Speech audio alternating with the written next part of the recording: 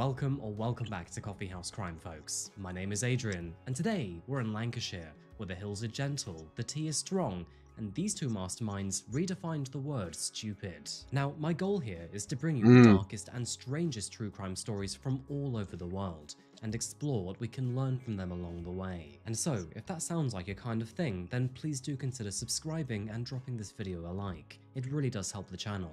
Thank you. And now with that said, please grab yourself a coffee, get comfortable, and get ready for the deep dive. This is the case of Sadie Hartley. Woo! Yeah.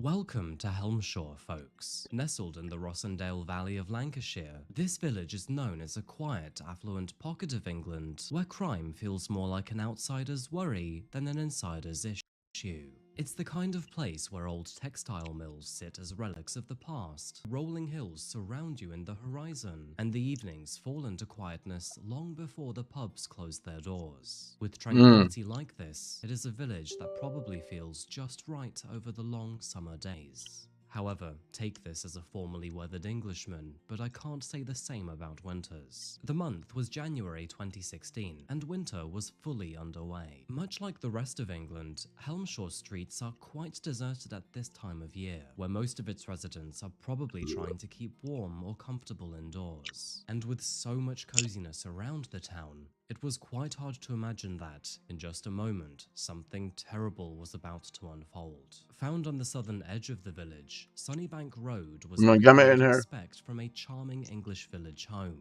It was well kept, welcoming, and valued at a staggering £500,000. Is that Frankly, expensive? That looks ugly. Oh, inside it's very beautiful. Never mind. Aiming for this kind of cozy lifestyle. Inside of this property lived 60-year-old Sadie Hartley. She was a successful businesswoman, a devoted mother of two, and a partner to retired firefighter Ian Johnston. Together, they were well liked within the village, and quietly part of the close-knit community that had forged over the years. However, on the evening of January the 14th, 2016, and behind those very four walls, everything changed in an instant. And Helmshire was about to witness an evil it had never seen before. It wouldn't be until the following day that worry slowly spread from the household. You see, Sadie hadn't been seen for a while. Neither had she been answering her phone or even showing up to work. Friends and colleagues started to grow worried as the hours dragged on. And so, eventually, one colleague made the decision to drive over and check on her. As important as that decision may have been, it would scar her friend forever. Oh shit, there's no way everybody is dang to absolute horror. The metallic tang of blood was heavy in the air, and Sadie was laying face down in the hallway in her own blood. You know, I can't even imagine finding a loved one like that, and I don't think you'll ever return to your former self after witnessing such a thing. It was immediately clear to Sadie's friend that this was no accident. She was in fact murdered, and to a horrifically vicious degree. And so, no surprise, she wasted no time in calling the police. But why though? Doesn't make no sense. Was absolutely 60-year-old woman, and in total, she had suffered more than 50 separate wounds across her face, neck, torso, and limbs. It turns out that some of these blows were so ferocious that they'd even punctured her bones. Damn. The defensive wounds across her arms and hands told their own story. That Sadie had desperately fought for her life. When officers arrived, even the most experienced of them were stunned. In fact, the scene was later described as an orgy of demonic savagery, which, to be honest with you, is quite the strange choice of words. However, it did also make good headlines across the country. There was no doubt that Sadie's killer or killers desperately needed to be found, and so officers got to work quickly. And while combing the scene, they found one crucial piece of evidence.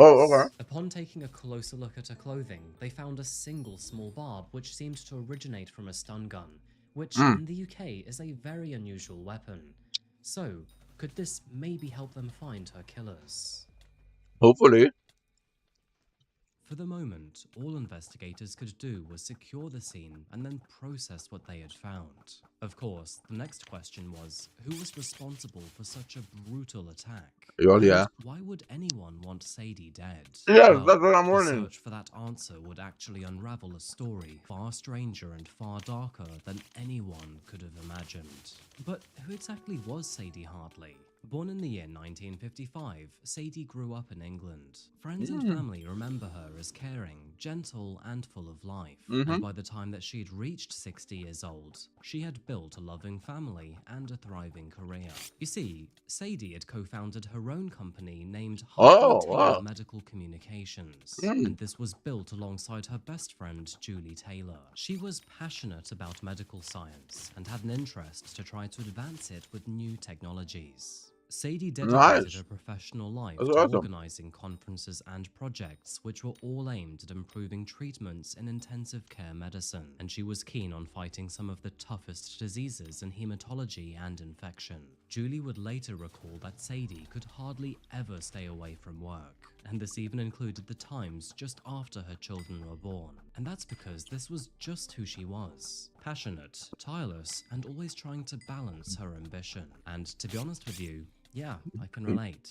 Us workaholics are just built differently. By the year 2016, her children, named Charlotte and Harry, had grown up and moved out of the property. And although they moved out of the village, they still stayed incredibly close with their mum. In fact, it was only one day before Sadie's murder that Charlotte had phoned her mum with some extremely exciting news. It turns out that she had just gotten engaged. No surprise, Sadie was ecstatic Awesome. for her daughter and immediately started sharing ideas. Has her husband she was involved? thrilled at the thought of all of the celebrations ahead, and it's so tragic Has to that be she would someone never close. get to experience them. Back at home in Helmshaw, Sadie lived with her long-term partner, Ian Johnston, who was a 57-year-old retired firefighter and a few years younger than her. And together, they led a comfortable life in her beautiful home. They were known as a warm and steady couple who were now just settling into their golden years. Yeah. Ian would later describe their relationship as Cocoa and Kindles, The years filled with of quiet being retired. evenings, gentle laughter, and a simple, happy love.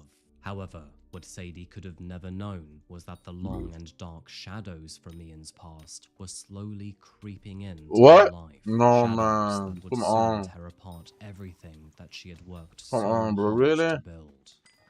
Why? Okay, so this is the part of the story where I have to tell you about Ian and his love life. And as it turns out, it's not that good. You see, Ian has this certain history about him that Sadie only partially knew about, and it would come back to haunt him in the most catastrophic of ways. It was a few years before moving in with Sadie that Ian unexpectedly crossed paths with a much younger woman named Sarah Williams, who essentially is a professional homewrecker. Their first encounter was quite comical actually, when they accidentally bumped into each other at an indoor ski slope. At the time, Ian was teaching part-time lessons at the ski slope, while Sarah was a travel agent, and apparently their chemistry was immediate. Ian would later admit that in a profound lack of judgment, he would then invite Sarah back to his home shortly after meeting her. And although we don't quite know what he was expecting, Sarah arrived in a miniskirt and high heels. Now, while all of this was going on, Ian was already seeing Sadie. And although the relationship was pretty much long distance, it was still very real.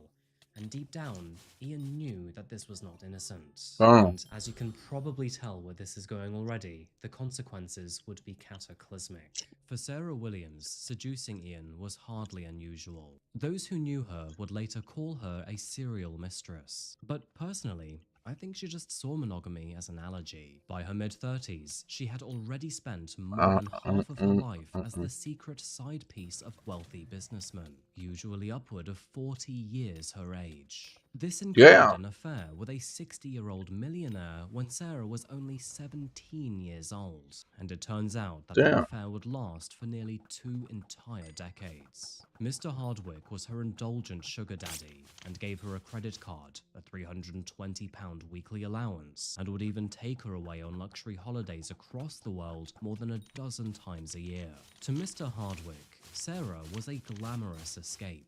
But to Sarah, he was nothing more than her financial security. Now, remarkably, and despite this going on for almost 20 years, his wife had no idea. But even with this arrangement, Sarah would still seek other thrills outside of Mr. Hardwick.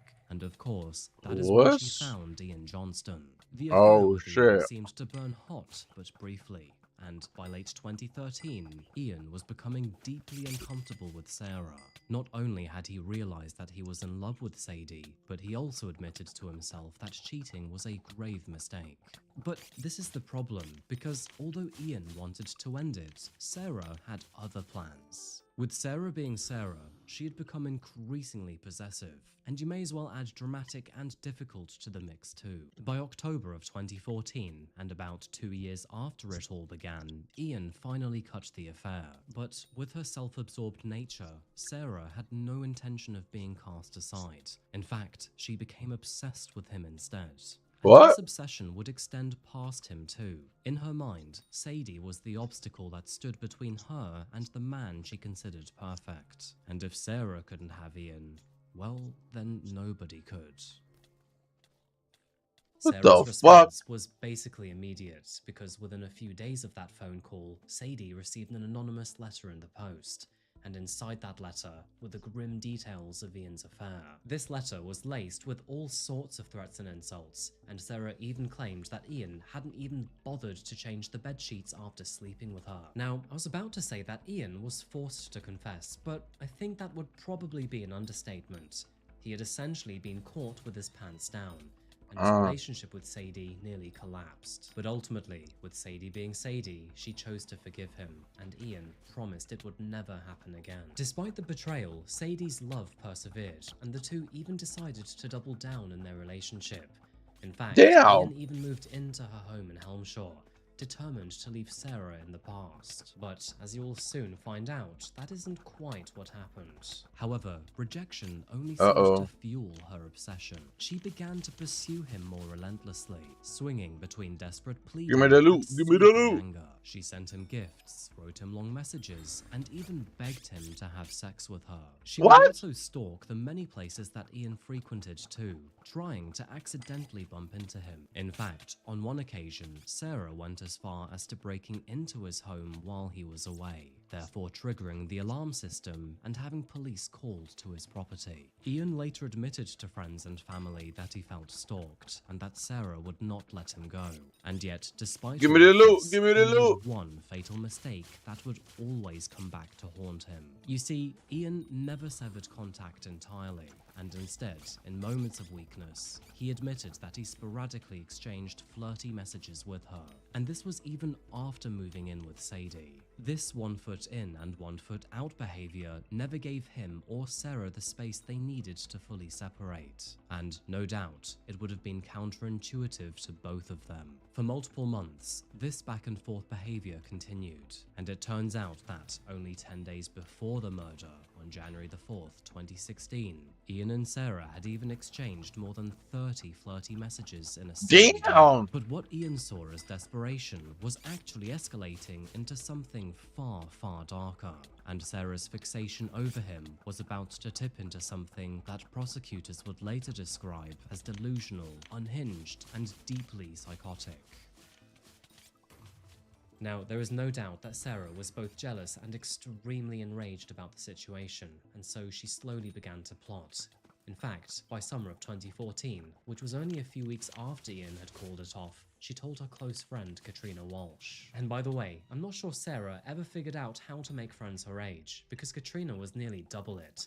In fact, she was 56 and just as unhinged. The two met through a local riding club, and as it turns out, would bond through riding, gossip, and eventually yes, of course they bond through riding. The sort of who doesn't like riding? Katrina gave Sarah wasn't a glass of wine and a shoulder to cry on, but instead the affirmation of following through her sick fantasies. And it turns out that neither of these two were subtle about it either, especially Katrina. To be clear here, I would never recommend murder, but if you are thinking about doing it, then it's probably best that you don't record every detail in a diary. Alas, Katrina thought it was a smart idea. Give me the loot, give me the loot! A few of her entries. For example, in one of her entries, Katrina said, "Sarah came around, and we got caught up in endless murder plots for Ian's other half. However, What began as spiteful, wine-fueled fantasy would soon harden into something far more real. Because the truth is that Sarah desperately wanted Sadie gone, and Katrina, Why? whether out of loyalty, thrill-seeking, or sheer moral decay, was ready to help her friend. And together, they began to craft what they chillingly called the perfect murder. Over the next year and a Weirdos, bro. half, the pair schemed over and over again. The two were kind of like your stereotypical villains straight out of a bad movie. I mean, Katrina.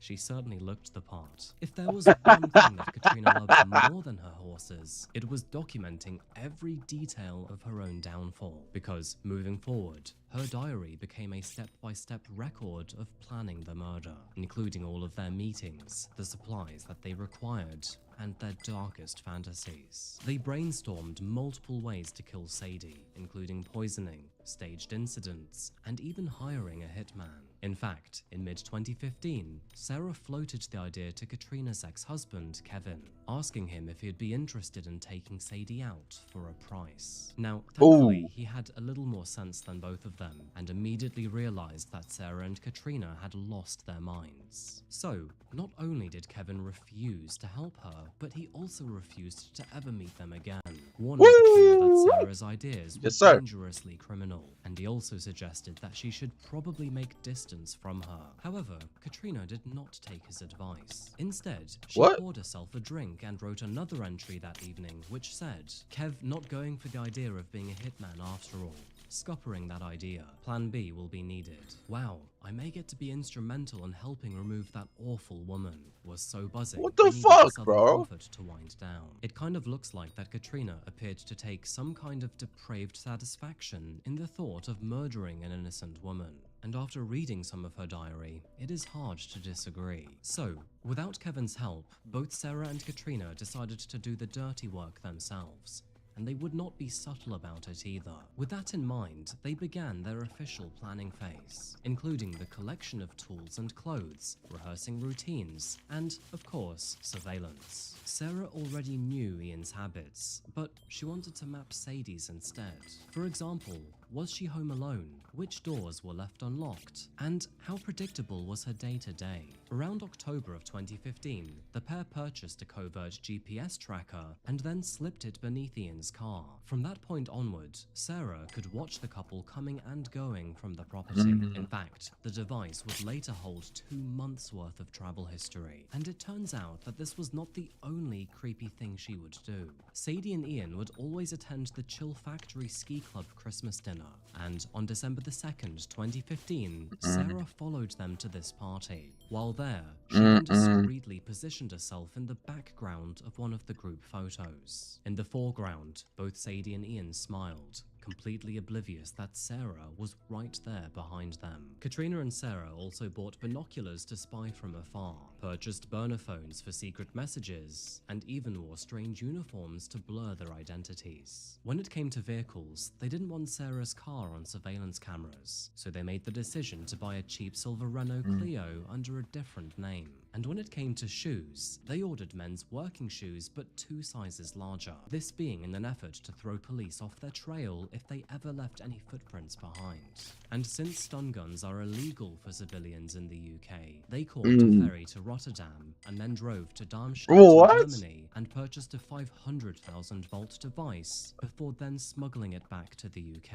And it kind of looks like that Katrina was way too excited about their adventure. I'm actually surprised that between Sarah's ego and Katrina's diary, that they didn't send the police a calendar invite for the murder. By early January 2016, their murder kit was now unfortunately complete, but only one thing remained. And of course, that was timing. They decided to strike whenever Sadie would be alone, and it turns out that fate offered a perfect window too, because in mid-January 2016, Ian had a planned trip to Switzerland. However, Man, fucking idiots. Wasn't enough, because in classic amateur villain fashion, they would try a dry run.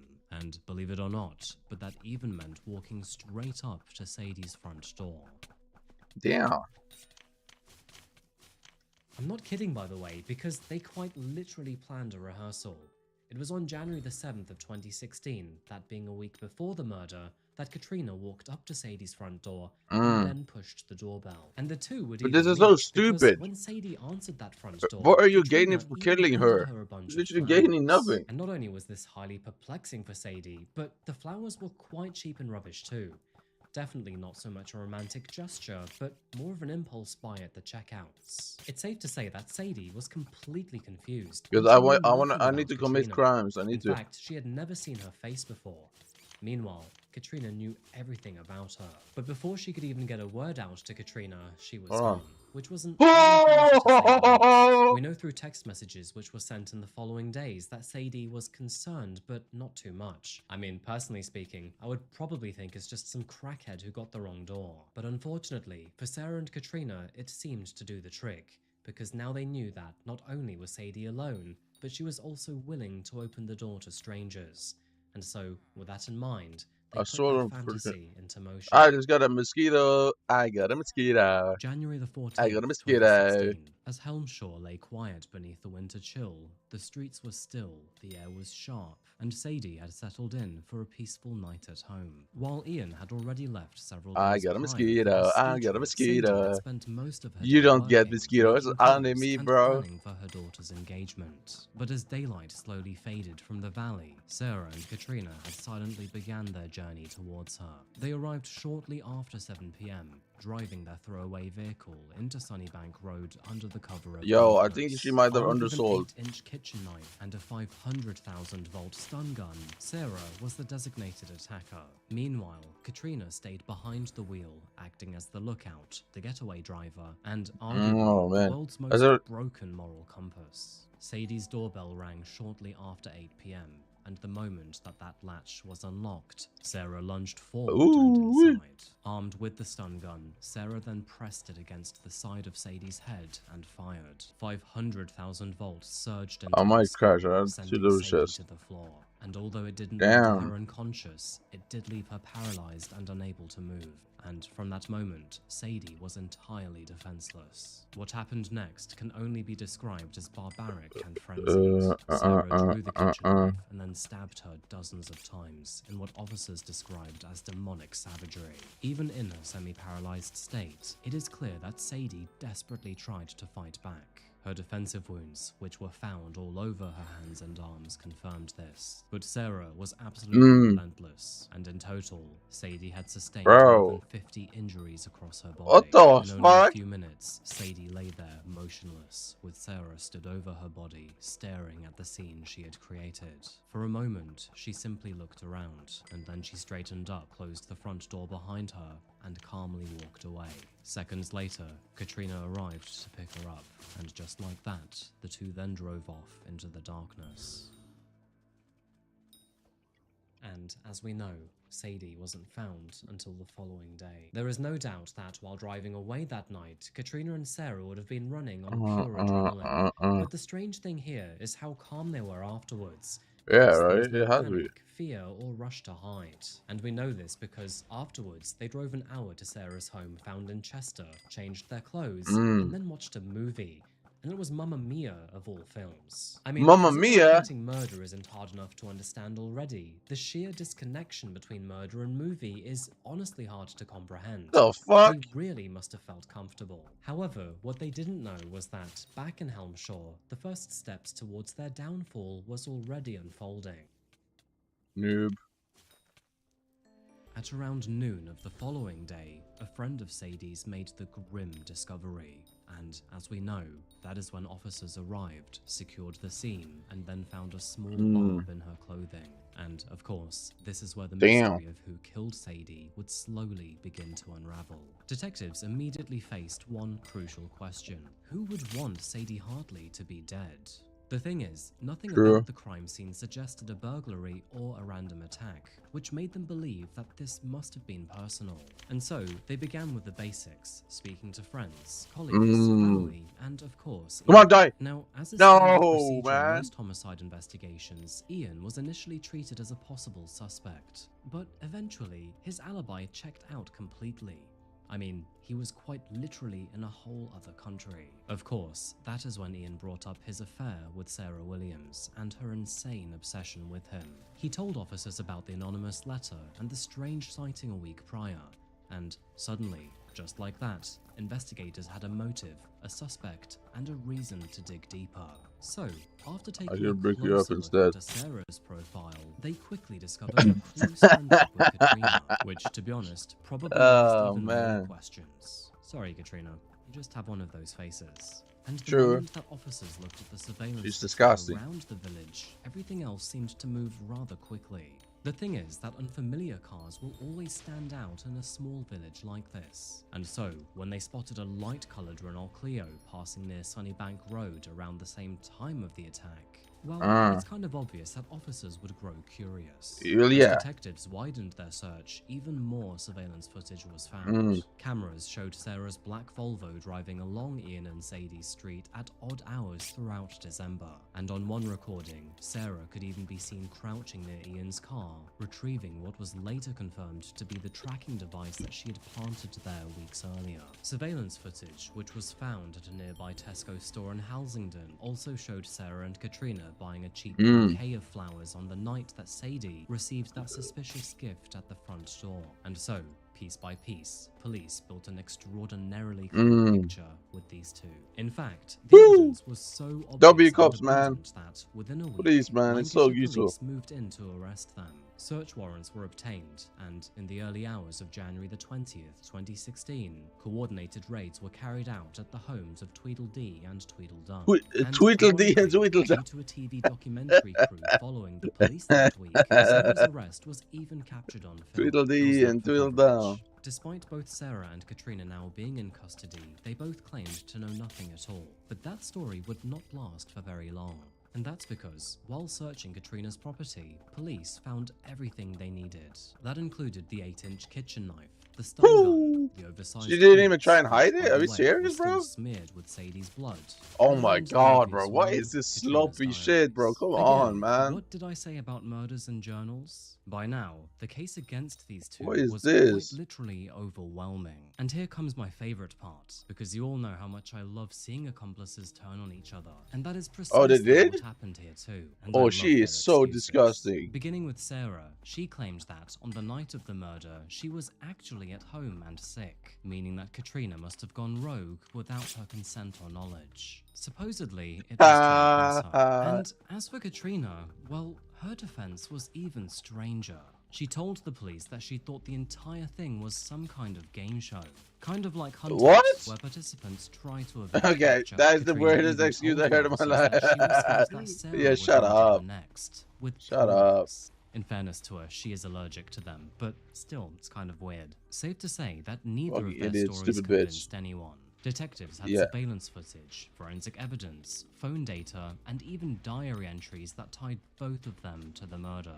And so, as you can imagine, it was game over for these two. Eventually, and while still in custody, Katrina even agreed to show officers the area where she threw away the knife, stun gun, and all other evidence. All of the items were still exactly where she had left them, and bizarrely, it was all recorded by a TV crew, which I have to admit is kind of beneficial for true crime documentaries. By the summer of 2016, Sarah Williams and Katrina Walsh were formally charged with murder, and their so-called perfect crime had fallen apart so spectacularly that it was basically infamous throughout the country. Their trial ran for 7 long weeks. She looks so disgusting, though. Like, what the fuck is that? Available. This included surveillance footage of Sarah and Katrina, the flowers, the murder weapon, the diary entries, and even the photograph from the ski club Christmas party. When it was time for Ian to take the stand, it was obvious that he was quite shaken and fragile. Not only was he forced to recall his affair with Sarah, but he even had to read aloud multiple dirty text messages they'd exchanged, which was probably quite humiliating for him, but also kind of his fault. At one stage, he even broke down in tears, apologizing and saying that he never imagined his foolish decisions could ever lead to something this terrible. He told the court that he'd felt stalked and even tried to cut contact long before the murder. However, Sarah's defense implied that Ian had been leading her on. In addition to this, Sarah also testified that she in fact did not kill Sadie, so wrong, and that but Katrina must have done it all on her own. But the prosecution Go would on, rip bro. her theory apart, because if that were true, then why had she spent months tracking Sadie, buying flowers for her test run, and even traveling to Germany to purchase a stun gun? Katrina's defense was not much stronger. Her lawyers portrayed her as an eccentric older woman and a dreamer who had been manipulated by Sarah. And while Katrina certainly was eccentric, let's say, her own diaries would tell a very different story. And so, in the end, and after 7 weeks of evidence and testimony, the jury would only take 7 hours to decide. And in August of 2016, both Sarah Williams and Katrina Walsh were found guilty of murder. As a result, Sarah Williams was sentenced to life in prison without the possibility of parole for 30 years. Meanwhile, Katrina Walsh received life without parole for 25. And to this day, they are still, thankfully, both behind bars. In the aftermath, the media dubbed Sarah as a real-life bunny boiler, which was actually a nickname that Katrina gave her in her own diary, which is quite fitting, to be honest. Sadie's son, Harry, told the court how his mother had been taken away far too soon and through no fault of her own, and described the massive void left behind in her absence. And Ian himself has said he's been destroyed with guilt ever since, and has publicly apologized to Sadie's family. Wait, are the two inside of each other? What the fuck? To someone's chaos. Which is true, I suppose, and Ian should definitely feel shameful. But the other truth here is that he had no way of knowing that this would eventually end in murder. In interviews, he said, "Every day I question why I texted back, and that he also wishes he had recognized the danger sooner." After the murder, Sadie's family asked Ian to move out of the property, and he later discovered that he was never named in her will. A painful but fair consequence. The murder of Sadie Hartley remains as one of Britain's most disturbing modern cases, and at its core, it explains a deadly love triangle which was driven by obsession and cruelty. I don't think that the quiet village of Helmshaw has ever been the same, and neither has Sadie's family or children. Sadie lost her life simply because she loved someone. She was a devoted mother, a successful professional, and a kind-hearted woman. And tragically, her life and all of the work she was working on was lost at the hands of two evil creatures. I think this story is a really good example of chaos theory and how, in reality, we have no way of controlling who actually comes into our lives. And all we can really do is respect and treat everyone with kindness and hope that we get the same thing back. Anyway, those are my thoughts on this story. But man, come on, bro. What the fuck, man? To begin with, do you think Sarah and Katrina received the sentences they deserved? As always, please share your own thoughts in the comments section down below. On that note, folks, thank you so much for watching today. I really do appreciate you being here. Please check out my social media here if you haven't yet. And by the way, did you know that I'm now on Spotify? Please check that out too. I'd really appreciate it. Otherwise, I'll see you next week for a brand new video.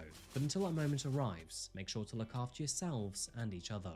And of course, die, stay bitch. safe. Spider catalyst. What the fuck? How is that the RNG drop? How and why?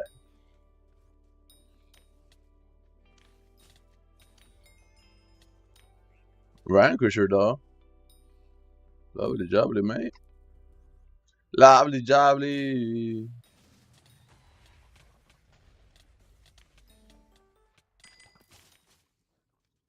Woo! From Playboy influencers to murder and lies. I mean, can't even be a human being. Kelsey Turner was living the dream. Yo, she is bad.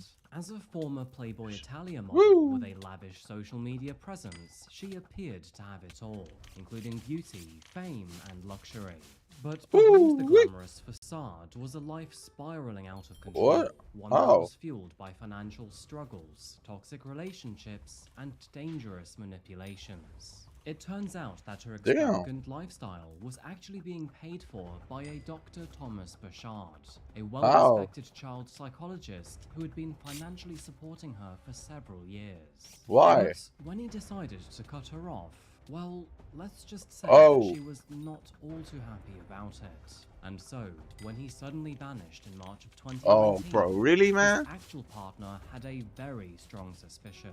So, what happened to Thomas? Was Kelsey to blame? Is it a Why sim? was she known as the Bad Barbie? And how would this horrible story unfold?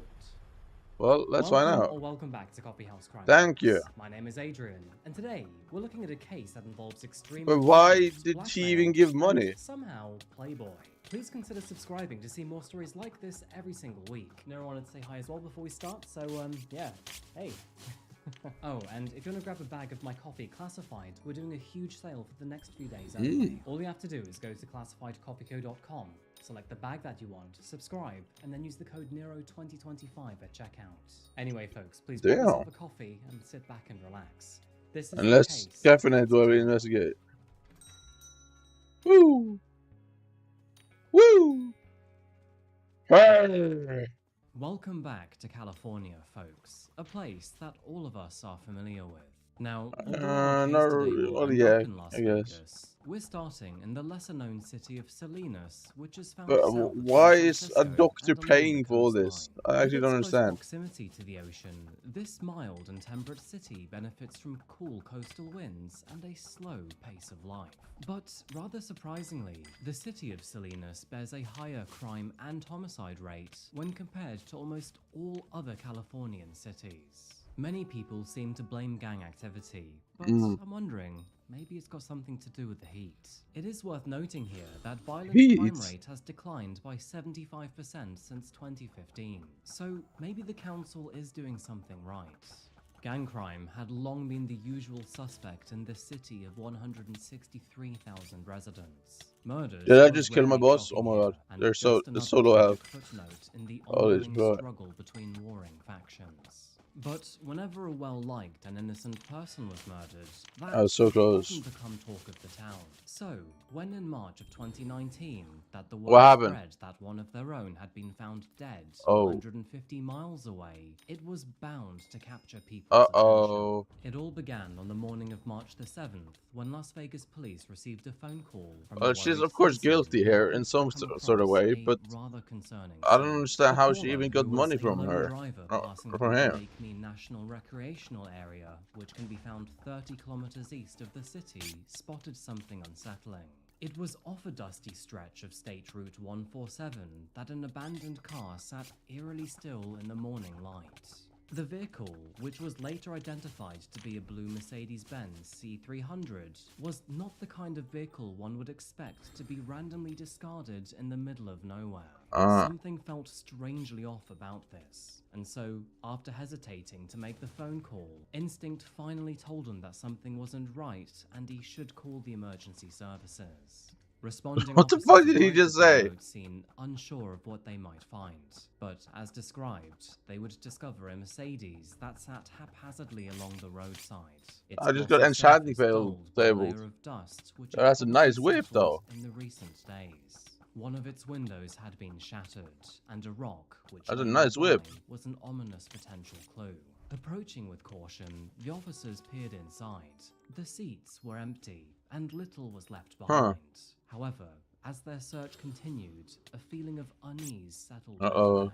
The air suddenly seemed to be thick and oppressive, and then it hit them. It was the unmistakable scent of death. A foul odor, which was seeping from the trunk, left Man, this is doubt about fucked what up. they would uncover. And why are So, you going for the with a deep doctor, breath, man? They decided to lift the lid. And why did he give those you early money? Suspicions were sadly confirmed. Inside lay the body of an older man, likely in his 60s or 70s, and partially wrapped in bed sheets. Even from the outset, there was no I still don't understand how she got money from him. How? Beside his body, officers discovered blood-stained bath towels, latex gloves, Was he just a set of simp? house keys, and what appeared to be his clothing. Further examination of the crime scene would reveal that this man had likely died from blunt force trauma to the head.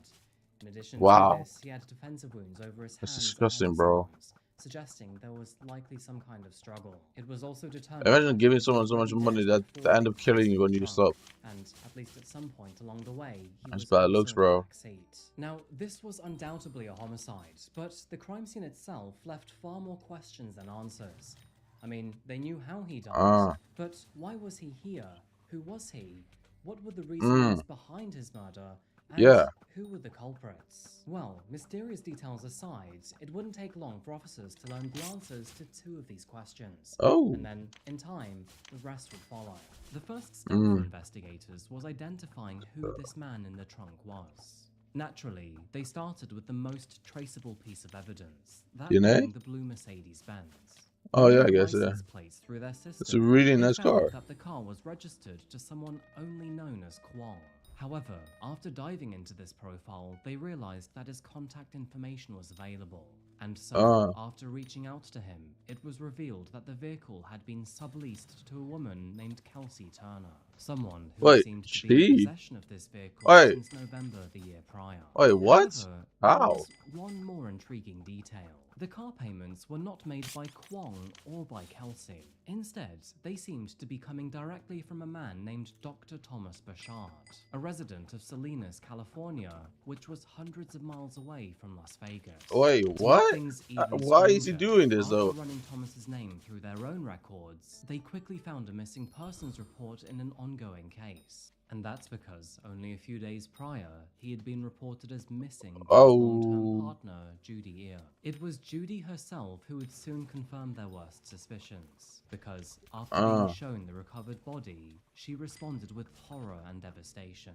All that was left of Thomas, her beloved partner of 17 years, was this messed up body.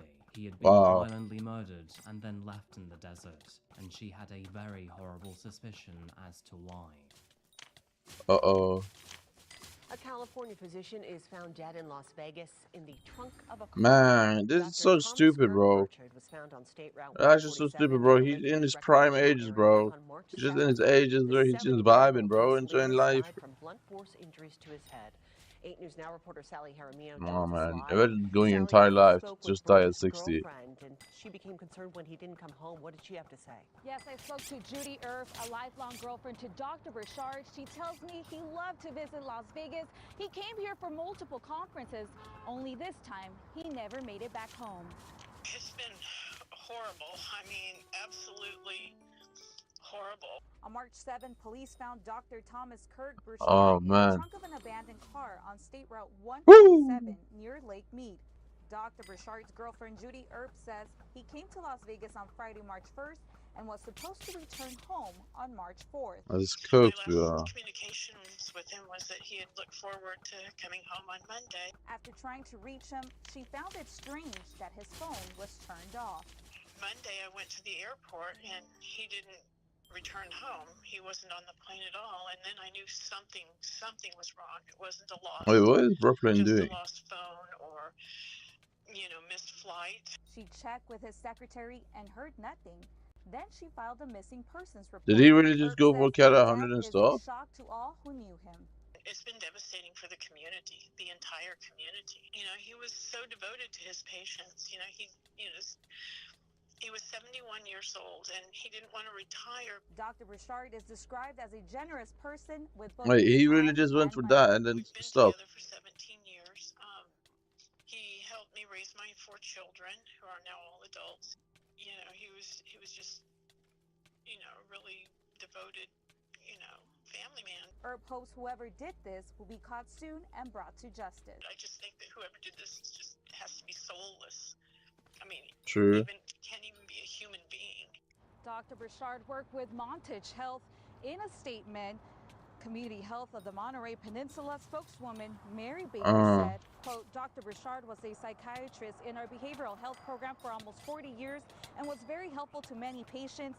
It's a very sad situation and our hearts go out to his family, friends, patients, and colleagues. We are notifying his patients and providing grief counseling for staff. Reporting live, Jaramillo, 8 News Now. At the time of his death, Dr. Thomas Burchard was 71 years old. 71, really? It was in 2002 that Thomas moved to Salinas with Not Judy. in 60, They met and fell in love 71. with each other only 1 year after his previous divorce. A divorce, as it would soon turn out, will become relevant later in this story. Now, Thomas was more than just a name in his community. As a child psychologist, he had a very easygoing nature and a gift for putting others at ease. His patients really did seem to adore him. He would entertain them with magic tricks and jokes, and would bring comfort to families navigating through difficult times. It's no surprise to learn that his caring demeanor and his dedication to his field made him a very well-respected doctor. Not only that, but he truly loved his work, almost as much as his patients appreciated him. After 4 decades at the community hospital of the Monterey Peninsula, retirement seemed to loom on the horizon for him. But you see, Thomas Why was didn't he not the retire? type to simply walk away, and so he instead transitioned to a 4-day work week so that he could ensure his patients could continue receiving the treatment they needed for as long as they wanted him. With more free time, he could finally enjoy life outside of work. Not only spending more time with Judy, but indulging in frequent trips to Superman and other places across the country. Between the two of them, they would sometimes attend medical conferences, but other times, they would simply enjoy what the city had to offer. It was on Friday, the 1st of March 2019, that Thomas Burchard booked another flight to Las Vegas, but this time, he would be traveling alone. Now, the reason for visiting this time had nothing to do with Judy, and instead, he was planning to meet up with another woman. But before we go jumping to there is one important thing to note here, and that is that Judy was fully aware of this woman's existence. As it turns out, their relationship was far more complicated than it seemed. We'll dive into that in just a moment. What? With this being a short weekend trip, Thomas was scheduled to return home the following Monday on March the 4th. And by the way, this trip was not sexually or romantically charged and was strictly formalities. Nothing unusual, or so he and Judy thought. But by the time March the 3rd rolled around and Tom was nowhere to be found at the airport's arrival gates, well, Judy, she seriously began to worry. Judy already found it quite strange that he hadn't messaged her the day prior. That's fair. But for Tom to not message or call her on the day of his return, well, that was extremely out of character. However, there were several less than obvious reasons why this could have happened. You see, Judy believed that Tom was likely in the early stages of dementia, and so this could easily explain why he had seldom been in contact with her in the days prior. You see, it is worth noting here that apparently Tom had messaged her the day prior, but in Judy's words, it didn't sound like him whatsoever. And apparently, his vocabulary was quite thuggish. Why is Blaze actually so contested? Why are so many people doing 100 Blaze XP? Like, what's the reason? Is it just because money? Because I think Blaze is the most boring slayer of all time. In response to this disappearance, Judy decided to call Las Vegas police and request a wellness check. Not only for Thomas himself, but also the woman he'd arranged to meet. And that woman's name was Kelsey Turner. A name which you may recognize as the person that Blue Mercedes was leased to. At least to the investigators, this case seemed to be solving itself. The pieces of the puzzle were there now. It was just a matter of putting them all together. Anyway, the next step did seem quite obvious, and that was uncovering the connection between Thomas Burchard and a woman named Kelsey Turner. Quite eager to assist in finding out what had happened to him, Judy she got some fake asses. All leading investigators. It was through these efforts that she revealed everything she knew about his relationship with Kelsey, at least from her perspective. And so, with that said, let's dive into the disappointing world of Kelsey Turner. When detectives looked into her profile, they realized that she is a loser, huh? 25-year-old single mother who was living in Las Vegas. Bro, what? Born on May the 5th, 1993, how did they meet? To her parents, Samantha and Christopher Ingram, she made the move from Norfolk, Virginia to Jonesboro, Arkansas in her childhood. It was there she remained throughout her college years, where she studied at Arkansas State University, where she was known to be quite she kind of bad though, but also nothing special. I'd like to emphasize that, primarily because despite her overinflated ego, she really was nothing special. During her studies, and like many Yoo-wee! other young women of her generation, Kelsey started to build a social media presence. Are you looking for sugar But daddies or as what? it turns out, her true passion was not actually in academics, but in modeling instead. And so, after graduating, she made the decision to move to Salinas, California, in pursuit of a career as a pin-up model. And in time, that pursuit surprisingly paid off, or at least marginally for a while. With striking features like golden blonde hair and seemingly flawless skin, Kelsey fit the mold of what modeling agencies looked for. As a result, she landed a string of small gigs, primarily for local adult magazines. You can still find her on Instagram, by the way, where her pictures show off the exact fuck is kind of happening? person she really is. Branding herself as the Bad Barbie, you can find many risky photos of her lying on beds, taking drugs, and even showing off her buns. Hey. Through her online Showing career, off her she had buns. amassed more than 115,000 followers. And I mean, it she does kinda seem that bad, throughout but- these efforts, she even managed to grab a few sponsorships too. However, as her ambition grew, she began to feel too small for her aspirations. And so, what would her next destination be? Well, it was Las Vegas, of course. While there, Kelsey's career began to build traction, and she steadily built a name for herself, where she would even secure high-profile modeling jobs in brands like 110 and Maxim. However, her What's most that? notable feature came in the year 2017, when she would grace the pages of Playboy Italia. With this newfound exposure, Kelsey's online presence would naturally skyrocket. By 2019, her Instagram had amassed over 100,000 followers. Many of which that doesn't make you a living, bro. It makes you maybe like $10. Which included her walking on red carpets and even giving glimpses into her glamorous, if not provocative, work. But while Kelsey had no shortage of admirers, her personal life was unfortunately far from picture perfect. She did have her fair share of short-term partners, but of course, looks are not everything, and unfortunately, the men that she attracted would often turn out to be rather problematic. Take her partner Greg, for example. Kelsey and Greg had dated each other after she moved to Las Vegas, and although they would have a son together, the relationship would not last. It wasn't hard to see why, because in January of 2019, Yeah, she just took a prick. Greg was arrested on charges of strangulation and domestic battery. What? We can only imagine the type of relationship they had before that ended. But, of course, once it did, Kelsey was finally free to raise her son all on her own. After splitting she up or with no? Greg, Kelsey then rented a house in Las Vegas where she lived with her mother and her young son. However, as the year 2019 progressed, she found herself spending less and less time in that house. Instead, she rented a separate apartment with 2 other roommates, that being her new boyfriend John Logan Kennison and a close friend named Diana Pina. And by the way, Diana. it's worth noting here that both John and Diana would soon play key roles in this unfolding story. Despite the success that Kelsey once enjoyed, her modeling career slowly began to stall. And although she had landed that gig with Playboy Italia, it did not lead to any sort of financial stability. No surprise, it was soon after this that she began to struggle to pay her bills. Bro, you can't just financially become a support her model. son, or maintain that luxurious Bro, lifestyle she had grown you used need to have some So, backup what's a plan bright too. and well-rounded person supposed to do in a situation like this? Maybe buckle up, find a reliable job, and think about long-term development? Well, yes, but we're talking about Kelsey Turner here, so this wasn't going to happen. And unfortunately, that is where our dear friend Dr. Thomas Pashard enters the picture. Now, according to Judy, who was fully aware of their communication, Tom had met Kelsey online.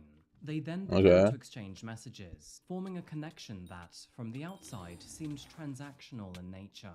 While no one could say for certain what their relationship What truly is he giving her entailed, money for? all signs pointed towards Thomas being Kelsey's so-called sugar daddy, an older man providing financial support to a younger woman in exchange for companionship. And although sugar daddies do often look for something more than just conversations, it honestly doesn't look like Thomas ever stepped over that boundary. He seemed to be So he just more gave like a money for her, therapist for her instead. to talk to In their him. emails, Kelsey would often That's so confide in Tom, strange. telling him about how much she was struggling as a young mother without much money. It is quite evident that she would paint a picture of desperation, one that seemingly played on Thomas's generous nature and would often manipulate him into providing financial support. And despite any opinions on the dynamic between the two of them, there was one thing that was very clear here. Thomas, with his ever-compassionate heart, really did want to help. It is worth highlighting here how charitable Thomas was in other areas of his life too. I mean, the poor guy would literally perform magic tricks where he would turn a dollar bill into $100 bills and then let the person keep it. According to Judy, he was always trying to What a help good guy, people bro. and would listen to What the anyone with a fuck? sad story.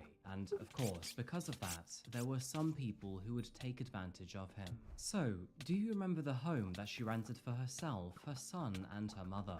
And how about the other apartment that she rented with It's all funded by him. friends? Well, as it turns out, both of them were actually financed by Thomas. The $3,200 per month for the house was paid directly out of his bank account, and records show that he had So paid stupid. for this for at least a year.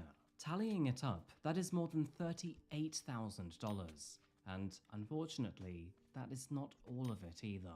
As you can imagine, after 17 years together, Judy had a pretty good insight into Tom's finances. It was well known that Tom was very financially well off, but when she told the authorities that he had spent over $300,000 on Kelsey over the years, well, they were gobsmacked. It turns out that Tom had actually been doing this with other women too, and throughout the multiple fuck? decades. He would meet many beautiful young women online, make them his sugar babies, Wait, and how then did he shower have all them this with money? and gifts in exchange for their attention, which, quite understandably, would be the downfall of his marriage and divorce in the year 2001.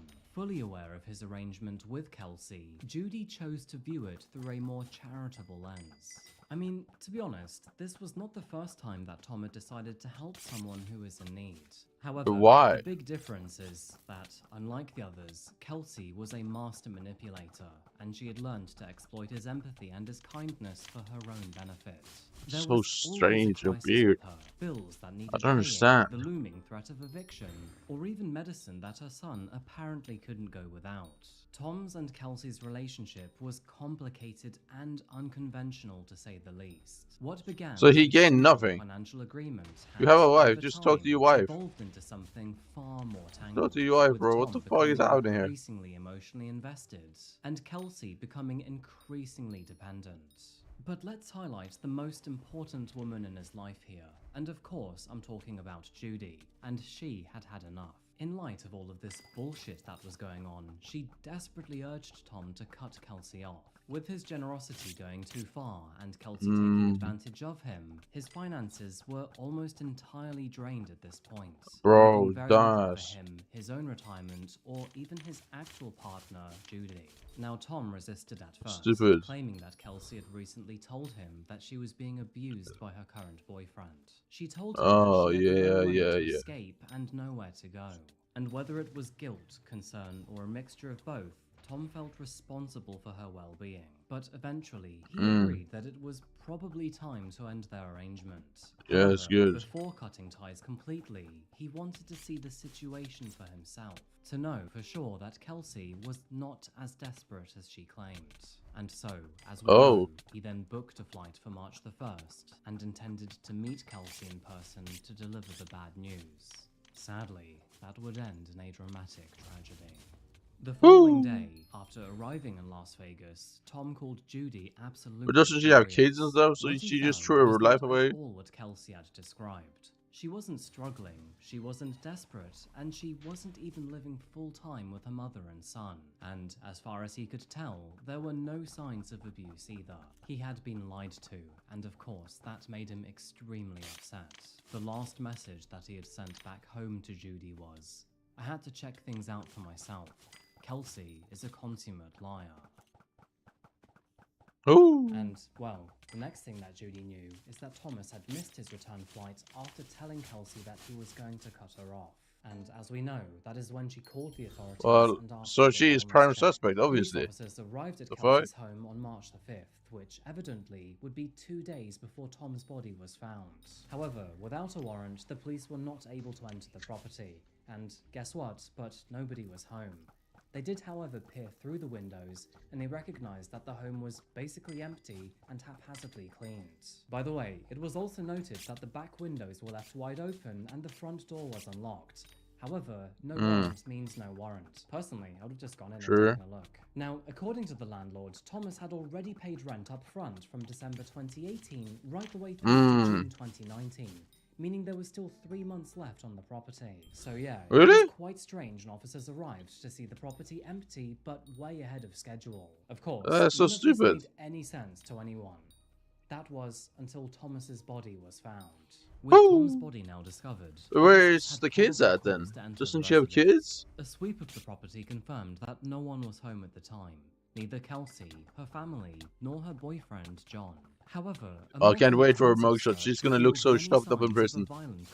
I cannot wait. For example, one of the interior doors had been broken. Makeup abuser, bro. Walls and floors.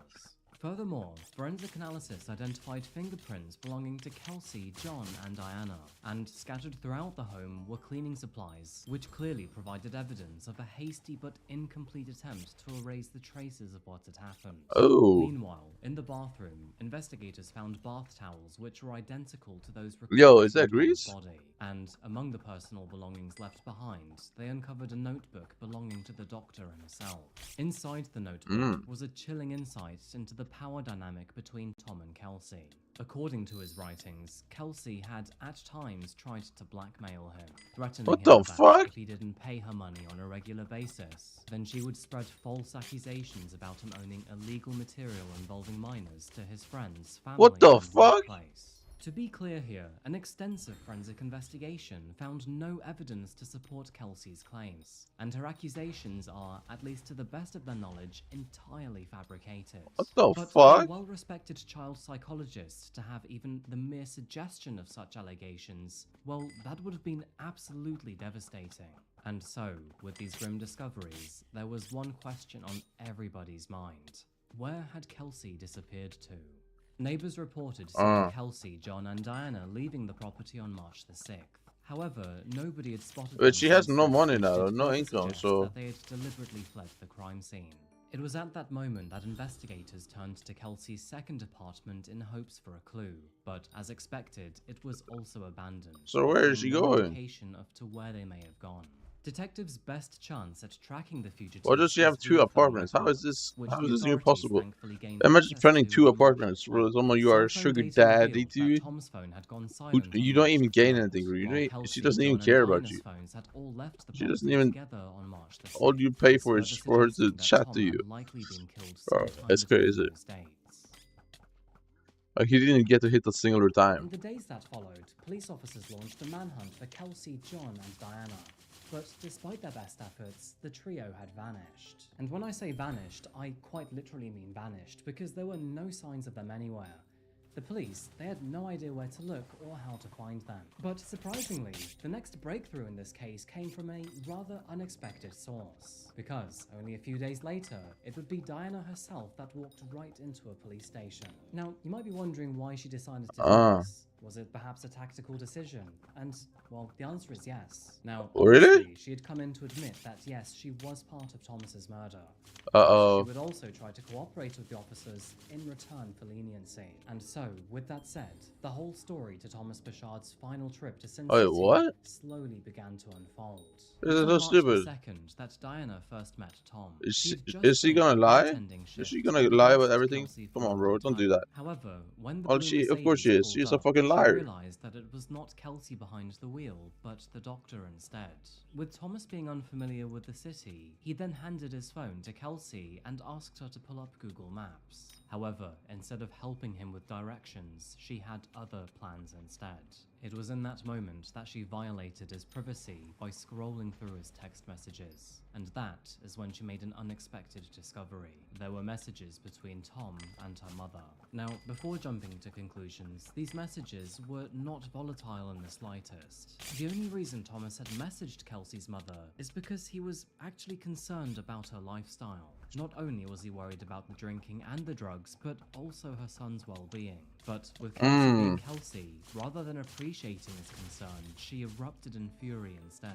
Thomas insisted that he was acting out of care, but also could not ignore the role that both drugs and alcohol had played in her life. Meanwhile, Diana sat and watched in the back seat as the argument escalated. He didn't understand why Kelsey was becoming so angry over these facts, as he was only trying to help. He further said that he loved her, but not the drugs. But rather than facing her own shortcomings, she became even more enraged instead, screaming at him and accusing him of betrayal, before eventually beginning to hit him. Once they arrived at the house, Kelsey's boyfriend, John, worsened the situation. Now, remember, but Kelsey had previously told Thomas that John was being abusive. Bro, I want to damage towards this her, fire, bro. a claim that was never actually proven. Of course However, it's not on the proven. other side, there was She's just a one liar. thing that was clear here. Neither Kelsey nor John was happy about their free lifestyle suddenly coming to an end.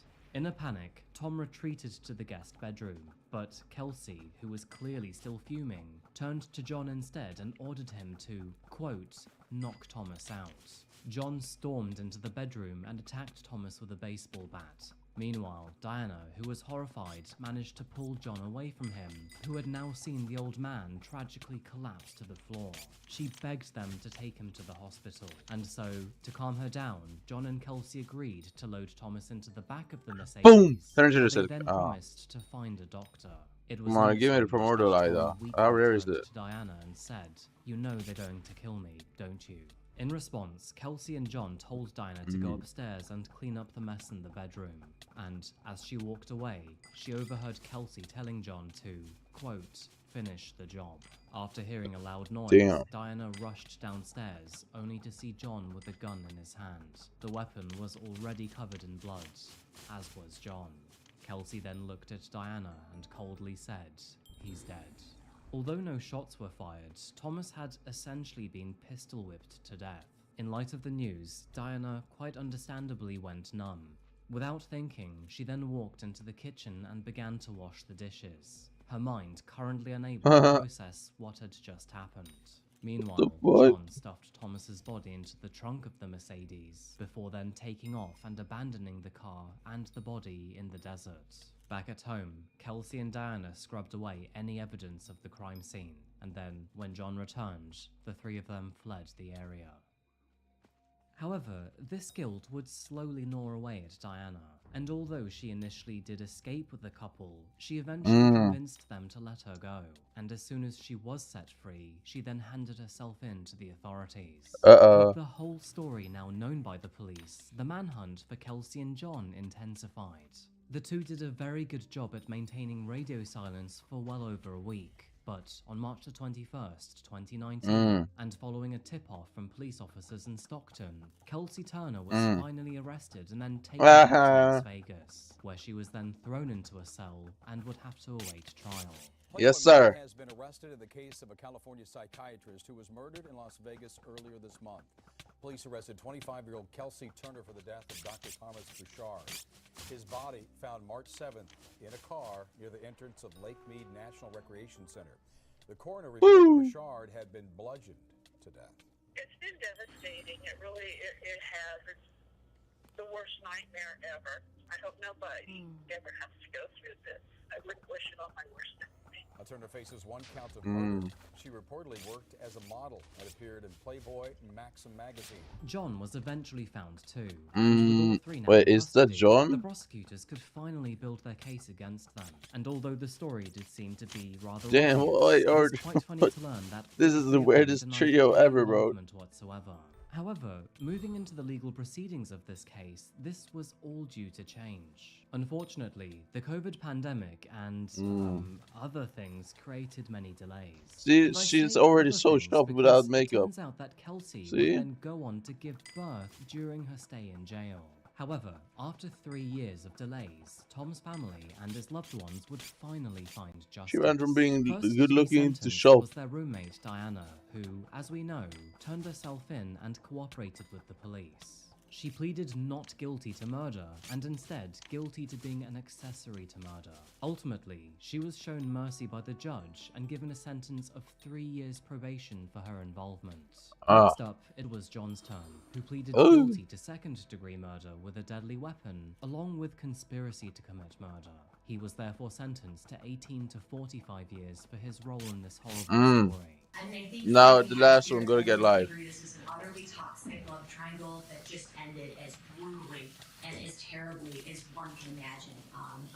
just the sheer length of time and the pain that Dr. Burchard was I didn't know it was last phase. What am I doing? And Mr. Kennison, you did that. And you took this man away from people who obviously loved him and patients who very much needed him. And so I know I didn't even do that, bro. You know, harsh penalty for this because what you did is inexcusable. In accordance with the laws of the state of Nevada, you're hereby adjudged guilty of count 1, conspiracy to commit murder, and count 2, murder with use of a deadly weapon. On count 1, you're sentenced to 24 to 60 months Nevada Department of Corrections. That is to run consecutive to count 2. On the second degree murder, you're sentenced to 10 to 25 years Nevada Department of Corrections. The total sentence, the aggregate sentence will be get packed up, bro. Nevada Department of Corrections. Bro, it's getting packed up. Kelsey's turn. In typical non-accountable fashion, Kelsey agreed to an Alford guilty plea, which basically allowed her to plead not guilty, but acknowledged that the state had enough evidence to prove that she was. Ms. Kennison, how do you plead to those 2 charges? She signed the plea in November of that year, before finally being sentenced 2 months later. And so, on January the 10th, 2023, she ultimately received 10 to 25 years behind bars. What? While receiving her sentencing, Kelsey was visibly tearful. However, it is noted that this was not for the crime she had committed or the pain that she had caused, but very likely because she was caught instead. I think the chief attorney summarized her attitude quite perfectly by saying she was content to leave someone she knew for a number of years and who supported her and her child financially for a number of years to rot in the back of the car that he paid for in the desert.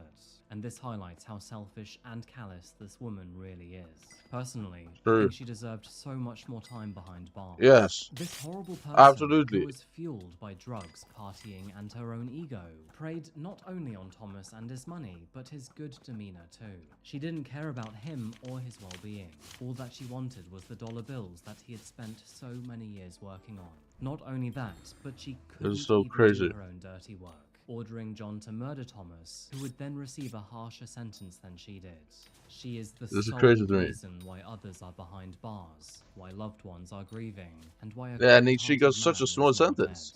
So, 10 years, really, bro? At least personally speaking, why isn't she serving the longest sentence for this crime? Exactly. Tom's partner Judy had to watch all the initial court hearings, where Kelsey was seen smiling and laughing throughout. Even if she wasn't guilty of this crime, somebody she knew had just been murdered, and here she was parading as if it was just another photo shoot. Once again, I believe this just goes to show what kind of monster Kelsey Turner really is. Oh yeah. No matter what Thomas Bouchard's motivations were for trying to help a single mother, smoking on that Kelsey pie. Someone who had helped so many people in his life ended up paying such a devastating price for it. To this day, Thomas is missed by many in his community, from his family to his friends and even his patients, many of which he ensured were always getting the help they needed, even if it came at his own expense. He is remembered as a kind man who was always willing to help those in need.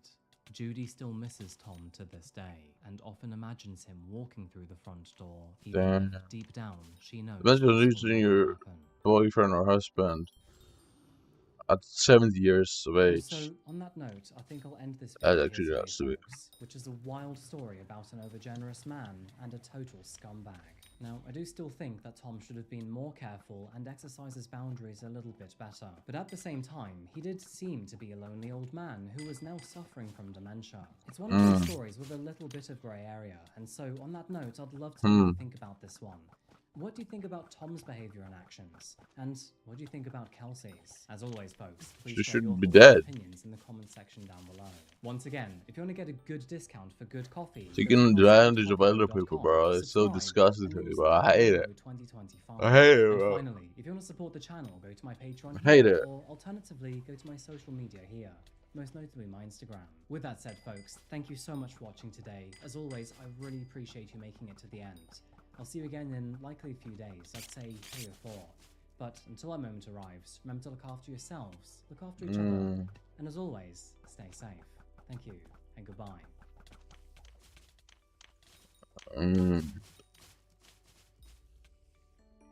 What, did I get something? No. I want to get a primordial eye.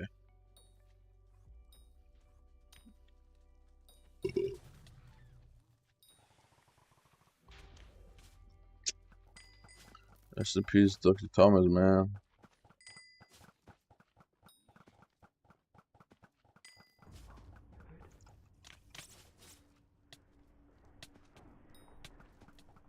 What is this? Wait, there's a ladder there. Loose. Go back this way a little bit. There's a camera there. Shit. Run! He's coming. It was in the final hour of May the 29th, 2021, that a YouTuber named Displace was out on an adventure with one of his friends. You see, Lewis was the kind of guy who loved a bit of adrenaline and being in the spotlight while doing it. However, he didn't like to make these sorts of videos alone. So, when he received a request from one of his fans to join him on these adventures, well, let's just say it didn't end well for either of them. Quite honestly, this story is absolutely wild and has so many twists and turns, and is only one of 3 today. And so, on that note, welcome back to Coffee House Crime Folks. Thank you. My name is Adrian, and today we're looking at 3 stories involving YouTubers, TikTokers, and influencers. And while some of those are actually victims, there are others that are guilty. Before we begin, if you like true crime, strange, or chilling stories, then please do consider subscribing. Bite in. Come on, Stick bro. around until the end of the video Come on, to bruh. see what we think about this format. And now, with that said, please grab yourself a coffee and let's caffeinate. Right, well, we're gonna investigate. Ja, brukar det här ska take a kicks or slide on long as die maybe. Maybe It was shortly yeah. after 11:30 p.m. on May the 29th, 2021, that 18-year-old YouTuber At least I Mark should make some money, was on his right? way home from Maresfield, a small village found deep in the countryside of England. Now, having a few friends who actually live near Maresfield and Uckfield, I can vouch by saying that, although it is beautiful, there is barely anything to do around there. It was on this night that Mark agreed to go out drinking with one of his friends, Lewis. And although they'd only been friends for a short while, this had become quite the regular thing. After agreeing to meet in the nearby woods for a drink or a few, Mark then told his aunt, Emma, to let her know that he was now on his way back home. Now, Mark did sound quite drunk, which was actually out of the ordinary for him. But nevertheless, he was now on his way back home and hopefully would be safe soon.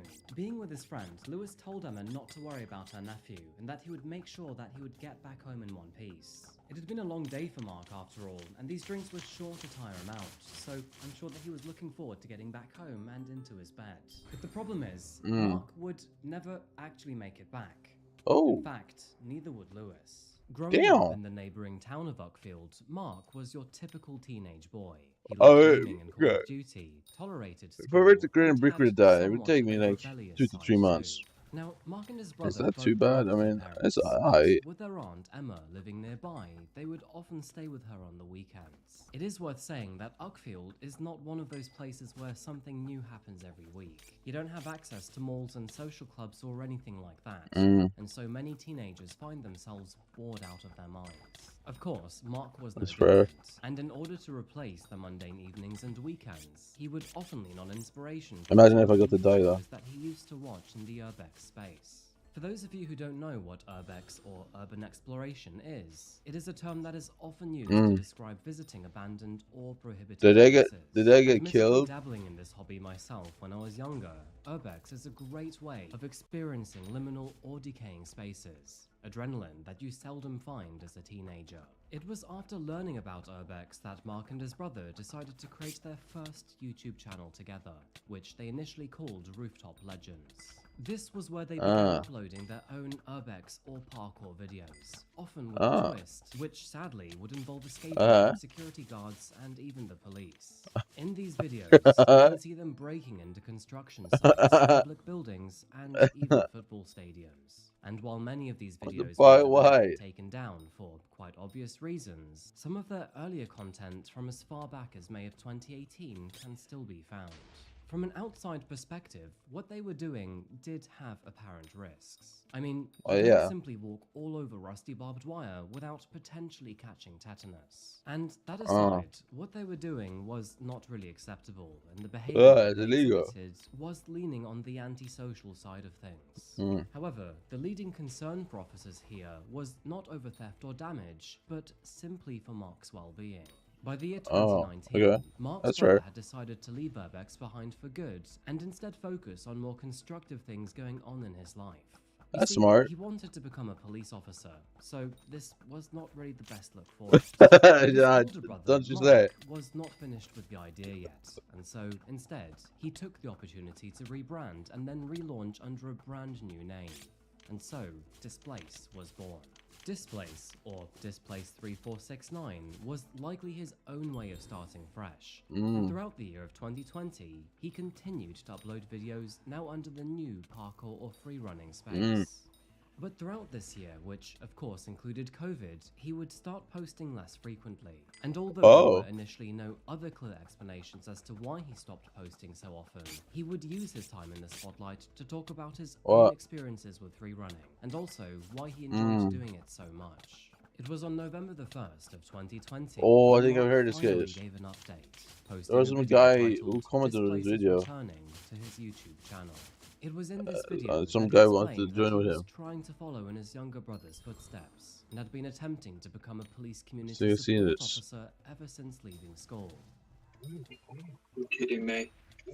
Lag, but you know that's normal. Anyway, the update is I've been doing some talking with Lewis. He's seeming like he wants to get back into climbing and stuff. I haven't actually done it since Christmas. I am not sure where my channel is going to go. I don't know if I'm going to keep doing these videos. I don't know if I'm going to be doing different videos or whether I'm going to stop completely. At this point in time, I I was don't seeing know. this one. I've been trained to get my SIA This is license pretty nuts. over the past couple of weeks, and I can't really risk that, but I'm not sure at the moment. I need to talk with Lewis some more, work something out. You know, I can keep doing this.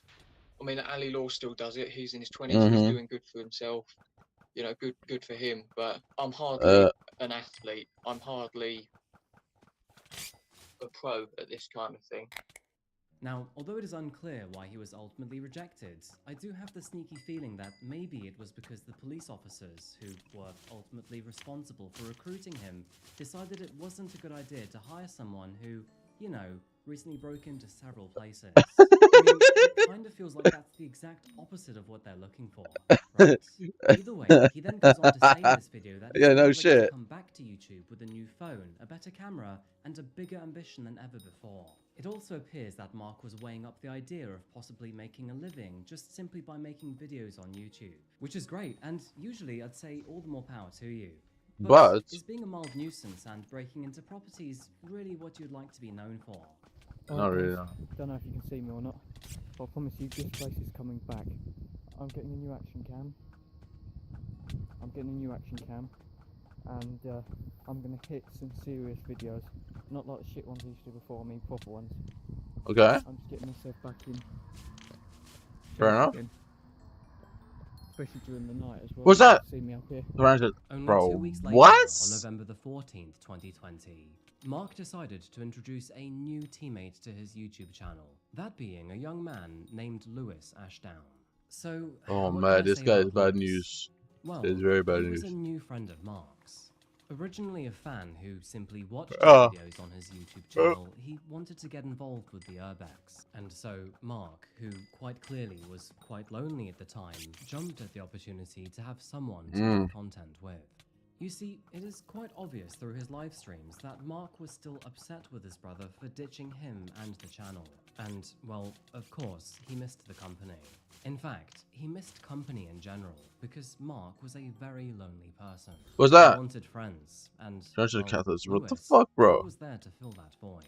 Compatibility aside, it was quite evident that Mark still had some work to do in establishing boundaries between him and his supposed friends. Banker? You see, We love Lewis anchors, caused bro. him to let the wrong kind of people Don't they all into just his love life, anchors? which, sadly, is something that we all need to learn how to filter. But Lewis, well, at least at the time, he seemed like a trustworthy person. So why not? Things like that take a long time to conclude, and although their schools and friend groups never seemed to Okay, here we go. Here we go. Here we go. Give me something. familiar name either. Much like Mark, Lewis left school after college to do What his the fuck? own Why was thing, the guy and shooting in me the from same up way that there? Mark What the intended to fuck? be a community support Nah, police you're officer, hacking. Lewis was also trying to find his own way in life by becoming a chef. Over the next few videos, Mark would host Where's Lewis hacking as right the now? two of them would explore several areas together, including water treatment facilities, town rooftops, hotels, and construction sites. Throughout this time frame, you can tell that Mark did actually have doubts about his own channel. He seemed to be upset about consistently getting caught, and he also seemed to have aspirations to move out and live with his girlfriend. I've got my life to get in. Me and my special someone are going to try and start a life together. It's going to be a bit hard. You know, I've got all money, and really, I need to get my hands on 100 grand. And I can do that very easily. I'm not certain about this channel's future.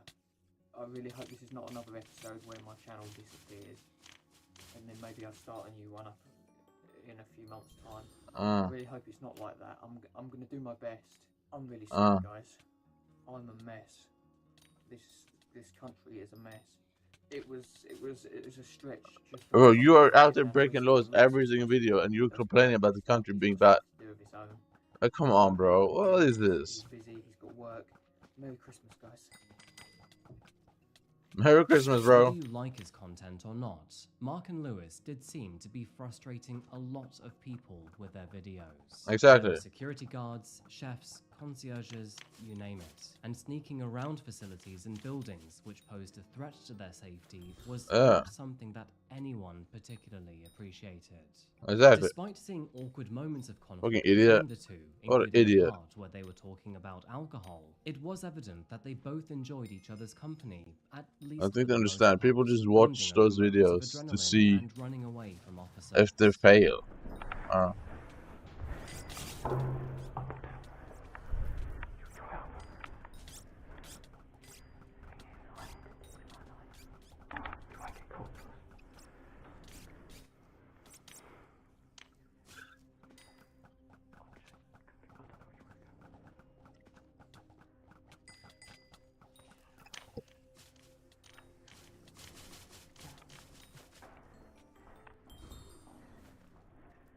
Yo, we just got a tarantula talisman and I didn't get one.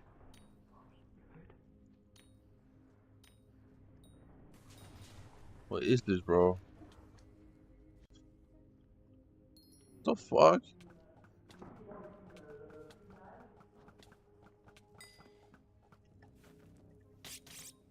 Get a job, mate.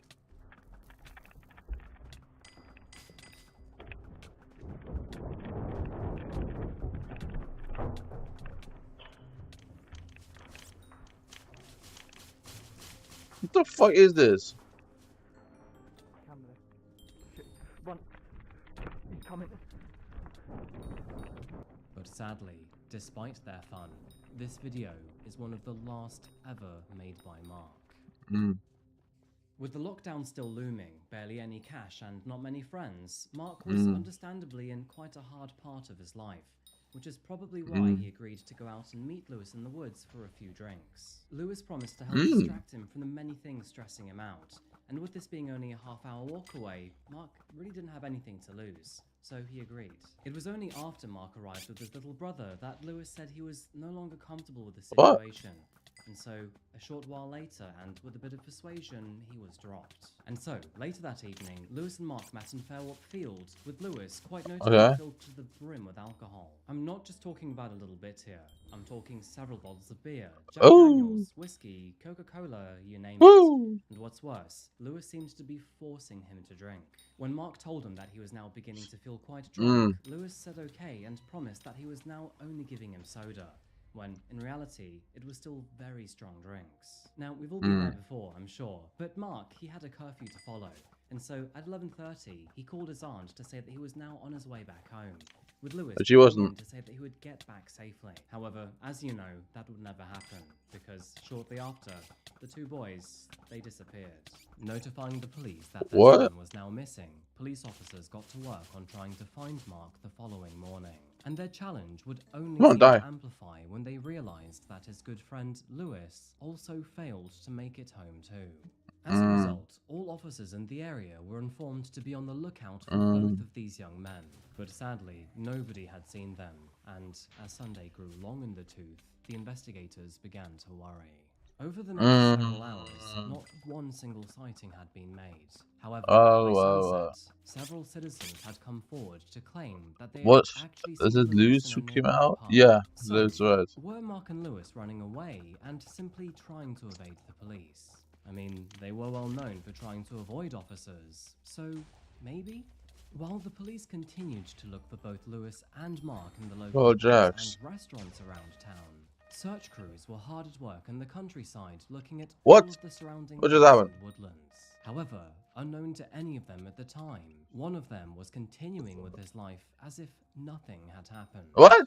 It was the following Monday, while all of this was still going on, by the way, that Lewis then decided to meet up with his friend Liam to play some football and then go cinema. Now, Liam, who, by the way, had no idea that his friend was actually reported as missing, thought nothing of Lewis's behavior, which was noted to be completely normal. The two kicked around for a while until Lewis eventually asked Liam if maybe he would like to catch up the following evening. And with nothing on, he said sure.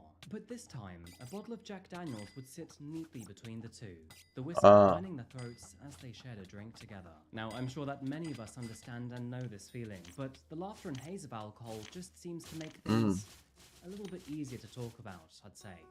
But even still, Liam, he was not ready or prepared to hear what Lewis was just about to share. I killed him, he confessed, almost casually. The kid was annoying me. Liam froze, not sure if he had heard that correctly. But Lewis, he kept talking, kept offering more unwanted secrets. His words disturbingly clear despite not being desired. In the silent dark, he continued with his confession. I took a knife with me. I wasn't sure at first, but in the moment, it just felt right. I wanted to do it. I felt good about it. Mark deserved to die. I thought about killing him before, and finally went through with it. Sadly, the worst was still yet to come. With a twisted grin, Lewis pulled out his phone, and then, one by one, he showed Liam several gruesome videos, with each one being more disturbing than the last. Liam could hardly breathe as he watched. Lewis was laughing as he showed his friend these videos, all of which lasted for longer than an hour. It was in that moment that Liam suddenly realized that he was hanging out and alone with a psychotic murderer. His body screamed at him to run and tell someone or anyone. However, for those agonizing moments, all he could do was just sit there, wrapped in the horror. But no surprise, Liam escaped as soon as he had the opportunity to. In the meantime, police officers were already closing in on Lewis. They had since searched his home with an active search warrant, before then upgrading the missing persons case to be a potential homicide due to what they found inside. Looking around his bedroom, they found clothes covered in blood, which, sadly, would later be proven to belong to Mark. With the reported sightings of Lewis and bloody clothes found at his property, but no sightings of Mark himself, detectives then began to theorize that maybe he was actually the one responsible. And then, when Liam reported his discovery to the officers, well, they knew they needed to find Lewis. Thankfully, it would not take long for them to find him, because Lewis, well, he was actually at home waiting for them. And when asked what had happened, he simply replied with, I wanted to kill him. I've wanted to for a long time. Shortly after his arrest, the body of Mark Williams was found in a nearby river. Search teams located a body in the woodlands surrounding the Heronsville area, a short walk from where the families drank together. Moving to the legal proceedings of this case, the court heard that Lewis would go on to stab Mark an extraordinary 107 times in the face, eyes, neck, head, back, genitals, 107 and right leg. And after he was done with his violence, he then pulled down Mark's trousers and then dumped his body in a stream before returning home. Lewis claimed that his actions were merely a matter of self-defense, and that, furthermore, 177 was self-defense. He had tried to make sexual advances on him. Alright, However, bro. The court did not buy his story, and ultimately, he pleaded guilty to murder and possessing an offensive weapon. In the end, receiving 27 years for his crimes. That's it? The judge declared it to be one of the most savage, sustained, and merciless murders that the court had ever dealt with. and it's quite obvious that she was just as furious as the rest of the people in the courtroom. Only 27? Deeming Mark as a So he's valuable out. member of society, He will be eager out to then. live life full of interest and to service others, she then went on to recognize the immeasurable pain felt by his family. Following his death, they said, Mark touched the hearts of so many people and made their lives brighter with his loving, caring, and thoughtful I don't like when actions. people, We when are murders are feeling able his to loss just every get out of second, prison. and that will never change. It's so wrong to Our me. hearts are broken. I think the terrifying thing about this case is that Lewis's chilling confession made it very obvious that he was actually planning to murder Mark for quite some time. But with the two knowing each Was other it for only before they 5 met months each before other? he You want died, to? it does make you wonder if maybe Lewis had been planning this before the two had even met at all. Now, Yeah. what this would mean is that Lewis had actually formed an evil parasocial relationship with this YouTuber and then committed to a friendship with him only so he could murder him. And what can I say? It just goes to show how careful you have to be, not only with the friendships that you choose, but the company too. I feel like taking advantage of a friend's trust and friendship is one thing, but it takes But what's true damaging me, self-defense bro? to choose I actually don't violence, understand. murder, and then film it all on your phone. Now, our next case is slightly different to this one, involving What both keeps a damaging YouTuber me? and a TikToker. And I think it's best I just tell you the story instead of create any spoilers. And so, on that Okay. note, here's the story of Mr. Prada. Oh, man. Oh. The date was September the 29th, 2024, when officers received a phone call from a concerned citizen driving along Highway 51. While driving along this road, they noticed a suspicious rolled-up tarp on the side of the highway between the villages of Fluka and Tangipahoa. For I actually need to context, check both of that. these villages are around 60 It is, miles what's in my northeast of teeth Baton right now? Rouge. It is an isolated area, with Baton most of the Rouge? traffic opting to take Route 55 instead of this small road. A place where others were unlikely to see anyone dump a body, because hardly anyone would be around. Responding deputies approached the tarp with caution, unwrapping it to find the corpse of a white male inside. And although he was not identifiable at first, an autopsy would later help clear up a few of these questions. To begin with, the preliminary cause of death was ruled to be a homicide, and that's because the man had appeared to have been badly beaten, with the manner of death ultimately deemed to be blunt force trauma. Soon enough, the victim was identified to be 69-year-old William Nicholas Abraham, who lived roughly an hour away in Baton Rouge. However, the more that investigators looked into this case, the worse it became. For context, William Nicholas Abraham, better known as Nicky, was a life coach and a licensed professional counselor. He liked to be a motivational speaker, an author, and more. And with more than 30 years of experience in treating substance abuse, depression, and anxiety, he provided psychotherapy to all walks of life.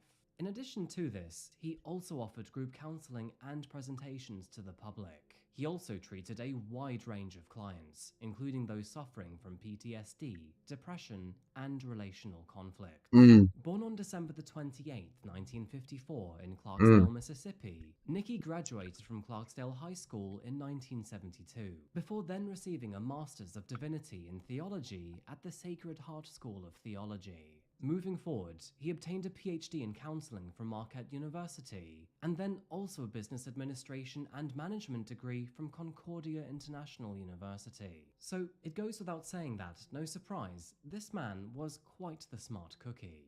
Nicky was also practical for his age, and would try to branch out of the typical paths of counseling through emerging technologies like YouTube, creating YouTube videos as far back as 2009, where, by all counts, even back then, he seemed to be a happy and friendly man. Hello everybody, and hello Oprah. I have been waiting for years to get to you. I am sitting here thinking about when I sent you this CD, and I don't know if you've seen it yet, but I did this CD several years ago and I sent it to you. My name is Nicky Abraham, William Nicholas Abraham, but I go by Nicky. PhD, but who cares?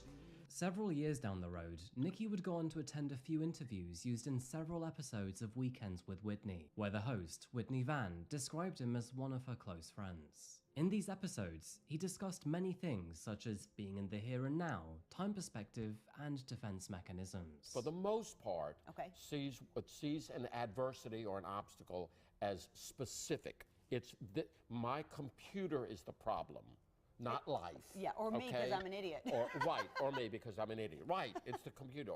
The specific, that it's temporary, that it's going to pass. You know, the whole 12-step, this too shall pass. I mean, this is really simple thinking, but it's powerful thinking because we know it's going to pass. And so, quite naturally, when his friends and family found out that he had been murdered, they were absolutely devastated to hear the news. I mean it when I say it, but Nicky was a genuinely loved man, with one of his friends describing him as a wonderful therapist who went that extra step for his clients and truly cared about his religion. However, before they could grieve or ask any further questions, new evidence caused the internet to suddenly erupt with speculation. It all began when police officers travelled to his home and his office to see if there were any clues or evidence as to who killed him or why.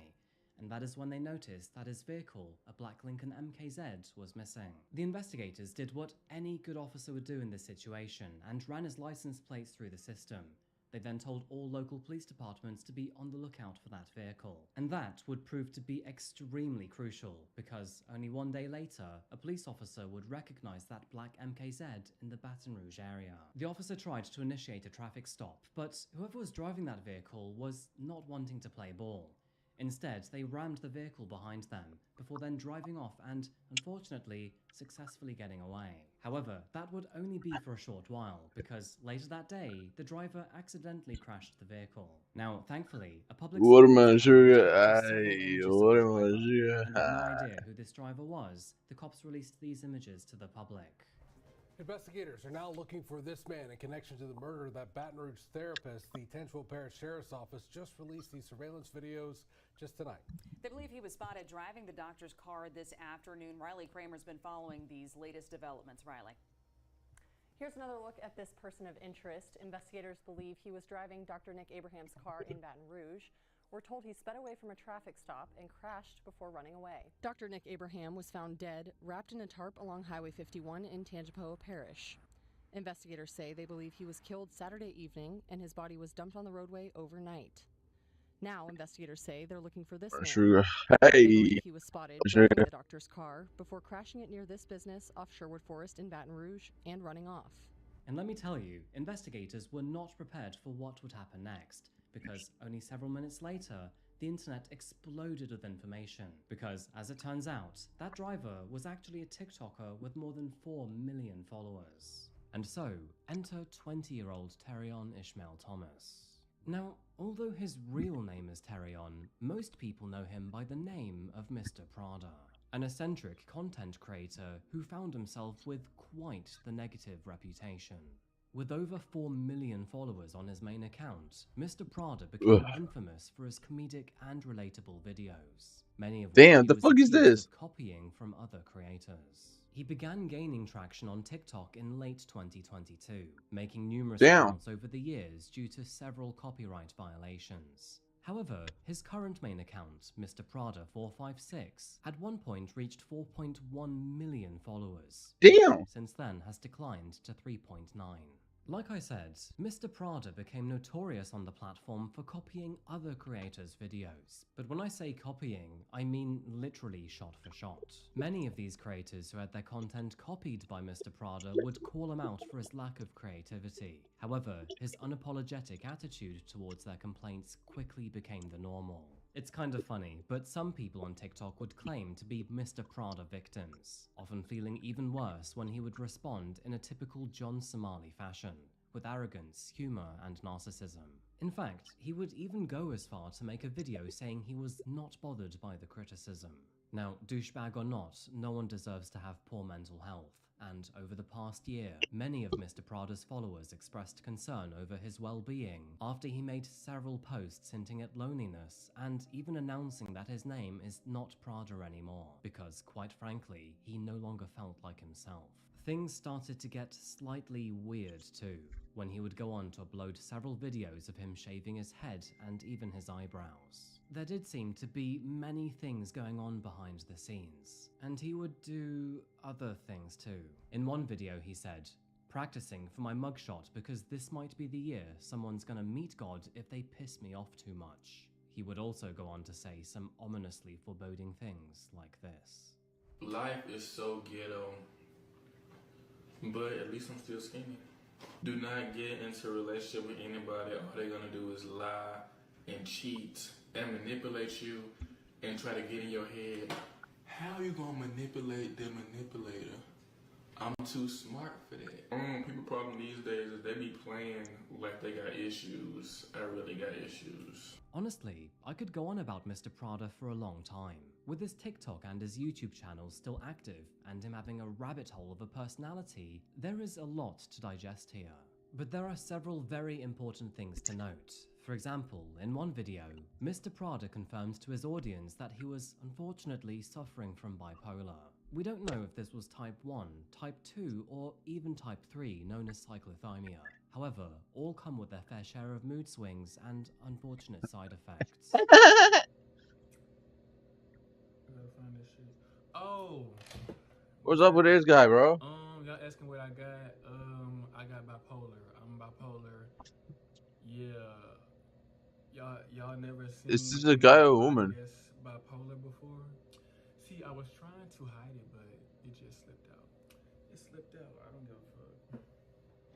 As many of you all know, bipolar is a mental health condition with extreme mood swings, including emotional highs known as mania and emotional lows known as depression. It's a long-term condition that can be extraordinarily disruptive to everyday life, not only for the person who has bipolar, but for all of their loved and close ones too. I think it's quite obvious to say that Mr. Prada was clearly going through a whole bunch of other things in his life too. And although I can't tell you what was causing his strange behavior online, because, quite frankly, I'm not a psychologist, Nikki was. Do you see where this is going now? Anyway, bipolar disorder can cause impulsive decision-making, which, given the accusations laid against Mr. Prada, was not a good thing for him right now. And unfortunate for him, thanks to TikTok, there was plenty of evidence that he was not in a good headspace for several months already. In one video, dated the 19th of March 2024, Mr. Prada then filmed himself cutting all of his hair off. What? What? In another video, he doubled down on his lack of empathy for other creators who he stole content from, further highlighting his lack of remorse, sympathy, or compassion towards other people. It is also noted that he really did seem to be running himself ragged too. I mean, with skin and hair like that, compared to only a few months prior, you can really see how unhealthy he was becoming. And I could post more, but I think you get the picture. Anyway, Mr. Prada eventually decided to make the move over to YouTube, and one of these videos would become very telling of what was about to happen. Although it seemed to be taken at an earlier date, it was on September the 28th, 2024, that he posted this video to his YouTube channel. What's up? And as uncomfortable as it may be to watch, I'm going to let it play for a few moments so you can get a good reflection of his mental state. With you, I don't wanna be with. What? When I'm with you. What the fuck? I don't wanna be with you. I don't wanna be with. What the fuck? Me. And this date, September the 28th, 2024, was the same day that Nikki vanished. After reviewing the local surveillance footage, there were plenty of people who recognized Mr. Prada, of course that being his neighbors, and this made it very easy for police officers. With enough information to now suspect that Mr. Prada could actually be related to Nikki's death, they decided to bring him in for questioning. However, after arriving at his property, they realized that he was nowhere to be found. So, after finally getting a search warrant to look at his house, they decided to break the front door down and see what they could find. And unfortunately, they were met with quite the horrific scene. While inside the property, officers found evidence of a violent physical altercation with a significant amount of blood. Not only that, but they would go on to find several unspecified weapons. As detectives began to ask around and see if anyone had seen the neighbor on the day of September the 28th, the ominous answer was yes. Witnesses allegedly saw Mr. Prada dragging an object wrapped in a blue-colored tube into a black Lincoln MKZ. which was the same color and model owned by Nikki. So, now we have a bloody crime scene, a matching vehicle, and a matching tarp. All of a sudden, this was not looking good for Terrion. To make matters even worse, undisclosed surveillance footage also apparently shows Nikki arriving at Mr. Prada's apartment complex that very same morning. He was also seen to be wearing the same clothes. Why am I so slow? Oh, there we go. Insta-spawn. Although Terrion was initially nowhere to be found, that police crash would, of course, change everything. And, ironically, one of those who witnessed the car crash would even take a video of Mr. Prada fleeing the crime scene, with only a couple frames of the back of his head confirming his identity. Terrion was found on October the 1st, 2024, where he was then arrested and flown back to Louisiana. On Nikki's funeral of all days, actually. He was then charged with murder in the 2nd degree and the obstruction of justice. However, thankfully, we would later see that upgraded to murder in the 1st degree. And although he still actually awaits his trial, I'm going to say this is quite the slam dunk for prosecutors. Oh, yeah. By the way, if all of that wasn't enough already, the police would then later find more surveillance footage of Terrion inside Nikki's vehicle. But despite the mountain of evidence which is already available, prosecutors are being very careful with what they release to the public. For example, they still haven't actually specified if Terrion was a client of Nikki's. But considering what we already know, that Terrion has mental health issues, and Nikki was also I think it is. in the area, I think we can connect the dots here. And let's be honest, Mr. Prada definitely needed one. It's very likely that Nikki was there simply to provide therapy. With more than 30 years of experience with people suffering from anxiety, PTSD, and depression, Terrion fit his profile quite perfectly. And with the way that he was behaving in the months, weeks, and days up to the attack, it is very possible that shit is so weird. Or even experiencing impulsive thoughts at the time. Actually, I'm not even sure you can call that impulsive, because only a few months prior, he had even joked about murdering someone on his TikTok.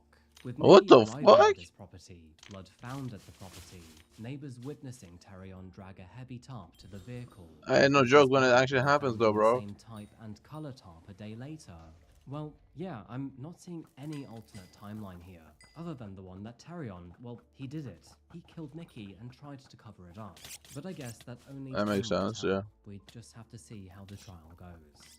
Nikki was one of 8 kids, and his heartbroken siblings have all opened up about their feelings following his tragic death. They remember him as a person who always wanted to... Man, come on, dude. Why? ...that something like this should have happened too. Facing first-degree murder in Louisiana, Terrion could receive the death penalty if he's unlucky. Yes! Just as a side note, the obstruction of justice also holds a maximum sentence of 40 years to fit that already hefty life sentence which is looming over his head. So, with that said, good luck, Terrion. You're gonna need it.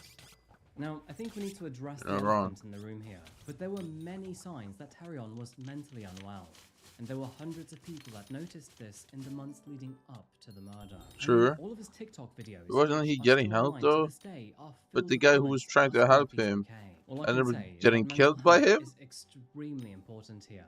Not to excuse his horrible actions, by the way, but there were many people which saw what was going on. I guess on the other side, there was no one who could directly help him on their own. So, what were they supposed to do in this situation? But there is one thing for certain here. There were many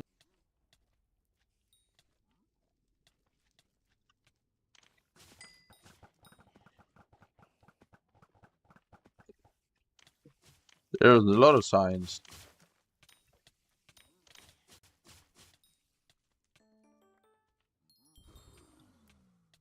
Many people which saw this man fall apart firsthand, before he then went on to murder an innocent victim. Now, this is just my own personal opinion here, but what do I think happened? I think he likely fell apart, had some sort of mental relapse, met Nikki as a client to therapy, and then murdered him in cold blood. And the result, we now have 2 people who have lost their lives. It is worth noting here that Nikki was apparently investigated for inappropriately touching an 11-year-old in the year 2015. However, prosecutors refused to take this case to trial, and they also confirmed that this was not Terrion. That aside, I feel like this story has most of the information we're looking for, which is very different to our next case. Why did I not die? Oh, we're going to the next phase there. What the fuck?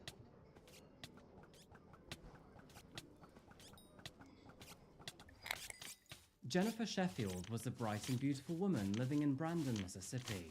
She had a happy home, a prosperous career, an apparently perfect husband, and a very comfortable life ahead. So, when she suddenly fell silent, her family and friends knew that something bad must have happened. It is worth mentioning here that, unfortunately, she was going through a divorce at the time. However, she did make it very clear that her soon-to-be ex-husband was very supportive. And we know this because on December the 10th of 2024, she would go on to post this video on TikTok. About to be a newly single mom, and Uh-huh. I am in the middle of a divorce. Uh-huh. My husband is being incredible though, like really and truly, like we are Yeah. together, everything's great, we're splitting everything down the middle, like, you know, everything is good. It is a very civil divorce with our daughter in mind, and I really appreciate that. You know, I'm gonna be a mom, single income right now, and he will be helping with her, he will be supporting her, you know, so essentially, like, I'm really thankful for that, and that I will not have to worry so much about supporting her. However, I will be on a very limited income, with buying a new house and, you know, paying a mortgage and all that stuff. I've never done this before. I've never been on my own before. So if you have any tips, saving money and making money, anything like that, like, I would really appreciate it. Like, you know, coffee at home, you know, I take caffeine pills, I do my own hair, nails, everything. Like, so yeah, if you just have any tips, like, I would really appreciate it, because, like, I can give you my tip. In this video, Jennifer described the My bad. upcoming challenges she faced My bad. through divorce, but also being a She's so newly fine. single mum. She also described that She's so despite fine, the bro. divorce, Oh the my divorce days. with her husband Brandon was amicable. Nevertheless, you could tell through the smiles and calmness that she was also quite scared about her future, and that furthermore, she appreciated any tips from the TikTok community. So, a difficult challenge ahead, but that's okay because at least her husband was on board. The thing is, that would be the last video that she would ever post on TikTok, and only 2 weeks later, she vanished. So, who precisely was Jennifer Sheffield, and what happened? Born on September the 9th, 1994, to her mother Eileen and her father Gilbert, Jennifer grew up alongside her younger brother Austin, who, by the time they became adults, was much taller than she was. Jennifer was known to be a thoughtful and devoted daughter, wife, Dang, she really did. when she randomly stopped responding to messages and phone calls, especially around a time like Christmas, well, let's just say that people quickly came to the decision that something wasn't right. While talking about her personality, friends She looks so described happy. Jennifer as a beautiful and radiant spirit who is also passionate about helping those around her. Moving into her education, Jennifer studied for a Bachelor of Science in Biochemistry before then moving on to study for a Master of Science in Biology and Medical Science. Damn, bro, what the fuck? Again, there is She no was doubt making that bread. She was extraordinarily bright and intelligent. She also enrolled in the Master of Medical Sciences at Mississippi College in the hopes of becoming She was a gonna doctor. make So, bread, it does twin. seem that her life was shaping up to be quite beautiful, and she was excited about her future too. To add to her loving demeanor, Jennifer had a deep love for God, travel, laughter, friends, family, and of course the finer things in life. But most of all, she absolutely adored her kids and her career. As a young woman in her 20s and 30s, Jennifer would often document her life on TikTok. With almost 10,000 followers, she had built up a small audience that appreciated her for her daily vlogs, motivational videos, and tips for passing med school. Hi, and welcome to my chaotic life. So here I'm just studying, a little bit before work at one of the coffee shops, like right down Okay. the street. When I tell you I just kind of fit in studying anywhere I can, that's pretty Oh much my what way, I'm okay. This Let's week see we have this. a lot going on with my daughter's school ending, so she's got Okay, let's her get this banquet, boss we and have then a go dress, limbo. I've got the yard Bro, to I'm cut, getting a I've got 25k, bro. I'm some getting a learning to 25. do, It's a I have, 25k. like, my max hours that I'm getting a 25k, bro. Trust me. It's a 25k right now. I can. We are getting 25k. Fuck you mean? I got the strats. Trust me on this.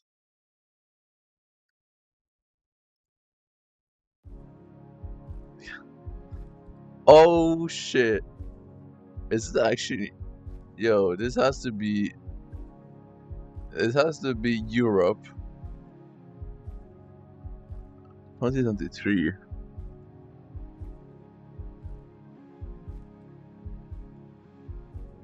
I don't want to say Norway because we have a different type of poles.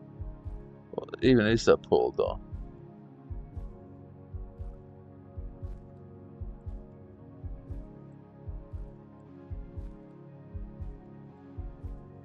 Okay. That sign is not in Norway. That sign, I don't think that's in Sweden either. Denmark, maybe? Estonia? Is Estonia built like this, bro?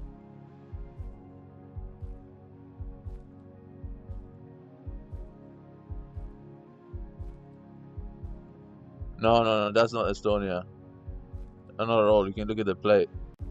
Wait, is this Norway? Wait, is this Norway? It's a blue plate. I could be Norway, Denmark. Okay.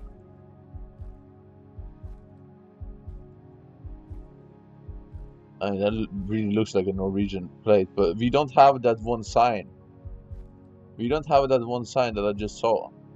But our roads look like this during the summer. Like, fully like this.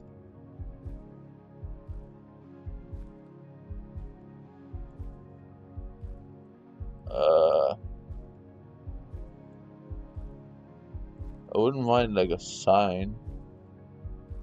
What's that? Oh, that is pretty telling. Wait, it's not Finland. Wait. Yeah, it might actually be Estonia. Wait, you might be right. Wait, you might be cooking. Wait. Wait, you might actually be cooking. Hold on. Is Estonia built like this though? There's no way it's this beautiful, bro. Let me pull up on Estonia real quick. Hold on. What the fuck? What? What the fuck? This looks so sharp. Why is there a tree only around the fucking pole? What the fuck is that?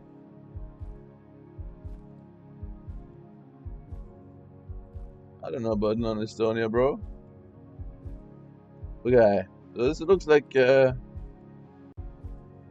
about to be guess. I'd guess like around over here, Estonia.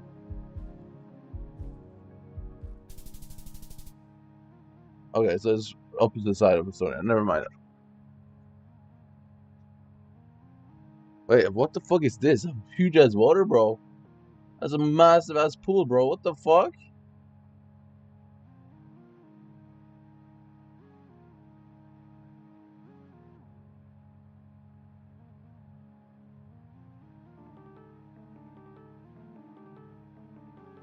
Wait, is that Russia?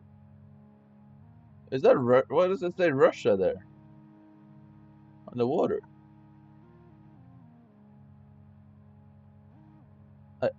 Estonia and Russia. Wait, what?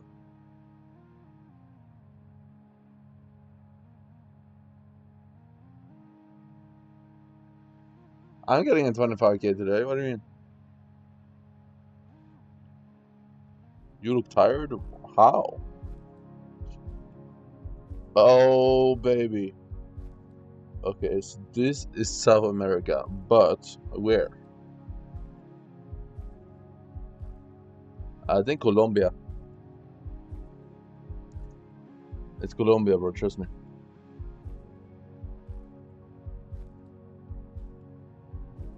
You can tell. No, it's not. Never mind.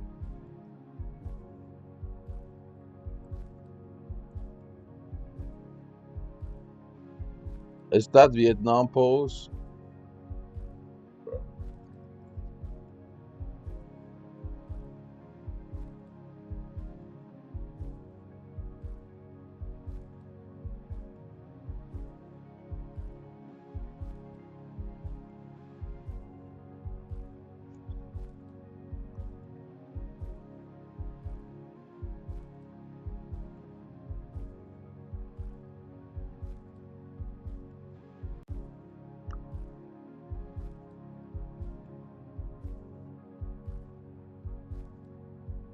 What flag is that, bro?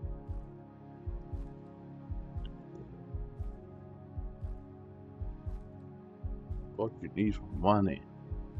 Was?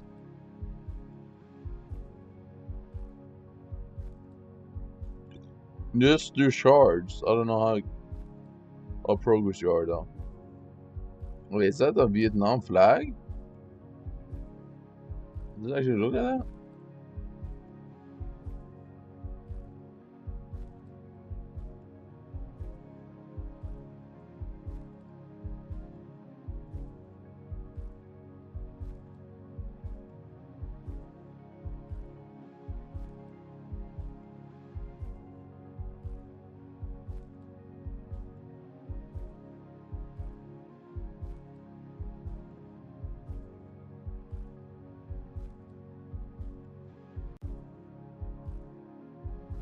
Bangkok and Vietnam, Quang Won Yon Ham. Wait, what? Is that some wordplay, bro? Did they put some wordplay up in this? Just do grind shards, bro.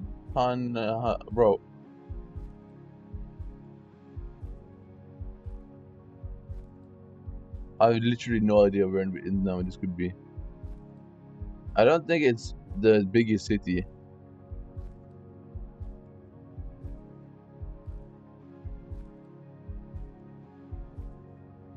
I think it's not the biggest city.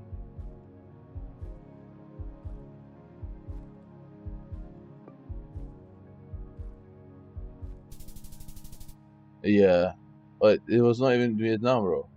Was it? Is that Vietnam? Wait, what? Wait, what? Vietnam? It's like a small line. What the fuck? What the fuck? I did not see that. What the? It curves and then has more.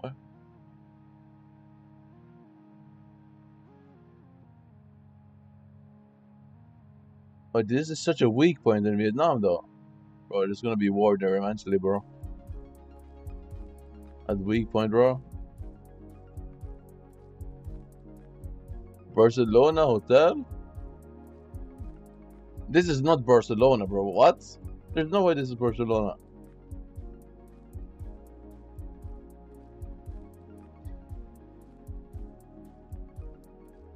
I've been to Barcelona, man. It's not this chopped out. I think. Unless this is the poor part of Barcelona, if that's a thing.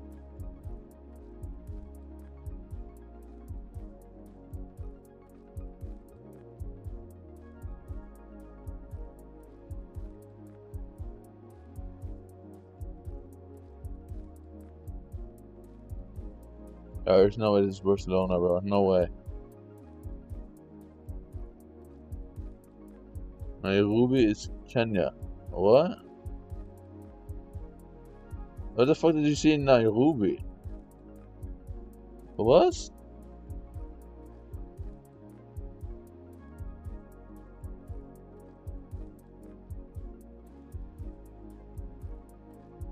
Nairobi, the Nairobi family.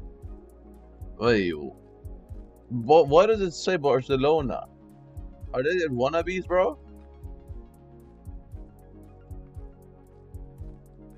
What the fuck is that?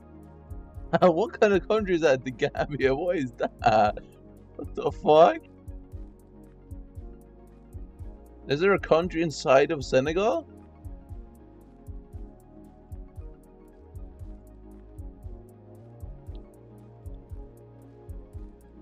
But what?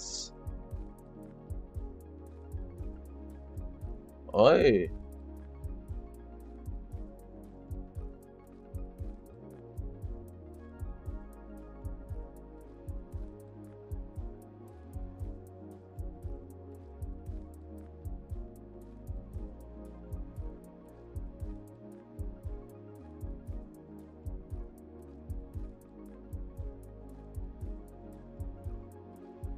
The Nairobi family ate maternity hospital.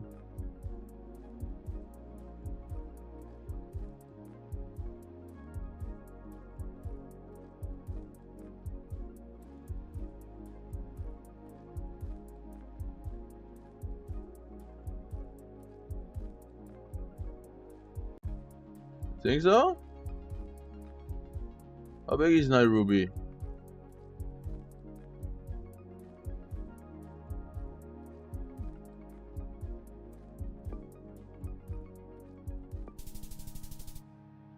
Oh, it's so far away. What the fuck? It's so far away. Yamira. Well, yeah, the name is pretty telling here. Oh, we could have actually. Wait. Well, I could have probably found that. Would I? Yeah, if I just looked around, I would have probably found the text. That's pretty big.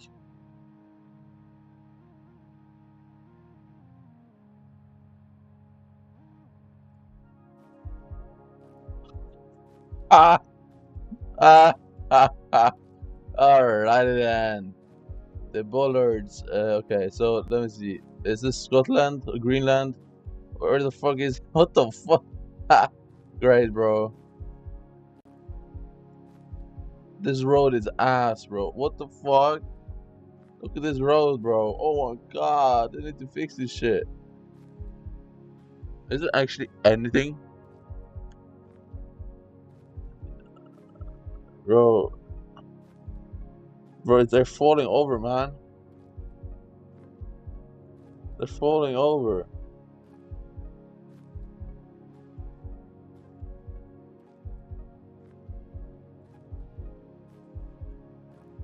Like, what the fuck?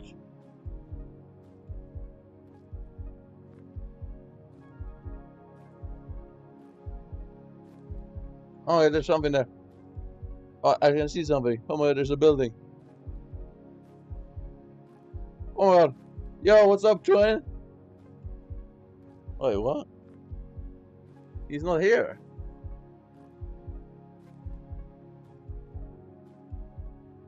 He's not there.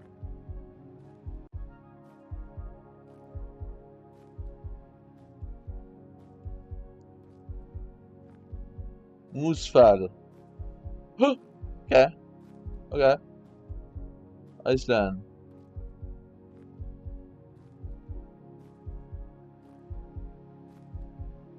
Is this... This is a big water pond or something.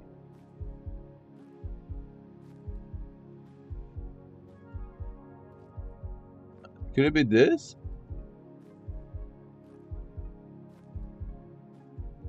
No.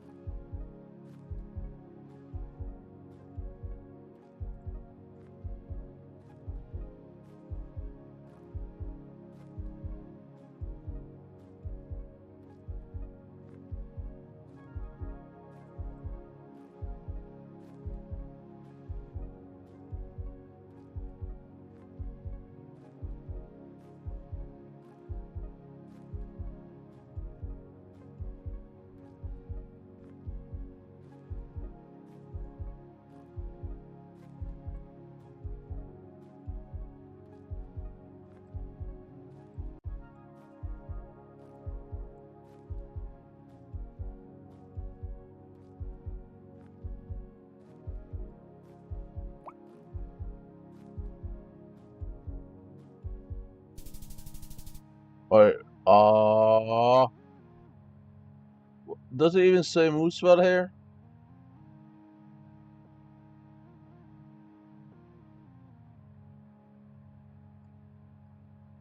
Does it even say Moosefell? Wait, it doesn't even say Moosefell. Wait, what? I literally checked for Moosefell and it's not here.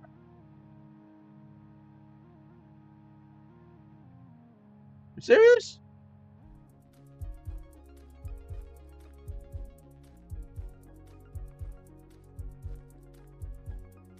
Oh, is that come? WCOM. Oh, that's Brazil, right? I think this is Brazil. I think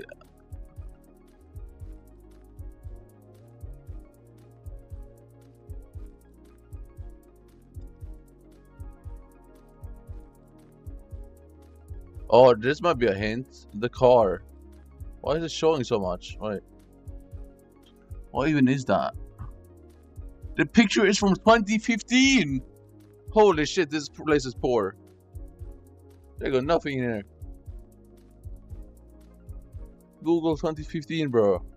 That's 11 years old. It has to be Brazil somewhere, no?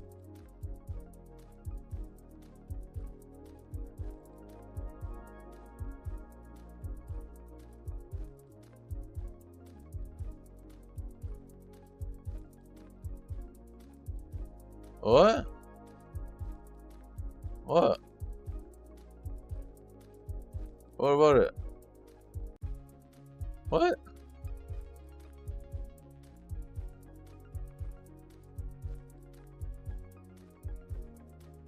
What are you talking about?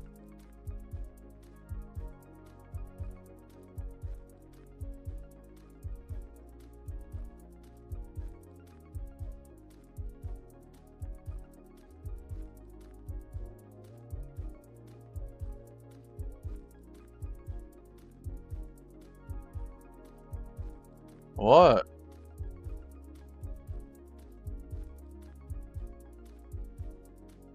What do you mean? What?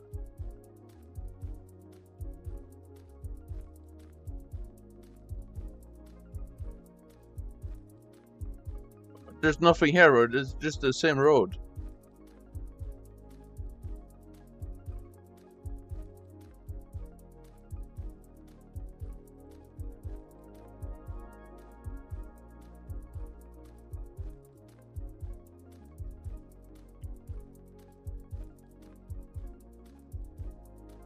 That's not possible. That's not possible.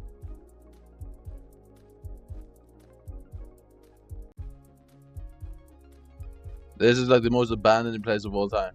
This is an old abandoned place of Uruguay. I'll just put it there, bro. I'll just click around, bro. I'll just click around and see what happens. Okay, I should have just kept it there. I should have just kept it where it was, bro. Why did I move it down?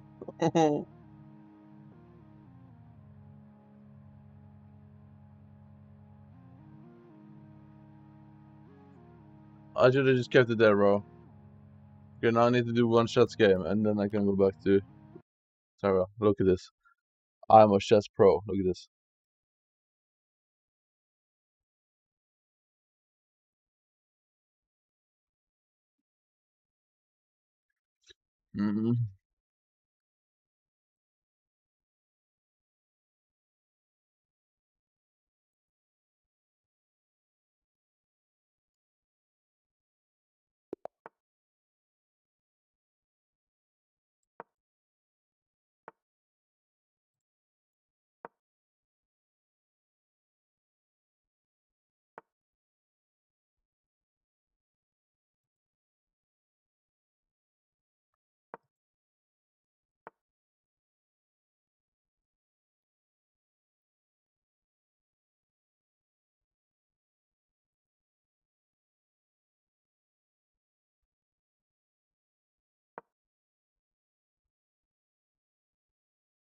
Oh, what is this guy doing? What's happening, bro? What's going on in my chat?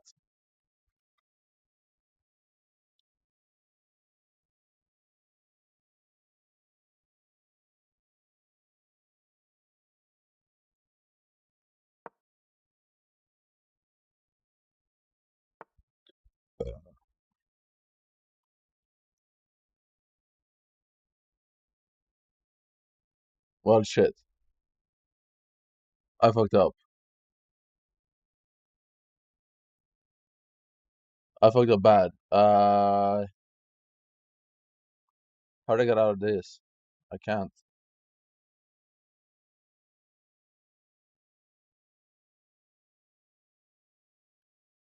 I guess the best I can do is just trade. I don't know. Terrible though. Fuck you, game.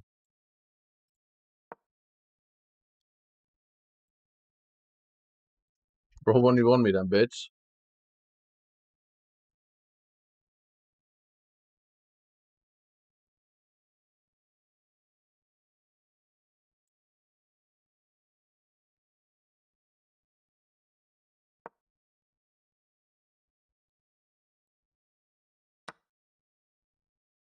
Okay, so why are you saying you would destroy me?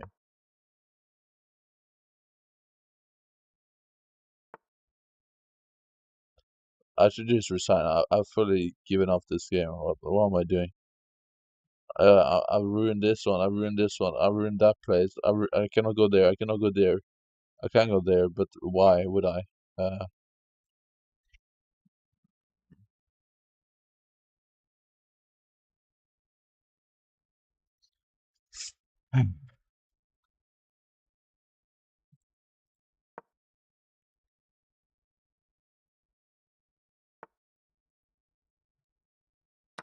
I'm gonna just take it.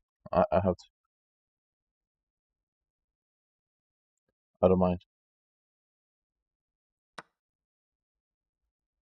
That was actually really smart play of him. Oh my days. Would he go rook for rook? Oh.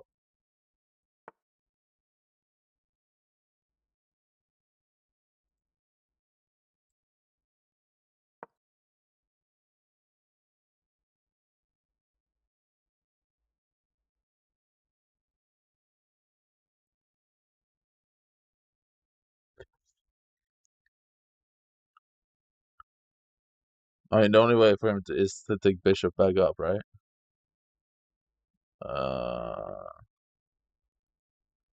What? Why would he do that?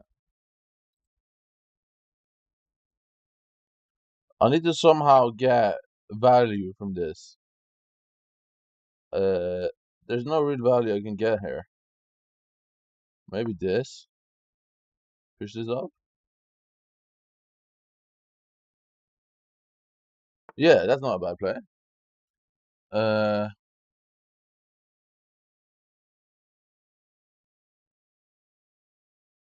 Okay.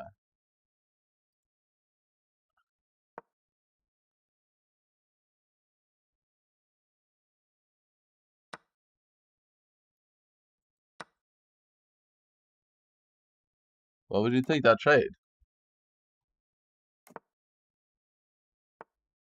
Why would he do that? Did he blunder? No, he didn't. Oh, he didn't. No, he didn't. Did he do the queen trade? Oh, it is. Okay. Me and you. What the fuck is this?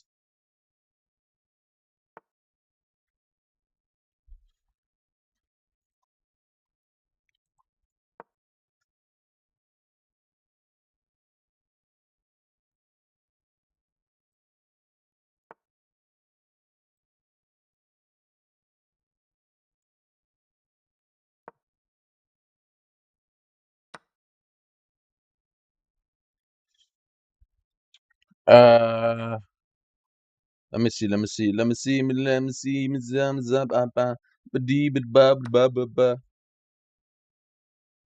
Did I just let him take a piece? Is he just taking 3 pieces now? I guess so.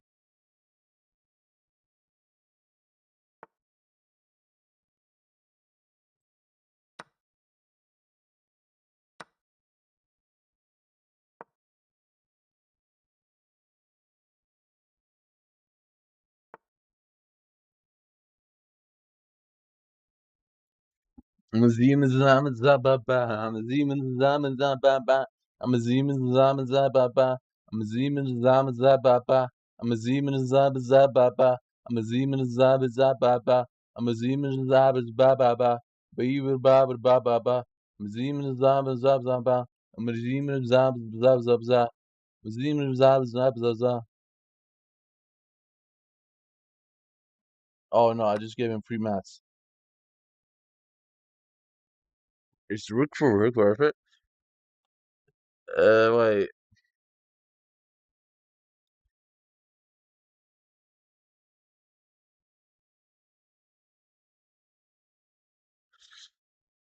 It's Rookford. Ooh, I don't know. Fuck. I fully cooked this game, by the way. You can only warn me after this looks. I fully cooked this game from the start. I made a big blunder from the start, and I just fully ruined the game.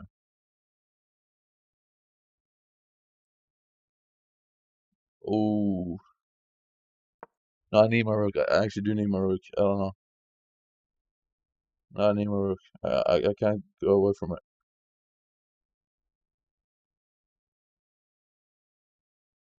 I don't know. My rook is too valuable.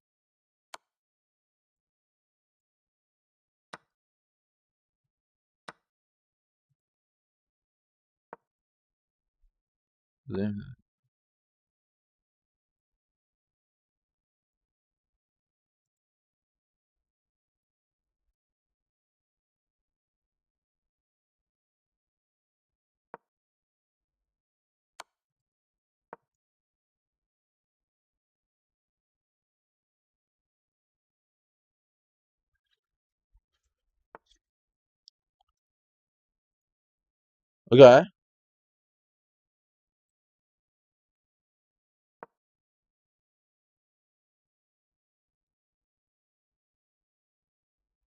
Hold on. Am I cooking? Is he throwing right now?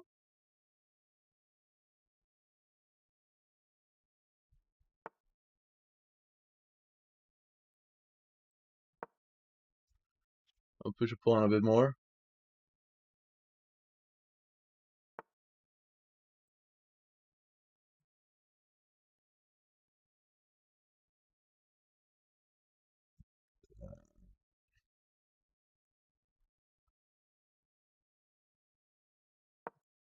I guess let's push him in there. Oh, he got a free pawn. That's really bad. That's really bad. That's really bad. Oh no. Dude, I just fumbled this game from the start. I'm gonna be honest with you. There was no hope from the start. There was literally no hope from the start.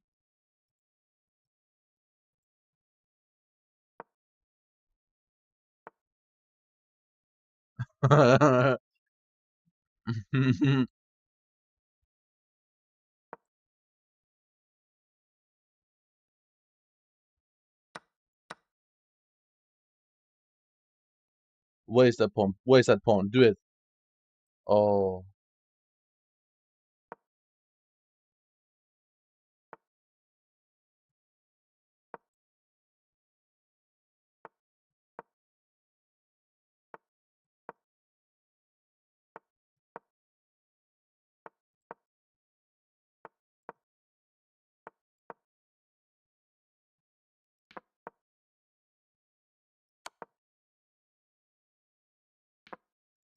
Is he stupid? Wait, how is he not mated me yet?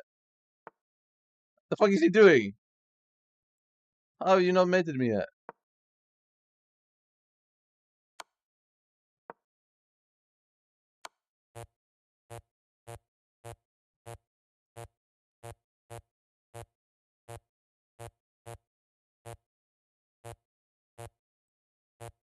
Wait, I cannot go anywhere though. Oh, I can take this.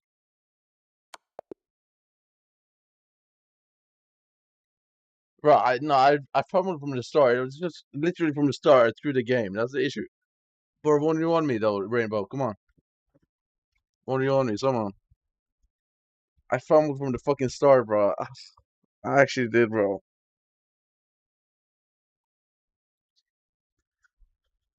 And the game was over from the beginning. I should have just resigned. I know y'all wasn't gonna win that because the first like 10 moves, I made a pretty big mistake. You just friend me on chess. What do you mean? Well, yeah. Ever since I made that big blunder, yes. I didn't really care. Bro, he's telling me it's time for a chess puzzle. Come on, bro. I don't need a chess puzzle, baby. I'm a pro, man. Mm. Mm. I'm a pro, baby. Okay, friend me, bro.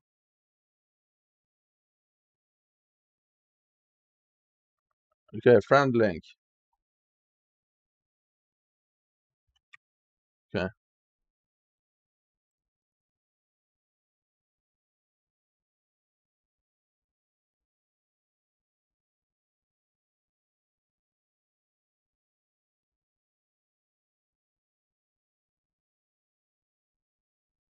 I'm a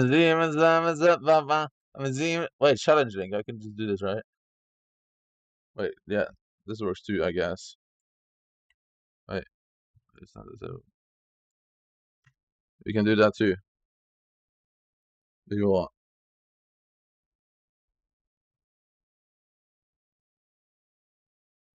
I think I can just click the link.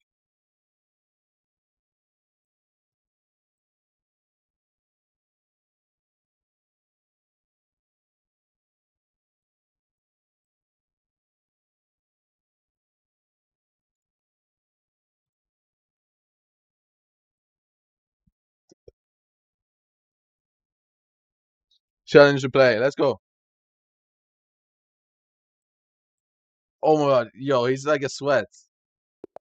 Wait, what just happened? What? What just happened? What the fuck?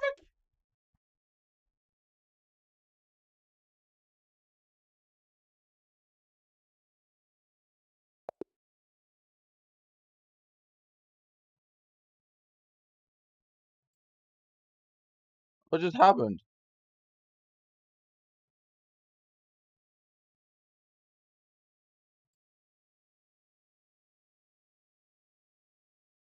Challenge. Yeah, I challenge you, bitch.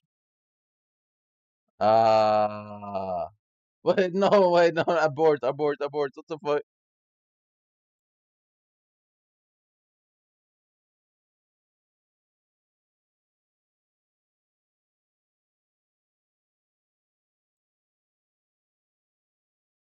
You're currently playing. Like, who are you playing against, bro? Who are you playing?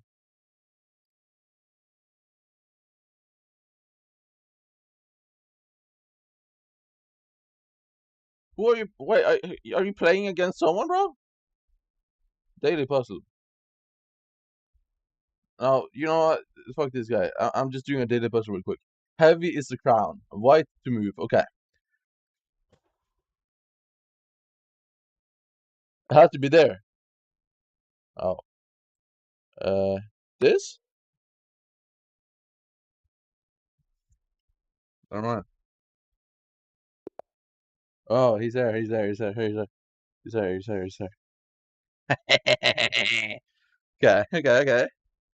So it's me versus the fanboy. Okay.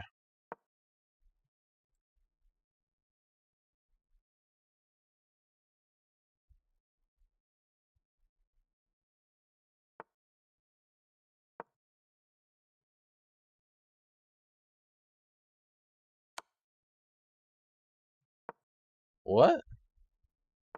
What's the point of that, bro?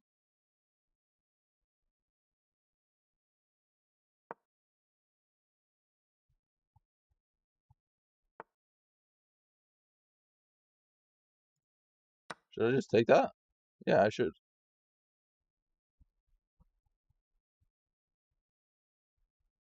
I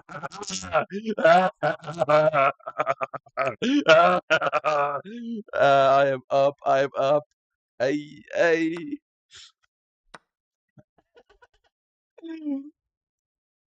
Oh, oh.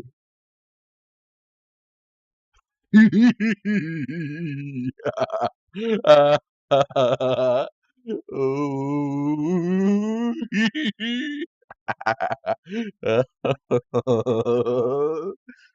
Yes. I'm spanking my ass right now. Oh my god. Ooh. Ooh. All right. Okay. Let me see. Oh, okay.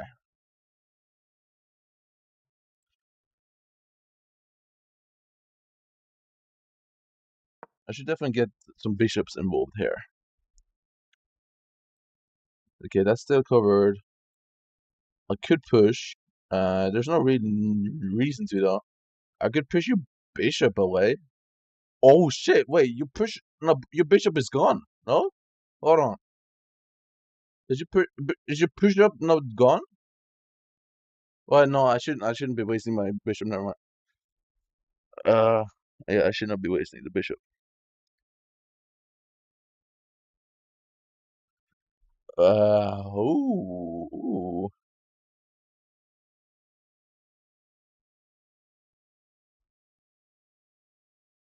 Ooh, I don't know if I like that move from you there. Okay.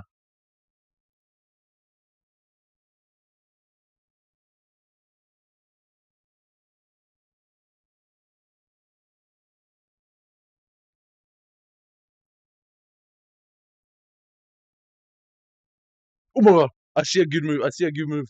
I see a massive move. Come on. Please, don't play the bishop where... No, don't play the bishop there. Don't play the bishop there. Please don't play the bishop there. Don't play the bishop there. Don't play the bishop there. Come on, don't play the bishop there. Don't play the bishop there. Come on, don't play it there. Don't play it there. Don't play it there. Wait, no, the movie's not that good. Never mind. Wait. Never mind, the movie kinda sucks. Never mind. The movie sucks.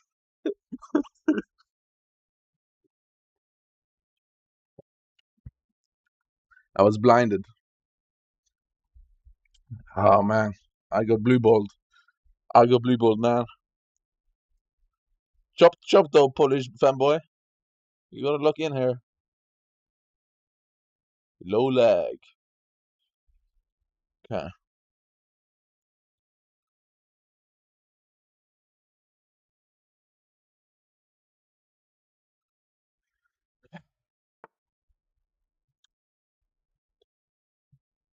Okay.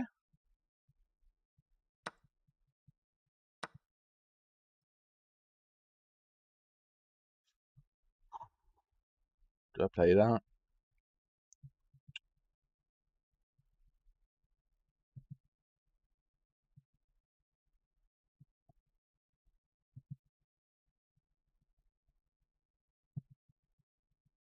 It will put you in danger, but you would still just trade me. You can still just trade me. I'm gonna play a bit more passive. I'm play a little bit more passive. You know what I'm saying?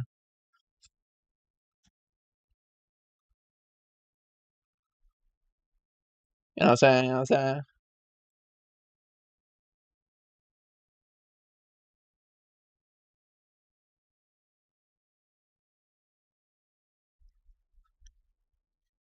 Okay. Well, shit.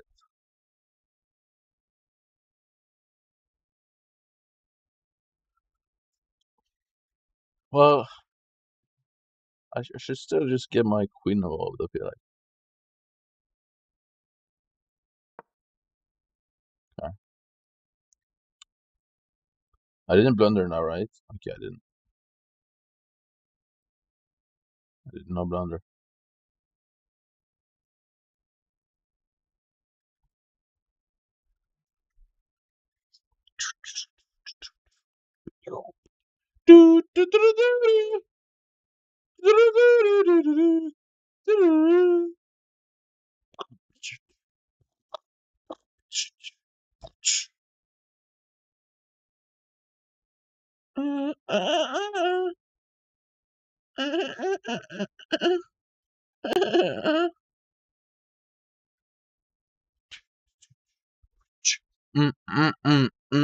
Come on. Oh.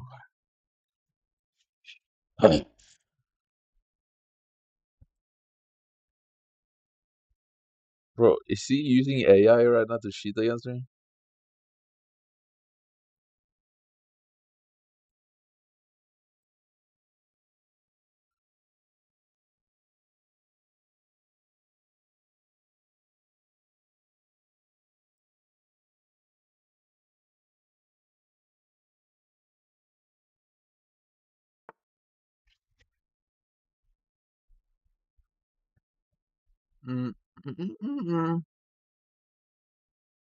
Okay.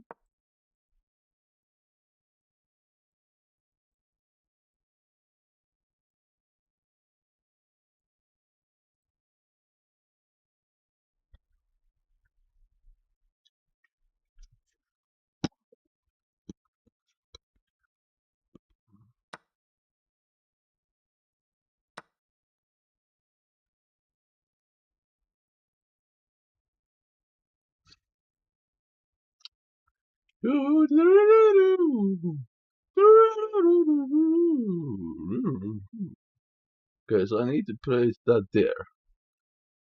Ooh, come on then.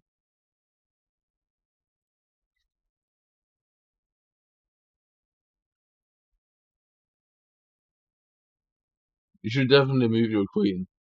Trust me. Moving your queen is a good idea.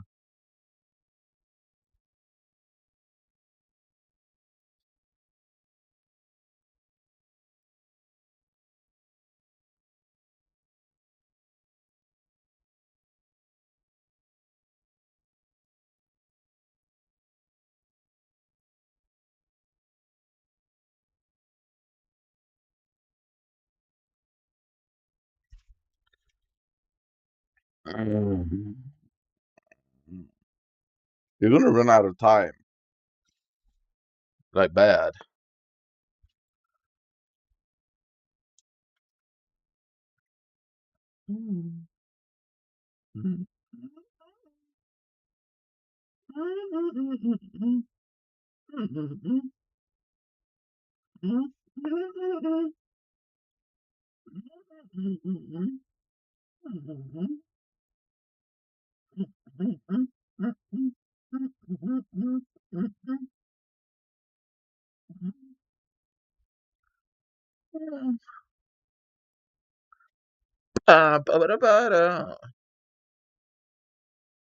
Why?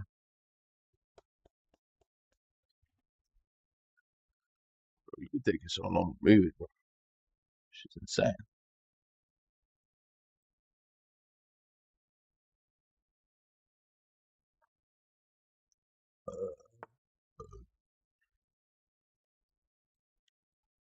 Queen trick. Am I opposed to that? I don't think so. Oh, I'm glad I take a queen trick. Yeah, I know.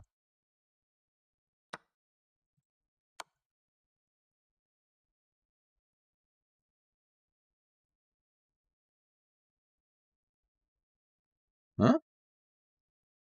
What? Was it made in one? Probably. Who cares?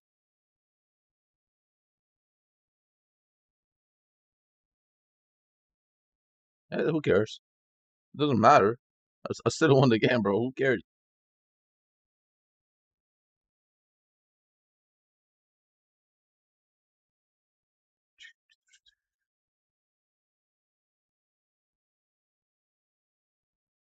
Mm, mm, mm, mm.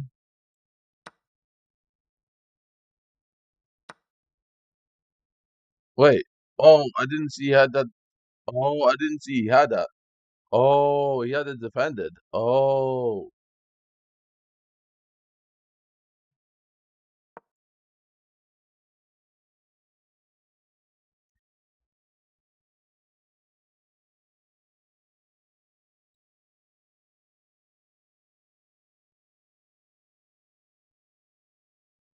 I made a bad move. I made a terrible move there. Oh my god, that was such a bad move. Wasn't that a bad move? Yeah, it was a stupid bad move. Oh my god, that was a super bad move. Oh, that was a really bad move. Oh no, I should have just done another move. Oh, that was stupid. That was a bad move there. Fuck me, bro. I made a big mistake. Yeah, yeah. He. That's fine. I don't mind.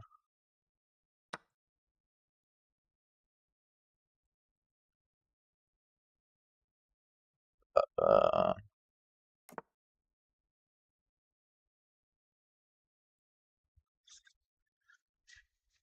I made a mistake there. I should have just moved my pawn up and gotten a fucking free card, no free bishop or knight. But instead I moved my knight for no reason. I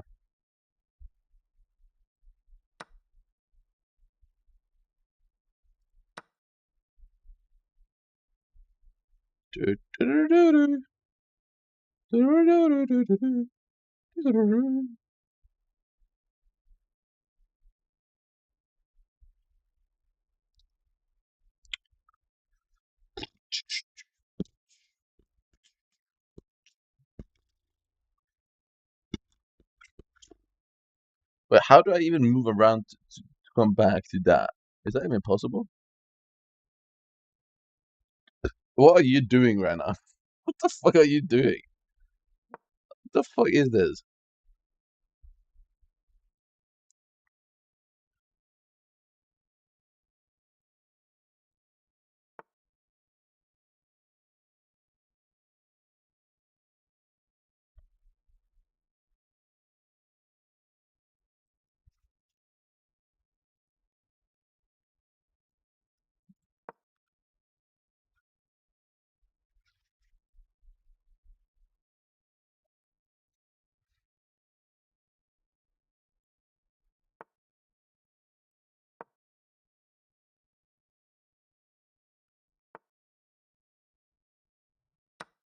Hmm? What? Okay.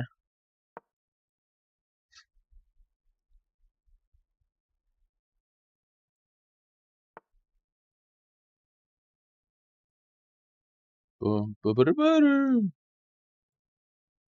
Okay. How do I go about this? I mean, I guess my best is to just do this.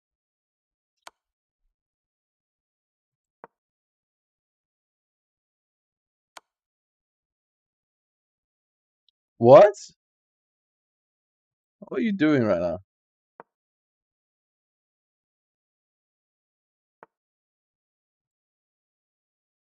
Okay.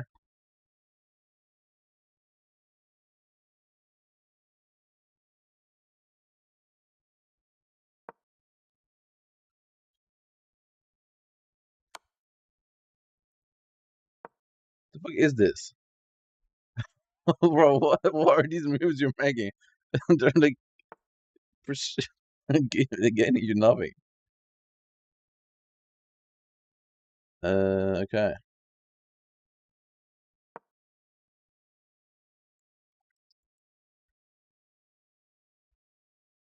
Uh-oh.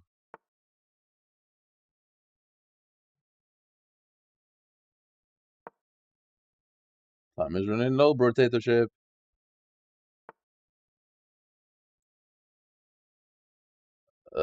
Fuck it.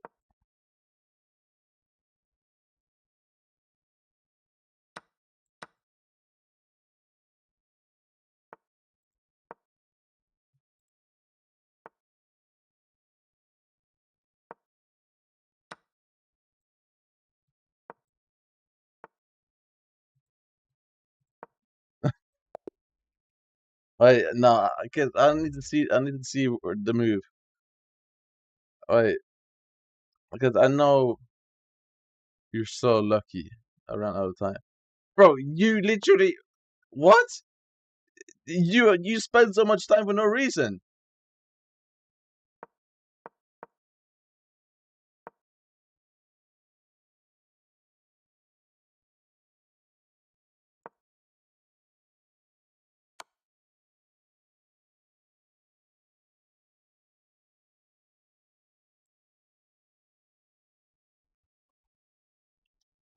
Like what?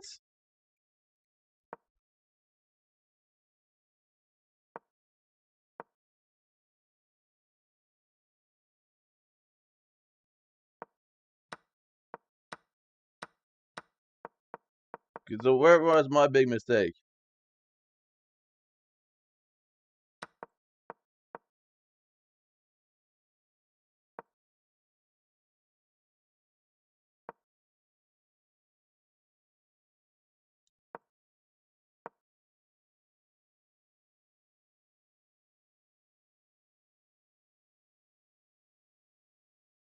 What?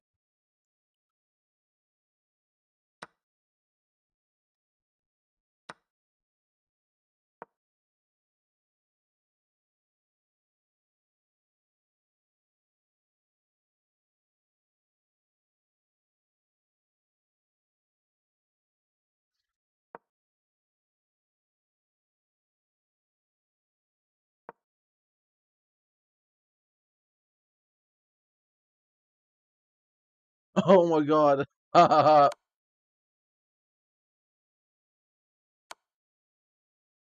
Wait. Oh.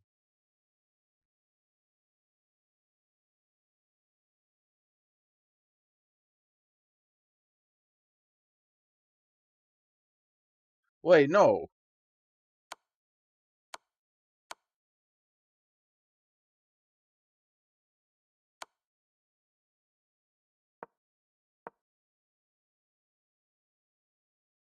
Wait, never mind, never mind. Yeah, never mind. Wait, yeah, no. Because he could have still just survived, no? Do this fork, he could have still just survived.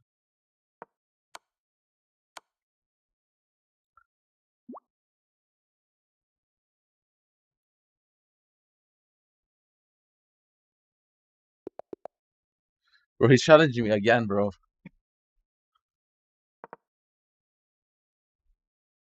Oh, that's right, you're right.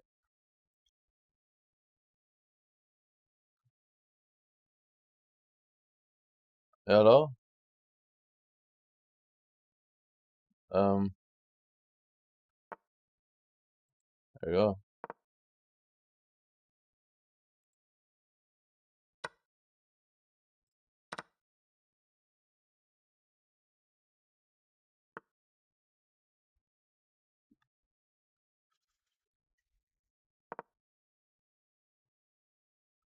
Doesn't have an emote. What do you mean? Oh yeah, he is like an admin, bro. He has like an emote admin or something, bro. Yeah, and he's doing stupid shit with it. He's a very bad person.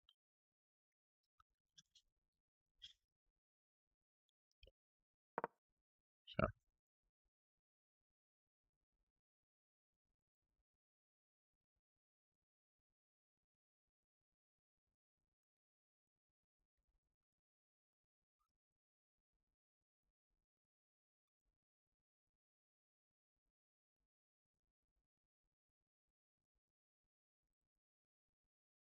Come on.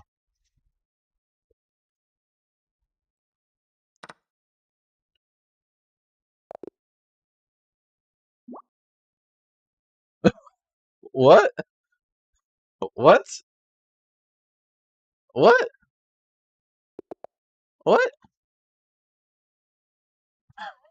What the fuck are you doing? What the fuck are you doing? What did he resign?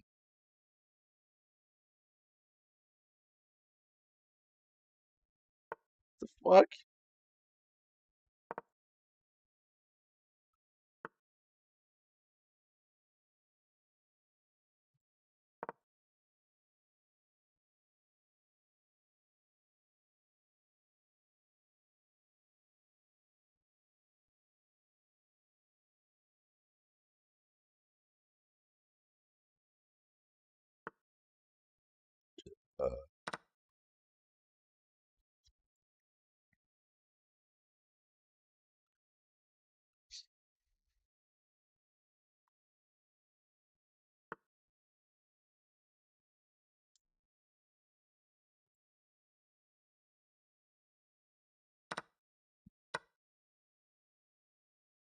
What?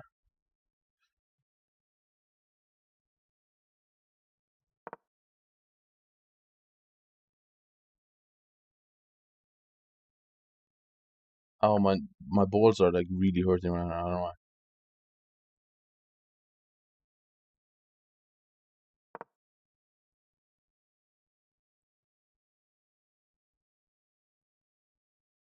Yeah, that's good.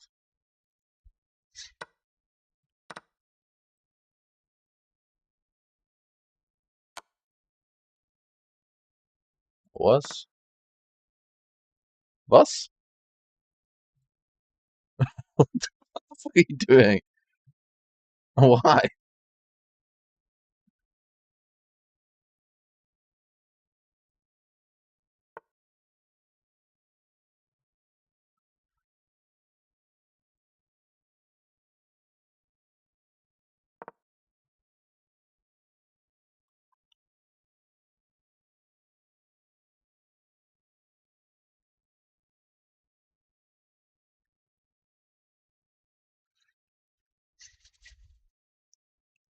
These are all your pawns is on a green squared.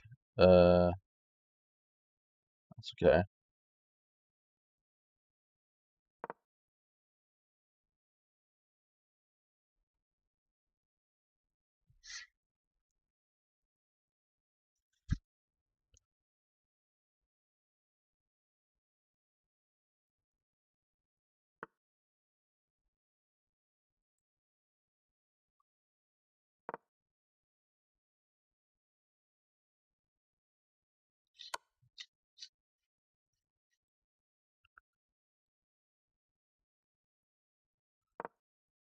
What?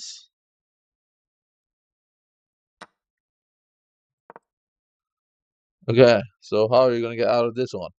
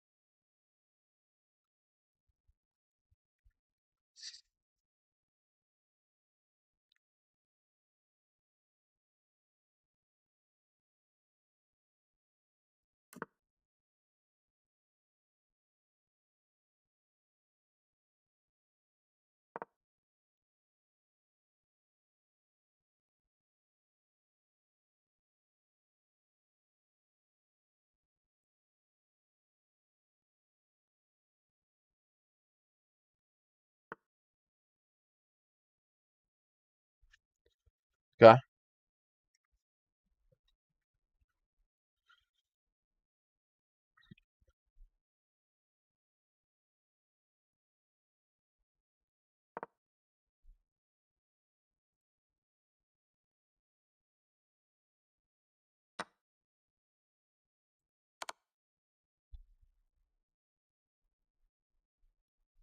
Us.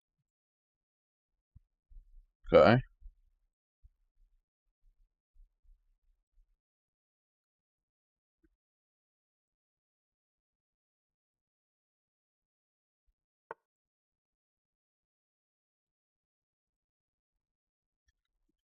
Uh.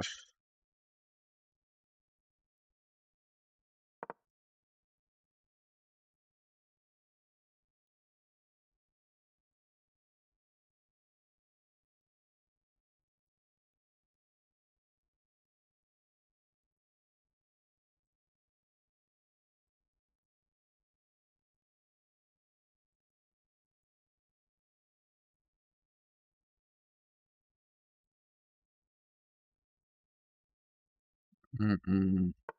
Mm-mm.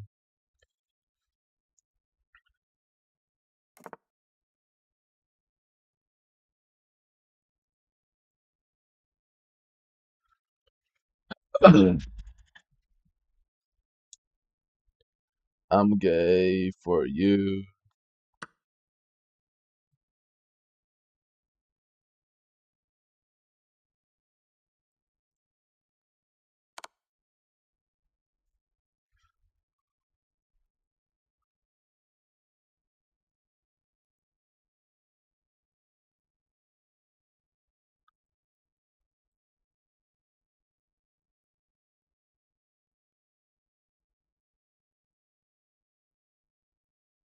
Get on, man. Oh shit. Oh my god.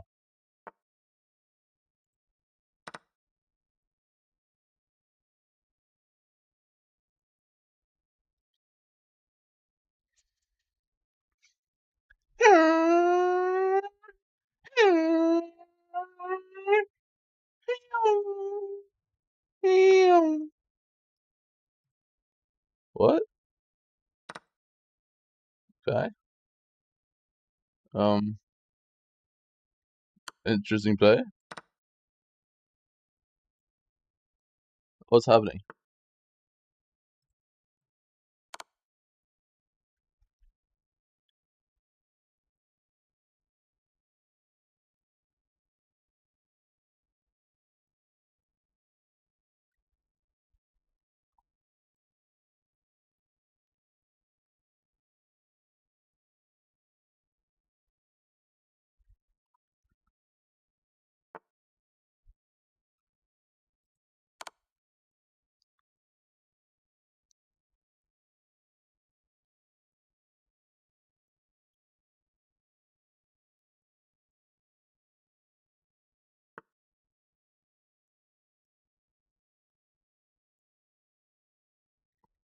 Okay.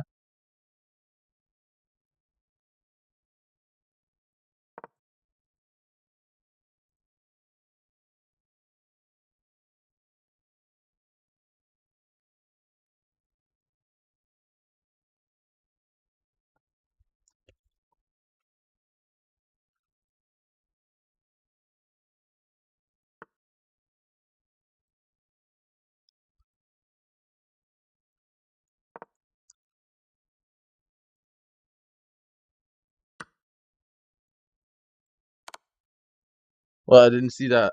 That was a massive blunder by me. What the fuck? I didn't see that. Oh my god.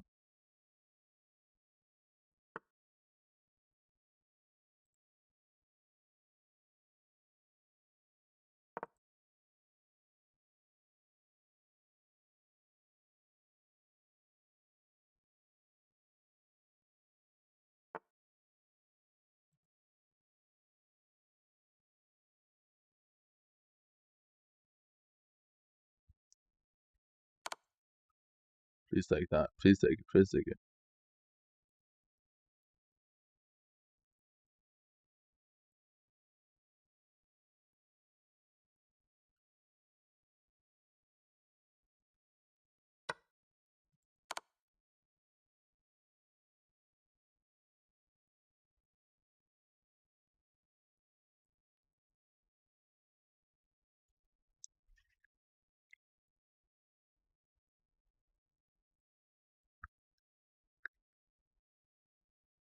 Well, yeah, because he wants to trade all the time. He wants to trade every single time.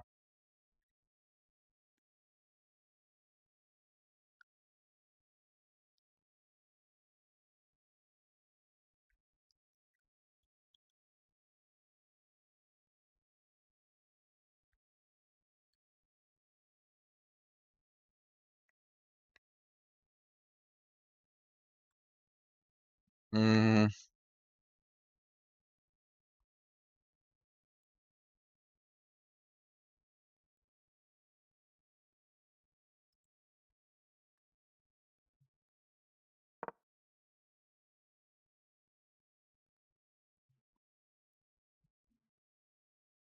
Ooh.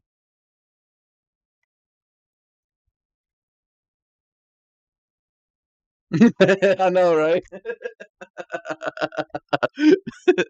Bro, he's all the way here, bro. It's pretty vulnerable, his king.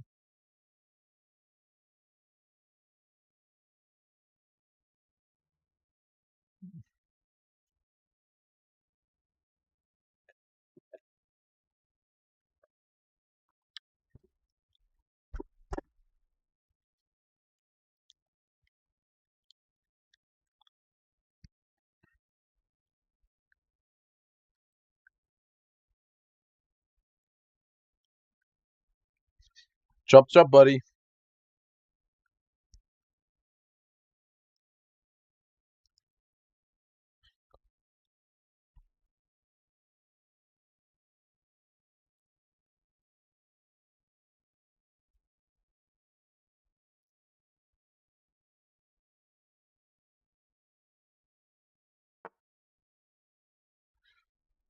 Okay. Interesting.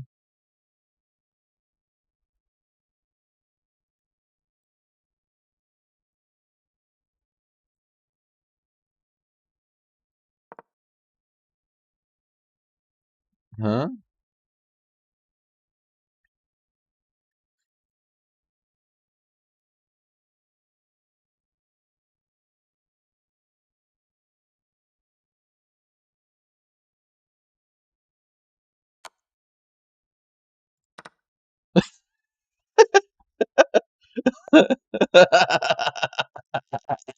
What the fuck?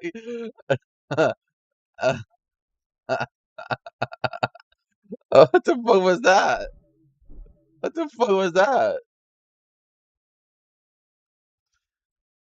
And do at work. The fuck was that? I'm just kind of trying to do what I can here. What the fuck did you just do? Why? Improving the lives of others through her work. but also in improving the lives of students wanting to Why? graduate from med school so that they too could support other people. Weren't She you would up also by post 2? videos of her getting ready for work, talking about her journey with God, doing tutorials on her hairstyles, and other things like Weren't you gardening literally and up by making 2? I don't meals. understand. Coming back to her recent TikTok video, You had your we pawn already know that standing still Jennifer for and literally Brandon like had to make 25 the moves. unfortunate decision to Go again. No, separate. no, no, no. I need to Divorces play now. can, of course, be extraordinarily difficult. You had your pawn but standing still sometimes for things literally are like simply just 25 to not 30 meant moves. to I don't know be. what you were doing, bro. Have been hearing from You had this God. pawn structure for no reason.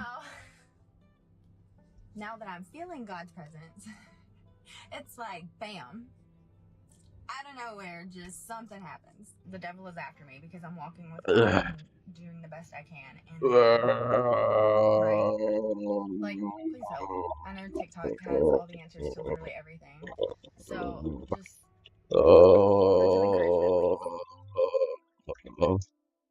What is really interesting here is that, despite not actually being the biological mother to either of Brandon's children, she agreed to one of them going with her so that she could be raised with a mum. Now, of course, this is a highly noble thing to do, although it likely did come with complexities. Let's go.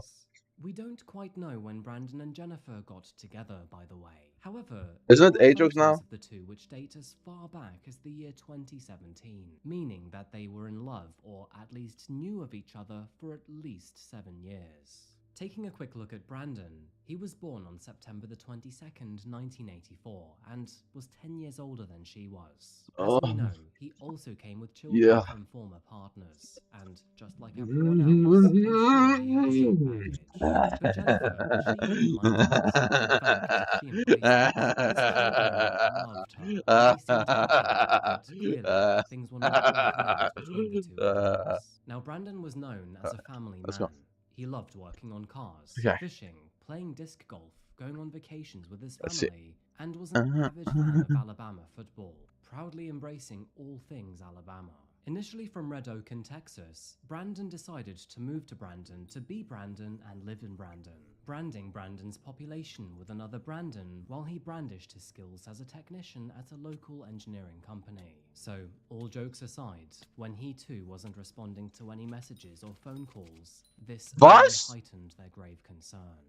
It was on December And y'all just died, so shut the fuck up. Damn. The fuck? You see, Jennifer's family hadn't heard from her for the entire day prior, and with this being such a sentimental time of the year, they knew that something bad must have happened. I mean, there wasn't any other plausible reason. Well, that is when he added all this shit, bro. He added all of this, bro. And from Look the at his outset, guy. they realized that something didn't seem right. And so, not to tamper with any possible evidence, that is when they called the authorities and asked them to come down as soon as possible. Arriving at the property at 7:19 that morning, officers found a horrifying scene almost immediately. All they had to do was open the front door and look down at the floor. Brandon and Jennifer had both been shot. Yeah, I'm gonna kill you. Unfortunately, were dead. You're gonna get killed by me, bro. Of them on the floor, I just killed you one of them anyways. had been murdered, while the other was self-inflicted.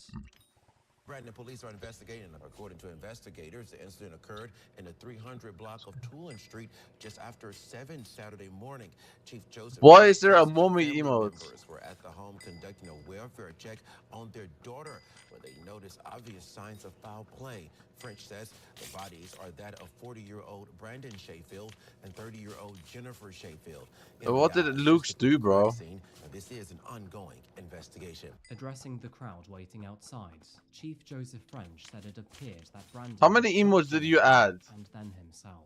The pair were believed to be at home with their daughter at the time of the incident. However, thankfully, she was unharmed. Friends and family of the Sheffields were utterly horrified by the news. For many of them, Brandon's actions made absolutely no sense at all. In fact, both sides of the family categorically loved him, and all of Jennifer's friends only knew him as a loving person without any concerning signs. As quoted from one of their friends, he has never been a violent person. Aren't we at the limit yet? No, we must have hit the limit at this point, bro. So, it's definitely hard trying to understand something that we will never be able to. Now, this story is already enough to spark healthy conversations and debate. However, moving forward, there was a lot of controversy. 100? Have you added 100 more emotes? Bro, I added like 80. What the fuck have you done? And for potentially valid reasons too. To begin with, many people were surprised when they learned that their funerals were actually held together in Brandon. Now, under normal, unfortunate circumstances where two partners die together, this of course would make sense. However, let's not forget that it does look incredibly likely that Brandon murdered his wife.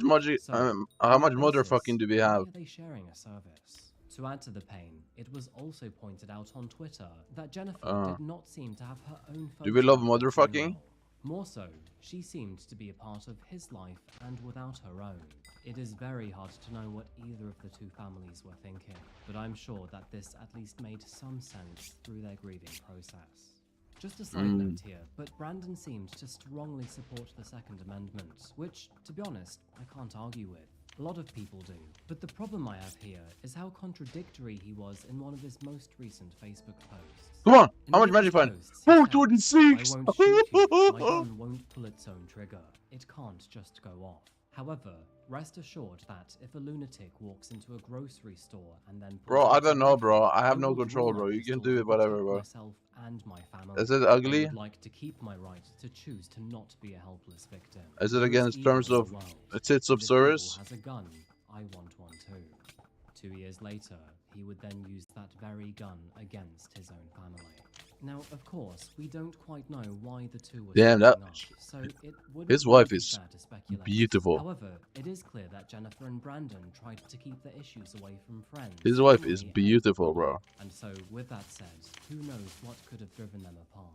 What we do know is that Jennifer was an incredible mum to Brandon's two daughters. Her Facebook is covered in not dozens, but hundreds of photos of her and his family. Your chicken is now level 100. All of her love, attention, effort, energy, and time into this family. And what did she receive in return? A bullet to the head and a shared funeral. Now, from what we do know, Jennifer seems to be handling this divorce rather well.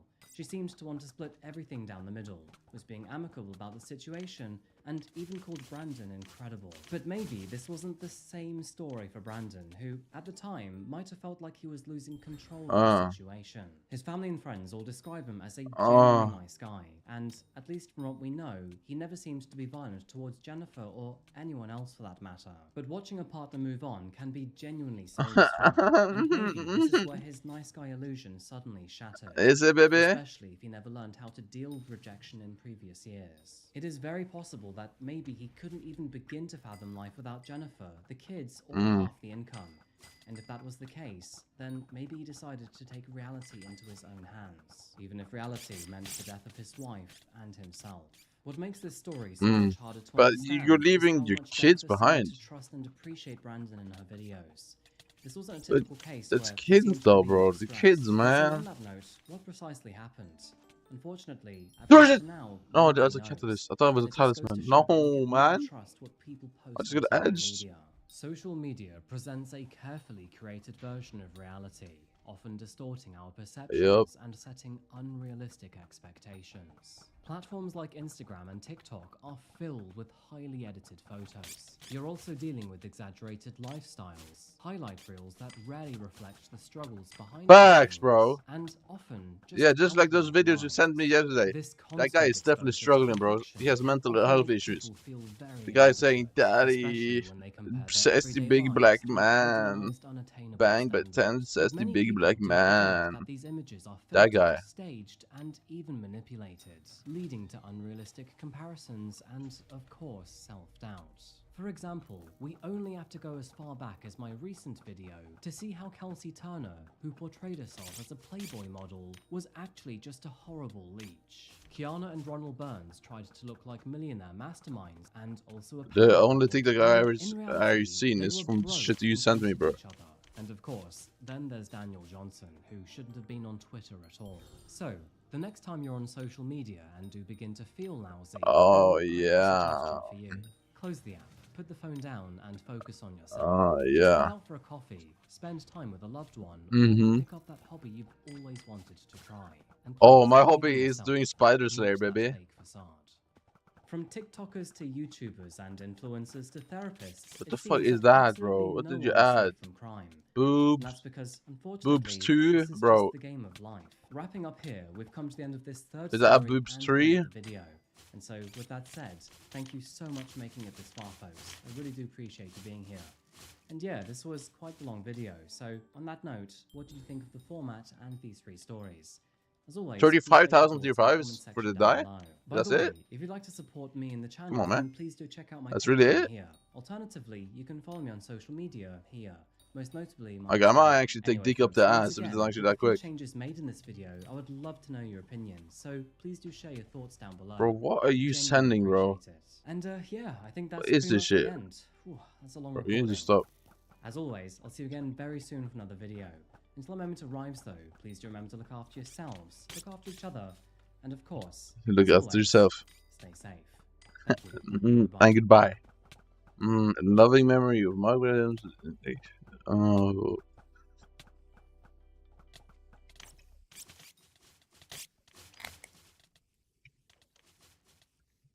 Is that my emotes? The Australian city, well known for its vibrant As- culture, I guess 4 it's seasons okay. in a day, and of course, its coffee. With a range of accolades, including the world's With most coffee. livable city 7 years in a row, and the world's Mm. 3rd most livable city in 2023, statistics will tell you there is a lot Ooh, to love that about stadium this is place. sex. And I'm not here to disagree. Oh, because he's there. personally, I Yeah, love what's the up? city for all of the right reasons. But what if I told you that, no matter where you are, monsters live among us? Today, we're trying something Among new us. and slightly different for Coffee House Crime, by exploring several cases which occurred all across Melbourne. This is the beginning of a new series, one that covers the darkest corners of our most beloved cities. Join me today as I explore the morbid underbelly of Melbourne, Australia. Before I begin, and just to let you know that I cover true crime and darkly fascinating stories. So, if that does sound like your kind of thing, please consider subscribing. And now, with that said, let's grab our shoes, No, grab sorry. coffee to go, and explore Melbourne's dark side. Okay, let's go. Coffee House Crime out on the streets right now, bro. He's on the streets.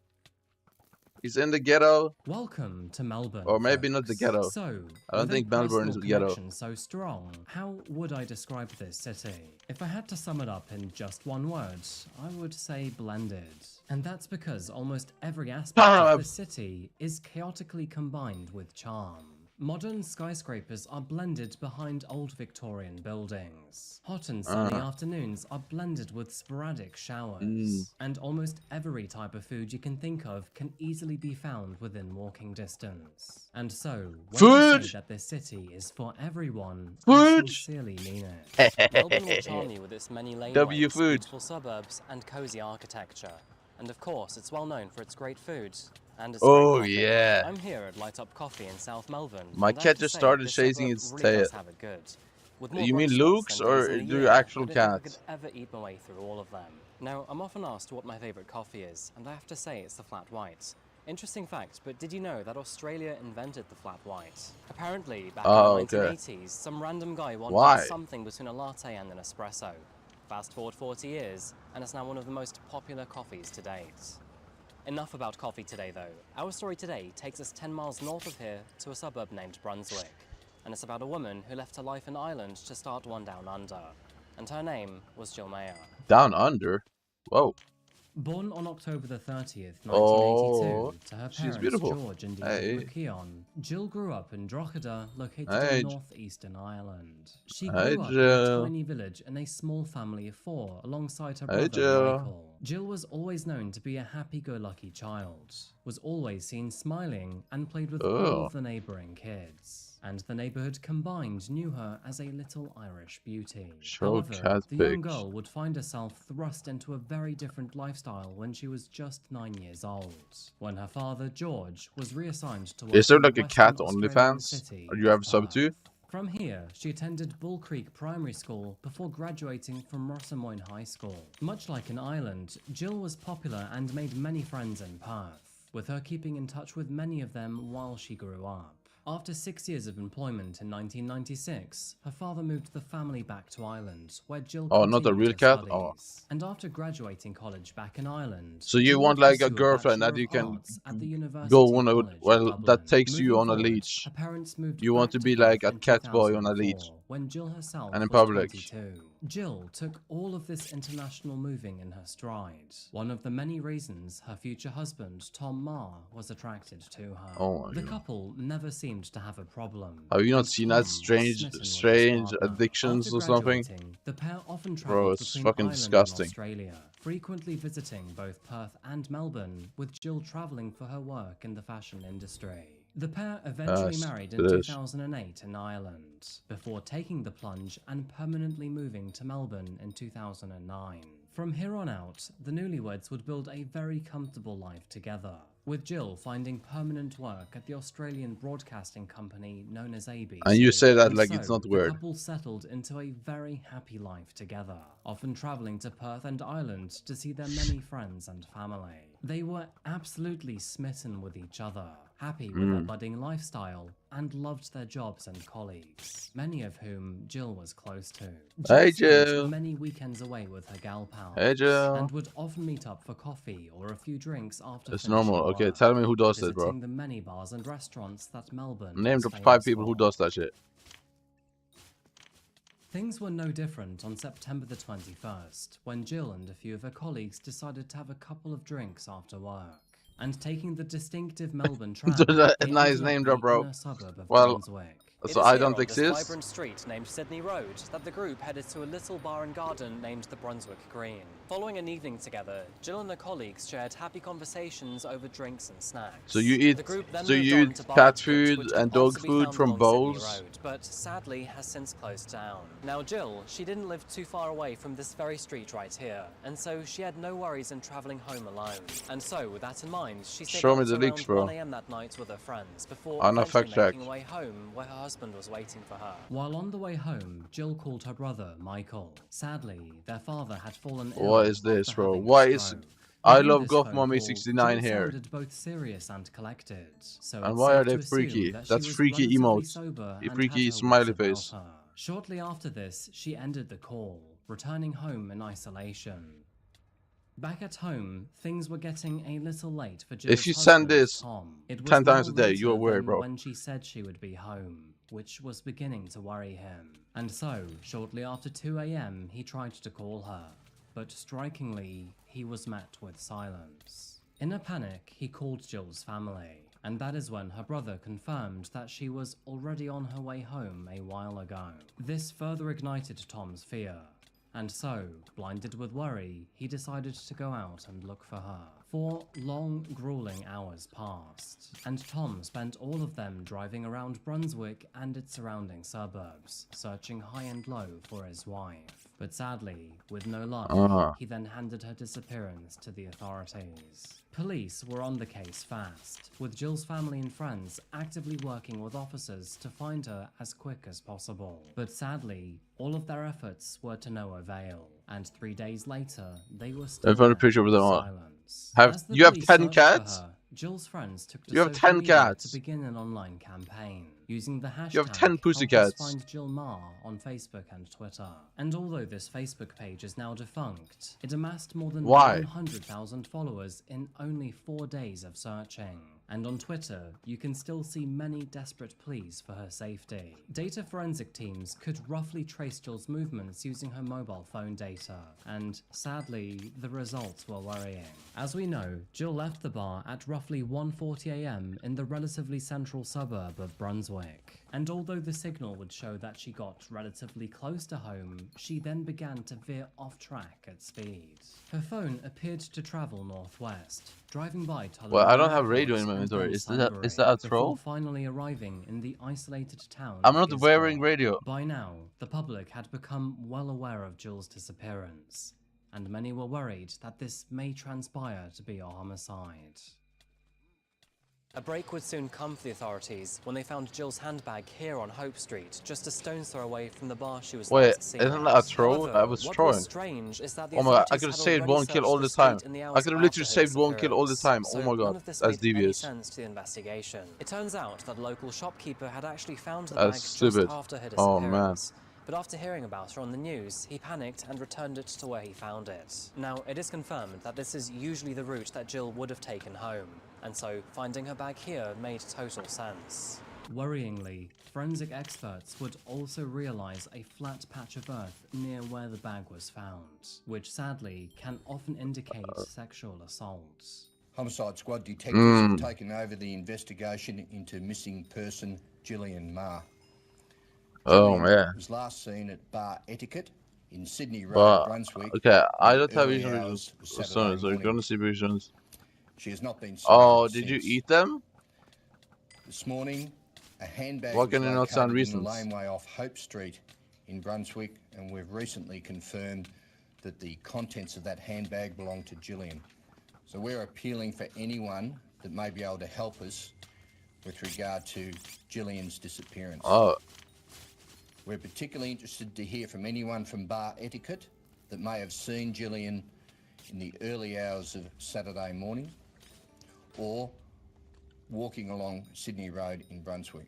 With this information now available to the public, local businesses in the area scoured their surveillance cameras with more scrutiny, desperately searching for any sign of Jill or what may have happened to her. That is when, the very next day, Just show them sleeping. Damn, bro, you're like a weirdo, bro. You want to see sleeping animals? Footage. On the northern end of Sydney Road, and just around the corner from Hope Street, where Jill's bag was found, a surveillance camera captured what is known to be her last recorded sighting. This shop behind me, formerly known as the Duchess Boutique, captured this surveillance footage. Since then, the company's moved due to unwanted attention, and since then is once again up for sale. The surveillance footage shows the view. Oh, I from need to look at my screen, out bro. the front window of the old store. A man in a blue hoodie can be seen walking if by, I go and which kill this, initially is nothing unusual. But what is strange is that this camera records him going back and forth and back again. The camera then captures a glimpse of a young woman walking by, resembling Jill on the night that she disappeared.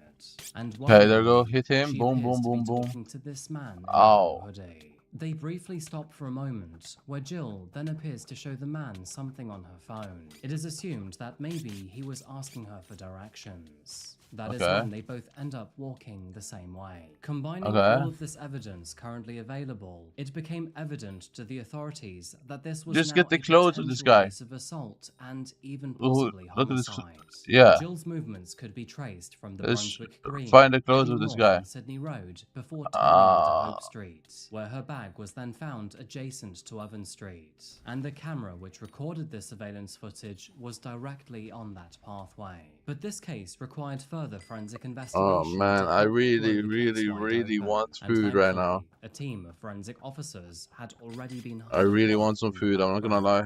Using the digital trail left behind by Jill's phone, they checked all available surveillance footage from public and private allotments. And fortunately for them, this cat and mouse investigation revealed one car that was consistently present throughout the journey. The vehicle was captured along Sydney Road and Hope Street. I haven't eaten it in like so many days at this point. This was at 4:17 a.m. I haven't eaten it in like 2 days, I think, or 3 days. After she was caught on camera. The vehicle was then spotted again at a Sunbury gas station, which can be found halfway towards Gisborne, where Jill's phone was last detected. In this footage, the driver could be spotted wearing a beanie and a blue hoodie similar to the one in the shop's surveillance footage. Furthermore, it wasn't hard to identify the man behind the vehicle's wheel, and that's because he was already well acquainted with local officers for all of the wrong reasons. And this man's name was Adrian Ernest Bailey. Let me see him. Let me see his face. Let me see his face. And so, on September 27, 2012, the authorities decided to pay Adrian a little visit. Bro, this guy looks like a guy who would abuse his girlfriend 500 times. Arrested on the spot. This looks like a girlfriend abuser. Jill's disappearance. But who precisely was this 41-year-old man? And why were the authorities so sure that he was potentially responsible for Jill's silence? Well, unfortunately, they did have valid doubts, because, to put it bluntly, this man was an utter monster. Adrian's criminal history began in the year 1990 at the age of 19 years old. Fucking weirdo. During this time frame, he attacked a girl who was waiting at a bus stop. Now, Why? thankfully, she did manage to get away from him before he could pin her down. But his failure here would not dissuade him in the future. Later that very same year, he then attempted to sexually assault a 16-year-old hitchhiker. What the After fuck? being arrested, he pleaded guilty to both cases. Oh, nah, bro. And was sentenced to 5 years in prison. Only with a 5 minimum of years? 3 years to be served. However, What? for one outlandish reason or another, he was then released in 1993 after serving a measly 22 months for his crimes. What? And as far as we know, he then What the behaved fuck? himself for the next 7 years. That would be until the turn of the new millennium. In the year 2000, in the beautiful coastal suburb of St Kilda, evil was afoot once again. Adrian was on the prowl. It has to be said, but I hate sharing a name with this guy. It is very rare to find another Adrian in this world, and of course, it has to be with this dickhead. St Kilda is well known for its beautiful beaches, Luna Park, and its shopping strip. On that strip, you can find many Okay, so cafes he and sexually restaurants filled assaulted with a tourists minor, and young adults alike. and he But got Adrian would 22 leave a months scar in this prison. community when 5 women, many of them He got prostitutes, released came early. forward to accuse him of assault. What? Eventually, in the year 2002, he was found guilty And guess of what 8 happens when he counts gets of out sexual again? assault. He goes back He was and does the sentenced to same 11 thing years over behind again. bars with a minimum Wow. of 8.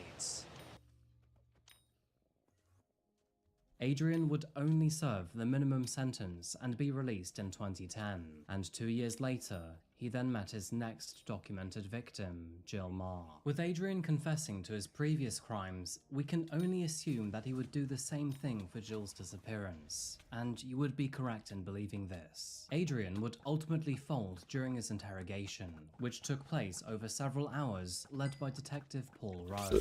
Now, He just couldn't help himself. Adrian played a helpful and innocent character. He first claimed that he and his girlfriend had gone out to a bar, but after arguing over trivial matters, he returned home to spend the night alone. However, with the surveillance footage at hand, detectives knew that this story was a lie.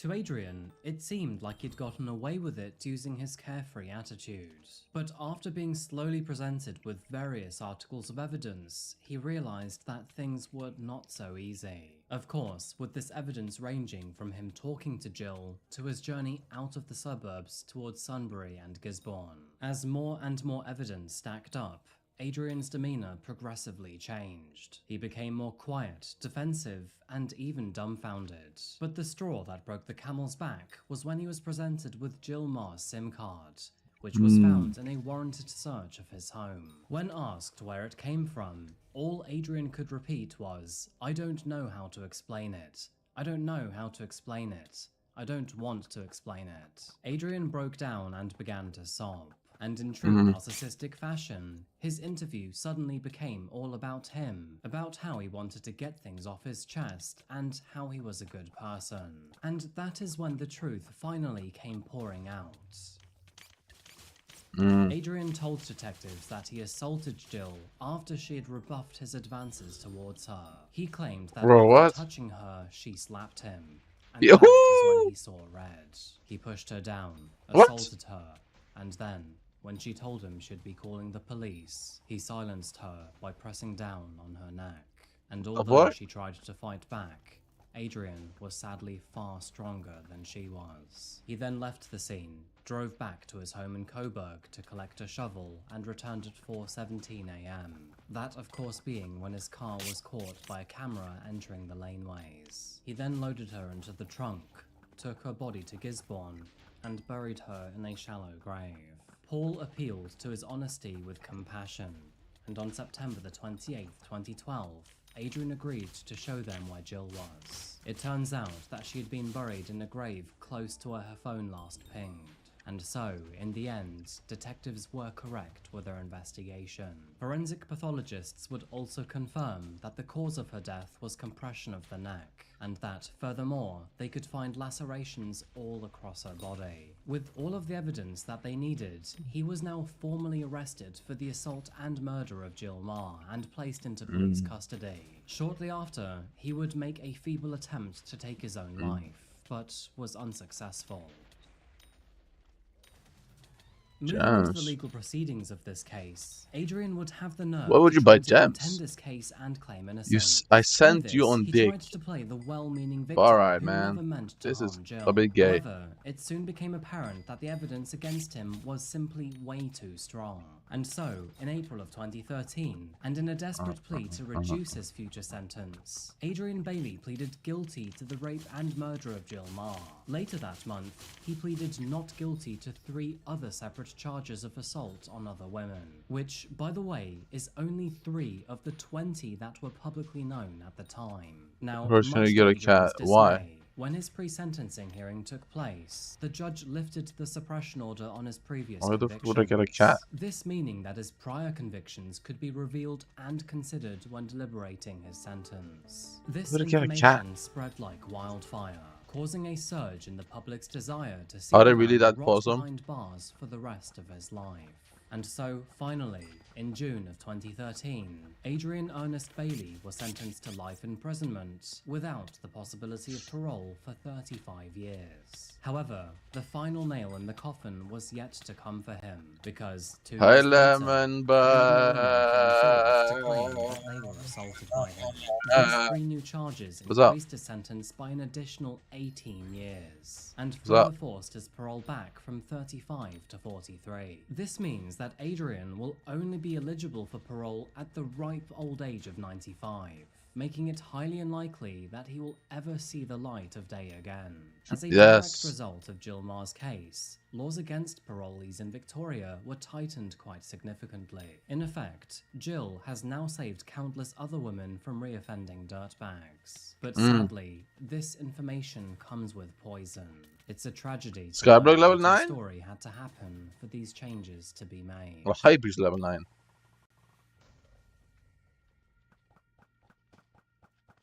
This case is one that shook Melbourne to its very core. Jill's name could be found all over the news, both here in Australia and back at home in the UK. Many women who formerly felt safe in this beautiful city temporarily lost all sense of security. No, you can just It was like... only after Adrian was convicted that their confidence was restored. Interesting fact, but in the year 2021, Melbourne was ranked to be the 8th safest city in the world. Still, Well, you should get the higher Skyblock level. I mean, because at higher Skyblock level, you can deal more damage. All of the reasons that I have too. And with its Yeah. vibrant, friendly, and cultural background, it fit her personality perfectly. Now, some of you remember that. I mean, early game is very easy, but if you have no idea what to do, then it's pretty difficult. Interesting fact, but Stephen and Adrian beat the shit Where's out the of thing though? You could just ask to join the co-op I with guess some you people. could say that monsters seldom get along with each other. Although Adrian You was could stopped ask in his this tracks one guy in the after chat, I murdering think it's Jill, X sometimes Lux. others He's aren't looking for caught co-op quickly members, enough. so And if you sadly, join his that would co-op, be the he might be case able for to help you Melbourne's out a bit. most notorious serial killer. Now, for this story, I first have to take you beachside. The southern suburbs of Melbourne are home to extraordinary beaches, Oh yeah. sprightly high streets, He could and really some help of you the out best because markets that he's I've pretty ever progressed in the come game. across. You have the likes of St He is a Kilda, scammer and shit, Elwood, but and like Malvern. after a while, Stretching further down you the would just coast become brings to you accept it. It's fine. Brighton, and further afar, down to the suburb of Frankston, where our next story takes place. Frankston can be found around 25 miles south of Melbourne. And in its previous years, it was Yeah, and then considered to be one Rainbow of the Bit. I roughest mean, Rainbow suburbs Bit to live in. probably This would have was been. usually due to I'm not the petty scammer. crimes You such are. as theft, burglary, The fuck? and the occasional bar fight. Well, I say occasionally, but it's more like a Friday Fuck night you mean, ritual bitch? here. Although this is what Frankston was previously known for, the council has since tried to improve its reputation in and around town. One of its most scenic areas is right here at Frankston Pier, which has recently been voted one of Melbourne's cleanest beaches. Okay, show the However, evidence. If you cast yourself back to the 90s, you'd be rather shocked to realise how far this destination has come in recent decades. In fact, I have today, we'll evidence. be I have visiting evidence that you bygone scammed era me, and so I turning don't the know. clocks back all the way to 1993, when there was one gripping thing on all of the locals' radar. Oh, that's not true. And of course, I'm talking about murder. It was a year where terror swept across the area of Frankston and Seaford. No, A Rain isn't series here of anymore. Disturbing events would occur over the space I of saw several it. months, Bro, what the but fuck? they would only find out who was behind them after Bro, we the weren't lives of even 3 inside of you. innocent We were people literally were on my taken. island. We You weren't begin there. the story in I think. February of 1993 between both of these two towns, where a woman living next to the train station of Kananook on Claude Street reported a very chilling incident. The Yeah, household totally were. comprised of Donna Vames, her husband, and their Yo, newborn X child. Lukes, add She me, had Mike. previously contacted the police Yeah, you should over add him, several bro. mysterious and threatening Lemon phone bar. calls being made to her landline. which show that eventually you are not a worried scammer her so then. much Add him that to your she was co-op. too scared to go anywhere alone. Add him to your Becoming so co-op. frightened by the anonymous calls, Donna asks her husband if she and the baby could stay with him while he delivered pizzas. Just 1 hour later, the family returned home, and they were met with an agonizingly horrific scene. Blood covered the kitchen floor, and upon closer inspection, they found the body of their cat. Tragically, it had been violently murdered. A pornographic image had been placed on its lifeless body, with the words, "Donna, you are dead," written in blood. What the the horror fuck? didn't stop there. In the bathroom, police discovered 2 dead kittens in the bathtub, and 2 in the dead bedroom, cats? more No. explicit images had been pasted over the wardrobe. Did he the at least innocent eat blood them? of their newborn baby wasn't safe. Inside of it was yet another explicit image. Understandably, this terrified the family beyond all measures. After this incident, they wanted nothing to do with the apartment, deciding to move out that very night. As a result, they moved in with Donna's sister nearby, but little did they know that the evil they were trying to escape was now far closer than ever before. Although no human in this situation was hurt, it did seem obvious to the police that they were dealing with an extremely dangerous individual. Yeah, true. And unfortunately, just a few months later, another terrible incident occurred. On Come on. June the 11th of that If same I year, get promoted a I on family this called one, the then I authorities will actually after do their some relative gambling. from overseas had gone missing. The I will do family some was gambling, I'll searching see. for an 18-year-old student named Elizabeth Stevens. At the time of her disappearance, she had moved to Melbourne from Tasmania and was staying with her aunt and uncle. And now, with her missing for several hours, her family, both near and far, were growing worried. Oh, no, thank God. Thank God it was not I. Sadly, all efforts to find Elizabeth would be in vain. Thank God. Instead, her body was found here in Lloyd Park Reserve by Oh. a man who was collecting branches. Tragically, she was found That was a only digested mosquito 250 instead, baby. meters from her home in this beautiful park. Her body had been covered in bushland. It was obvious from the outset that Elizabeth was dead. She had been strangled, her throat had been cut, and she had multiple stab wounds across her body. Witnesses reported seeing her walking hand in hand with Should I a get a man drill or a named rifle Pryor, pickaxe? assuming that he was her partner. Can you use a Only, drill? unknown to them at the time, she was actually single. Now, it is possible that she was threatened and forced to hold the man's hand under direct order, eliciting the facade of a relationship that would not concern others nearby. Bro, it's a lot of money, right, Regardless, Rainbow? and sadly, it was all too late to save Elizabeth. Her death traumatized her family and friends and left the community of Frankston in fear. Just 1 month later, They used to literally be in the like early 200,000 evening of coins, July like- the 8th, a local was driving by Seaford North Reserve when a visibly panicked woman ran onto the road and flagged him down. She claimed to have been attacked by an armed gunman and urgently needed help. The woman's name was Roger Toth, and once she was back at her home, she called the police. Well, yeah, immediately. Tarantul With is very Roger good having money a similar profile if you to actually Elizabeth and it use being an the anchor same feathers. carrier as her But murder, I don't the do that authorities because believed I'm that the doing same die. killer must have I know confronted Iron Man. this. And this incident would become even more worrying when a second call came through later that I mean, there's very same a guy in evening. chat yesterday. He Another said he woman made 200 failed to billion return from this. home after popping out From to grab some Tarantula. milk. And with a 12-day-old baby back at I don't know. home, the father was desperately worried. The missing woman, named Deborah Freem, was reported to the police within the hour. However, tragically, all search efforts to find her alive would be in vain. And just 4 days later, on July the 12th, her body was discovered by a farmer on Taylor's Road in Carham Downs, that being a short drive from Frankston and Seaford. It appeared that the local authorities I already had a added you, killer bro. with a distinct drive for violence towards women. I on already their tried hands. adding you, what do you Within mean? just a few months, the towns had experienced 2 murders and several other terrifying incidents. A wave of speculation and fear coasted the beachside community. A public warning was you probably announced, ignored and me. fear was spread far and wide amongst the public.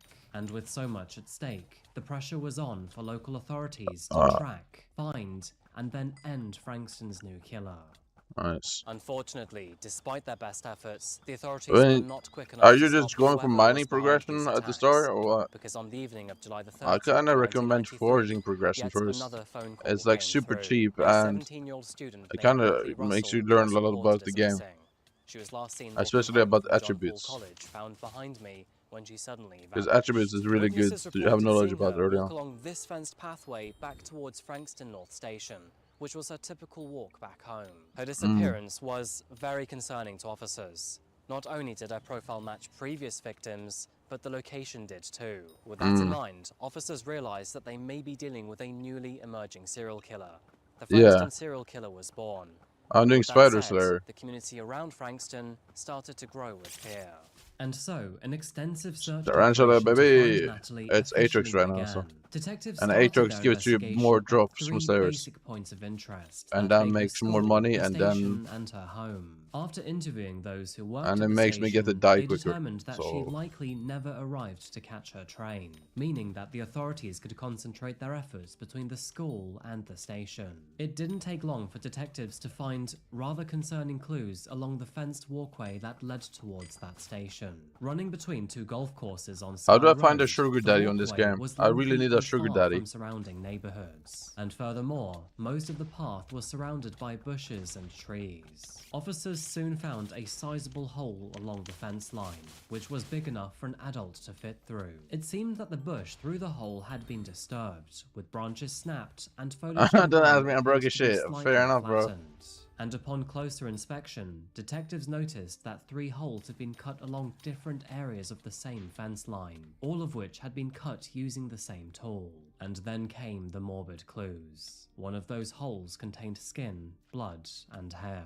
After entering the hole, officers made a horrific discovery. Just meters away from the track, in a small clearing of shrubbery, lay the body of Natalie Russell. Similar to previous victims, she'd been sexually assaulted, Bro, and her what? throat had been cut. Really? Bro, what the fuck, man? Police now had a third victim What's on wrong their with hands, this guy? but this one Stop was him. different. Natalie had put up a tremendous fight against her assailant. Yeah, meaning maybe that DNA? This time, they were able to collect DNA samples of the killer's hair, skin, and Let's go. blood. Meanwhile, Let's the go. detectives who also covered the initial break-in Let's go. and the assault against Rosha Toth now had more information to work with. Rosha described her aggressor as being about 20 years old, tall, with a round face and blue eyes. And although this But is yeah, now forging. I a mean, somewhat forging is archaic very practice, cheap, police and you drew learn up a lot about the profile game. of their suspected And you killer can make to be a lot of distributed gain to a the lot of public. Skyblock XP. Side note, You can but gain this a method you is can get a seldom decent used amount of coins. nowadays, It's pretty as it can high. give people a false impression of the murderer, and furthermore, can give the killer a heads It up is just to the change best their update appearance if early they game, feel in my the need opinion. to do so. The authorities were on the lookout for a young adult male, likely unemployed or with a menial job, who lived alone in the local area and was likely average looking. Learning how to do it though, if you have no knowledge, I mean, you should probably watch a YouTube video, visiting kind of over explaining it. 47 But homes in the local area. At the time, this was the most unless you want to extensive just do door-knocking it raw. campaign in the history of the state of Victoria. But despite their efforts, it would end with nothing. But finally, authorities had a lead. If you're gonna go full It's raw. just tragic that it took Natalie's death for one to come through. At 2:30 p.m. on the day of Natalie's disappearance, a postal worker spotted a yellow, rusty Toyota Corolla near this fenced walkway in Frankston. Oh, The sorry, postie sorry. also noticed a man using binoculars in the area. And with this happening at a time before mobile phones were regularly available, he then walked to the local police station to report this strange behavior. After arriving, the Rainbow, authorities determined the car's license plate. rainbow. However, none of the Is neighbors rainbow here, knew guys? who this Please, car rainbow belonged bit, to. please. Not that they needed their input, because later that day, they were quick to trace the car's owner. And that is when they learned of the name Paul Charles Yeah, Daniel. can you be my And sugar so, daddy on this July game, please? 31st, 1993, officers made their way to his apartment on Frankston Please. Dandenong Road, which is only 1 mile away from where Natalie disappeared. After arriving and knocking at the unit, police were greeted by a woman. Oh, yeah, I need a just sugar happened daddy, to bro. I be need some Paul's money, bro. girlfriend I at need the money. time. Paul was polite and pleasant, and even invited officers inside. His demeanor gave them no reason to be suspicious or concerned. But upon closer inspection, the officers noticed that Paul's hands were dirty So is and that covered is in that yes or cuts. no? Officers asked Paul what he was doing near the location of Natalie's murder, to which he had no distinct answer for them. Next, they asked him what You he'd don't been need up money. to during the time what? Elizabeth and Deborah were murdered. How do you? Why But what again, makes you think he was this? unable to comment with with any sort of precision. The lack of information from Paul was worrying to the officers, and sadly, it wouldn't stop there. What makes you After think that? interviewing several of his neighbors, many reported burglaries which were similar to the initial one seen at the Vane's residence, but thankfully without as much bloodshed. Speaking of the Vane's family, I agree with it you here. turned out that Donna Vane's sister lived in the same block of flats as Paul Denyer, meaning that Donna, her husband, and their newborn child Look, I need every full unknowingly context, moved man. substantially closer Look, to the man who should had I actually call threatened him? them. Look. And so, with many leads pointing towards 21-year-old Paul Denyer, he was taken into police custody for questioning. But who precisely was this strange and rather suspicious man? Paul Charles Denyer was born on April 4th, 1972 to his British immigrant parents Anthony and Maureen Denyer. He grew up in Campbelltown, found on the outskirts of Sydney, before moving to Victoria for his father's work in 1981, meaning he made the move at 9 years old. Now, many say that this move took its toll on Paul's When is mental Seal though? health It as has a to happen child, soon. as he never really It's still assimilated no into Seal his event. new surroundings once moving to Melbourne. How is there still no But Seal event? What the personally, fuck as is going someone on? who moved from the US to the UK as a child, I'm calling bullshit on this excuse. Anyway, for the sake of what Next is is Seal, and then Paul next never is really fit in with the other kids, leading to him failing which all of his thing, right? grades, while So Seal facing has to be in forever like a week dwindling or two. I mean, it has to. self-confidence. This change That in is something is scenery was wrong. the beginning of Paul's downfall.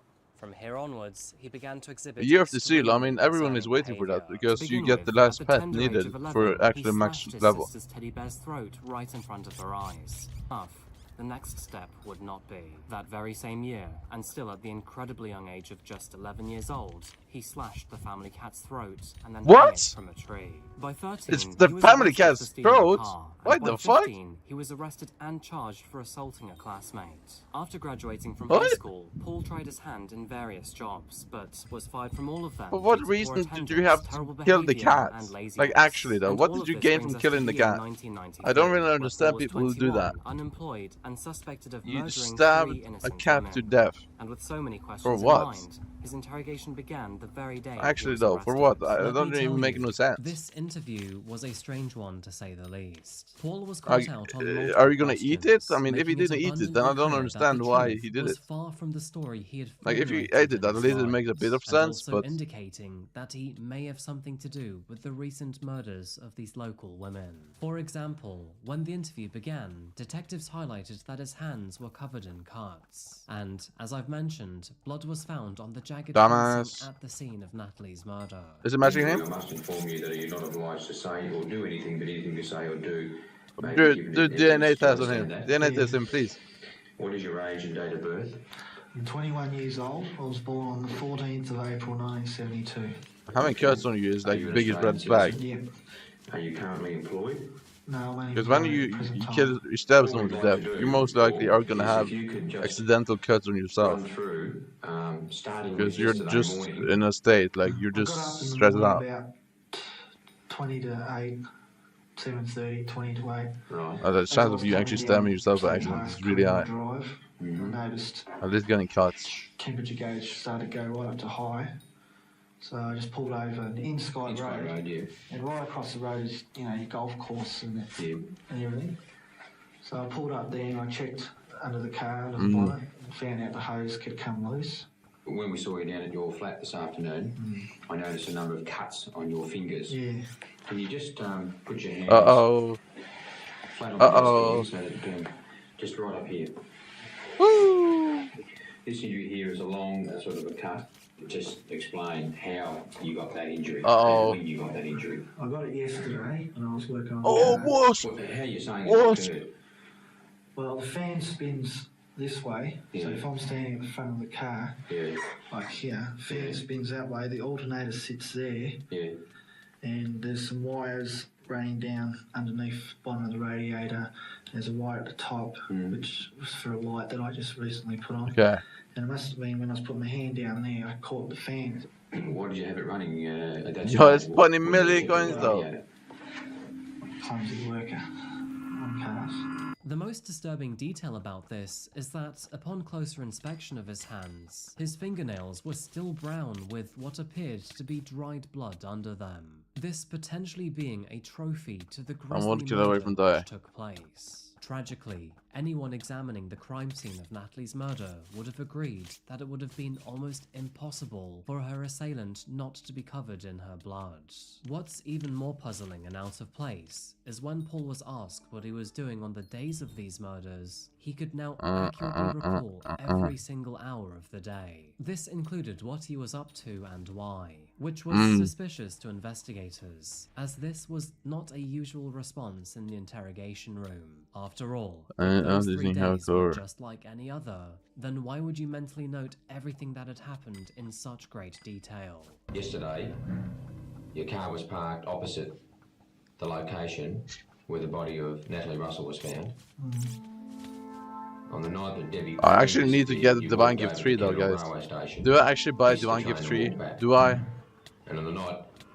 Oh, I actually don't know. Elizabeth Stevens disappeared. It is so extremely expensive though. In a very close proximity to Lloyd Park. It is so extremely expensive. Do you think that's fairly coincidental? Yeah, it is. In all the circumstances? Yeah.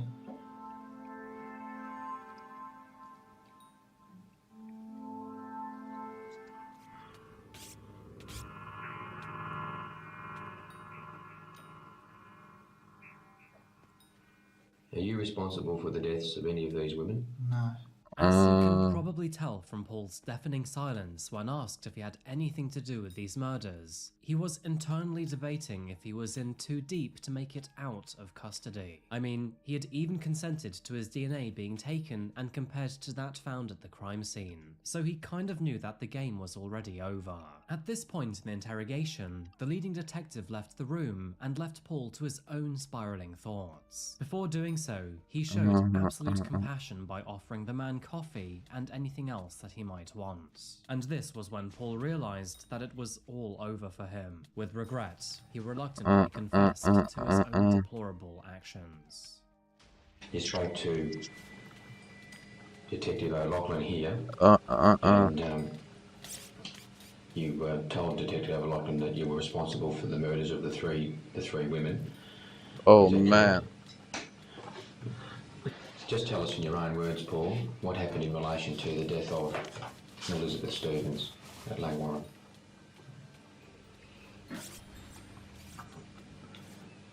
I saw her get off the bus. I walked up behind her, stuck my left hand around her, ran her mouth like this and held a gun to my head right here. I started choking her with my hands, and she passed out after a while. And then I pulled out the knife. Okay. And I dragged her to where she was found. Then I threw 2 branches on her body. Can you tell me why you attacked her? Just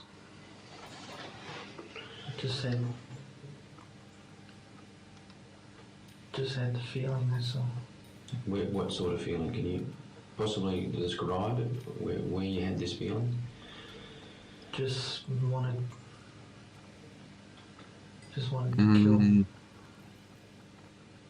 After this damning and finite confession, Paul was more than willing to recount the murders in excruciating detail, including how, when, and why he committed these crimes. In short, it seemed that he had a burning desire to kill women. He also showed the investigators exactly where he attacked his victims, recounted his actions in great detail, and talked as if he was both excited and detached from the crime itself. Paul Denyer showed no remorse or empathy as he recalled his behaviour, a telltale sign of someone with a variation or kind of emotional personality disorder. And alongside admitting to the murders, he also admitted to the attack on Russia Toth on the same night he murdered Debbie, saying that if she hadn't got away, she almost certainly would have met the same fate as the other women. These women were not his only victims. Paul went on to admit that he had been stalking women around the Frankston area for multiple years already. Furthermore, he found gratification in tormenting women and making them feel scared. Now, we can only assume that Paul had been doing this for 6 or 7 years already. In addition to this, he also confessed that he'd harbored the urge to kill someone since he was just 14 years old. In total, Paul Denya's interrogation lasted for approximately 5 hours. Now, this may sound emotionally taxing, but this wasn't very long, considering he had to cover 3 separate murders, 1 assault, and his morbid history. In fact, during his interrogation, Paul talked about women with great disdain and hatred. It was evident that, for one reason or another, he held a lot of anger towards them, which is a remarkably worrying observation when considering he had a girlfriend at the time. On December the 20th, 1993, after 4 days of hearings, Paul Denya was officially charged with 3 counts of murder and 1 abduction, all of which he did not deny in court. It seemed that he had succumbed to his fate and accepted the consequences of his actions. Psychologists observed that Paul lacked any emotions regarding his crimes and had a single-minded desire to kill. This eventually led to a diagnosis of sadistic personality disorder, but was not a legally classed insanity. Paul's forensic psychologist would go on to say he found intentional maltreatment of victims to be insanely gratifying, taking pleasure in torment, anguish, distress, hopelessness, and suffering of the victim. In contrast to simple anger, the behavior of sadistic personality is fully premeditated. He is not suddenly exploding with rage. The more aggressive he became, the more powerful he felt. Melbourne's Supreme Court sentenced Paul to 3 consecutive life sentences with no option for parole. Despite this, just 11 days later, he lodged an appeal which was eventually addressed several months later. I wish I could say that this was denied, but unfortunately his appeal worked. Ignoring the fact that he sadistically murdered 3 young women and multiple cats, he was granted the possibility of parole after 30 years behind bars, meaning he would have been eligible for release just last year in 2023. During his time in prison, Paul underwent a change of identity and quite the transformation. 10 years into his sentence, and in the year 2003, he revealed that he wanted to transition to female, stating in one of his written letters, "I committed these disgusting crimes not because I hated womankind, but because I never felt that I was male." Paul, now named Paula, began to wear women's clothing and cosmetics in prison, although he was advised not to for quite obvious reasons. Medical professionals evaluated Paula and found that she was not viable for gender reassignment surgery, as they did not believe this transition was genuine. Eventually, Paula would revert back to identifying as Paul shortly after his initial transition. Many believe this was just a stunt to gain access to a safer and more relaxed prison environment, so he could be placed either in a women's prison or in his own confinement. Now personally, I find it quite sickening for a man who abused and murdered multiple women in some of the most horrific ways possible to believe that they could simply become one instead. Now, as mentioned, Paul Denya became eligible for parole just last year, and no surprise, applied for release. Thankfully, this was denied, and he still resides in Port Phillip prison to this very day. This came as a relief to the families of his victims. Prove me wrong, bro. To this day, they still believe he should never see the light of day again. These 3 women never deserved the fate that fell upon them. Each of them had most of their lives ahead of them, and had aspirations and dreams moving forward. And tragically, they lost their lives in one of the most terrifying ways possible. Elizabeth Stevens travelled to Melbourne to seek further education and better herself so that she could eventually join the armed services. Deborah Freem was a loving new mother who left the house to provide for her growing family. And Natalie Russell, an aspirational student innocently walking home from college, who fought against her assailant bravely. The deaths of these 3 women have left a hole in 3 grieving families and dozens of friends, all of whom still remember them to this day. Natalie's tragic death allowed the authorities to find, charge and convict a dangerous serial killer with violent and sadistic tendencies. No doubt, without her, he would have gone on to kill countless other women. We can only hope that the families of his victims will find peace in knowing that he'll potentially be behind bars for the rest of his life. Let's hope that he's never given that second chance. Following the tragic events which took place behind me, this pathway has now been renamed as Nat's Track in her memory. A bench in Natalie's name rests on the southern side of the track. resting next to a statue of a bag filled with 17 What? flowers, each daisy representing and celebrating a year of her life. Natalie's name is visibly written at the entrance to her pathway, and surveillance cameras have since been installed to keep other travelers on this pathway safe. Our third and final case today is slightly different to the previous two, and will be sure to leave you with many questions, and that's the puzzling disappearance of Jake Lyons. Statistically speaking, more than 96% of disappearances in Australia are eventually solved. This is much higher than America's 85%, but unfortunately, Jake would not fit into that number.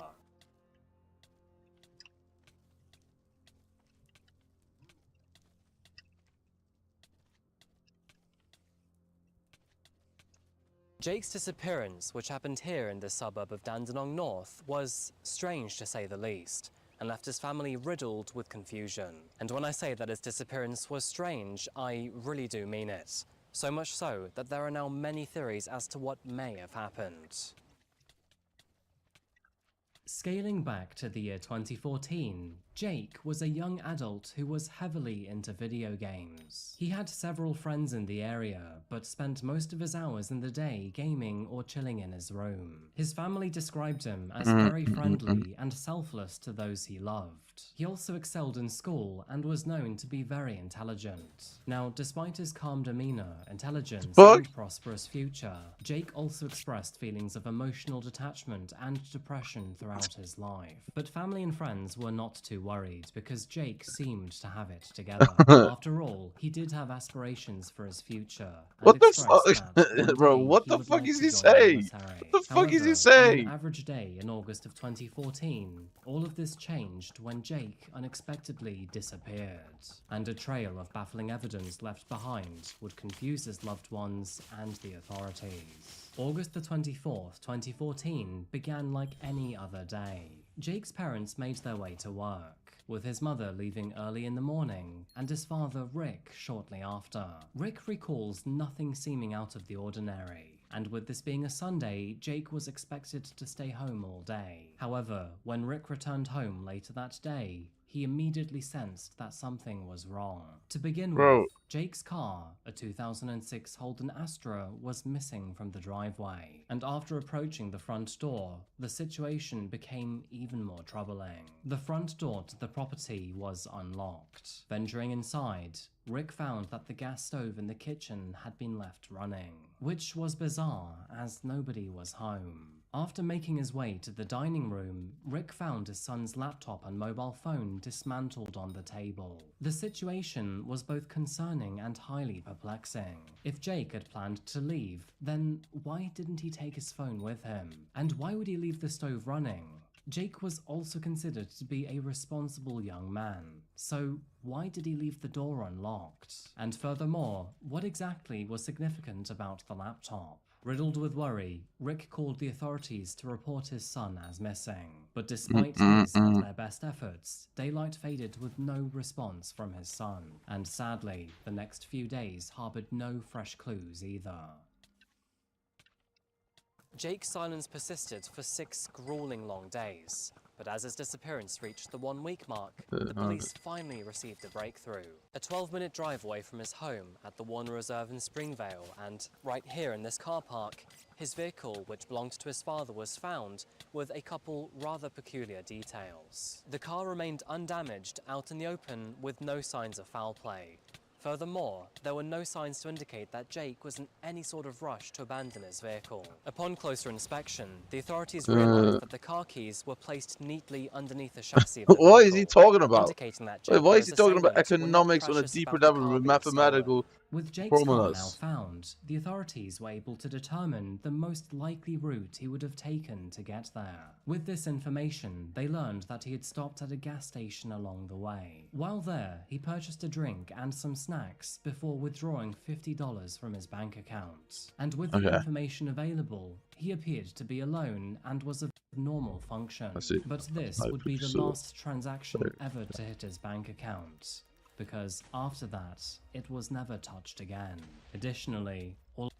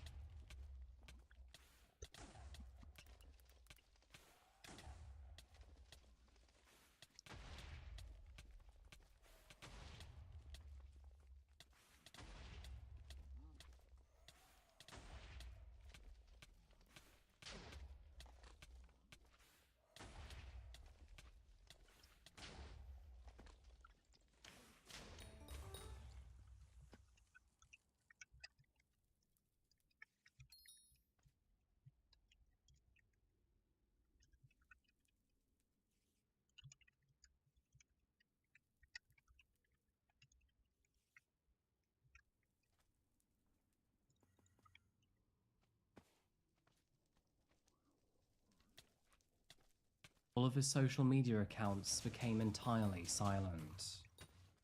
The authorities conducted a thorough search of Warner Reserve and the surrounding area where his vehicle was found.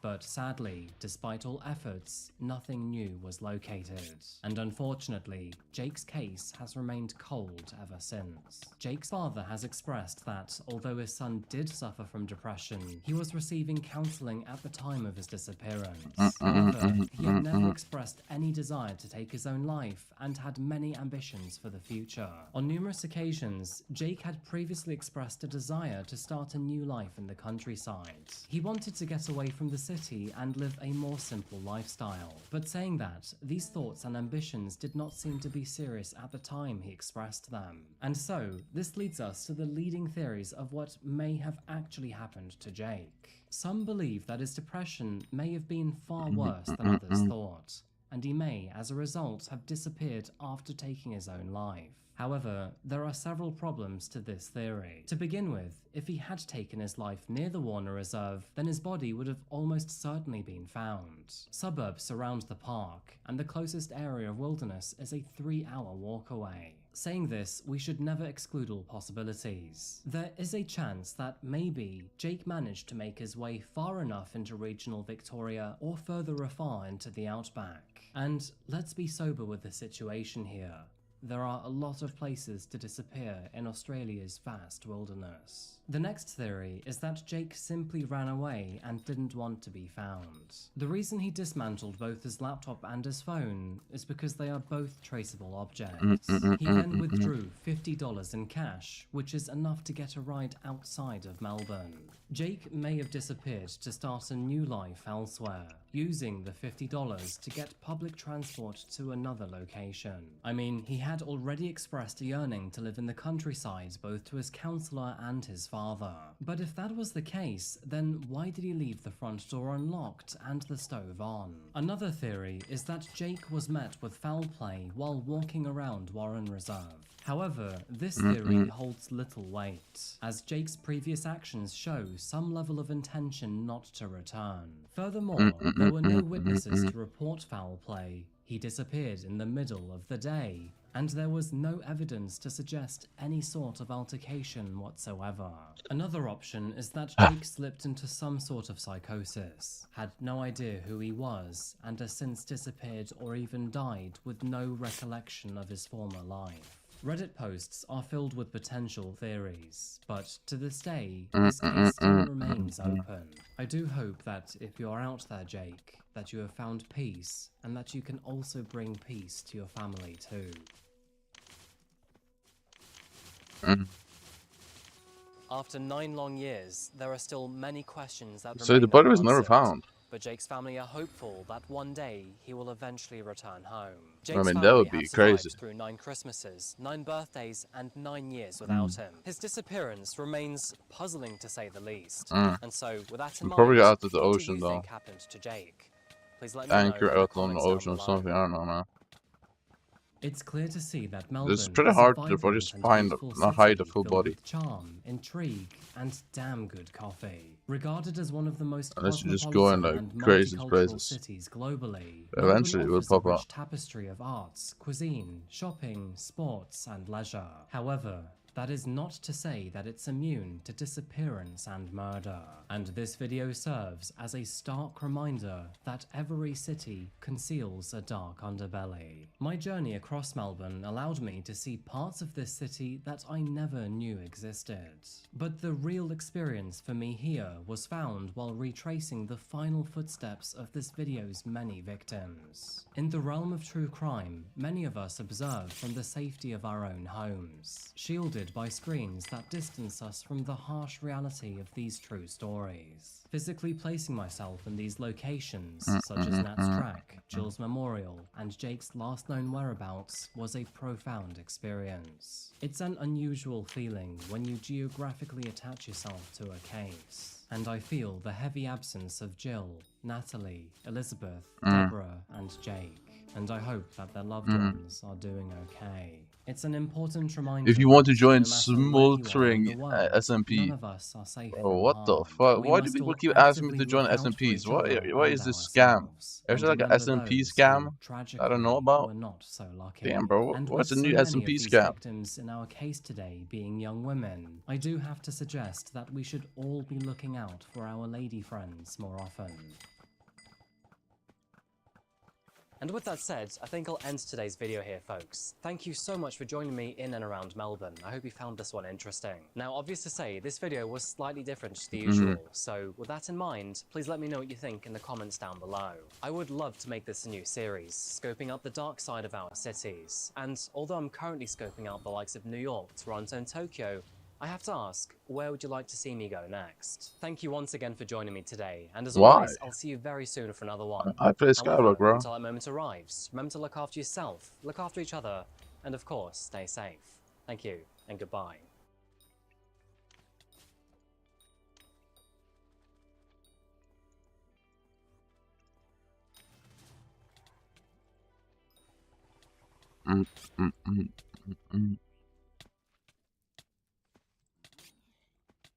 This is Jason Dalton, a seemingly normal man until one winter's morning when he suddenly snapped.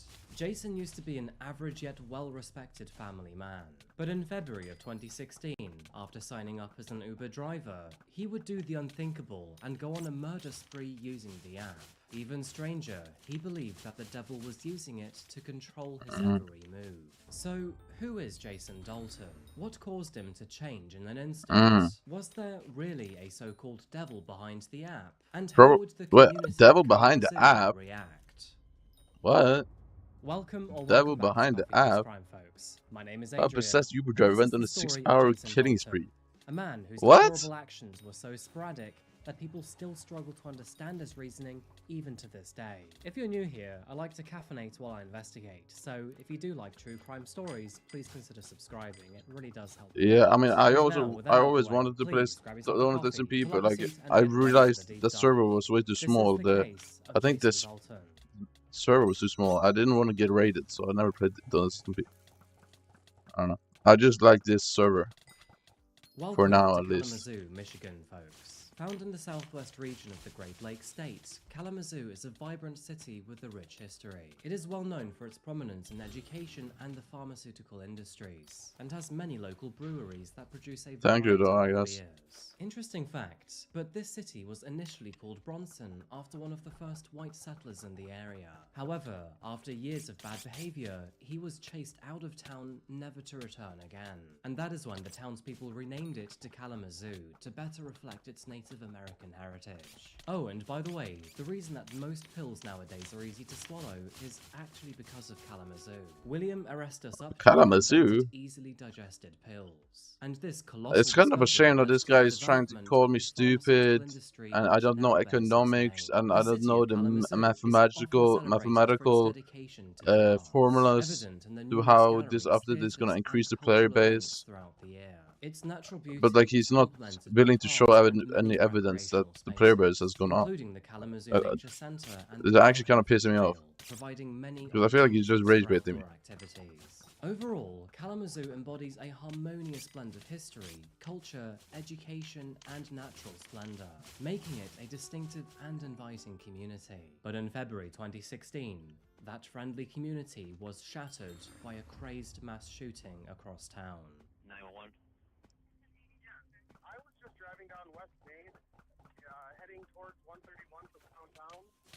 There was a man going roughly 70, 80 miles an hour. The fact that people are glazing the Magic Man rework is pretty concerning to me. Like, how could you do that? How could this guy be glazing Magic Man rework? Does he not understand the effects? All he just says is, I don't know economics. I don't know. Okay, ma'am, give me the number again. 5111 High Meadows Drive in Savannah Trace Townhome. Okay, so female's down, she's been shot. Don't move. Okay, where's the person that shot her? I don't know. The car sped off, please. Okay. Hi, we just drove by the Kia. What road are we on? a 94 business, and a guy just shot some people in the parking lot. County 911. I'm at the Kalamazoo Cracker Barrel, and there's been Mhm. gunshots in a car. 2 cars have been. What's? How am I taking so much damage? What the fuck just happened? One guy is not. What the fuck just happened? On the night of February the 20th, 2016, a spree shooting occurred at an apartment complex, a Kia dealership, and outside a Cracker Barrel restaurant. The Cracker town Barrel? abruptly became aware Damn. that a crazed killer was on the loose. And with these shootings occurring over the course of several hours, How did I take so much nobody damage? knew if it was over. Several calls were made to 911 during that time frame while the situation developed. Name is. It was eventually learned that the man behind these shootings was a Uber driver of all people, Bro. fleeing the scene every time. In the end, 6 people would lose their lives with 2 additional injuries. And dozens of The man is blood. were left shocked beyond all measure. The gruesome details behind this story would not end there. The man who was behind all of this appeared to be delusional and claimed that the Uber app was controlling his every move. The man's name was Jason Dalton. Your mind is Although overblocked he while he did was appear to searching. be a Ah, nice yeah. bloke, that sentiment could no longer be said. And so, with all of this in mind, let's dive into the world of Jason Dalton. I was fishing from the block. Born in Greenfield, Indiana, Jason Dalton was the only child raised by his parents in an intact marriage. His parents That's were to not get described hit by a as scissor. kind, good and hearty people, and encouraged the only child to work for anything he wanted. The young Jason attended Eastern Hancock Middle and High School before then moving to Kalamazoo. After making the move, he was a varsity football co-captain and graduated in 1989 from Comstock High. A teacher and coach in the Eastern Hancock district described Jason as an average student and a Wait, promising what? athlete. He regularly participated in the school's football, wrestling, and track programs, and was also interested in riding dirt bikes and fixing up old cars. So, Jason's hobbies and interests were quite typical for a young man. In Joining December this guy has to be alright, bro. when I I'll myself join if you was join merely first. A few days old, he graduated from Kalamazoo Valley Community College. I heard rumors there's like 5 mommies in there. He was also perceived as a nice guy with a lot going for him, a far stretch from where he would eventually end up. After meeting a local woman named Carol, the two married in 1995 Carol. and had a happy relationship together. So much so that they welcomed 2 children into the family in 2001. Okay. Bro, I'm not joining, bro.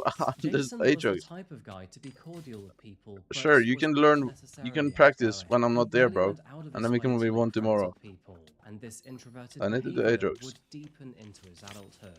Unfortunately, Jason's degree in law enforcement would not ever materialize into a job. Go on, According die. to an old friend, he had tried to find a job as a police officer in Michigan or any nearby state. Die, bitch, die, bitch. Unfortunately, he wasn't able to find any open position that would take Yeah, him. stomp me then. I Furthermore, want to he get had stomped no by you. interest in moving far away to find a police job. And with him wanting to remain in Kalamazoo, he decided to study auto bodywork at Wyotech instead. Following a change in his career path, Jason would work at a BMW office in New Jersey, this allowing him to get multiple jobs as a mechanic through the years. In his late 20s, Jason found his calling in the world of insurance, and knowing auto bodywork very well helped him in this new profession. Moving forward, he would eventually be contracted to other companies as an independent insurance What's up? adjuster. In his spare time, Jason would shoot targets or clay pigeons, and apparently he would shoot for hours at a time, sometimes all day long. Now, despite not having a big property, he would practice at home in his garden, and neighbors reported that these gunshots did sound like hunting rifles instead of automatic. But in the months leading up to 2016, subtle signs of instability began to appear. Despite being a mechanic and an insurance What? adjuster, What Jason happened? would Did you regularly get lose his something? temper towards customers. This included an incident in 2015 when Jason screamed at one of his customers over a dispute, and although things never became physical, it left the other guy absolutely traumatized. Another co-worker once saw Jason yell at a customer over the phone, slam the phone down, and then angrily pace around his desk. What the fuck? Apparently, Jason had previously been counseled over his aggression, but most of the time, Jason apparently was a very level-headed man. He loved his family. Sure, I stayed out of guess. trouble, I and mean, you're smoked gonna little lose some. Well, you're not gonna substances. lose money, but According you're to not gonna him, make he it that once much. tried marijuana in high Because school, I don't but think it's hated the cheaper taste of it. slayer price. He also described himself as a social drinker and had no medical issues or head injuries. In 2016, Jason decided to join Uber as a driver. He wanted a new way to supplement. Should I buy his income, DJ3, and had to drive DJ, great DJ, or distances whatever for it's his called? regular job anyway. To him, this was a good way of making 2 streams of income simultaneously. Following several background checks, he was finally cleared to begin work on February the 9th, 2016. And moving forward, he would run the app off his phone while he continued with his regular job, which took him all around the county. Instead of attending the classes created by Uber, he mainly taught himself how to use the app. But this Yeah, that's why I'm also running out of meant money. he had I'm no literally idea about to what run some out of money. app's alerts and gestures were. To add to that, Because he there's didn't no know good how to use mayors, bro. Bluetooth The mayors have and been didn't ass know lately. what the notifications Literally buns meant. ass mayors, In bro. addition to this confusion, he never logged off the app when at home or even at night. How much is Crown He for understood Averages? that he technically could, but just never did. As a result, the app would never Like, how much is let the him one by the mentally COA switch right off. now? Apparently, this meant that the app often flashed at him in the middle of the night, preventing him from any proper sleep. In the days leading up to February the 20th, Jason's wife and close friends noticed that he seemed rather tired, depressed, and down. As an attorney would later put it, he didn't appear to be his usual gregarious self. Now, this tiredness could perhaps have been related to his inability to switch off from the app while he intended to sleep. But again, this was entirely in his control to change. Neighbors also reported him to be acting rather paranoid too. Throughout these days, he would constantly check on his guns and seemed to be a little more on edge than usual. Speaking of guns, on the morning of February the 20th, 2016, he travelled to a gun shop that he frequently visited. Although he would usually drop by to chat with the owners without buying anything, this time was different. Jason was in and out of that shop within several minutes, only stopping to purchase a heavy-duty tactical jacket. Damn. And this is where our story becomes very bizarre very quickly. You see, Jason claimed that on the same afternoon of him visiting that gun store, the Uber app suddenly took control of his mind and his body. After entering a silver Chevy Equinox, Jason also claimed that something entered the vehicle with him. This thing was growling at him and made him feel like he was on fire. And this is where it gets very, very strange. According to Jason, a bunch of unrecognizable symbols appeared on his app. And when he tapped them away, the devil's head appeared. How many serious is it? He was in control when the app turned red, but when it turned black, he was a puppet to the devil. The And puppet to the apparently, devil. The moment he touched that screen, the app turned black. And whether his confession was absolutely baloney or not, his actions in the hours ahead would have terribly grave consequences. 911? Hi. I'd like to report an erratic driver. Where?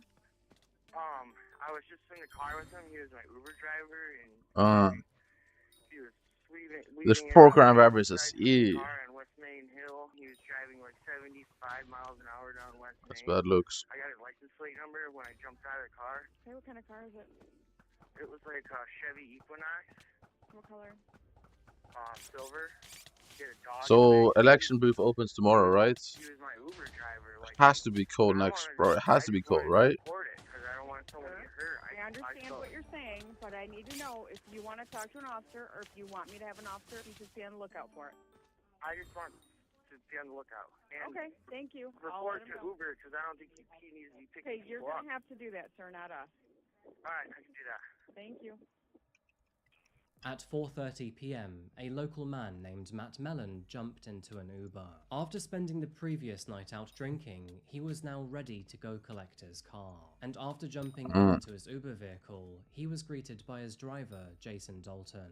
Jason introduced himself as Mimi, and would also introduce his dog in the backseat of the car, which was rather unusual for an Uber driver. I swear they changed it, no? Initially began fine, Jason received a phone call shortly into the journey. He said he'd call them back before hanging up, but that is when his demeanor suddenly changed.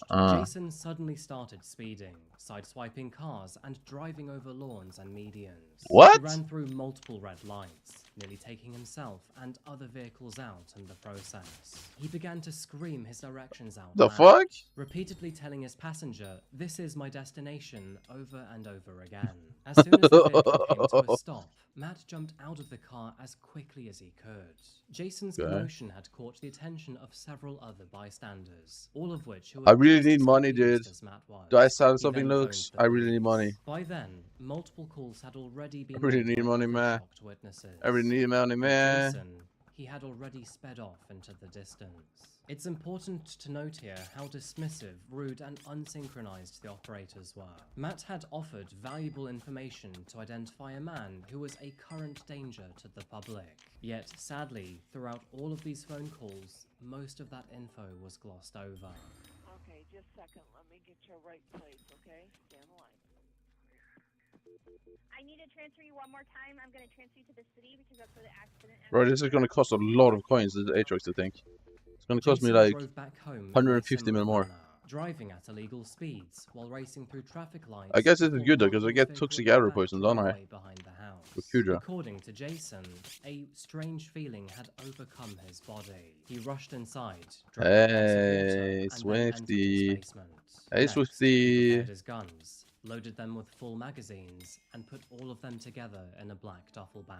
Jason was now armed Damn. with a loaded Glock 9mm pistol, Damn. and furthermore Uh-oh. had equipped himself That's gonna be with a bad. bulletproof vest. Stepping Why? back into his Chevy Equinox vehicle, he was then offered to take on a new Uber ride. At around 5:30 p.m, after accepting the new ride, he sped towards his destination. He travelled to Meadows Townhomes, an apartment complex found on the northeastern edge of Kalamazoo. Jason was Kalamazoo, looking for a that's woman an named Macy awesome who name. just happened Hold to on. book the fare for a Kalamazoo. family friend. And with her boyfriend walking around this Kalamazoo. neighborhood, Jason could not find the woman he was looking for. He made several laps around the vicinity, no, it growing more doesn't. agitated by the minute. He eventually set his eyes on a woman named Tiana. But my who, Clover at the helmet time, is was leading Legion, 5 so I children to the cannot. playground, including her daughter. Jason asked Tiana if she was Which Macy. is kind of She useless. I replied should no. probably make it Hab Jason 5. then Should sped I? off, doing another lap Should I around make the it Hab neighborhood 5? before then approaching Tiana again, even faster.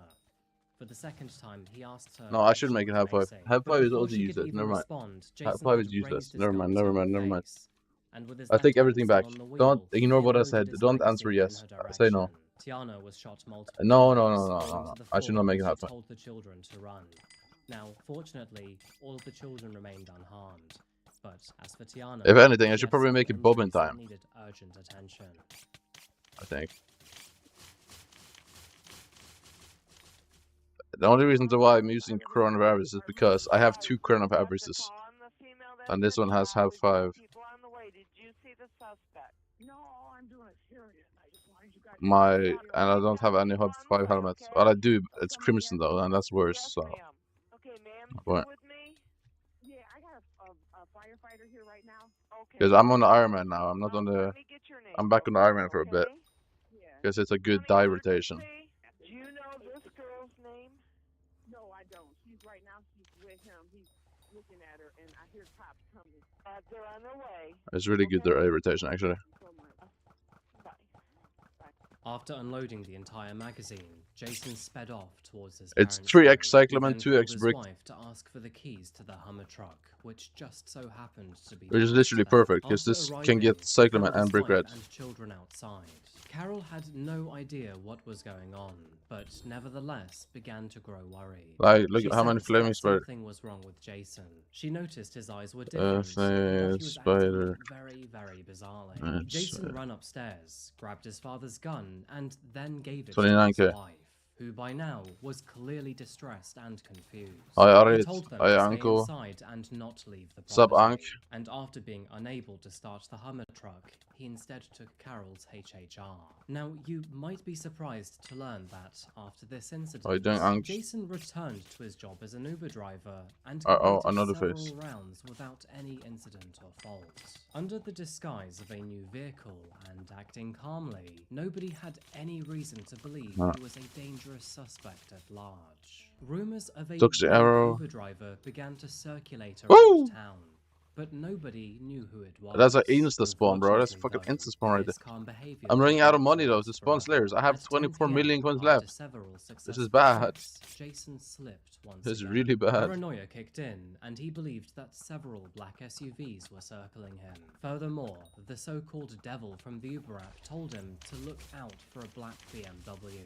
Meanwhile, Richard Smith and his 17-year-old son Tyler had parked at a dealership along Stadium Drive. What the fuck? Tyler was finally old enough to think about buying a car, and his father That was was just 29 as seconds excited spawn and kill. I to don't help know. him. Both men got out of their car to look It's at a kind of blue depending on if I get lucky with the mini. Tyler's girlfriend remaining in the back seat Like, of his father's no car. luck here. That is when Jason Looking for mini, the fuck? from his vehicle and immediately Yeah, no fired mini boss. What the several f? rounds Hello? into both men, tragically No killing mini both boss. father and son.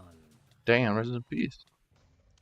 Alexis watched as this man walked up to her boyfriend and his father and fired at both of them at point-blank range.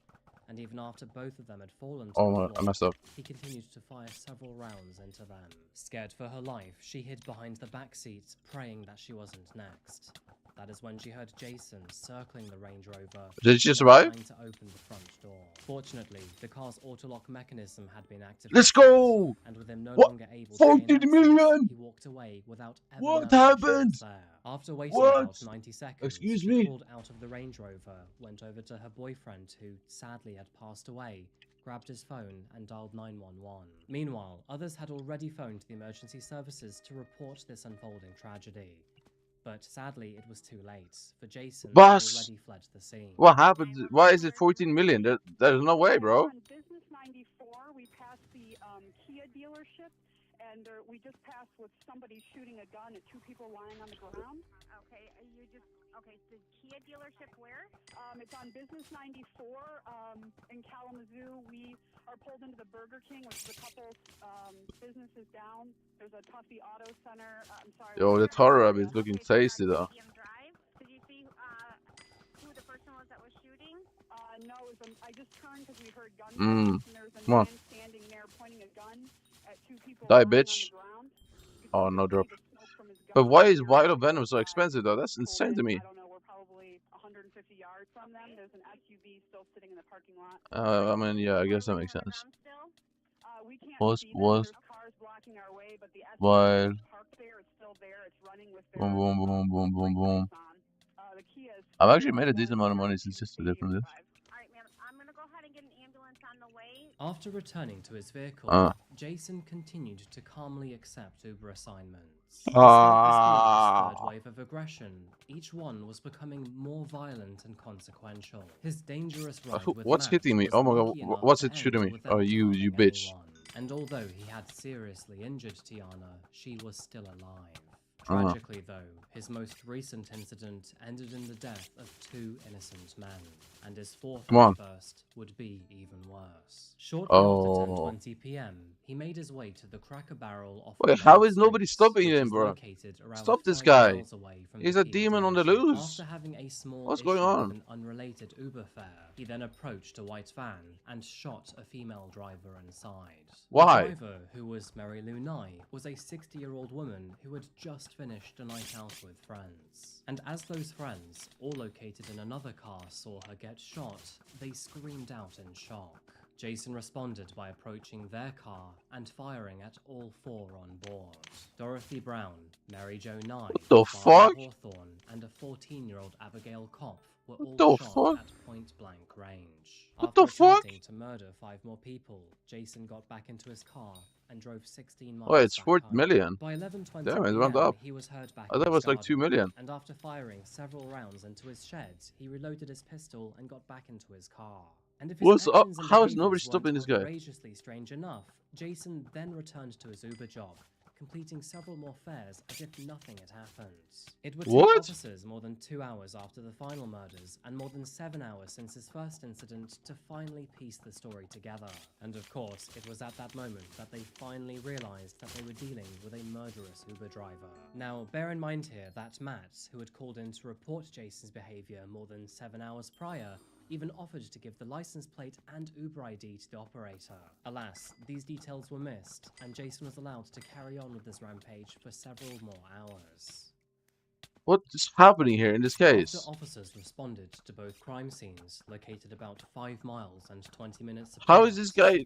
How is this happening? Likely dealing with a So potentially active shooter. Witnesses he claim kills that people, the gunman was driving a dark and then goes back to doing Uber driving, and being a normal guy, and then he just shoots more people. Like, what the fuck is happening? Recently installed a new surveillance camera. This was used the to fuck? confirm Jason's description and Nah, then he is relayed fully to gone all in the head. other officers in the area. But that didn't stop Jason from calmly completing more Uber assignments in the meantime. Shortly after midnight, he picked up and then dropped off 3 other passengers, before accepting another 4 just several minutes later. One of the groups even asked him if he was the shooter, to which Jason replied with no in a very emotionless manner. He then picked up another group of 3 before dropping them off without incident.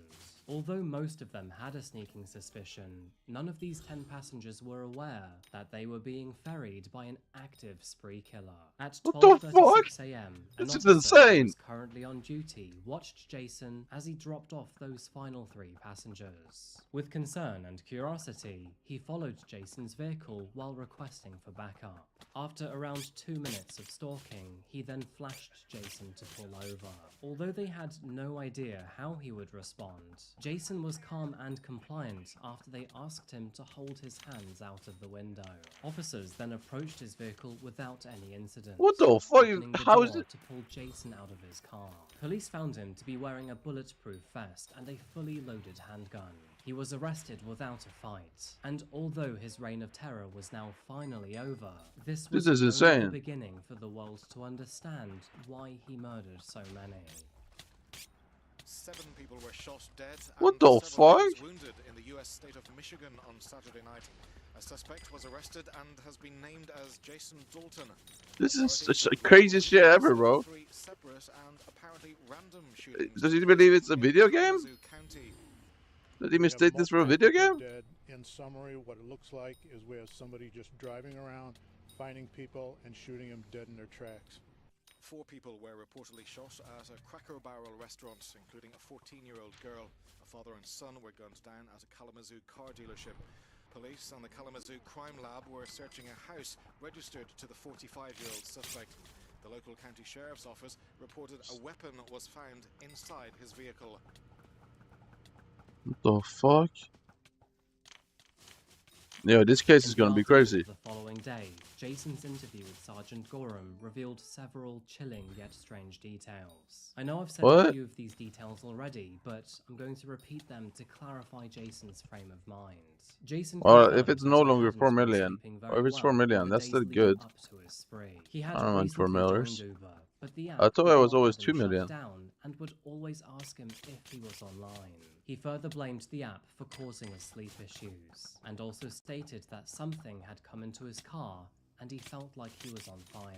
Jason admitted that he didn't fully understand how the app worked, but he did believe that 1 ding meant yes and 2 dings meant no. What the fuck? When one of his last Uber rides asked him if he was going to kill them, Jason said no, only because the app had dinged twice. Near the beginning of his spree, a sensation apparently came over his body, causing him to accelerate in his vehicle.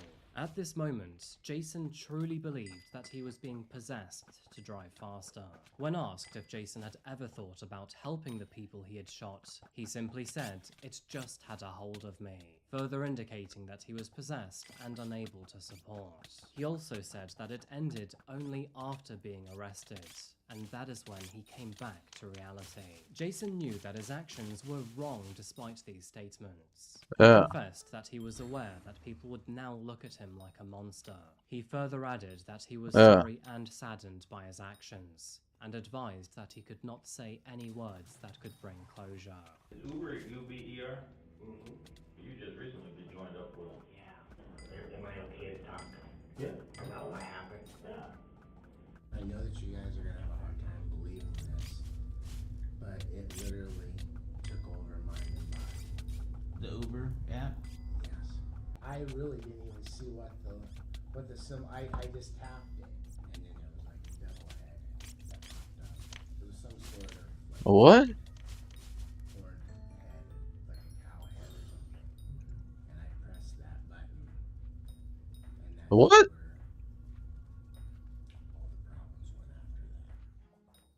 Meanwhile, officers were getting comfortable at the Dalton residence, and they were shocked by what they would find.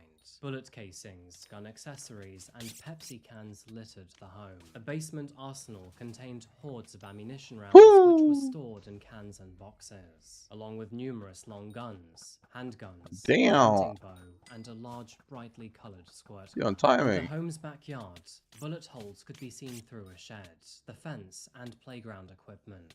And although I don't have a picture of it, they apparently had a very grimy bathtub. Throughout the house, piles of clothes show it to me, show it to me. on the floor, I'm prepared. Show it to me, baby. Show it, whip it out, whip it out. Whip it out, please. Oh, yeah. It's not clear if Jason's actions were premeditated or not. But what did become obvious is that he had far more firearms than the average American. And with the national average of 1.2 firearms per person in the United States, Jason was more than 10 times that figure at 17. With the city of Kalamazoo waking up to the terrible news, these details were not overlooked, and the community learned that they were dealing with 6 deaths and 2 injuries. Although Kalamazoo is known to have a higher crime rate than the national average, this was the worst incident to happen in recent history. And 1,000 first. Was mourned. Several vigils were held across the city. Hundreds of candles were lit in a nearby church. Meanwhile, local stadiums were filled with those paying their respects. In the parking lot of the restaurant where 4 people died, members of the community gathered to pay their respects. Many were left wondering how such an incident Because how I'm about to pack. This was not just any Jason's actions were allowed to occur over the They're looking entire here day forever, at right? several locations. In a perfect world, if the phone operators and authorities were hot in his tail after his initial incident, then no one would have had to die or be injured. Matt Mellon reacted perfectly. The fact that he gave a vehicle description, license plate, and even the Uber ID was he all did the everything right. needed to shut Jason down. They were even given a second chance after his grievous assault against Tiana. And Jason never tried to hide from the authorities either. Instead, he continued to travel around town and even actively serve passengers. Some of which even thought that he could have potentially been the shooter. I don't see enough talk about this, to be honest. Yeah, it's a because failure. from It's a failure from the system, in my opinion. Heightened patrols, the authorities really did seem to miss every opportunity they had. And of course, these details left many, including some of his victims, both angered and confused. Now, we'll get back to Jason's psychological evaluation later, but the point that I'm trying to make here is that law enforcement's reaction simply wasn't enough. Yup, I agree. On February the 22nd, 100% I agree with this. Jason faced arraignment on 16 charges, including 6 counts of murder, 2 counts of assault with intent to commit murder, and 8 counts of using a firearm during the commission of a felony. He was scheduled to appear in court for a preliminary examination hearing on March the 10th. On March the 3rd, he was also ordered to undergo a psychiatric evaluation to assess his competence to stand trial. Of course, so have you got the psychometric? Wait, he wasn't insane. By April the 22nd, he was declared to be of sound mind, and his competence was confirmed. Timer is just pretty hidden, huh? Psychiatry. On May the 20th, Jason appeared for a preliminary hearing to determine the sufficiency of evidence for trial. During these proceedings, he would sadly make several disruptive outbursts. This also interrupted Tiana Carutha's testimony, which just so happened to be caught on camera.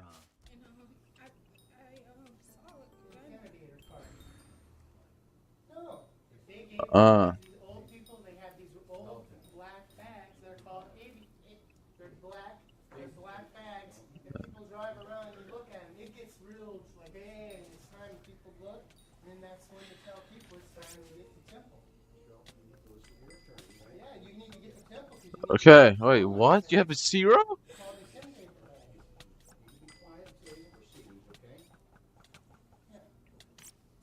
Being the first victim to his shootings, she was already uncomfortable to share. Wait, only that's you? Wait, wait, what? She understandably relapsed after being restrained and removed. Have you a non-competitor or something? Via video link from jail. Oh yeah, of course you have. Wait, but I mean, Following a so conference on you got that few kills and how much XP? How much XP did you gain from those kills? Another psychiatric evaluation by the Michigan Center for Forensic Psychiatry took place, over the following 60 days. Although his trial was tentatively set for late September or early October, several evaluations and many disagreements delayed it. And is the Divine multiple Gift 3 years. worth it? Eventually, jury selection was Is that something I scheduled should to actually begin get? on January the 3rd, 2019, with opening statements beginning on January the 7th. However, in a surprise, Wait, you kill on the Magma day of Riders? opening statements, Jason pleaded guilty to Oh, wait, all you, counts. how do you kill? Why do you kill Magma Those Riders? circumstances, Mr. Williams, what is the agreement? Your Honor, Mr. Dalton will be pleading guilty to all counts. In counts 1, 3, 5, 7, Oh, 9, and 11, he will be that's not a bad play. first-degree premeditated murder.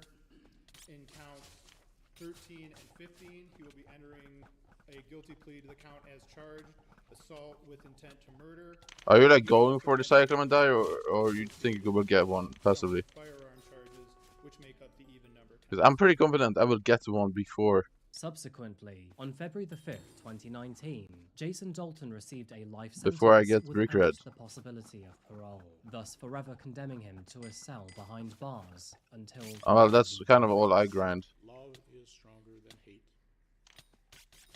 Light is stronger than darkness. Well, right now it's 1 in 3, we've been 3 million. Without Magic Find, I think. Just 3x Cycleman. Ours because of him who loves us.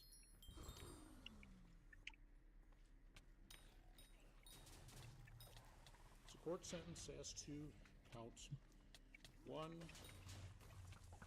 go for each of them individually. Count 1. That you, I'm confused how you got 0 dice though. That's insane to me. remanded to the custody of the Michigan Department of Corrections and be sentenced to a period of life. Well, are you number 1 in tier 5 kills? This is to be served consecutive to those sentences that will be given in counts 2, 4, 6, 8, 10, 12, 14, and 16. Also, they are to be concurrent. It is to be concurrent with counts 3, 5, 7, 9, 11, 13. Number 2? Behind who? Since then, he has been incarcerated at the Oaks Correctional Facility. With Jason pleading guilty before his trial began, most of his psychological evaluations have not been released to the public. And so with that in mind, we aren't quite sure what he potentially suffers from. And although his initial health assessment declared him to be competent to stand trial, no further and more in-depth assessments have been concluded. It's worth noting here that Jason remained almost entirely emotionless throughout his confession, and was very matter-of-fact when he told the officers that the app was controlling him. Jason's main argument here is that he was under control of the app, which does suggest he may have suffered from psychosis or prolonged delusions. What I find interesting is that Jason often flipped between periods of delusional murder and then Oh, so is that random? behind the wheel, which directly contradicts these conditions. Furthermore, although Jason appears to be acutely sad in the days leading up to the shooting, he did not suffer from chronic depression and had no history of poor mental health. So, did the devil have a hold of Jason? Was this So did he get psychosis? banned or Was this all arrived? just one giant excuse? Sadly, we have no idea. And although many would be quick to call him a liar, his actions really do not make any sense whatsoever. Although Jason did have the means and opportunity to commit these murders, no motive can be found. He had no heightened emotional connection to the victims, was not going to gain anything from their deaths, and had plenty of reason to simply not become a mass Who was murderer. number 3 The then? only Is reason number why he 3 would real do or such not? a thing would be to gain fame and recognition after concluding that he was thoroughly done with his life, which, in fairness, is still a possibility. I want to end this video by repeating the weird delusions that Isn't he Jason just locked claimed in? to have had, because, quite frankly, I think it reiterates how insane his story sounds. Jason told officers that it would blow their minds if Well, only Aura was they probably knew super what OP he had for gone Slayers. through. I didn't He do further any Slayers thing, explained Aura. how, when I he should have opened though. the Uber taxi I should have app, gone a for symbol Celeste die. appeared, and he recognized that symbol as the Eastern Star. Jason also claimed that a devil Or head E-Man die, I popped don't up know. on his screen, and when he pressed the button on the app, that is when all of the problems started. He said that the iPhone could take you over, and explained how you can drive over 100 Should I miles get per Divine hour Gift and 3 wait on for my stop signs Sting, and or people is it just bad? get places. Basically, He described what it means to be a reckless driver in a fast car. He also told the officers that this devil figure who took over his body had a horned cow head, and that, furthermore, it gave him assignments. You should have used Ananke feathers on Alois. That's what I did. This devil would take over his body until he was done. During his interrogation, Jason admitted that he felt bad for the victims. To add to that, he wasn't aware that some of them survived either. Not that this would change his outcome. Yeah, I know. By the way, I know Ananke feather in enchanted table. If people how much did you put there? After his arrest, his wife I know that was also good, but now I do have to give her a lot of credit here, because many people will refuse to believe that the person they once loved could be a bad apple. But Carol was very rapid in her decision. Now, in the weeks after the shootings, there was a rumor circulating that apparently Jason had filed a lawsuit. How many mil XP do you have, RNG meter? And furthermore, he was seeking $10 million in compensation. However, investigators later confirmed that this was fake, created by some low-life imposter. Richard Smith, known as JR by friends and family, was a good father. He was supporting his son, Tyler, when they were both gunned down. Formerly a pipe fitter, Is it a lot of profit or not? He blossomed to become a construction How much is the most expensive Tier 7 right now? He was 53 years old when he died. His passion in life was his family, and being a friend to everyone blessed to know him, with specialties of cheesy potatoes. I paid 450 million per alloy. That only he knew. He was the rock for his family, both immediate and extended. Born on April the 27th, 1998, Tyler was only 17 years old when he died. He was a senior at Matawan High School and attended Van Buren Technology Center. His passion was soccer, and he loved visiting Silver Lake with his family. I think I bought Ananke feathers for 14 million per, and then I put. Are dearly missed by their family. Mary Jo and her sister-in-law. Wait, I bought Ananke feathers for 14 million per, and then I put it onto alloy, and then I claimed 12 alloys. And graduated from Lakeshore High. She loved to cook and sew. And then I held the alloys. I still have the alloys. So I'm at like 800 mil or 700 mil profit on each. Continuing to help students. She was an avid quilter and skilled baker who loved to I should have claimed more though. Her last day was spent with some of her closest friends, enjoying an outing at the theatre, which was her joyful habit. Mary Lou was 62 years old when she passed away. She worked as a daycare worker, only after previously working for the Michigan Secretary of State for 30 years. Believe it or not, this incredible woman was also... How much net worth do you have? Like 500 bill? Tragically, her husband also lost his sister in the shooting. Dorothy Brown You was have API another up, don't victim you? at the Cracker Barrel, spending her evening with Mary and Mary. The 74-year-old worked for You have Guardian skins or Finance no? and Advocacy in Battle Creek, and previously worked as a caseworker for the area agency. Oh, you of don't have aging. any skins. While in college, Dorothy married Edwin Reynolds, but later remarried Curtis Brown. And in her death, she leaves behind her 2 children, Jeff and Rob Reynolds. Yeah, but how do you not have like 400 bill at least? How much did you make from Slayer? Barbara Hawthorne also passed away outside the Cracker Barrel. Barbara had recently retired after working Where is your money at though? In sacks or what? for 22 years. She was with her granddaughter, Abigail Kopf, at the time of the shooting. 6 victims. 6 lives lost at the hands of Jason Dalton, a man who seemingly had it together up until the day that he violently snapped. Hundreds are now forever affected by the loss of a loved one. Some even 2. Although Tiana was unlucky to cross paths with Jason, she was fortunate enough to survive the shooting. She was shot several times and therefore had to go through multiple surgeries and treatments. Since this terrible day, she has now become a motivational speaker for her business named Shero with a message. When Abigail I've never been able to she was only get 14 super rich on my normal profile. Since then, Well, she has been that's through not true. I several used to be pretty rich. surgeries, I had including like 300 bill at one point, but that was kind of skin inflation. But after almost 2 years of treatment and rehab, she has finally returned to school. But I the issue sincerely is, wish both Tiana and Abigail the very best. I keep rolling high class dice, Matt so I will never would gain become money. Jason's very first victim. Yet thankfully, he managed to get away unscathed and even help the authorities. I also hope that wherever Matt is, he's doing well. What frustrates me the most about this case is the lack of I think I've reasoning lost behind 60 his billion coins crimes. on high class diets. Without any answer, Or 61 it does billion. beg the question, could this And then I happen also again? lost The like king probably factor in 20 this billion on other instance type of would be gambling. good to know what I lost over Jason's 10 current billion on psychological fucking Vanguards. evaluations were, and furthermore, how he feels about his actions now. Without those things, it does leave this story entirely up for debate. And so, with that in mind, please let me know what you think in the comments down below. I rolled over Do 1,000 you high think that classes Jason really did suffer from some sort of until delusion? 6 or Or do you think 7, it was but just one it's giant not really excuse? worth it because Anyway, you end I up think losing that's money. pretty much the end of the video, folks. I know that It's this not was a actually long worth one, it. so thank you so much for hanging out until the end. And speaking of which, did you like the longer form content?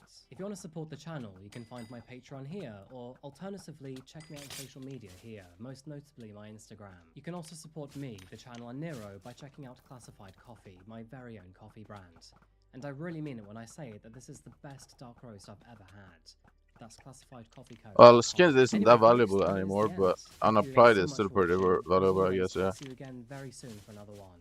Until that moment arrives, though, remember to look after yourself, look after each other. I and started of in course, stay safe. 2021, I think. And goodbye.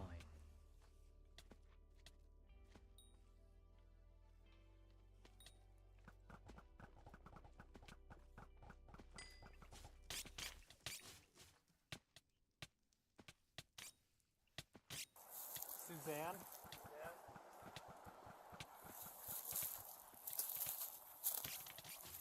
I think I have the same net worth on Iron Man as normal profile.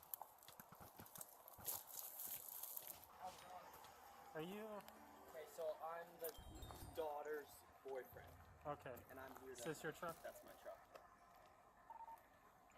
Somebody should be driving. Never mind. I got somebody here. Where is it? Where's it? It's right there. Where was it? It was like just right down here in this little embankment. Right here. So. I don't know. I think I'm like 150 bill on Iron Man, 150 bill on normal. I know this is a weird question, but But a lot of my investments just keep getting cooked because admins, like, every time I invest in something, somehow they update something and then I lose money. Day, beloved mother and I don't know wife, how. Suzanne Morphew, had vanished from her home in Colorado. What officers found were the hallmark signs of a I terrible invest in like crime. safe To shit and begin then with, it somehow her still bike had been isn't safe. discovered not far And I end up from the losing money. family home, lying And then I awkwardly invested at in the other base stuff of and I make a lot of steep money. drop. I don't know. However, not only was there no damage to the frame and no skid marks, but her The issue is that I helmet, haven't which was really found grinding more than a coins on my mile normal away, profile made since no geographical sense either. And when they 2023, got so round to I'm kind of checking like the hard family stuck. home, well, that would lead to only more And then I keep concerning gambling dice. conclusion. However, one thing was for certain, that Suzanne was now all of a sudden gone. And by the way, there was no evidence to suggest that she ever intended to leave. No goodbyes, no text messages, and no further online activity. In fact, there are a lot of notes. Right, actually 2024, I think. Yeah, 2024 is in more a right. town surrounded by wilderness. It was almost as if Suzanne had been swallowed I by did the not forest, grind on my leaving main behind profile nothing entirely but last year. silence and 1,000 And not unanswered this year either. questions. It's only However, like the piece by updates. piece, detectives would I build guess a I'm gonna make incredibly some solid coins from case grinding on that my would alt account, but essentially solve this mystery. Welcome back to probably not Coffee that House much. Crime, folks. My name is Adrian, and today we're diving into a story filled with lies, sneaking around, and a whole lot of evidence. We're diving straight into this one, folks, so please grab yourself a coffee, subscribe for more stories like this every week, and let's brew up an investigation. This is the case of Suzanne. So you'd like doing Spider? I think Spider is like meh.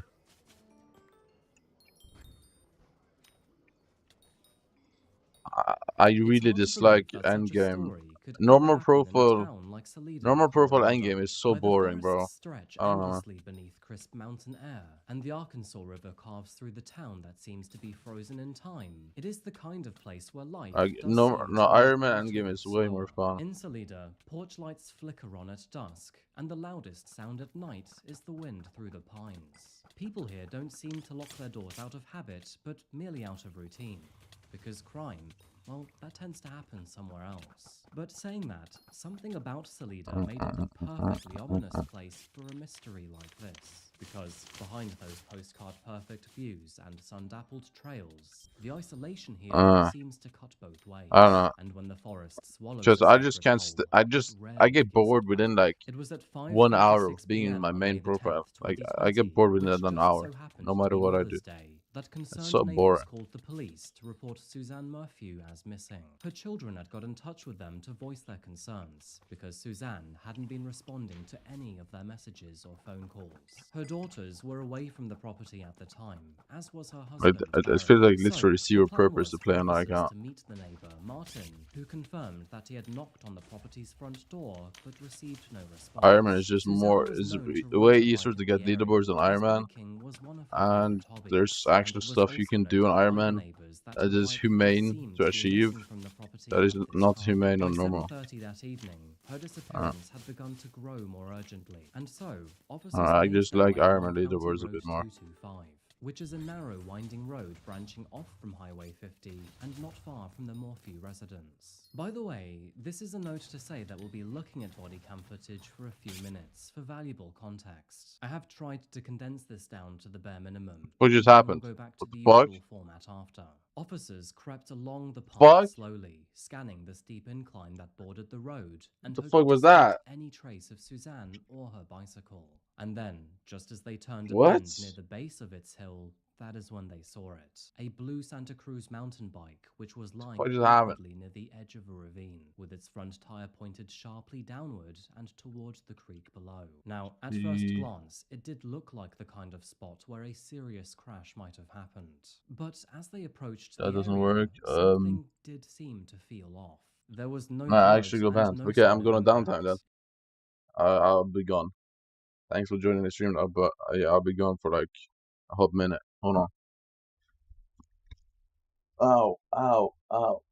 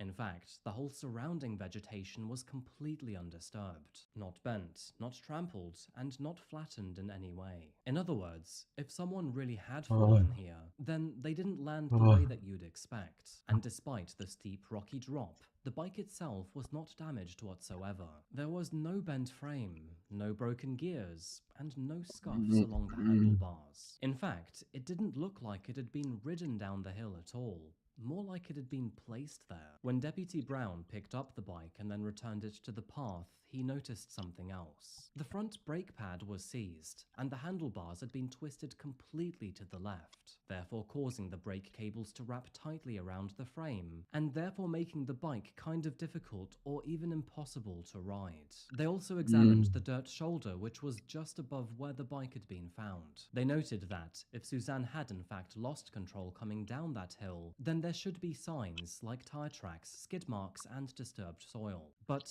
lo and behold, there was nothing. That is when they decided to head to the property and meet with Suzanne's daughter's boyfriend. And what he had to share with the officers was very interesting. Are you?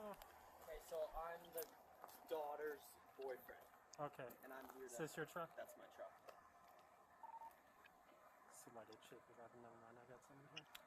So you haven't seen the mom at all, have you? Yep, so the two daughters are gone right now at the moment. The dad is in Denver for a job, and they text her because of Mother's Day, and they haven't heard. The text never went through, like it never delivered since this morning. And she's a big mountain biker. She normally takes her car, and her bike's normally in the back of that. It's gone. Was this open when you came here? The neighbor was here that opened it, and then she shut it, and she went back to her house. Her house is right over there. What kind of jackets does she wear? I mean, a windbreaker. A windbreaker? I don't know what color. I saw her. I mean, we don't even know what time she left today. Yeah. But they have cameras. They have cameras, but they've been out of commission for a while. Okay. So her bike was close to the road? Yeah, I'm working on that right now. I know this is a weird question, but do Barry and Suzanne get along pretty well? You can answer honestly. You know, I think they've had some problems. Okay. Yeah, in the past. Like just normal. Normal husband and wife type deal. Oh, they like talk about separating or anything they like have, that? yeah. Okay. I would, yeah. And just like that, officers now had their first whiff of a potential motive. Of course, should Suzanne's disappearance be more than a temporary thing. And then, finally, not even half an hour later, her husband Barry arrived at the scene. Uh-oh.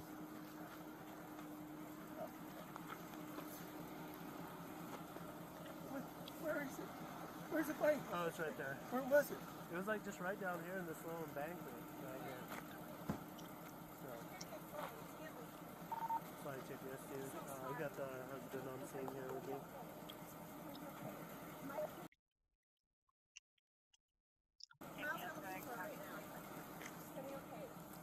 I'm here with my daughter. She's at Barry's house. Oh, okay. Alright, yeah, you can go down there. Was it a crash? I mean, the bike looked, the way it was laying, it kind of looked like it, but there's not really that much damage to the bike. That's the thing. Lion? Yeah, it was just like Was lion. there no lion? Mountain lion? As you can see, Barry seemed to be genuinely shocked and distraught that his wife was now all of a sudden missing.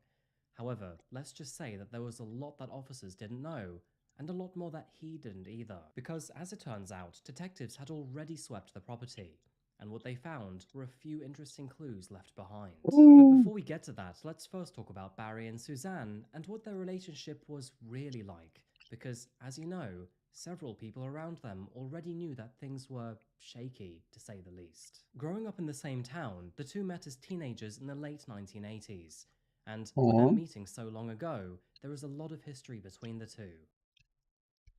Beginning with Suzanne, she was born on April 30th, 1971, and grew up in the same small town of Alexandria, Indiana. As the youngest of 4 children, she was known as a friendly and popular girl in her community, and graduated Alexandria Monroe High School in 1989. She then went on to Purdue University, where she earned a degree in elementary education, and after college, she returned to her hometown and became an elementary teacher who was beloved by her students and colleagues alike. She was known for her kindness and her patience, and those who knew Suzanne Right. well described her as warm, compassionate, and devoted to her family. 4 years older than Suzanne, Barry Morphew was born on October the 17th, 1967, and, of course, also grew up in Alexandria. Within this tight community, the Morphew name was actually well known. Barry was a star athlete in high school and a talented baseball player who was even drafted by the Toronto Blue Jays. He was outgoing, athletic, and loved the outdoors. And after his brief brush with a potential baseball career,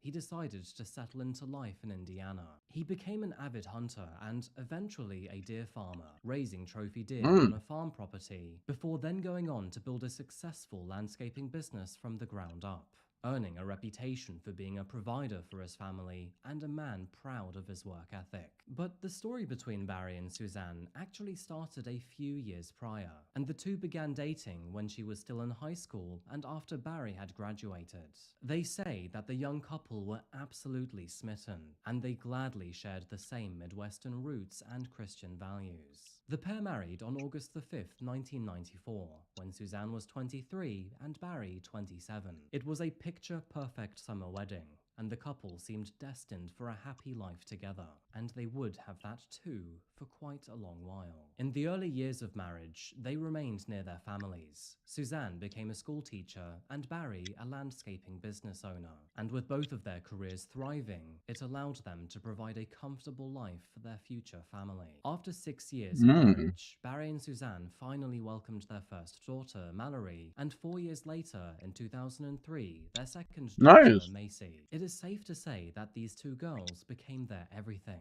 and on the sidelines, the Morphews were active in their church and their community, and by all appearances, they had a strong, family-oriented, and faith-centered marriage. But sadly, they faced adversity together too, when, in her 20s, Suzanne was diagnosed with Hodgkin's lymphoma, and although she would eventually beat it, she had to face a second round only a few years later. But thankfully, all this did was make the family's bond stronger, and Barry stood by Suzanne throughout the entirety of her chemotherapy, and when she finally went into remission in 2018, it felt like there was a whole new lease of life for the family. It was around this time that the Morphew family decided for a big change, and they moved to Colorado in 2018, where they purchased a $1.5 million home on a 7-acre plot of land. I mean, all of this made sense, because by now, their oldest daughter Mallory had started attending college in Colorado, and with all of the stress of Suzanne's health, they decided to have a fresh start somewhere new. However, unofficially, friends began to whisper that their marriage had unfortunately become under strain, and this relocation was an attempt to rekindle their relationship in a new environment. The initial years in Colorado seemed good for the family. Suzanne adored the mountains, and Barry was still able to continue his landscaping business. And together, they spent a lot of good time in the great outdoors. There are many photos to show the couple on hikes and at their daughter's school events. However, behind closed doors, trouble was unfortunately brewing. Over time, Suzanne's close friends began to hear troubling things about their marriage, and according to her siblings, she confided that Barry not only had a temper, but was controlling too. Apparently, he would obsessively monitor her whereabouts and was even possessive. In fact, Suzanne even made implications that she was concerned about her own safety around Barry, and that perhaps the marriage had started to deteriorate quite significantly. And here comes the sticky part. But by 2018, and unknown to Barry, Suzanne had actually reconnected with an old friend named Jeff from high school, and what began as a casual check-in soon blossomed into an intense emotional affair, and only 1 year later, a physical she deserved to die. While Barry was busy with his work, She deserved to die. Suzanne and Jeff would secretly speak to each other through burner phones. They would even secretly meet in person during Suzanne's trips out of town, beginning in 2019 and continuing right the way through to a secret holiday in Florida in early 2020. It is no surprise that, by now, Suzanne's text messages to friends had become rather harsh towards her husband. She described Barry's mood swings and his controlling behavior in greater detail, claiming that not only did she want peace, but also hoping that Barry would merely get fed up and leave. I mean, she even kept a private list on her phone, which was titled 50 Reasons Why I Want Barry to Leave. When your breakup has its own spreadsheet, you know it's serious. I'm just surprised that she capped it at 50. By the year 2020, Suzanne had finally made her mind up and was going to leave Barry and officially end the marriage. In fact, on May the 6th of that same year, she would even explicitly tell him that she was done. Of course, she disappeared only a few days later. And no surprise, but when officers learned Okay, of that never detail, mind. I they don't became support it very anymore then. suspicious. I Yeah, mean, I they support already it knew anymore. the two were having issues. But that moment, that would have been extremely emotional for Barry. In fact, as you can see here, in a text message, Suzanne wrote, "I'm done. I could care less what you're up to and have been for years. We just need to figure this out civilly." And so, after 26 years of marriage, the life that Barry knew, including his family, his pride as a provider, and his very identity, wasn't only threatened, but essentially obliterated overnight. And soon enough, the world would learn that there were darker currents beneath his wholesome persona.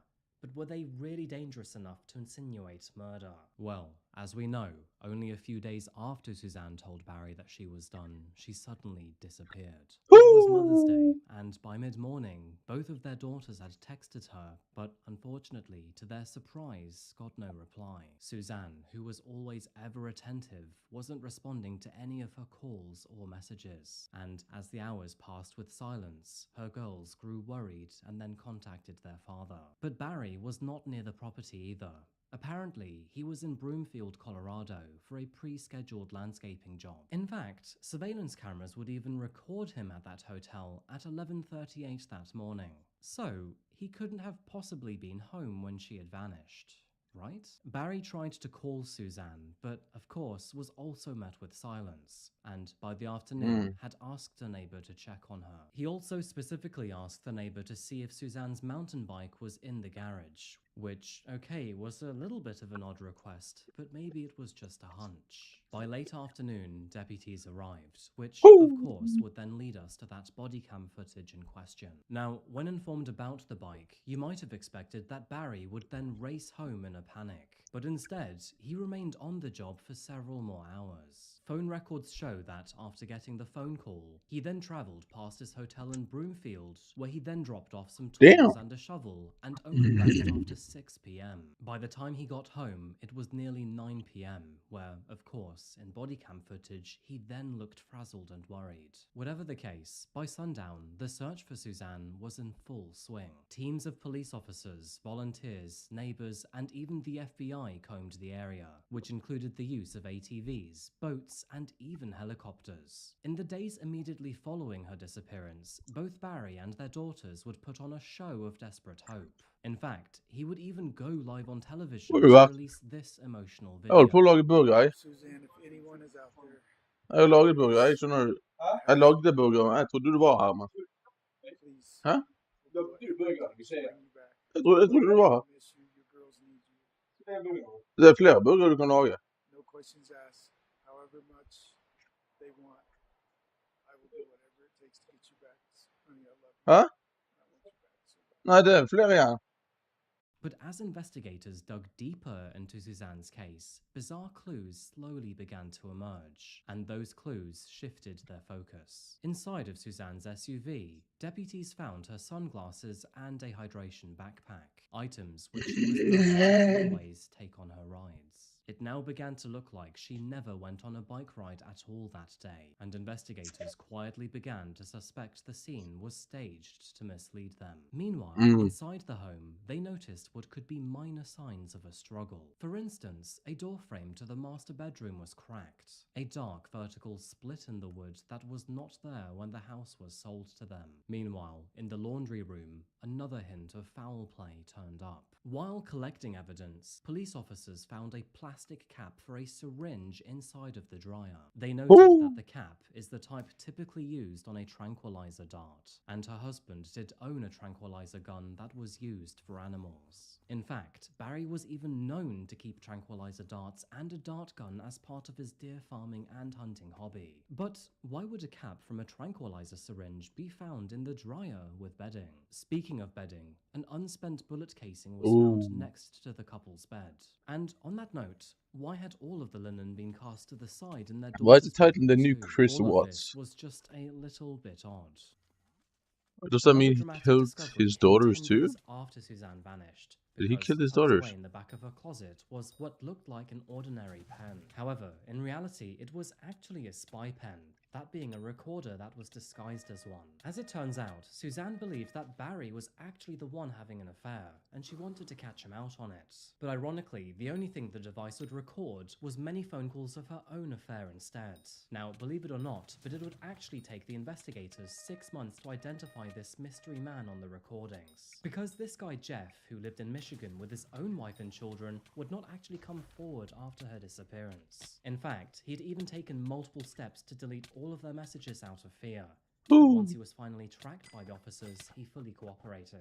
And not only did he have a lot of information to share with them, but he was also cleared of any suspicion. That is with the police at least, but I'm sure that his actual wife found him to be entirely culpable. Now, there is actually a lot more to this affair. It turns out that Jeff and Suzanne actually first hooked up at a house party in college decades prior.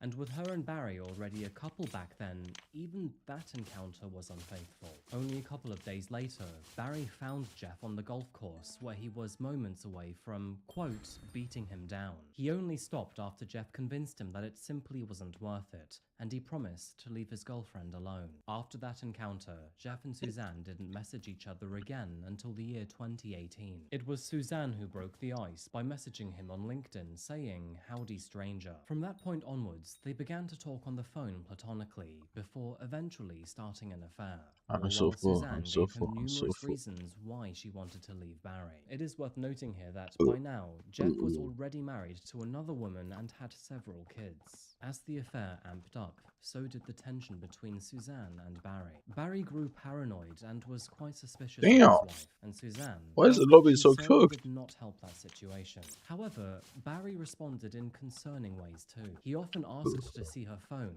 and would even stalk her while she was with friends. I mean, it turns out that he did actually have a reason to be suspicious, because between October of 2018 and December of 2019, Jeff and Suzanne called each other a staggering total of 738 times. Now, although she believed that Barry was also having an affair, there is actually no concrete evidence to suggest this. He even sent her a message several days before she disappeared to say, "I promise you were wrong about all the crazy thoughts about me. I have always been faithful. Only a fool would stray from an angel like you." But the deeper that investigators looked, the worse it became. In an interview with officers, one of the daughters confirmed that their marriage was not doing well, that they had also discussed divorce in the past, and that a separation was probably for the best. However, the other daughter denied knowing about any marital issues, and would even go on to describe their marriage as very loving. But apparently, Barry's interview with officers was rife with suspicion,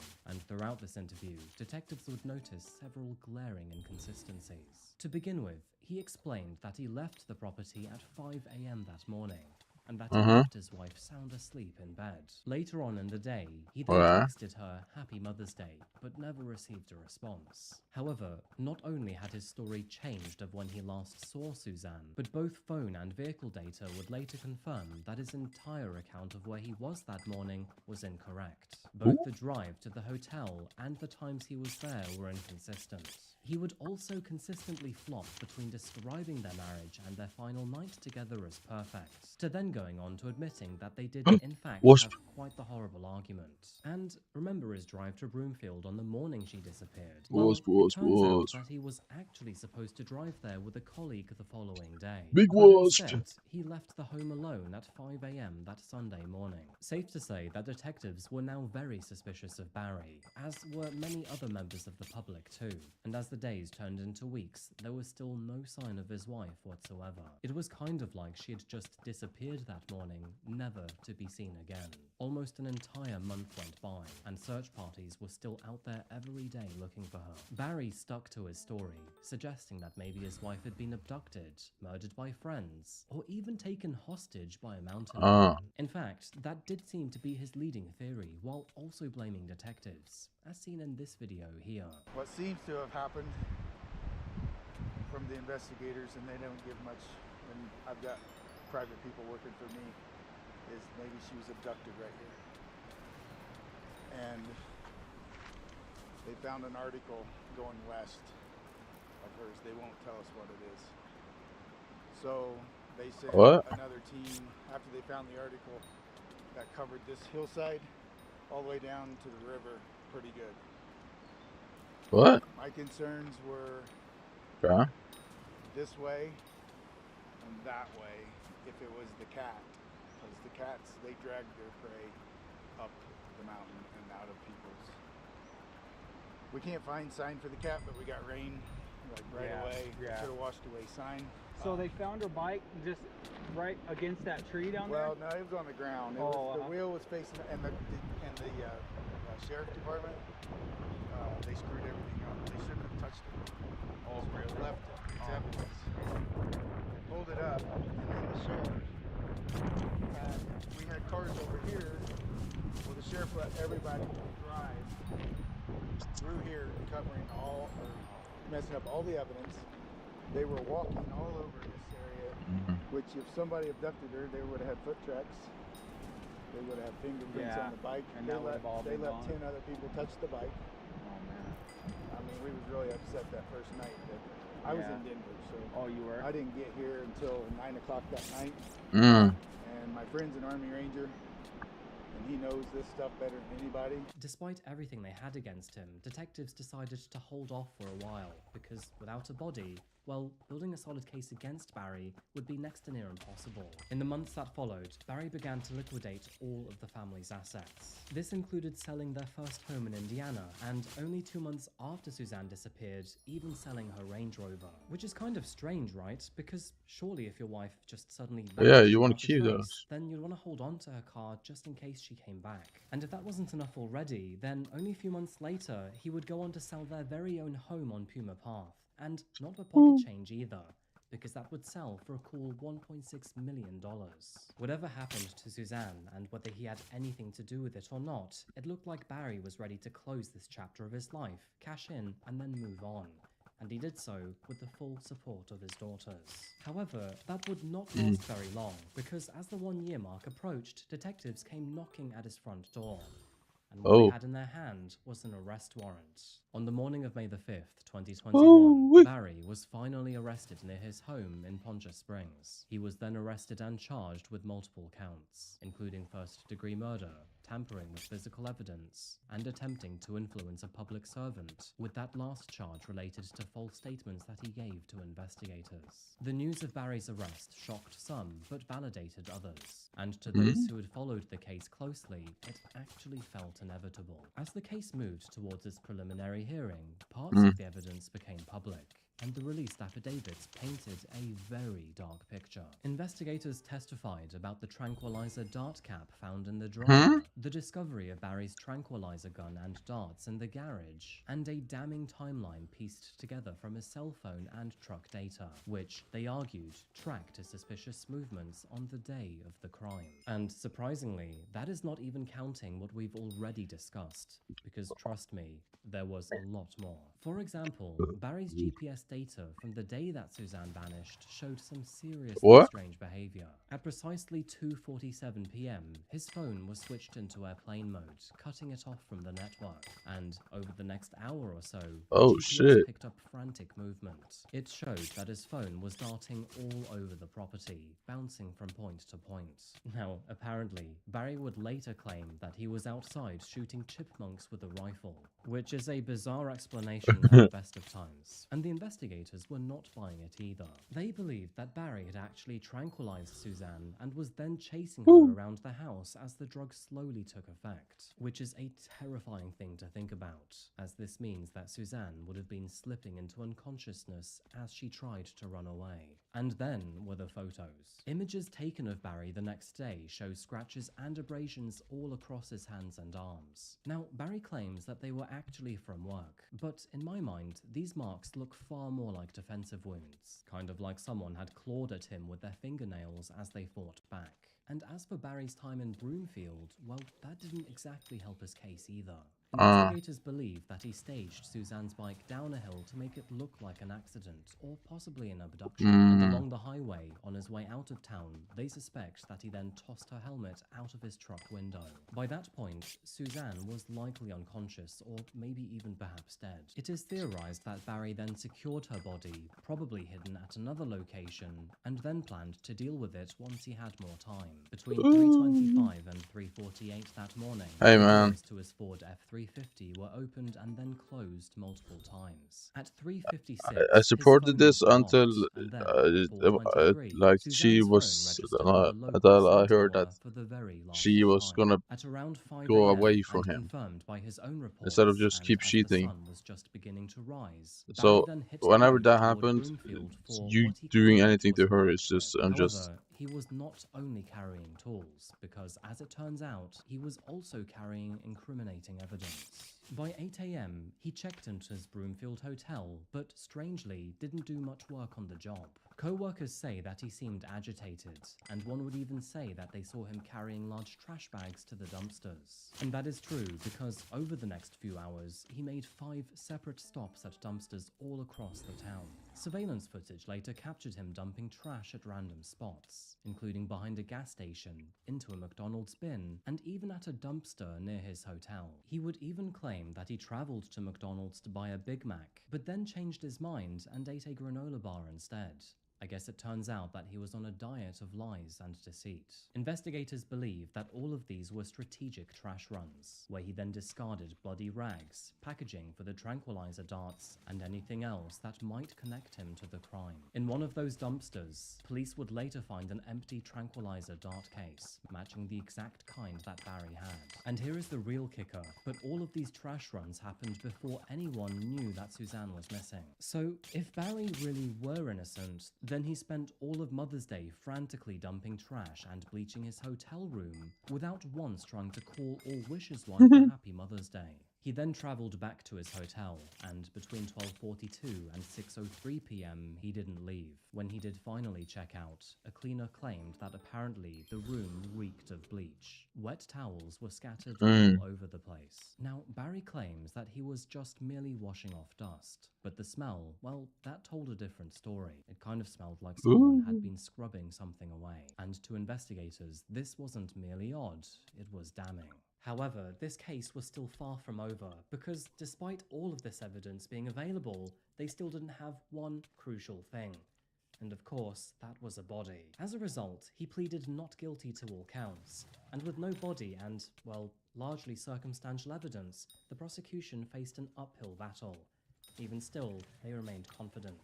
In the meantime, Barry's defense team highlighted that there was no proof that he actually harmed Suzanne, including no eyewitnesses or a confession. And the case was almost derailed entirely when the prosecution failed to meet multiple deadlines for submitting evidence. And that's because the prosecution was still desperately searching for her body. And then, believe it or not, but facing the possibility of going to trial without one, the DA then made the dramatic call to dismiss all charges against Barry. Which means, just like that, he was effectively a free man and legally an innocent one. And only days later, he walked out of the Fremont County Courthouse with a broad smile and both daughters. Barry, how does it feel? Barry Morphew was flanked by his family. His mother and sister were there, but closest to his side were his 2 daughters. While Barry is smiling, you can see his youngest daughter is beaming. The family ended up driving around the backside of the jail shortly after, where they continued to finalize details of his bond. While they offered no comment, the entire time you can see Morphew and his daughters appeared to be elated. His daughters have been by his side since his arrest about 4.5 months ago. As you can see, his daughters continued to stand firmly by his side, visibly overjoyed that their father was now finally free. As for Barry, he kept a relatively low profile after that. He and his daughters moved out of Salida, reportedly settling in another part of Colorado for a while, before then eventually moving on to Arizona. Soon enough, Barry then decided to push back against the authorities. He filed notices of intent to sue those he believed had wronged him, and in May of 2023, he and his legal team filed a $15 million lawsuit against prosecutors and all the investigators involved in his case, citing the year that he had lost to false accusations and the deep toll that it took on him and his family. One strange thing to mention here is that during this time, Barry found himself convicted of voter fraud after voting in the US election under Suzanne's name. When the FBI later asked why he did it, Barry shrugged and said that he just wanted Trump to win and figured she was going to vote for him anyway. Now, Barry claimed that he didn't actually realize this was illegal, even if it was for your wife. But he did ultimately plead guilty to forgery, and although he received no jail time, to many it actually said a lot. It showed that he was willing to bend the rules and even lie to get what he wanted. And it really does seem like he was becoming a little bit too arrogant here, because, unknown to him at the time, the police were onto something. Oh. On September the 22nd, 2023, Suzanne was finally found, deep in the rugged wilderness of Saguache County, Colorado, and about 45 miles south of their home. An investigation team conducting an unrelated search stumbled upon a shallow grave. Inside, they discovered skeletal remains and shreds of clothing, and within days, dental records confirmed that it unfortunately was Suzanne.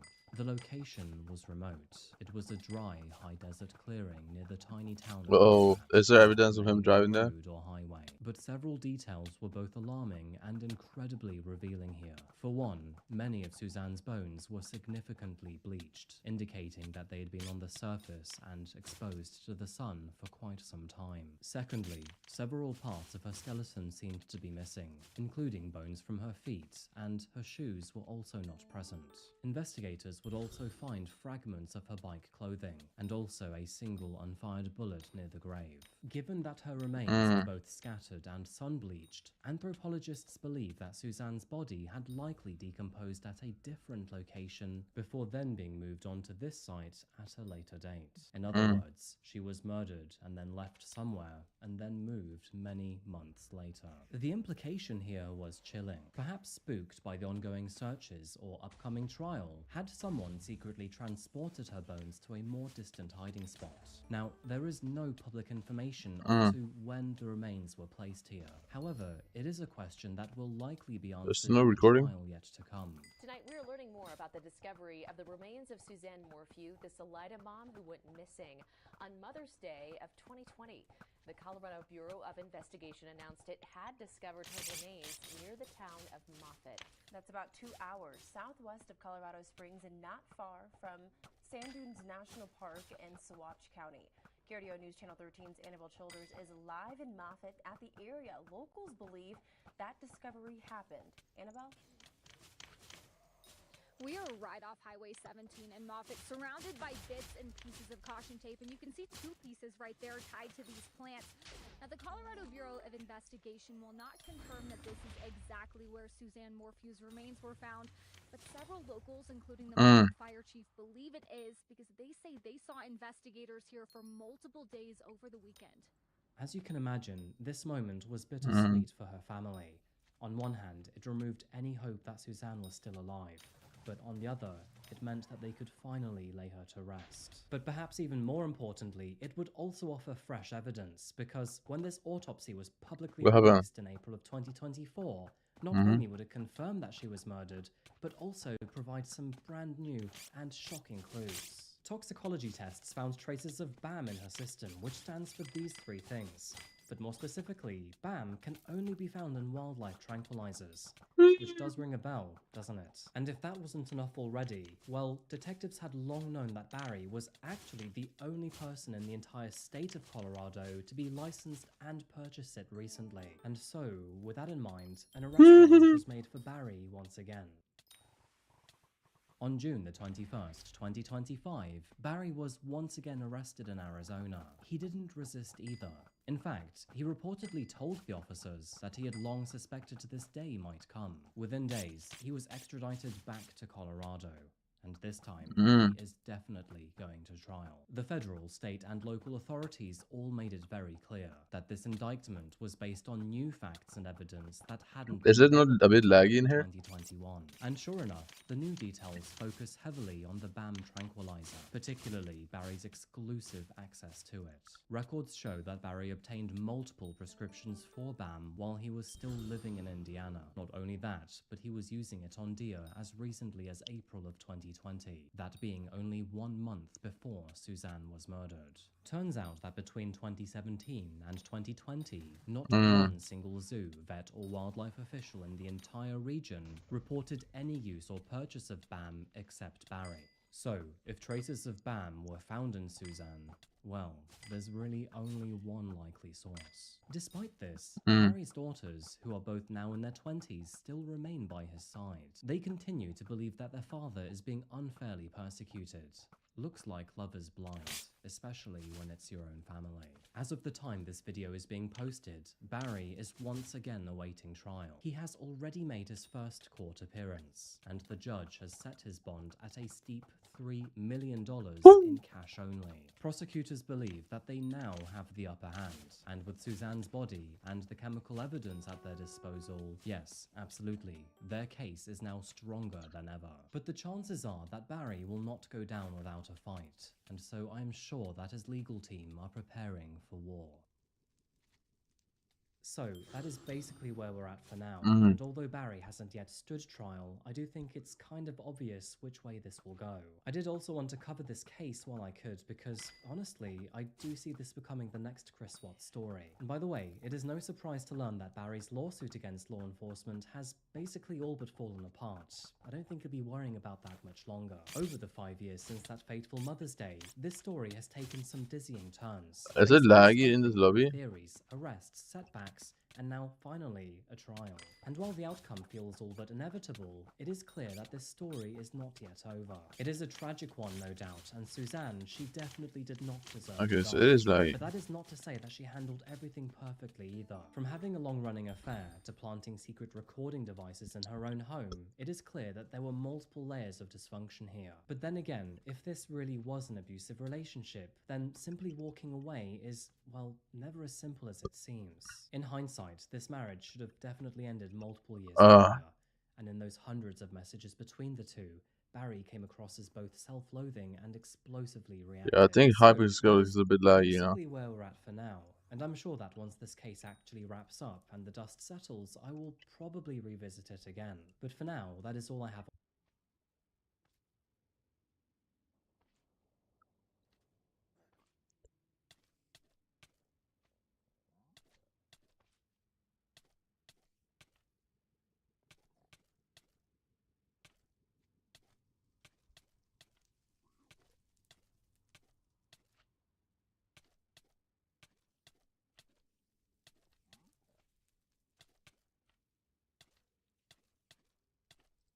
On this one, folks. And by the way, thank you so much for making it this far and watching until the end. I really do appreciate you. As always, I'll see you again the same time next week, but in the meantime... This is Anastasia Grishman, a Russian gamer, model and tattoo artist who looked full of life. However, behind the screen, well, let's just say that things were a little different. And this is Anna Lejkovic. On Instagram, she appeared to be stylish, successful, and living her best life. But what you're seeing here, that polished, curated version of herself, was actually nothing more than a carefully crafted illusion. As you will see through these two stories, the reality behind these influencers is not actually glamorous. In fact, it's grotesque. Damn. Welcome or welcome back to Coffee House Crime, folks. My name is Adrian. Thank you. Today, we're looking at two disturbing cases where online facades hid chilling realities. Sure. One of these stories is about a woman who vanished while her social media just seemed to keep on posting. And the other of a daughter who shocked the world when they realized what she was capable of. Actually, in hindsight, after researching both of these cases, I guess you could say that both of them started online but ended in bloodshed. Before we begin, if you enjoy true crime, strange or chilling stories, then please consider subscribing if you haven't yet, as I post up to twice a week. Oh, and if you're here for only one of the stories today, then I'll leave the timestamps here. And now, with that said, please grab yourself a coffee and get ready, because this is the case of Anna Lejkovic. Woo! Let's go.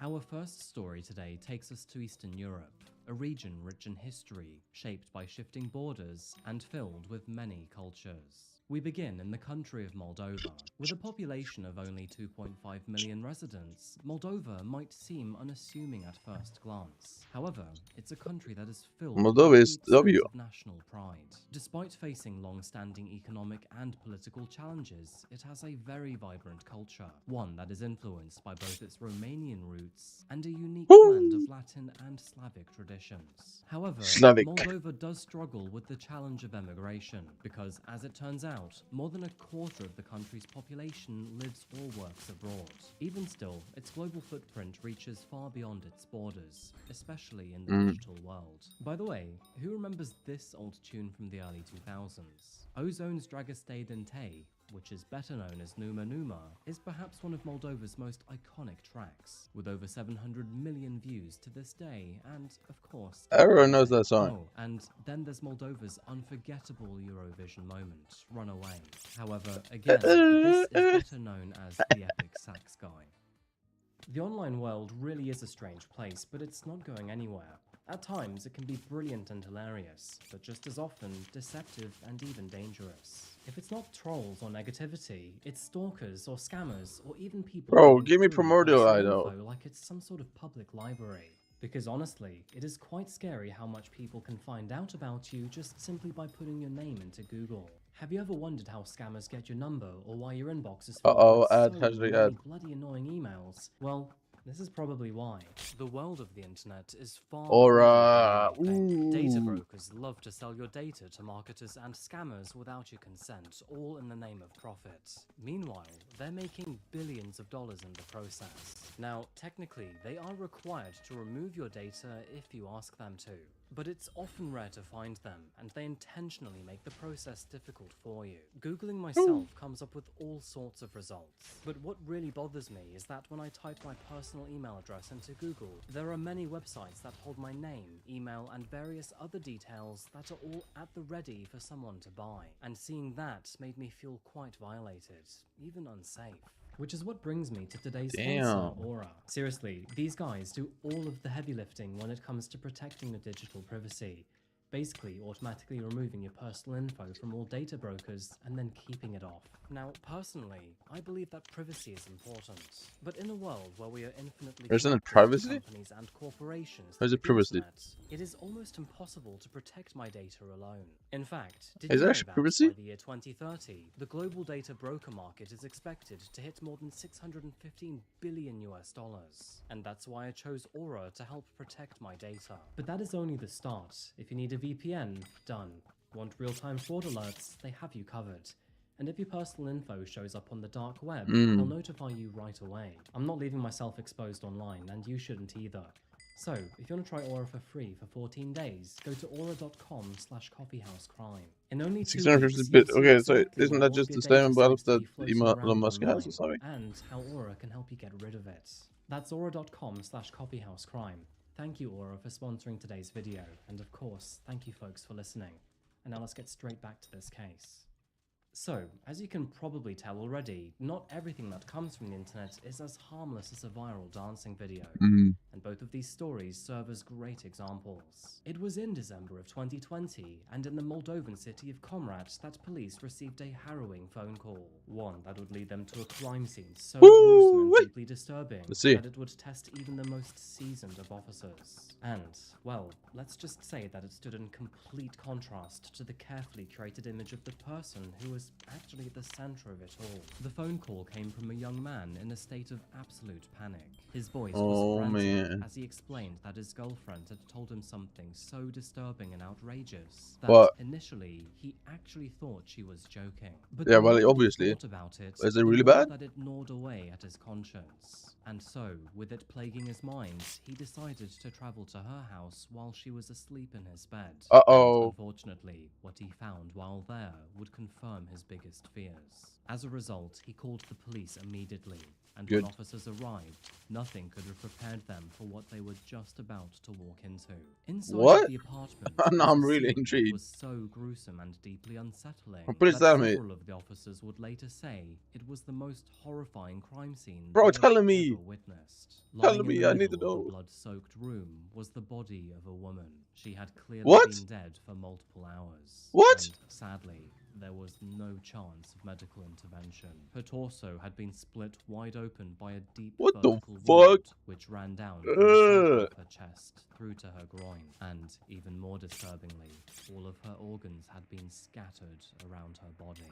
According to the investigators, the scene just defied all words, and the brutality that they had and she's just there was chilling? straight out of a horror movie. It didn't take long for officers to identify the victim as 40-year-old Praskovia Lakovic, who happened to be the homeowner. owner. So it turns out that Praskovia lived here with a 21-year-old daughter named Anna, who, by the way, was the girlfriend of the man who called the police merely hours prior. And based off of her recent confession, well, let's just say that officers were more concerned about their safety rather than hers. But before we get ahead of ourselves here, who precisely were Anna and Praskovia Lejkovic?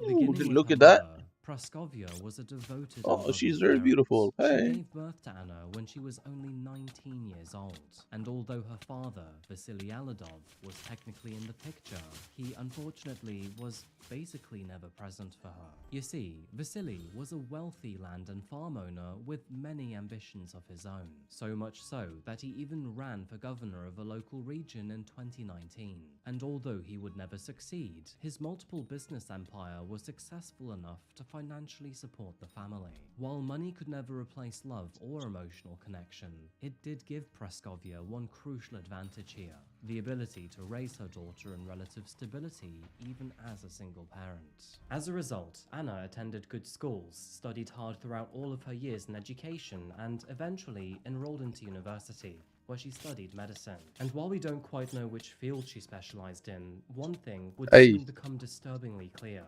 that Anna had a strong understanding of the human anatomy. And I'm not talking about the kind of knowledge that helps with good back rubs, but more the kind that knows how to remove your heart without flinching. Anna and her mother remained close while she grew up, but sadly, many changes happened throughout her teenage years. And, well, in this case, not many of them were good. Praskovia began to notice some disturbing patterns. To begin with, Anna had become obsessed with fashion and the finer things in life, which obviously is quite normal for a young girl. But having a father who only knew how to love her by throwing money at her, Anna very quickly became spoiled. Nowhere was this more obvious than on her social media. We're talking designer clothes, luxury vacations, and a flawless appearance, likely with the help of many filters. Throughout the years, she became increasingly obsessed with her appearance on Instagram, which at the time had amassed more than 6,000 followers. Obviously, these numbers aren't massive, but it was enough to make her feel like that she was gaining traction. Her Instagram feed was filled with snapshots of luxury, including Gucci and Prada outfits, poolside cocktails, and dozens of dazzling beaches all over Europe. It was a curated highlight of beauty, wealth, and status. And Anna would post frequently, showing the world only what she wanted them to see. Of course, that being that her life was apparently perfect. In the background, Anna dreamed of becoming an influencer, someone who could travel the world, how do you collaborate dream with of becoming an brands, and influencer? even rub shoulders with the elite. You mean like a Life model? wasn't built on Or what? academics Because or that's hard work, but weird ass on dream, image bro. instead. Unfortunately, as she grew older, her obsession with social media grew. Meanwhile, her university studies slowly started to fall apart.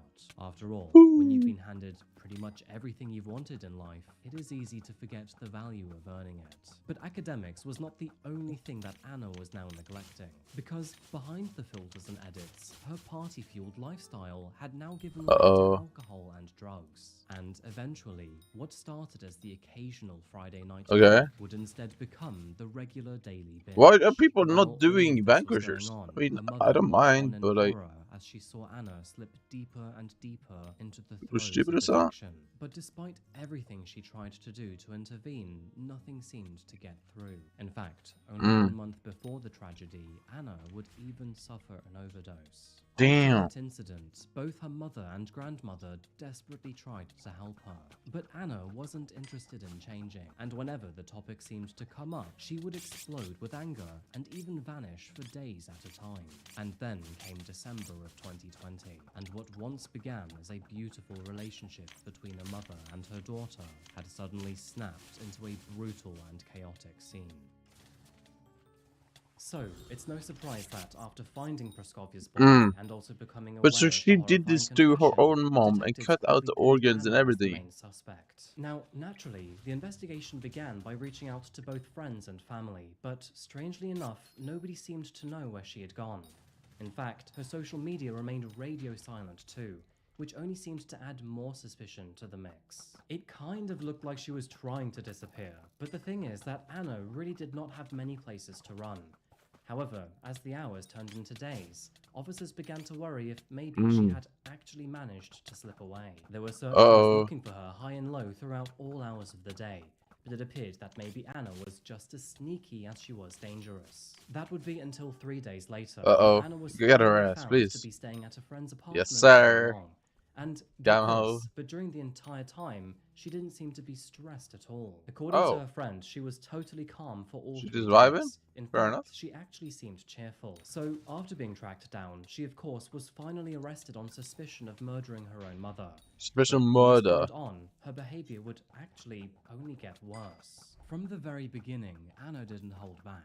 She openly admitted to the murder without any hesitation, shame, or remorse. In fact, she apparently laid out all of the events in a calm and detailed manner. Kind of like just going down to the shops to buy a pint of milk, instead of, you know, murdering your mother. According to What Anna, the it all fuck? began Nah, only she a is few sick. days Kill earlier, her. when mother Kill was her, please. actually away on a work She did trip this in for her Germany. mom, by the With way. the house to herself, Anna She cut was up now her free mom to and took out indulge in her organs. usual habits. Oh, mom. Of course, without the fear of being caught. And she's this bad. She's such a baddie too. Like, what the fuck? What the fuck? But drugs and alcohol. I can fix When her. Praskovia returned home on the night of I can fix her, December bro. 11th, she immediately sensed that something was off. Not only I can did she fix know her. her Trust. daughter very well, but she could also tell when Anna was completely whacked out on drugs. When Praskovia confronted her about it, Anna denied everything, and that is when the argument quickly spiraled. But the one thing to tip all of this over was absolutely pathetic. All Praskovia did was try to convince Anna that she needed to go to hospital, and apparently that was good. the breaking point in her mind. What? In a sudden drug-fueled rage, Anna stormed into the kitchen, grabbed a knife, and Huh? then struck her mother in the chest. What the Praskovia fuck? collapsed to the floor, bleeding heavily. But Anna, she wasn't finished. Oh, she was What not happened done. next can only be described as truly unthinkable. In a cold frenzy, and using the knowledge that she had learned from medical school, she began to dissect her mother while she was still alive. I'm going to avoid going into any graphic detail here, but as you know, one by one, she sliced her organs out of her body. And once Anna was done, well, she simply laid the knife aside and claimed that she felt no fear, no regret, not even sadness, just nothing. And then she casually undressed, bro? took a shower, did her makeup, and got redressed. What the fuck, Anna had man? plans to go out that evening, and so after contacting her boyfriend, Okay, so after she left slicing the up your mom, property, taking out bought a bottle of organs, you're gonna champagne, go out to headed party. over to his place, engaged in sex, and then told him all about her evening. Huh? Now, at first, he didn't actually believe his girlfriend. I mean, who would anyway? Not only did her So she tell went him and had her sex right words, after. but she sounded Oh my god. completely absurd. And so, he just Oh my brushed it god. off as some sort of sick joke. However, when he asked for more details, well, that is when she clammed up and refused to say any more. Later that night, and once Anna had finally fallen asleep next to him, that is when he decided to slip out of the house and check on Praskovia. And, of course, that was the moment that changed everything. In a That's blind panic, he then disgusting, picked right? up It's his so phone and nasty. called the police. But by the time he and the officers finally got back to his apartment, Anna was gone. Of course, before then being found 3 days later. That's your own After mom, Anna's bro. confession, the authorities had It's your own no mom, doubt that man. she was responsible. As their sole suspect, officers made it crystal clear to the media, saying, Like, okay, Anna it's Leibovitz okay was if the you main just slice up suspect, some random and there person. is little to But no like, slicing up your own likelihood mom of is any crazy, other bro. suspects. With her confession at hand, things on, moved man. quite swiftly, and only 24 hours after her arrest, she appeared in court. And this would be the first time that the world could see how vile and unremorseful she really was. Despite the cameras being pointed at her, Anna acted as though the entire ordeal was nothing more than an inconvenience. She lounged on courtroom benches, casually picked What's at her up? fingernails, and even at one point pretended to What? take a nap. When the judge entered, Anna didn't simply stand up. Tell her She what. climbed onto the bench itself, almost as if this Uh-oh. was just another classroom joke. And when she The exited fuck? the courtroom, a journalist asked her, "Did you really kill your mother?" And her response, well, she smiled and then laughed, and with a light-hearted tone, simply said goodbye. Obviously, this behavior, when paired with the sheer brutality of her crime, I'm getting chills, bro. What the fuck is wrong with this demon? This bitch is a demon. It takes a psychologist to assume that she is seriously. Yeah, just don't do it to your own parent, bro. Investigators were baffled. Her family and friends What the were fuck? just as equally stunned. With her Why would you do to your own mom? the press, Praskovia loved her daughter so much. She spent as much time as she possibly could with her. It only took 2 hours for the police to tell me that Anna was the main suspect. I could not even imagine this. Alongside the obvious questions surrounding her mental health, there was one lingering mystery which no one could wrap their heads around. Of course, that being, what was her motive? Because this wasn't a stranger or someone who had wronged Anna, Exactly. but her very own mother. Exactly. See? See? He agrees with me, bro. I mean, He agrees with me. surely a disagreement over drugs couldn't actually push Anna into such a brutal rage. He agrees with me, bro. Well, some believe this wasn't actually just one single thing, but rather a combination of deteriorating mental health, heavy drug abuse, and untapped anger issues. And so, before any trial date was actually even considered, Anna was ordered to undergo a full What the fuck is that? evaluation. Of course, to determine if she was actually fit What to the stand fuck did you just send? The findings Is that a were dick? disturbing, because although Anna You was need intelligent and outwardly appeared to function well within meds. society, her Why? emotional state was deeply fractured. It appeared that she lacked empathy and struggled to understand or relate to other people. And so, according to experts, it is unlikely that she fully grasped what she was doing that fateful night.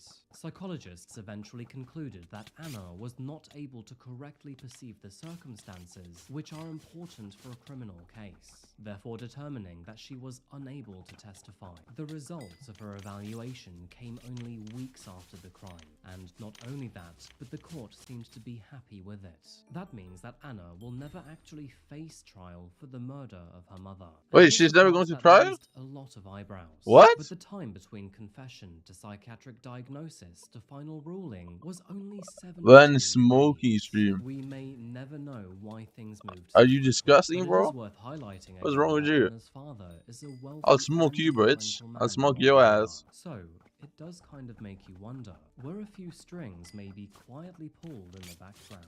Rather than receiving any sort of prison time, Anna was deemed to be not criminally responsible for her actions. What? And so, on December the 28th of 2021, she was committed to a psychiatric institution. Oh, okay. Where, at least for now, she begins treatment for what was described as a severely I thought she got released. Naturally, Okay, so she went to a psych ward. Moldova, and in a weird twist of fate, Anna's social media would eventually explode, doubling in size and peaking at over 15,000 followers before her Let's go. accounts were She gained eventually followers. taken offline. Oh. And so, I guess in a way, Anna actually got what she had always wanted, that being fame. However, it wasn't really the kind she was hoping for. Yeah, it's very this is bad empathy fame. Instead. What truly Exactly. drove Anna to murder her mother may never actually be known, and with her mental state in such disarray, the motive She didn't even eat any of the body parts. She just fucking cut them up and just However, left is it there. one thing that is for certain here, that Praskovia absolutely adored her daughter. She was Yeah. devoted, attentive, and wanted the bet she very did. best for Anna. And yet, she was betrayed in the most horrific way possible. On the internet, Anna painted this glamorous lifestyle of success. She eat them, bro. Bro, what the fuck kind of question is that? No, I don't think so, bro. A killer in the making. She wasn't just curating her image here, she was actually hiding a monster in plain sight. But it does make you wonder, what happens if the roles were actually reversed? What? I mean, in hindsight, it's now easy to look at Anna and see her as materialistic, vain, narcissistic, and completely unremorseful. However, our next case, things aren't so simple. And so, on that note, Oh, yeah. have yourself another coffee. Come on, give me the loot, give me the loot. Come on, die. Oh.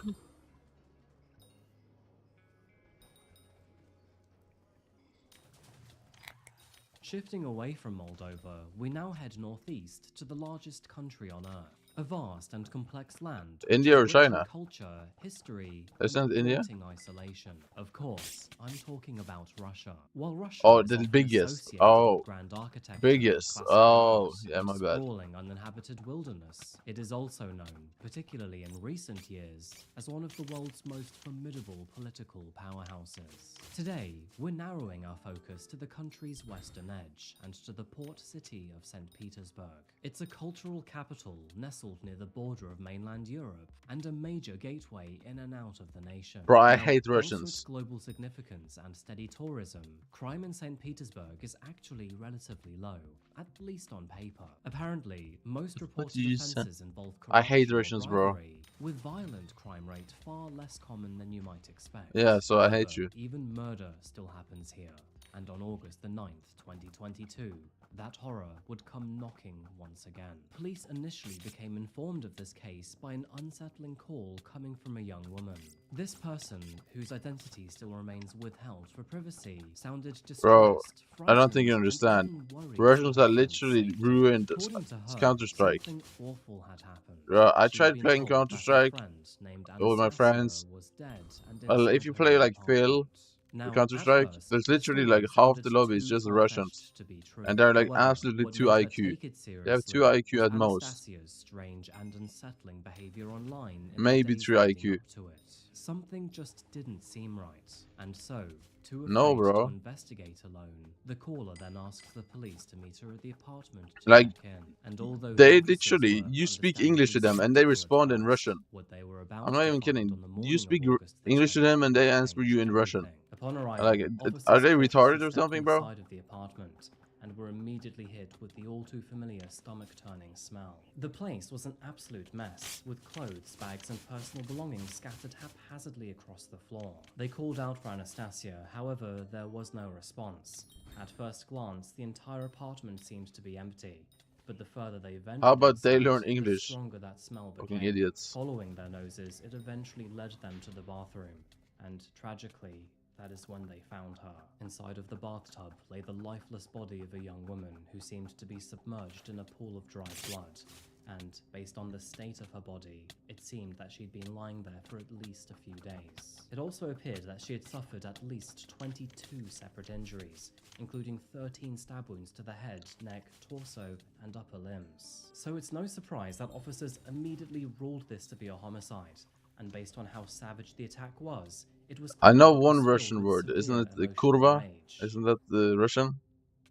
After the crime scene had been secured by officers I think. and forensics began their work, the body was then formally identified by her friends to be 26-year-old Anastasia Grishman. But before we dive into the investigation of her brutal I know. murder, let's first look at who Anastasia really What was. is this? Oh, Because, she is as it disgusting. turns out, her Are you story seeing her? involves a lot of hardship, resilience, and This person fighting. looks so Born on gross. February the 7th, 1996, to her mother Elena, Anastasia experienced This a person hard looks life disgusting. from the very beginning.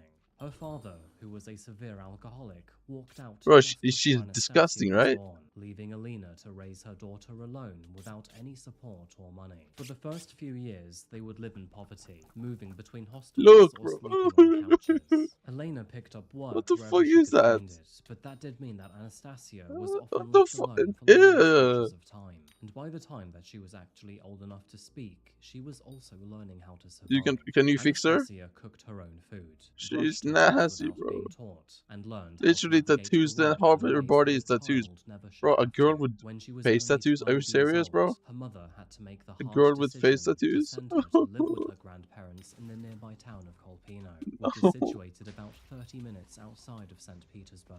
Although it was hard for Elena, it was actually a lifeline for Anastasia. She barely knew her grandparents, but they would check in from time to time, and Elena saw this as an opportunity for stability for her daughter.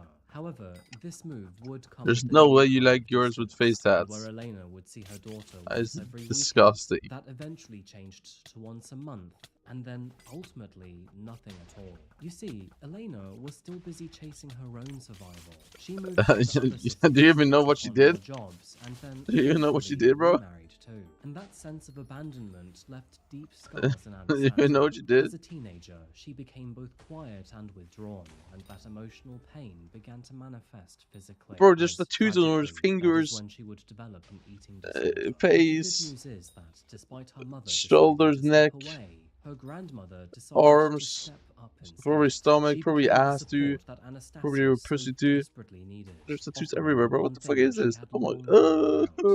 Of course, that being care. And not only would she help nasty. Anastasia She's through nasty, her bro. disorder, but she would even She's nurture her nasty, man. creativity and give her the space that she needed to grow. And as it turns out, Anastasia was actually a very talented artist, and through her teenage years filled out many sketchbooks and canvases. And recognizing that creative fire inside of her, her grandmother tried to do everything she could to help that talent flourish. But Anastasia's art didn't stay confined to just paper or canvas, no.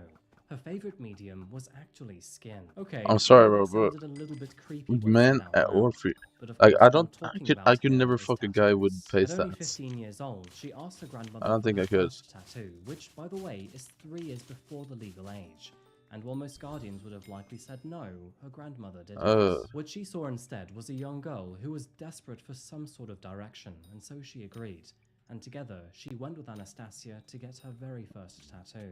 That single moment seemed to spark something deep in Anastasia, because from that point onward, tattoos would not only be a hobby. They became I don't part mind. of her identity and a driving Yeah, force see, she's behind talking the about. life that she would build. By I her don't late mind teens, if it's not like Anastasia had turned her so passion into a career. sticking She out. landed an apprenticeship at a local tattoo parlor, all while This juggling is her like studies so in excessive. college, where she would take on courses in both computer This is so programming excessive and though. car Like, come on, bro. mechanics. I mean, not only was she a tattoo artist and a petrol head, but a gamer and an entrepreneur too. She's a gamer and entrepreneur. Is this for you? This is when her interests and personality Is she began for you? to shine through in her appearance. She started to dye her hair brightly, made bold fashion choices, and of course rocked both piercings and tattoos. And at the age of 16, Anastasia also stepped into the online world, joining VK, which is the Russian equivalent of Facebook. It is here that she would share the things that she loved the most, including anime, video games, fashion, Anime and video makeup, games. and all things creative. Her posts seem to have a spark to them, magnetic energy, so to speak, and her unique style, paired with her open personality, would help Anime gamer. This is an build anime a gamer right there. following. And then, in the year 2014, From Russia. at only 18 years old, she finally completed her studies. With an education and a growing fan base behind her, she moved back to St. Petersburg, determined to become a full-time professional tattoo artist. And she didn't just talk the talk here, because Anastasia really was her art. Her body was covered in tattoos, most of them she actually inked herself. Of course, the only area left untouched was the back, for obvious reasons that she couldn't reach it. I mean, that would have been pretty impressive, but I wouldn't have put it past her. Branding herself as Grishman, she built herself a name from the ground up, and it didn't take long for her reputation to grow. Her social media absolutely exploded, and by 2019, Oh, yeah, just like you also exploded. years old, she had more than 290,000 followers on TikTok. A huge Wow. number at the time, especially in Russia. Anastasia really was on her way to success. She was independent, creative, and steadily building the life that she not only What game is that in the but background? also deserved too. So, the question is, how did she go from thriving to lifeless in a bathtub? For those who knew Anastasia she's lifeless. well, many realized that something seemed to be off in the days leading up to her discovery. For example, many of her recent posts What the just fuck didn't is that seem emo? to add up.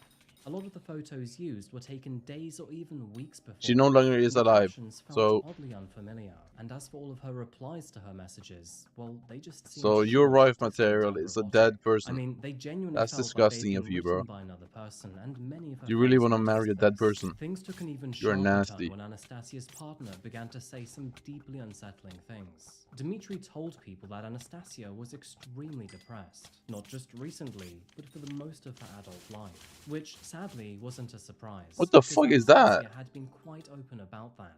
But what did come next afterwards surprised Why is she her, holding a gun because, like that? according to him, Anastasia had once asked him that if she were to become too miserable, then she would like him to end her life instead.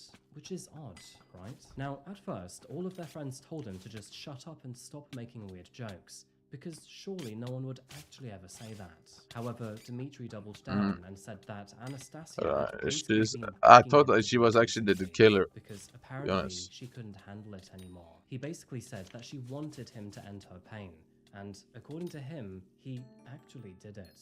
That is when her friends suddenly fell silent. Dmitry claimed that he had Anastasia at her request, and had done so a few days prior. But this bizarre, almost casual confession set off huge alarm bells amongst her friends. Understandably horrified, they called the police. and it was those tips that led them to the grim discovery. But who precisely was Dmitry Chernyshov, and how did he go from being a client to a killer? Well, as you can see from these photos, Dmitry had his own fair share of ink all over his body. It was in September of 2021 he also has face tats. What is this? He has piercing on his nose? Relationship with a woman named Margarita. What is this, bro? After growing tired of being a basic pizza, Margarita decided it was time to spice things up with a fresh tattoo. That's maybe the corniest shit this guy's ever said. Upcoming artist in the St. Petersburg area. Or this guy is corny, bro. Being Anastasia, and so after getting her own tattoo, she then. Did you hear what he just said, bro? In hindsight, I can promise you that she regretted that decision, and I am sure what the fuck was that, bro? The nature of tattooing, especially for a large piece, means hours of sitting together, chatting and bonding. And with Dmitry's tattoo being a huge back piece, that is exactly what happened.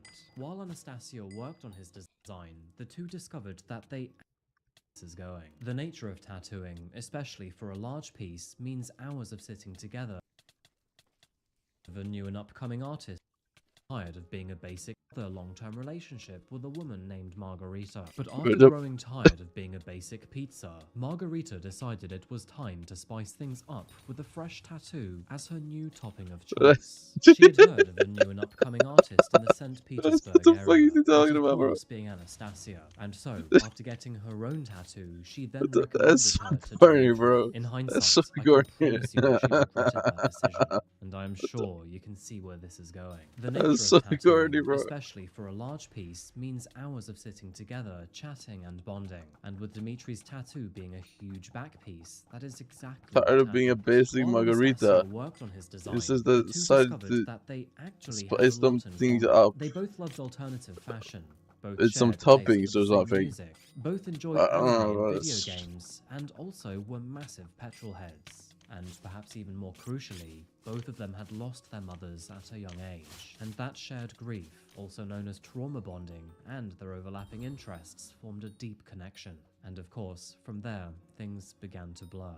By the way, back to Margarita for a moment, but can you imagine having a tattoo from someone that you absolutely hate? That must suck. Anyway, Dmitry Chernyshov was born on February the 15th, 1998, making him physically 2 years younger than Anastasia, and probably mentally a few years younger too. During his childhood, he was lovingly raised by both of his parents, but sadly that wouldn't last very long. When Dmitry was still a child, his mother tragically passed away, which unfortunately was the beginning of major shifts in his life. His father eventually remarried, but for Dmitry, it only added more confusion and distance. He was described as a quiet, introverted kid. Oh, and you're such a someone who bad mostly boy. kept to himself.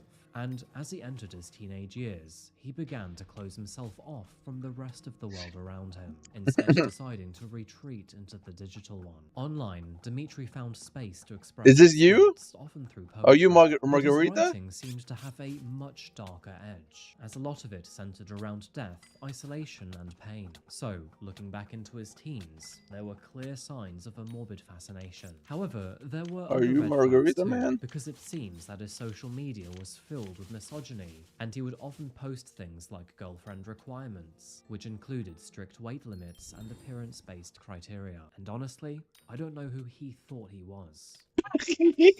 By the time he reached adulthood, Dmitry had already found himself in trouble with the law twice, racking up 2 criminal charges, including theft and evading military service. You I see, like this guy, military right? He's service kinda is cooking it. actually mandatory for all young Russian men, and dodging it isn't merely frowned upon, it's actually a criminal offense. And by the way, it comes with real-life consequences too, including a ban on leaving the country. But of course, he didn't actually tell Anastasia any of that. Instead, he would talk about his income and that he worked in IT, namely in programming and web design, which technically is true. But it turns out this was not actually his main source of income, because Dmitry had a second and far more controversial profession. I'm going to give you a couple seconds to guess what it possibly could be here. But as it turns out, Dmitry was actually making OnlyFans content with his then girlfriend Margarita. Oh boy, we really are talking about OnlyFans again, aren't we? Now again, in Russia, Come on, pornography man. is quite literally outright illegal. Not just the Oh. production of it, but even the consumption. And Damn. so you can likely imagine that if you were to make this sort of content and then try to sell it, it is literally punishable by jail time. Now, of course, that doesn't stop many people, and for Dmitry, it merely meant living a double life. One wrong move, however, and he would end up you can't behind consume bars. porn in But Russia? Anastasia, she didn't mind. Everyone said that, so come on, bro. Anyway, over the course of these tattoo sessions, the two bonded quickly, exchanging phone numbers, messaging online, and then even hanging out at local car meets. Their connection deepened, and before long, things began I've to seen take a Russians' rather profile pictures romantic on turn. Steam, bro. I Unsurprisingly, definitely be Margarita watching that was shit, bro. very Come on, man. unhappy by this. She began to suspect that something was going on, and their relationship would rather quickly turn toxic. And while Dmitry didn't seem to care about Margarita or her distress, Anastasia surprisingly did. Not long after that, things between Dmitry and Margarita officially ended, and then Anastasia stepped into her place. The pair made their relationship public, and from that moment on, their lives became increasingly intertwined. For better, or more accurately, worse. She is so After that, disgusting, bro. Dmitry She quickly is stepped actually into the prisoner. role of being her manager, handling Anastasia's business in the background.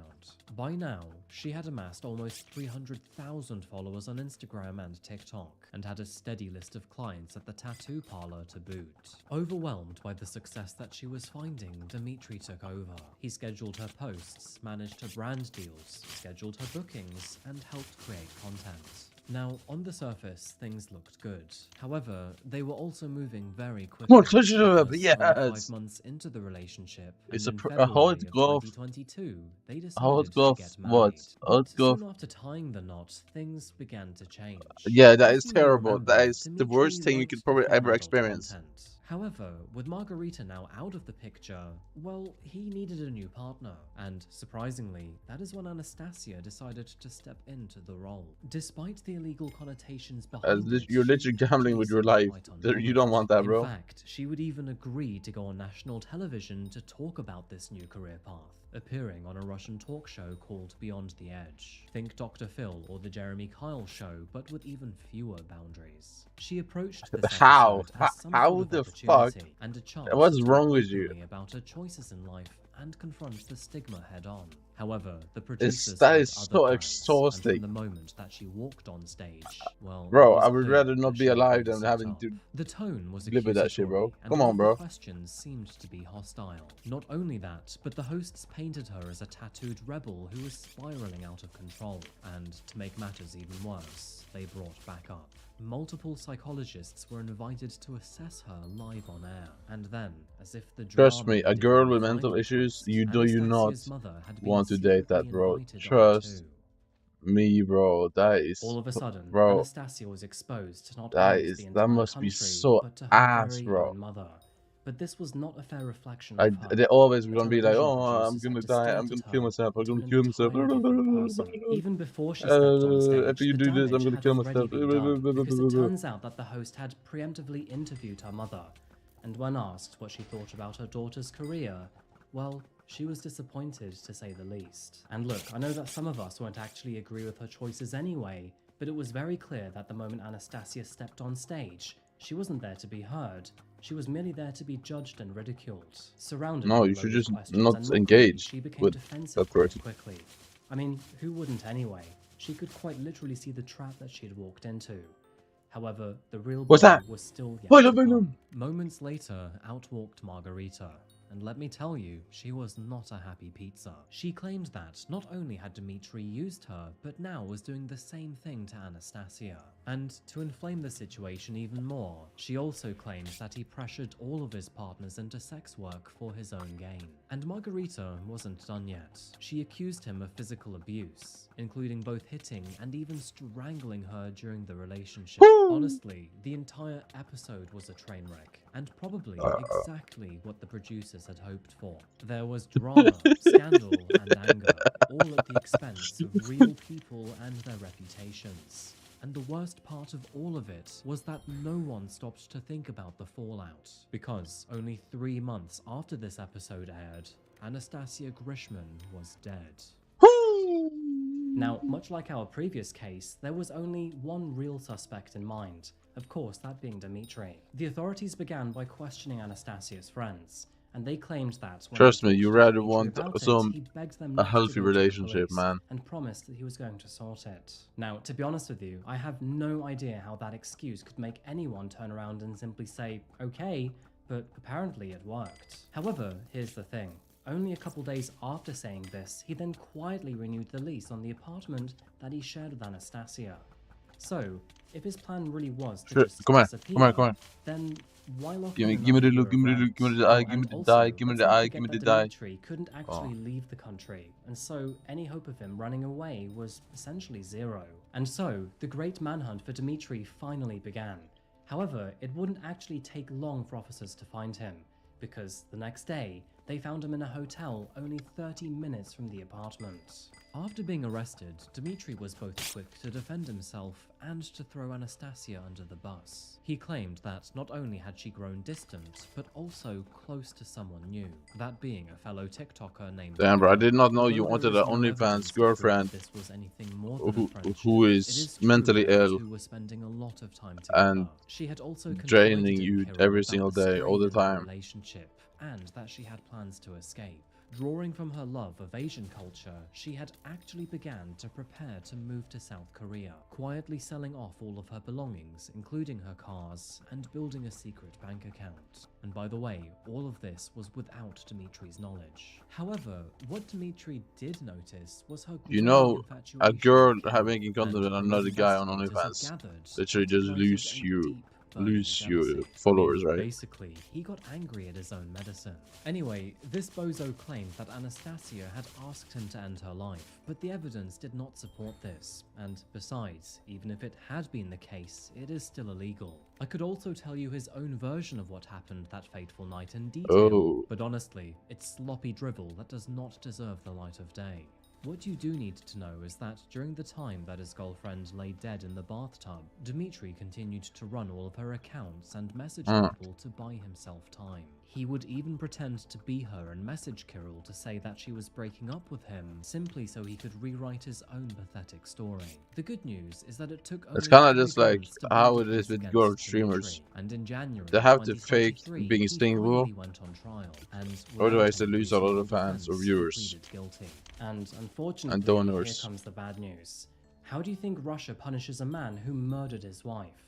Well, in Dmitry's case, he received a horrifying Because for some reason, people who watch this and subs to this stuff and shit, they believe they have a chance to get with that person in the future. But in Saudi Arabia, So when they a journalist see was they sentenced have to a 10 boyfriend years or behind something, bars and 1,000 lashes they feel like simply they for lose their debating Islamic chance, which religion is on an insane to online me. blog. People However, actually think this, apparently, but in yeah. Russia, murder is way less punishable.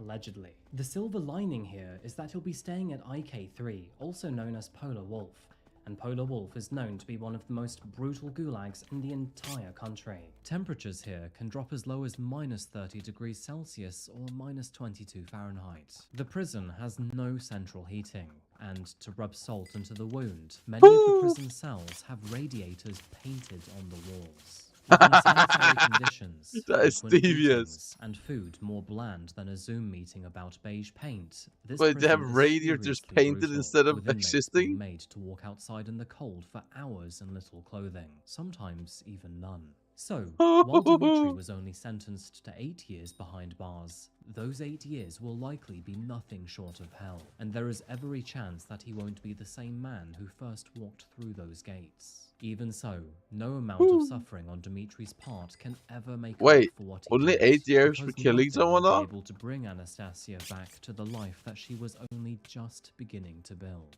It's obvious that she had already been looking forward to a fresh start away from Dmitry. She had dreamed of living abroad and even opening her own tattoo parlor in South Korea. Because before him, that was what she loved to do. She was an artist, and even in her darkest moments... Also, why do you have to serve in the military in Yes, Russia? Why she the fuck was is that struggling forced? with her mental health. but That's she so was stupid. working on it and rebuilding. Why is it illegal to not serve in the military?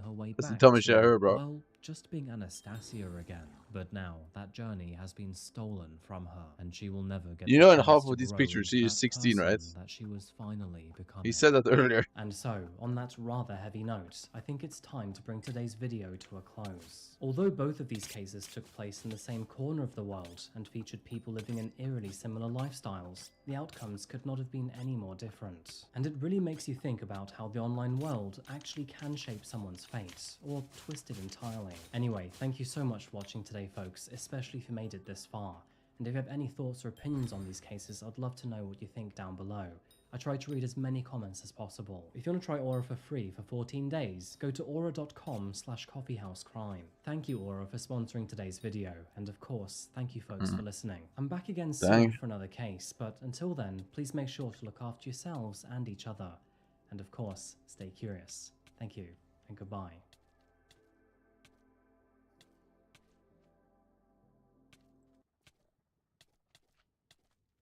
With over 2 million followers on Instagram, more than $3 million earned from OnlyFans, and several other lucrative streams of revenue, Courtney Clenny was an incredibly successful blonde bombshell at the very top of her game. But on April 3rd, 2022, whether intentional or not, her irreversible actions would leave her boyfriend dead and her own hard-earned empire in ruins. Now, of course, there was seemingly more going on in Courtney's life behind the closed doors of social media. And, unfortunately for her, this newfound attention put a spotlight on her highly concerning behavior and actions. However, was Courtney to blame for Christian's untimely death? She got some black dick. What did she do after the fact, and what will happen next? Welcome or welcome back to Coffee House Crime, folks. My name is Adrian, and today we're looking at one of my most requested cases to date, and that's the story of Courtney Clenny. Fame, fortune, love, and financial security. Courtney genuinely seemed to have it all. And no matter how you look at this case, it is impossible to deny that she had plenty of opportunity to avoid this current situation. But before we begin today, and just to let you know that I post true crime and strange cases weekly, so if that is your sort of thing, please consider subscribing to Coffee House Crime. And so, with that said, please grab yourself a coffee, pull up a seat, and get ready for the deep dive. This is the case of Courtney Clenny. Woo.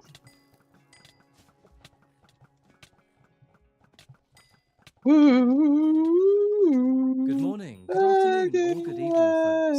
Today we're returning to the mighty nation of the United States of America and zoning in America, baby, to Miami. Now you can't go much further south than here, as the Magic City rests on the southeastern coast of Florida's peninsula. On that note, it's probably obvious to say that Florida, America, baby. Sunshine State, I actually made a decent amount of profit from spiders since yesterday. With an average temperature of 71 degrees Fahrenheit or 22 degrees Celsius, it is no wonder that millions of tourists flock here every year. Now, Miami is known for its strong Cuban influence, balmy weather, pristine beaches, and fantastic diving sites. The city is also home to many famous teams and landmarks, which includes the Miami Heat, the iconic Miami Tower, and of course, the beautiful Everglades National Park. Miami has had a somewhat stagnant population number in recent years, but for now, it's home to just under 500,000 residents. And eventually, this is where we will find the lives of Courtney Clenny and Obam Selly. Oh, hey. She got some fake tits. Holy. That's some crazy fake titties. The family originally lived in Texas, which is where they remained as Courtney and her sister Morgan grew up. And with her father holding a degree in finance and working as a financial advisor, they had plenty of financial means to support the family too. The daughters were spoiled while growing up, and supposedly always got what their hearts desired. Their parents were active in sports for their entire lives, and so naturally, this was reflected with Courtney and Morgan too.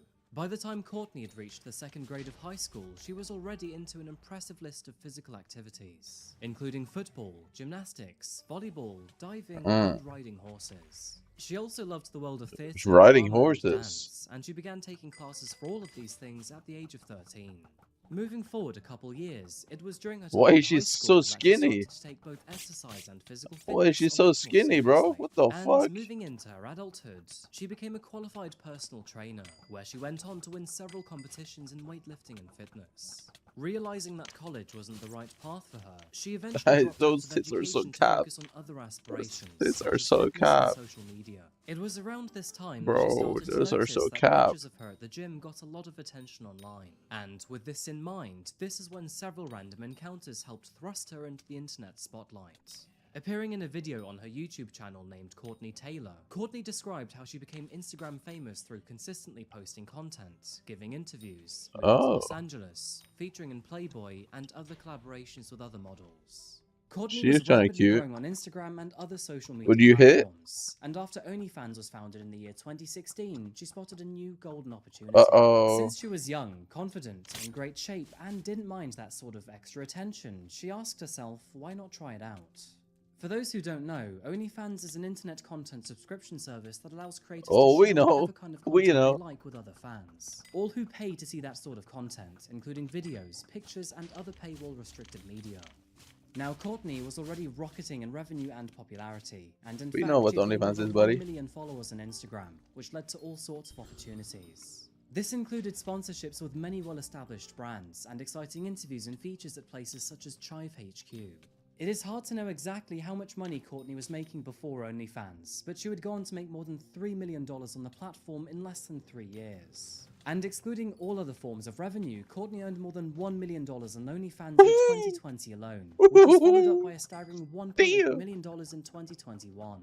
Many would argue that Courtney Clenny had a life most of us could only ever dream of. She had fame, fortune, success, and a very supportive family. And to add to all of this, conventionally speaking, she was a very attractive young woman at the very peak of her game. Now, her industry and lifestyle may not be what everyone exactly aspires for, but considering her position, she was very lucky to be making such a staggering amount of money. You could even argue that the only thing that was missing was love. And in 2020, right when all of this was taking off, that missing feature of her life materialized. It was around this time that she first laid eyes Hey, on black a young boy. and charming man named Christian Obumseli. Affectionately nicknamed Toby, Christian was born on April 12, 1994, and also lived in Dallas, Texas. During his time attending Murphy Middle School, Christian developed a passion for basketball and football, and by the time he moved on to attend Plano East Senior High School, his skills were almost as evident as his lovable personality. His football coach recalls Toby as a warm and caring man whose work ethic was off the charts. He always had a smile on his face and was willing to help any younger players. In his more recent Yo, I years, think the Toby game was is lagging a noticed to bit be an here. extremely compassionate and gentle man with a very infectious smile. And as for his job, well, big money was the aim, and crypto was the game. He had also dived into the world of stocks at a very young age, and surprisingly, he was very good at it too. And combining the two compounding money together, he earned himself a very comfortable amount to live on. Christian fell in love with Courtney almost as soon as he met her, and that feeling seemed to be mutual, because within weeks they were in a very passionate relationship. You like the cute Friends black guy, claimed don't that you? in the beginning, everything seemed pleasant. They were having a lot of fun together. I don't and think seemed he's to be alive deeply anymore. in love. However, a few months in, Sadly. and not the same thing could be said, as the relationship had turned into something very dark and serious. Those who knew Toby before he met Courtney could see a very saddening and troubling change in him too. Where he was once bright and full of energy, he now often seemed stressed, What is going on in this server and here? sadly, this was for good reason too. Those as tits are Courtney had so become fake, somewhat bro. controlling when Look it at those came to her fake tits, bro. I boyfriend. cannot She would help often get upset but at the very smallest of things, point it out, pull Toby bro. away from his Those friend shit group, is so and cap. then, before they knew it, she would be screaming at him They're at so the top of her cap. lungs.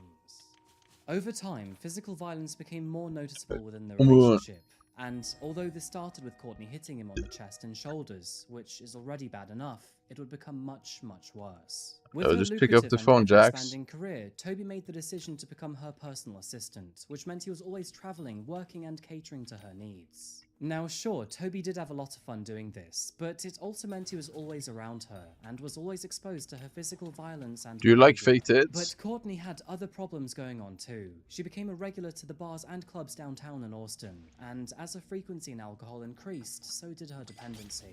Now this may explain some of the outbursts she had against Toby, because it is evident she clearly had an issue handling her liquor, but this is still no excuse. Her incompetence is proven in the form of 2 DUI charges against her, and in July 2021, the police were called after she had thrown a glass at Toby's head in Los I'd rather a Angeles. female have like no tits than fake tits, in my opinion. I prefer know this than fake this. Yes. For what? Wait, okay. So, why am I here? What's going on? My boyfriend and I just got into like a loud argument. So you called once again for what? Why did you call for help? Because we were getting really loud. We were getting loud. And I was like, oh my god, we're gonna like do damage to the room or something. Not damage to each other. Like I really want to like. Why would you think? That. Why would you think that you were gonna do damage to the room? I like throwing something or like. Did you throw something? Did I? Yeah. No. Did anybody throw anything? No. So why would you think that there is damage to the room to be made? Because I've done that before in our house, and I. What have you done? What is she talking about, bro? Is she retarded, bro? Did you throw a glass or a plate team today? No. Okay. So if no, I. This is before. Okay. So when I go to the room and I see a broken glass on the floor, where did the glass come from? I don't know. Is she stupid, bro? This bitch a millionaire and she out here 2 IQ right now. Yeah. Okay. I'm being. Okay. I'm being completely honest with you. I feel like You're not being honest, you idiot. Did anybody punch, hit, spit, throw anything at each other? Did he hit you or you did at him? Well, I'm guessing that I threw a glass, but that's. I'm guessing at your glass. Oh, by the way, I just want to say somebody mentioned earlier about like there being a chair on the floor. That. What feed? I don't know why we hadn't picked it up. Like that had nothing to do with the fight. We weren't throwing furniture at each other. Following her subsequent arrest, Courtney was held for 12 hours overnight. But despite almost being seriously injured, Toby declined to press charges and desperately pleaded. Damn, W. Toby. And while being interviewed by police officers, Courtney even changed her story to claim that she was the one who called them, because she didn't want any further embarrassment. It is worth saying here that Courtney did at least admit to previously throwing glasses and plates at her boyfriend. For better or worse, the couple eventually made plans to move away from Texas to experience a new chapter in their lives together. Toby was infatuated with London and had high hopes of moving there. But for Courtney, it was Miami, and of course, like always, she got her way. Now, to be fair, they both liked the idea of living in a magic city. It's well known for its pristine beaches, non-stop nightlife, and fantastic warm weather. And there are many appealing traits for young adults who like to party and have plenty of cash. And so, would you suck your feet? 2022, Would they you suck your finally made the toes? decision to move 1,100 miles from Austin to Miami. Courtney was making substantial money by now, and her choice of an apartment definitely reflected this. They settled into Unit 2201 of 3131 Northeast 7th Avenue, found in Beverly Terrace, not even 1 mile from downtown. And holy shit, with 3 bedrooms, yeah, 3 bathrooms, bro, come and on, man. spectacular views of Biscayne Bay, their apartment was luxurious to an unimaginable level. Now, of course, the rent was not cheap. And in fact, it is confirmed that Courtney spent an eye-watering amount of money to live here, $10,000 per month to be precise. Woo, 10K a month. She would often brag about paying the rent all by herself, and would even gloat and threaten to kick Toby to the streets if he misbehaved. Speaking of misbehaving, if he misbehaved, amplified after moving what kind of to weirdo Miami, shit is that? She once again became a well-known face. Is he a good boy? Bars, and her attitude and demeanor began to worsen yet again. There was no subtlety to this behavior either. Appearing in the We in Miami podcast, she openly admitted that she was toxic, hated being bossed around and controlled, and, quote, only dates rich black guys. Do you like to be fully controlled, or do you? I like to be submissive. But yeah, in the bedroom, but like in my life, I don't like anybody to tell me what to do. Yeah, so you only want him to tell you what to do in the bedroom. Other than that, you don't want him to tell you anything. Right. What the that's exactly it, yes. So that sounds like you're a control freak with your relationships. Be careful with this one. She's gonna boss you around like sweet toxicity. So you only date rich black guys. So like, have you ever dated like any politicians or only like rappers or athletes, or what kind of rich black guys? You know, dabble here, dabble there, a Yeah. little bit. How much do you make a month? A lot. Yeah, we make good money. By now, Courtney was becoming unhinged with her actions. She was a serious The fuck? risk to Toby's health, both physical and mental, and, even worse, took pride in the situation, even finding it funny Weirdo. at times.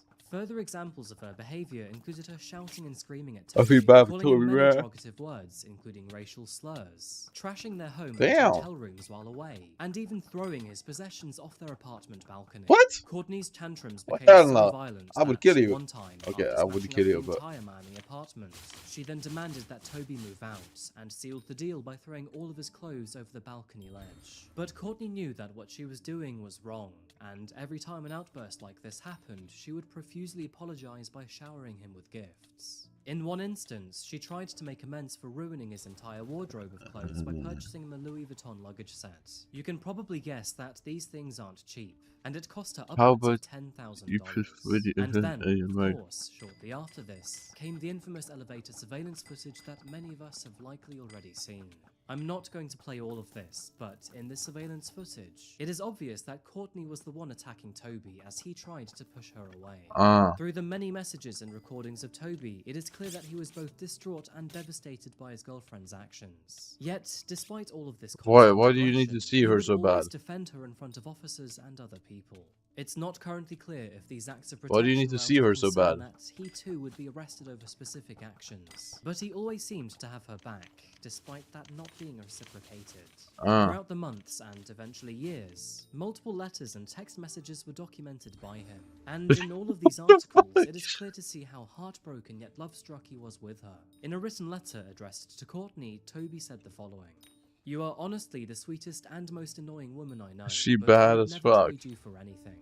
I Bro, want he to be wants me to everything change my you, streaming your boyfriend, streaming your best thing friend, your because she lifelong is so partner, bad. the man you trust to What put the his fuck? life on the line for you. What the fuck I is do this? believe that dreams come true, and I would love for you to help me fulfill mine. Baby, you are the recipe when I'm stuck in the toughest situations, and the only person I want to share my life with.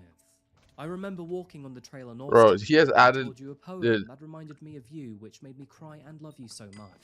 And I asked you to come take a walk not during the really no, sunset. but you can just In use November whip. 2021, another one of Courtney's more severe outbursts resulted in What her the fuck is stabbing this him in the black leg. guy doing And although to there my seemed woman? to be signs of remorse What the and fuck are you sympathy talking the about, following day, Lux? this only seemed to last a meager 24 hours. In a recovered text message, he said, "The crazy thing about all of this is that yesterday, when you stabbed me in the leg and you saw how bad it was hurting me, the next morning It's I 2x still brick woke red up and happy. 3x I still cyclamen, gave so I you a have to good do day, this. even though my leg was hurting because my girlfriend stabbed me. I woke up happy, I took you to Vegas, helped you shoot, drank with you, and did blow with you just so you'd have a great time. And I'm doing all of this while my leg hurts so bad. Did Why I does make your leg you hurt? feel bad for stabbing me? No. I just sucked it up and hoped tomorrow would be Wait, better." she stabbed In him? another text message sent in March 2022, She stabbed him Toby already? said, "Is love going to kill me? What if the knife sliced my lip and it wasn't sliced by my beard, my cheek, my eye? What might happen next time?" February was the worst month I've had so far. I got cheated on.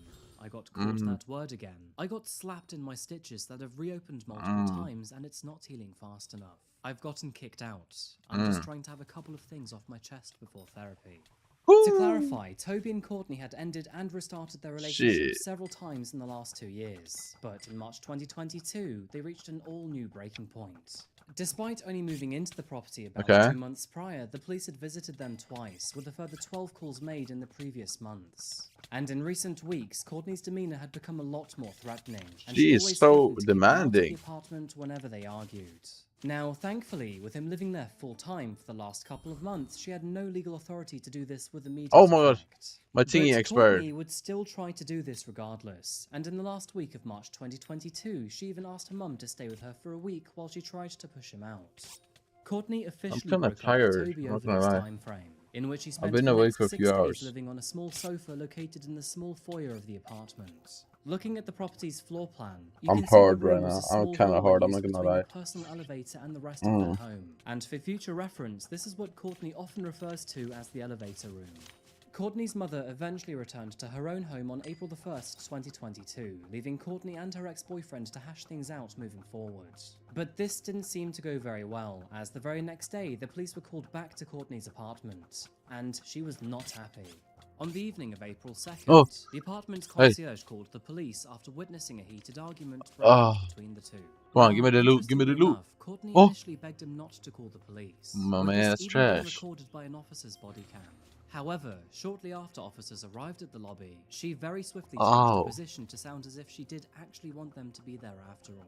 It is important to note how Courtney responded to officers' questions here, as she seemed determined to get a restraining order against Toby, but more specifically, Well, she is the before issue, he though. did first. She Throughout is the the entire idiot. She conversation, is the Courtney interrupted trash. almost She is everyone, trash. seemed emotionally unstable, She is and trash. even contradicted what the concierge had already informed officers. Basically, Can you please let me into my apartment? Please? Okay. Yes. I haven't. Hold on. What's going on? Okay. Where's your apartment? You have a key? We have. Ma'am, you don't need to talk to me. What's What going are on? you lying about? Where's your key? You didn't call. I didn't. Nobody. I called. You called. What's Okay. going on? Okay, hold on, ma'am. What is going on? Okay, ma'am, hold on. Okay. What's going on? This young lady, I was actually, with the other guy. She informed us that Miss Courtney, her boyfriend, Who just tried inviting me, brother? Equals Marvel. like this, okay? And she had her hand out like this, and she was like, "Oh no, don't come inside that way." Okay. So we asked her. I said, "Do you want him to leave the property?" She said no. She don't want him to. I did not say that. I said yes. Hold on. No, but the Hold on. He's talking. Then you talk. Let him speak. Oh. We were quiet when you were speaking. Why not? I said, "Are you certain? For sure." Oh no. And then I just said, enough is enough. Police Hold on. called. She said she don't want police. Okay. Okay, but you Time told me. out. Let me talk. Okay. I feel very. Why is she? Courtney? Yes. Okay, Courtney. Courtney is a retard. Man, like I'm just trying to like. Courtney, shut up, bitch. Are you gonna listen? We don't fuck with you, bro. Nobody likes you, Courtney. Courtney, what's going on? What do you Nobody wants you, Courtney. What? Nobody wants you, Courtney.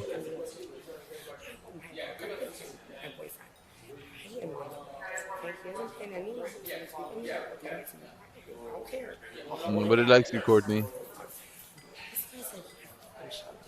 When I was upstairs and they showed up on my door, I said I showed him. I said, show me the fucking video. Like, I really got angry because I did not. Courtney is this retard. Courtney. Alright, so what do you want us to do? I want a restraining order against Christian and Gonzalez. I don't issue those. Because, no, I'm serious. Can I do that? Okay, let me see here. Okay. Who's on the phone with you?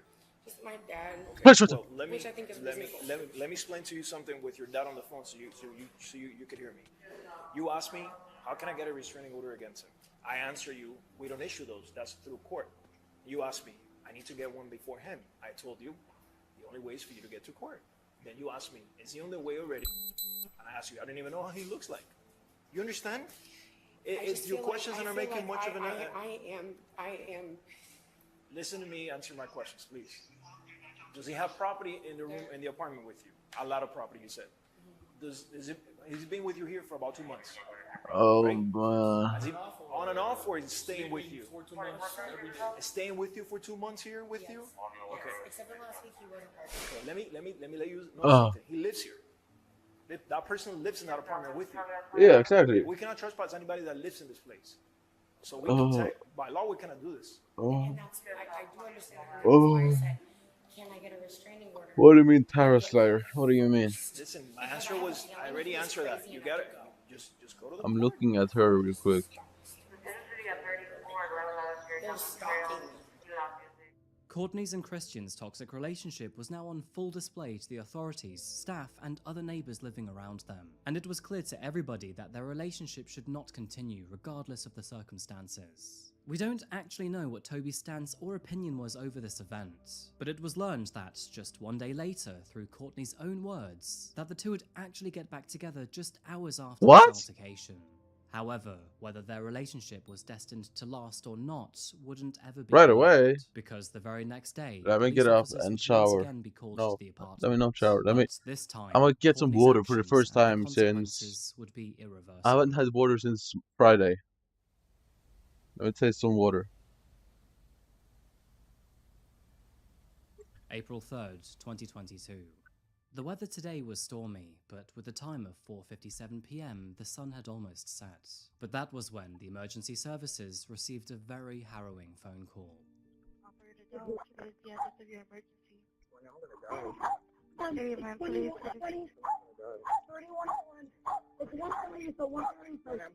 Ma'am, listen to me. You need to stop screaming on the line and give me the address.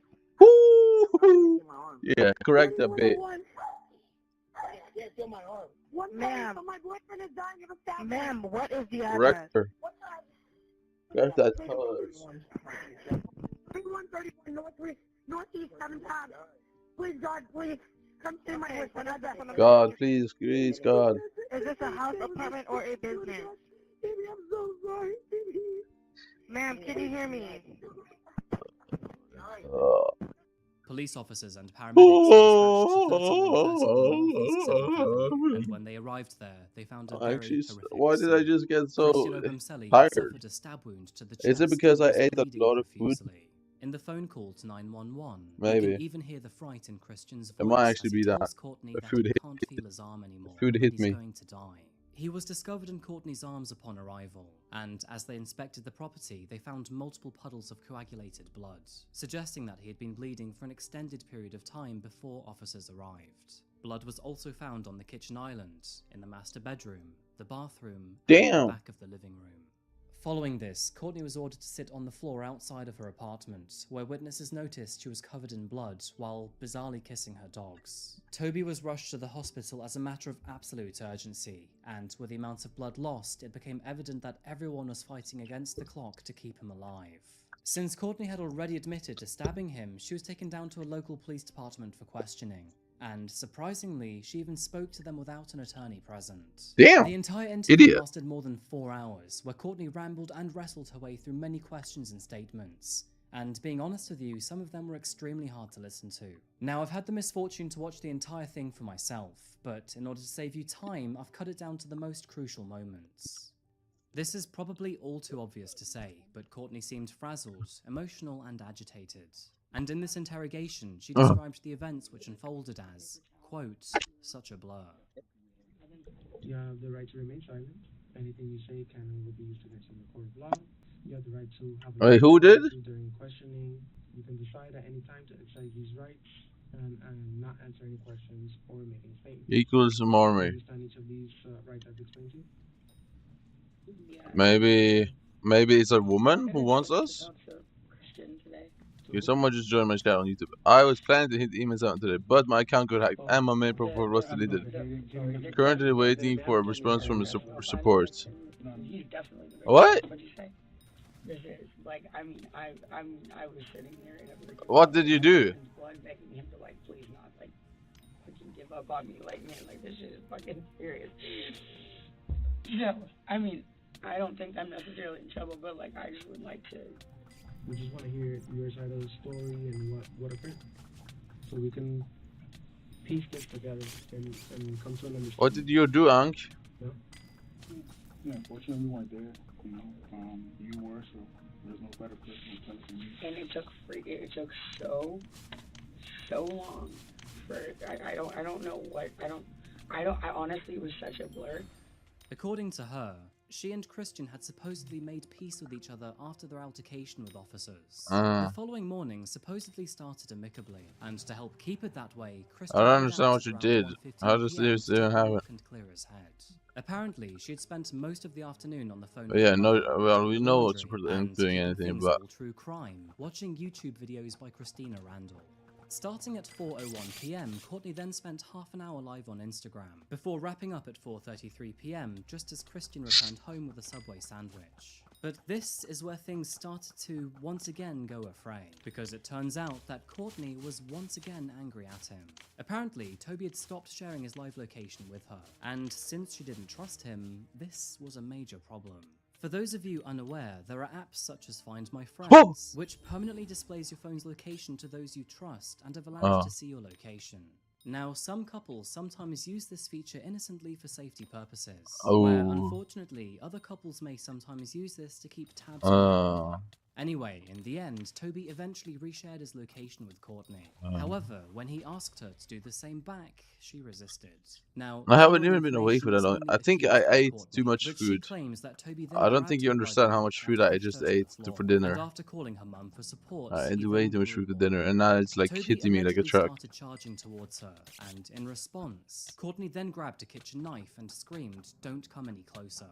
But Toby apparently did not stop, and what this led to was Courtney supposedly throwing the knife at him from a distance of approximately 10 feet. So you got the knife. Because I had hamburgers for I dinner. grabbed the knife and I said, like, pretty much just like, don't get any close to me. And then. Hamburgers for dinner. I mean, it was good, but. And then I just like threw it. And I really. How exactly did you throw it? Did you just throw like that? How many times? No, how exactly Uh, did you throw it? Like you threw it like this, or kind of like you kind of flung it at him, overhead, or how did that? Oh, I just flung it. You just flung it over your head, or from like this. What's impossible? You don't believe me? Well, I get it. I don't really see that much, but this time I know it's on. The blade. Right, the blade. I'm not. I for dang sure did not stab him. That would be insane. I mean, I didn't even think that. Yeah, that would be insane, wouldn't it? Her next actions are just as questionable, but instead of calling the emergency services immediately, she decided to call her mum. And if this really is true, then she had spent 13 minutes on the phone before dialing 911. 13 crucial minutes were wasted while Toby was heavily losing blood. Throughout her interrogation, Courtney also claimed that she had not had the chance to think about her story, which in itself is highly suspicious, as she shouldn't need to do this if she was planning on being truthful and transparent. Sure. I've like been given all these questions, you know. Sure. I'm trying to remember where I was very upset about something, which I've learned this in therapy and whatever. It's like write down like all the details so you don't forget. Just like write it all out clearly so that it makes sense to you and makes sense to somebody else. But I haven't had a chance to have a pen and paper or my phone to like write down exactly what happened, and I haven't really even like fully thought about it. So honestly, my answer is I don't remember.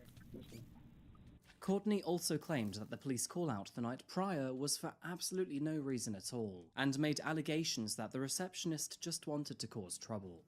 But that just didn't happen. So it's like he moved from Christian to me. I supposed to eat too much. No, I ate way too much, bro. I don't think you understand, bro. Because I was actually just gonna have 3 burgers. I was only just having 3 burgers. Then I was making dinner for my brother as well.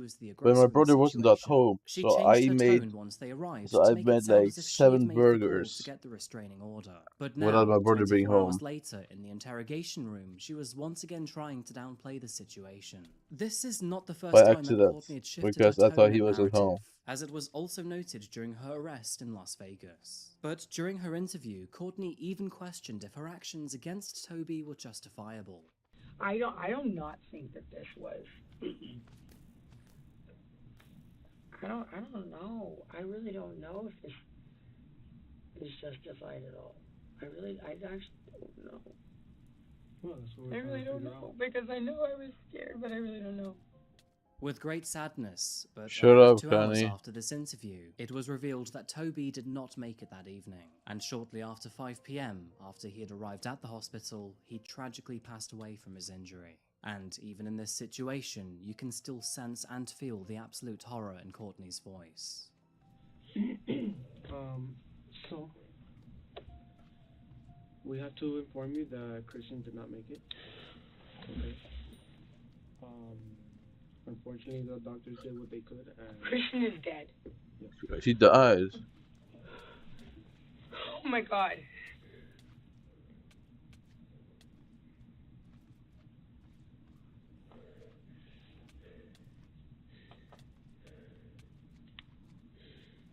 This is not real, right? Okay. No, there's no fucking way. What is she doing right now? Christian died? Yeah, you killed him. Can I please have a hug? Am I allowed to do that in here?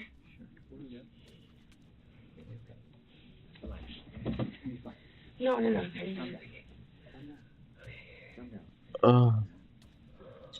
So yeah, for dinner today I I've had been crying so much. And I just 3 normal burgers and like 4 patties. I think. Or even 5 patties. Just take deep breaths. It's a shock. Friends and family of Christian Obumseli were beyond devastated to hear the news. This tragedy was so sudden that no one saw it coming, and their young and gentle Toby was ripped away from them in a violent instant. Furthermore, as soon as Courtney's name was included in the cause of his death, many an eyebrow began to raise.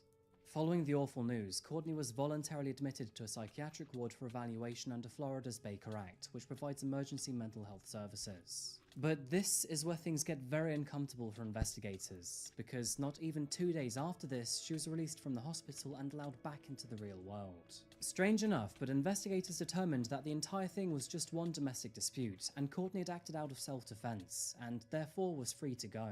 Naturally, this devastated Toby's family, and furthermore, it was learned that detectives had reached their conclusion not even 24 hours after reporting to the scene. All of this sparked a massive debate about privilege and being a young, beautiful white woman, and to some, it was extremely obvious that she was not the victim to his actions. And believe it or not, as all of this was happening, Courtney was back to her old habits, including drinking with her dad. Yeah, and they're seeking justice. Sir? Yeah, What? let's all videotape her. Right now, you should go. Yeah, You She just has no boyfriend. Yeah, you did. Yeah, and yeah. Yeah, okay, cool. So this is what happened after Christian's death. But unfortunately, Courtney's lawyer had successfully convinced the police that her actions were the result of self-defense against Christian, who supposedly was the one to blame for his own death. With officers buying this story, Courtney was officially made a free woman, allowed to do what she wanted without any further questions asked. But of course, in the background, this wouldn't stop Christian's family or friends from tirelessly seeking justice. They almost immediately hired a lawyer who was instantly able to see I'm not the really tumultuous tired, relationship to be from a honest. different angle, and You combined might with the think I'm evidence that they tired, could but see like, in front of them, they were certain the that truth is, Toby I'm was not in actually fact the tired. victim. But before they could do anything about it, laying out the evidence was going to take some time. Now, the legal road ahead was very long Actually and not very tired. grueling, and while Toby's family had created a GoFundMe to help afford his funeral, Hmm. Courtney was out in Texas blowing over $1 million.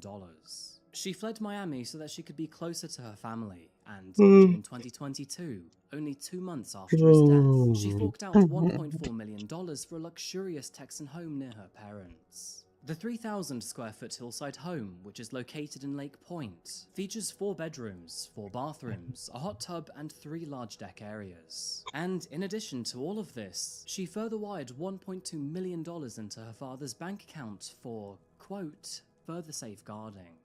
Call it murder or self-defense, but this incident clearly had a profound impact on Courtney. She was already drinking quite excessively, but after Christian's death, her bad habits intensified quite drastically. We know this because she was soon admitted to a rehab center in Hawaii, where she stayed for multiple weeks for substance abuse and PTSD. But it seems that while she was out buying houses, getting drunk, and then falling back on herself, a storm was quietly building momentum in the distance. And that storm would finally begin on August the 10th, 2022, when Courtney was arrested on charges of second-degree murder.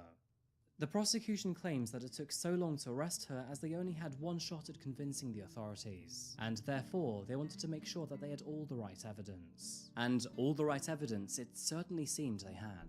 And as you can probably tell from this video, the state attorney's office now has a plethora of potentially incriminating evidence. This includes the elevator footage where Courtney is seen attacking Toby, the letter, recordings, and text messages left behind him, and more than 12,000 text messages that were sent between the two. Her charge for domestic battery against Toby in Las Vegas she has a in big July ass. 2021 has also been uncovered, as did other She has a historic reports of mass her abusive booty. nature. Word has it that she had tried to stab her previous partner before Christian, and had also broken the jaw of Sean Roden, a well-known bodybuilder, in February 2017. Interesting side note, but Sean had actually kept this assault quiet, as he'd been cheating on his wife with Courtney at the time. Many mutual friends between Courtney and Toby would also claim that Courtney was the aggressor in their relationship, and furthermore that Toby always seemed to be the peacemaker. But the most damning piece of evidence that is currently known to date is from the medical examiner's report, which concluded that Toby's injury could not have been caused by a knife thrown from the distance specified by Courtney. It was further noted that with an injury with a depth of 8 centimeters or 3 inches, the attack must have been from a very close range. Now, based on the information you received that the defendant was alleged to have thrown this knife, do your observations support that?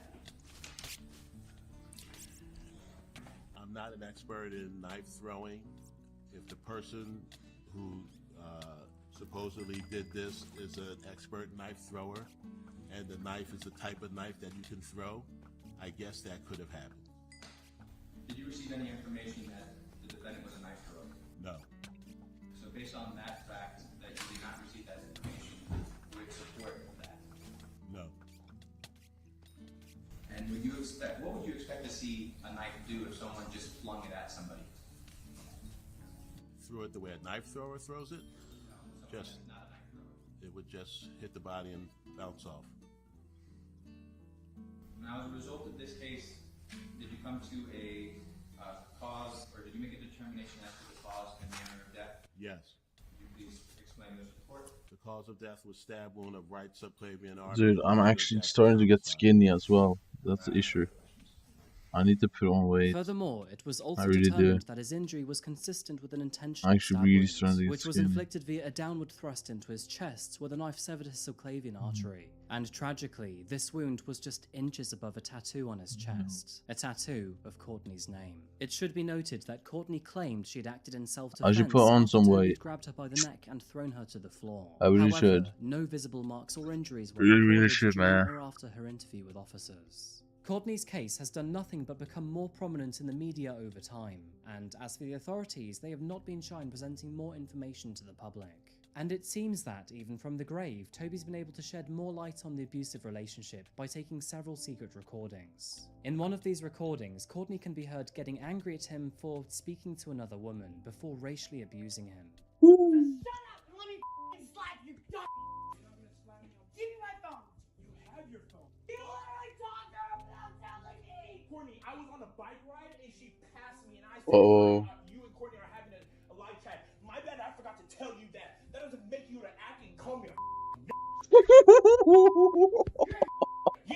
Yes, thank you. Call me thank you. I want you to get away from me. And in another recording, Toby Damn, catches she both be of them calling him arguing with the in N-word and hotel shit. lobby. As soon as he mentions that she man. had hit him, Courtney then speaks more quietly and tells him to shut up, almost as if she was trying to suppress the potentiality of someone else overhearing their conversation. Decide whether or not you're done, Beth. I am mad that you told me to come. Decide right now. Courtney, that's a word. I asked you so many times that I don't know and I apologize, but you hit me. Shut the f up. Following Courtney's arrest and all of the publicly available evidence, she now has one of the most publicly anticipated trials in modern day 2x history. Her defense tuning to initially this filed a motion stream. to block all evidence in her trial from being What? released to the public. But as you can see, this was eventually denied. They also filed a motion to block any evidence secretly recorded by Christian, but the judge also denied this motion.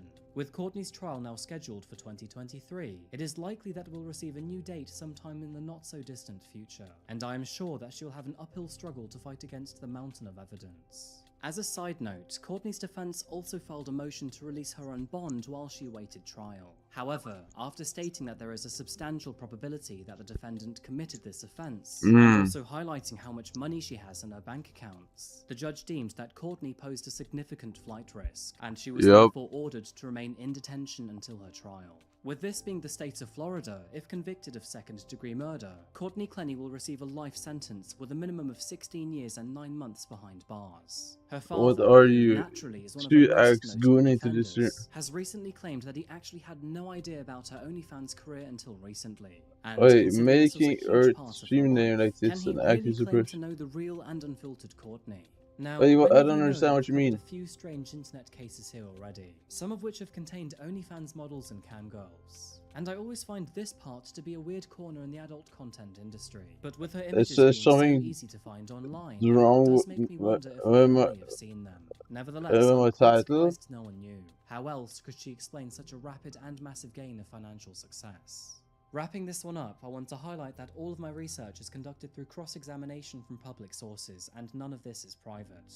And although I tried to keep most of my opinions out of my videos, I do believe from the evidence provided that their relationship was highly toxic and tumultuous. And furthermore, they should have called it quits a long time prior. When I look at Courtney and her behaviour, her actions and her lies, I see an adult that was never properly made to grow up. And in short, she lacks accountability and respect. I thought you liked and with all her farming. lies and fabrications, I do You find said it it was very so much hard to fun. support and believe her statements to authorities. And outside of Courtney's and her father's statements, I can't really say there is much evidence to support that he's abusive or aggressive. If anything, What he's are you all even too farming gentle for? and You know you can just like victim or do perpetrator, anything in the Toby game and never still make deserved money, to right? die the I don't fateful know. evening. I don't know At what the you're age of farming for. 27 and only 1 week until his 28th birthday, he was at the very beginning of his adult life. Through his letters and text messages, it is clear to see that Toby was an emotional and sensitive man. How do you not have scared one to with wear bank his yet? heart on How his haven't you sleeve and farmed for show his literally love. years? And speaking of love, it was painfully and heartbreakingly obvious that he loved Courtney dearly. His tenacity to help and do right by her is reflective of his personality, and through the many statements left by friends and family that I have read, I can see that Toby never gave up on others. He had a lot of love to give, was empathic, intelligent, and had such a bright future ahead of him. A future that, all charges pending, was sadly ripped away. We will just have to wait and see what verdict is delivered from Courtney's trial, and as always I'll be right here to let you know as soon as that happens. Anyway, that is certainly going to be Your it for hut me is today. so I bad. don't know if you've Why realised do you use this or this not, hut? but this is my longest video by quite a mile, and I'm absolutely exhausted from it. But if you made it this far, congratulations. But to add to that, I would really like to know your thoughts on this case, and what you think about Courtney and Christian. Do you think this was self-defense or murder? Thank you once again for being here, and if you haven't subscribed yet, then please consider doing so, as it really does help the channel out. And if you'd like to support me and my channel directly, then please feel free to check out my Patreon, but honestly no pressure. Anyway folks, I'll be back again very soon for another video, but until that moment I didn't arrives, give please for remember enough. to look after each If other, I, and of course stay safe. Thank you, and goodbye. Are you Max Gordon now or no? I assume you are, right? I hope you do. I want to celebrate. I bought you a present.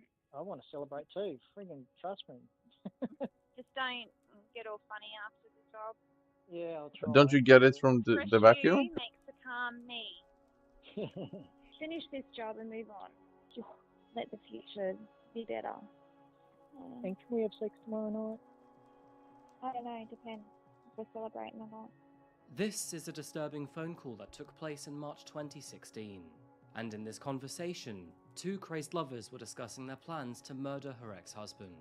In Bianca's mind, her No, motive was simple, you should still and through her max it from well-spun just lies and doing sexual manipulation, one she was pass. What do you willing mean? to coerce her new husband into becoming her personal assassin.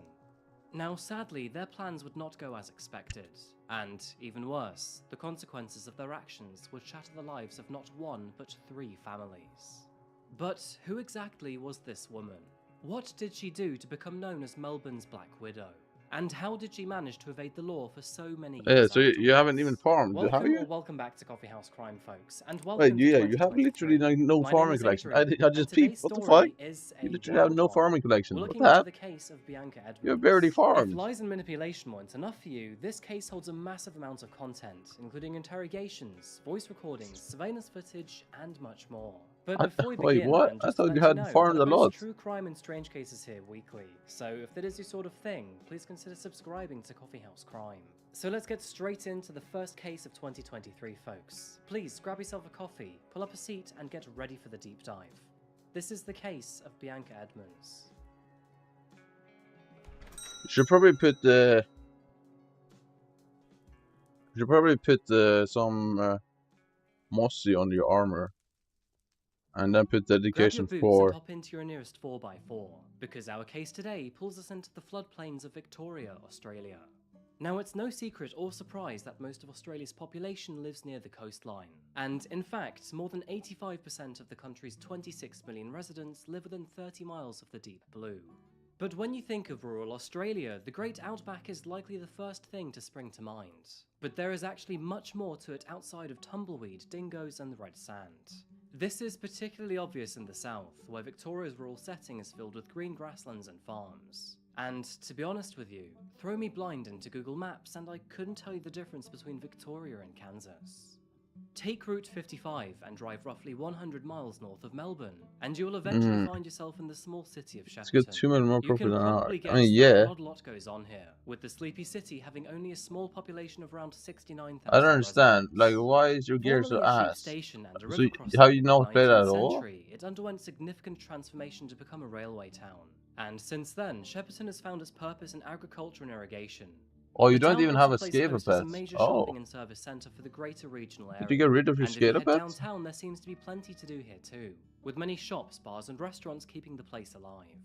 To add to this, a network of parks, reserves and forests follow the many paths laid through Shepparton, all of which offer fantastic sights and picnic spots through the bushwalking tracks. Skipping back to the year 2016, one of those living within the leafy suburbs of Shepparton was a woman by the name of Bianca Edmonds. Now, very little is known about her childhood or past, but in light Why of do you today's feel the need to story, it is farm though not to get one necessary bill to bank? know. Is there any reason? Born in 1986, Wait, her you mother don't Ellen have a raised her to cookie be a buff? bright young girl, and moving into her adult years, You have Bianca no became cookie? a confident young woman, which paired well with her long brown The hair fuck? and doe-like eyes, both of which are just two of the many things that her former husband, Michael Capasiena, loved about her. Born in the year 1990, Michael was about 4 years her junior. Living in the northwestern suburb of West Meadows at the time he met Bianca, the two eventually grew close enough to fall into a relationship. Although the two were not formally married, they were committed enough to be engaged to one another, and fast forward to the year Like, what do you actually 2014, want to Bianca fell do? pregnant with this What do you want and to do? fast forward 9 months later, in the year 2014, What do you the two actually young want? lovers welcomed their first What son do into you the want to do? world, who will remain unnamed for his safety. What But do you things actually were want to not do? going What very well back at you home, want to do? and as their commitments and time together started to accumulate, Bianca and Michael found themselves getting into many heated arguments. And with the arguments and fights becoming quite volatile, they eventually broke up, leaving a baby in the middle of a family now torn apart. Damn. As it often goes between separated parents, Bianca and Michael fought hard to gain custody of their child, and with these custody battles came much turbulence and resentment. This is where Glenn Cassidy enters the scene, and in the absence of Michael, he entered Bianca's life to take his place. Born in the year 1973 and 49 years old at the time, Glenn was 13 years her senior. Glenn was a man of relative simplicity. Working in the Shepparton area as a heavy vehicle operator, he was settled and relatively comfortable in his rural lifestyle. Yo, I actually have a lot of The bread man in was here. also rather gullible and needed help with his reading and writing. But nevertheless, he found a true calling in controlling large machinery, and knew how to operate complex and versatile construction vehicles. Now, although he had age and experience over Bianca, it transpires that she was the one firmly wearing the trousers in their relationship. Oh, I Things want to moved wear relatively his. fast I want to between wear the her two, trousers. and not long Let me after try them. connecting on the dating app I want Tinder, to try they her found themselves in trousers, each other's please. beds. Despite having a child and being engaged to Michael, Bianca took no time at all to become serious with him. And as 2015 drew to a close, the discussion of marriage lingered in the air. But this did nothing to stop the toxic and volatile arguments between her and her ex-husband Michael, and the baggage created by her former relationship would become a significant obstacle between Bianca and Glenn. On the other hand, Michael had found himself a new partner named Silvana, and while he and his new girlfriend settled into their home in northern Melbourne, Bianca and Glenn moved in together 100 miles away in Shepparton. Needless to say, Silvana took Michael's side in the feud, as did Glenn with Bianca. But the key difference here is how Bianca spun her version of the story. Moving forward, she made very damaging accusations about Michael, and often portrayed him in the worst possible ways towards Glenn. Naturally, Glenn didn't take too kindly to Michael after this. And as the ongoing give me something. Give me the loot. son raged on, a parallel feud between the two men began to surface. Now, ever since breaking up with Bianca, Michael was only allowed to see his son once a week at best, and the current conditions Give me meant the he had loot. to be Give with me the loot. supervision as well. But legally speaking, Michael was making good progress in seeing his son more often and without vigilance. This progress angered Bianca quite significantly, and if Bianca was mad, then Glenn would surely follow suit. Despite the ongoing hostilities, there were happy milestones to celebrate too, as in February What? 2016, milestone? the couple officially married, with Bianca Hey, let's strangely go. retaining her own surname after Let's the go. Let's ceremony. go. But their marriage came with many strange conditions. Oh. And unfortunately, Well, that's not good. this is where our story takes a very sudden Uh-oh. and serious turn. It turns out Damn. that the exaggerated and aggressive conversations about Michael were not simply a means for Bianca to release some of her built-up frustration. Instead, and shockingly, she was manipulating and training Glenn for a very horrendous mission. What? According to multiple sources near Trading the Cassidy him? household, Bianca often demanded that Glenn was to get vengeance on Michael, and to add to this, she would also offer rewards for this behavior. Like She often sex? called her husband spineless, piss-weak, and a coward, and told him that he had no balls if he wasn't willing to protect his family and kill Michael. The lies and manipulation did not stop there either, and on the topic of his balls, Bianca was incredibly and cruelly holding them captive. She always refused to let him climax during sex, and this What? would never change unless he was willing to complete his deathly mission. Now, What in the most fuck? cases, most of us would come to our senses and realize that no man or woman is worth carrying out such a brutal deed for. However, Glenn, he didn't see it that way, and even more tragically, was even committed to the idea. And on March 12, 2016, Yeah, the you lives are of 4 retarded, bro. families would change forever, and his schemes would screw up so royally that the consequences were even worse than initially planned.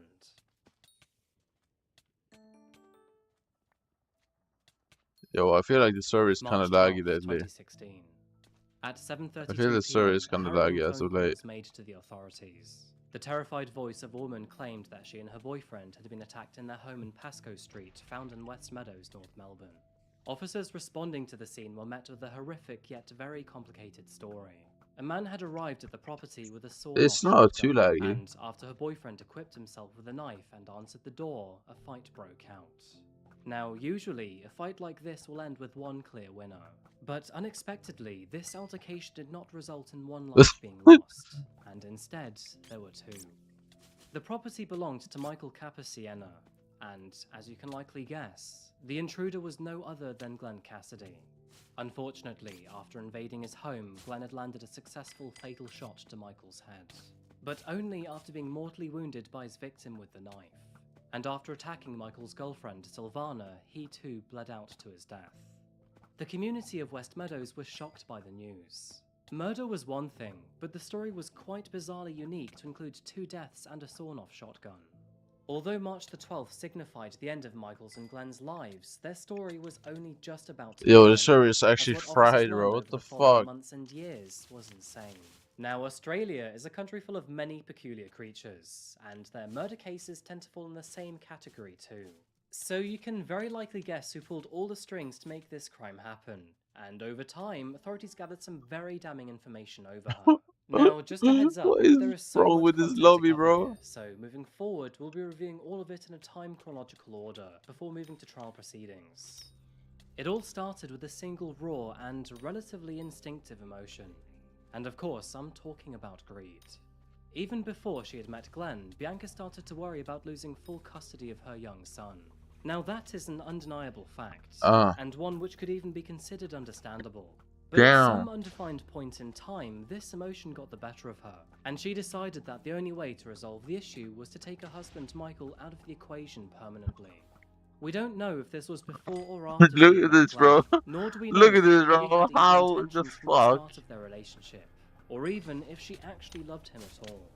But moving forward, Bianca recognized Glenn's gullible and naive demeanor, and using this knowledge, she planted the seed of doubt, hatred, and desperation into his mind. What the fuck is going on While here? allegedly using intense sexual manipulation as leverage over him, Bianca persuaded Glenn that he must kill Michael to save the family and his stepson.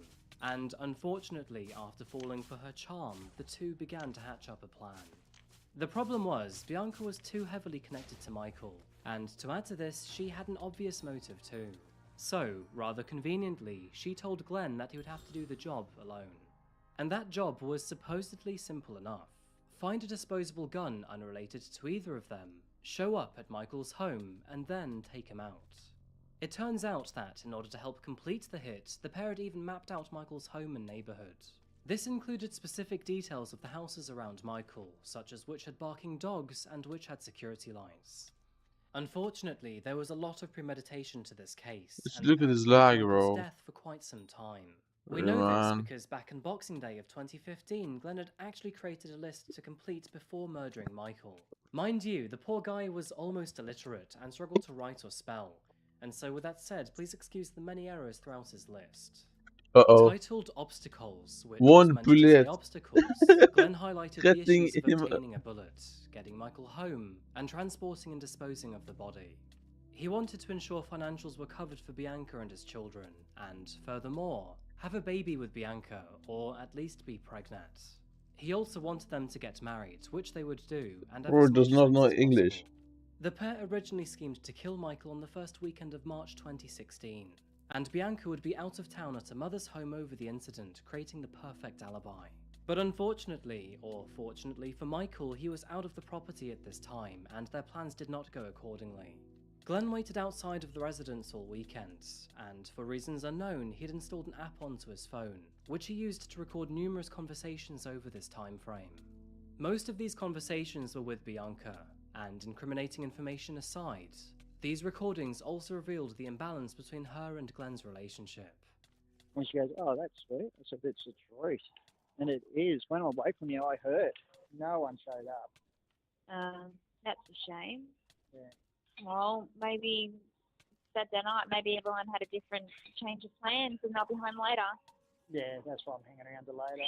I'll hang around till about... After dark, usually people head home. Yeah. Well, it's dark now. Yeah. I'll hang around till about 11, 12 o'clock, and if no one showed up by then, just going to call it quits for the night. Yeah, get your sleep. Play some sport tomorrow or something. Yeah. Hello. I bet you look beautiful. There's someone there. Well, it's Sunday. They probably went away. Friggin' annoying, but I feel like a waste time. Yeah, well, But you gotta do what you gotta do. I know. I hope you do. I want to celebrate. I bought you a present. I want to celebrate too. Friggin' trust me. Yeah, cross my fingers and I'll try my hardest. You know that. So there's no work obligations down here. Shipped up. Just don't get all funny after the job. No. Yeah, don't hurt yourself. No, that won't. I mean, I know it's a pretty mental job that you're doing, but physically and mentally and all that, don't hurt yourself. No, it's good. I'm actually going to take the car tonight. Starting to hurt you? No, the people are starting to look at it too much. Mm. Even another bike followed me around for a while. Mm. I don't know who he was, but Yeah. Do what you need to do. yeah. Fresh you makes the calm me.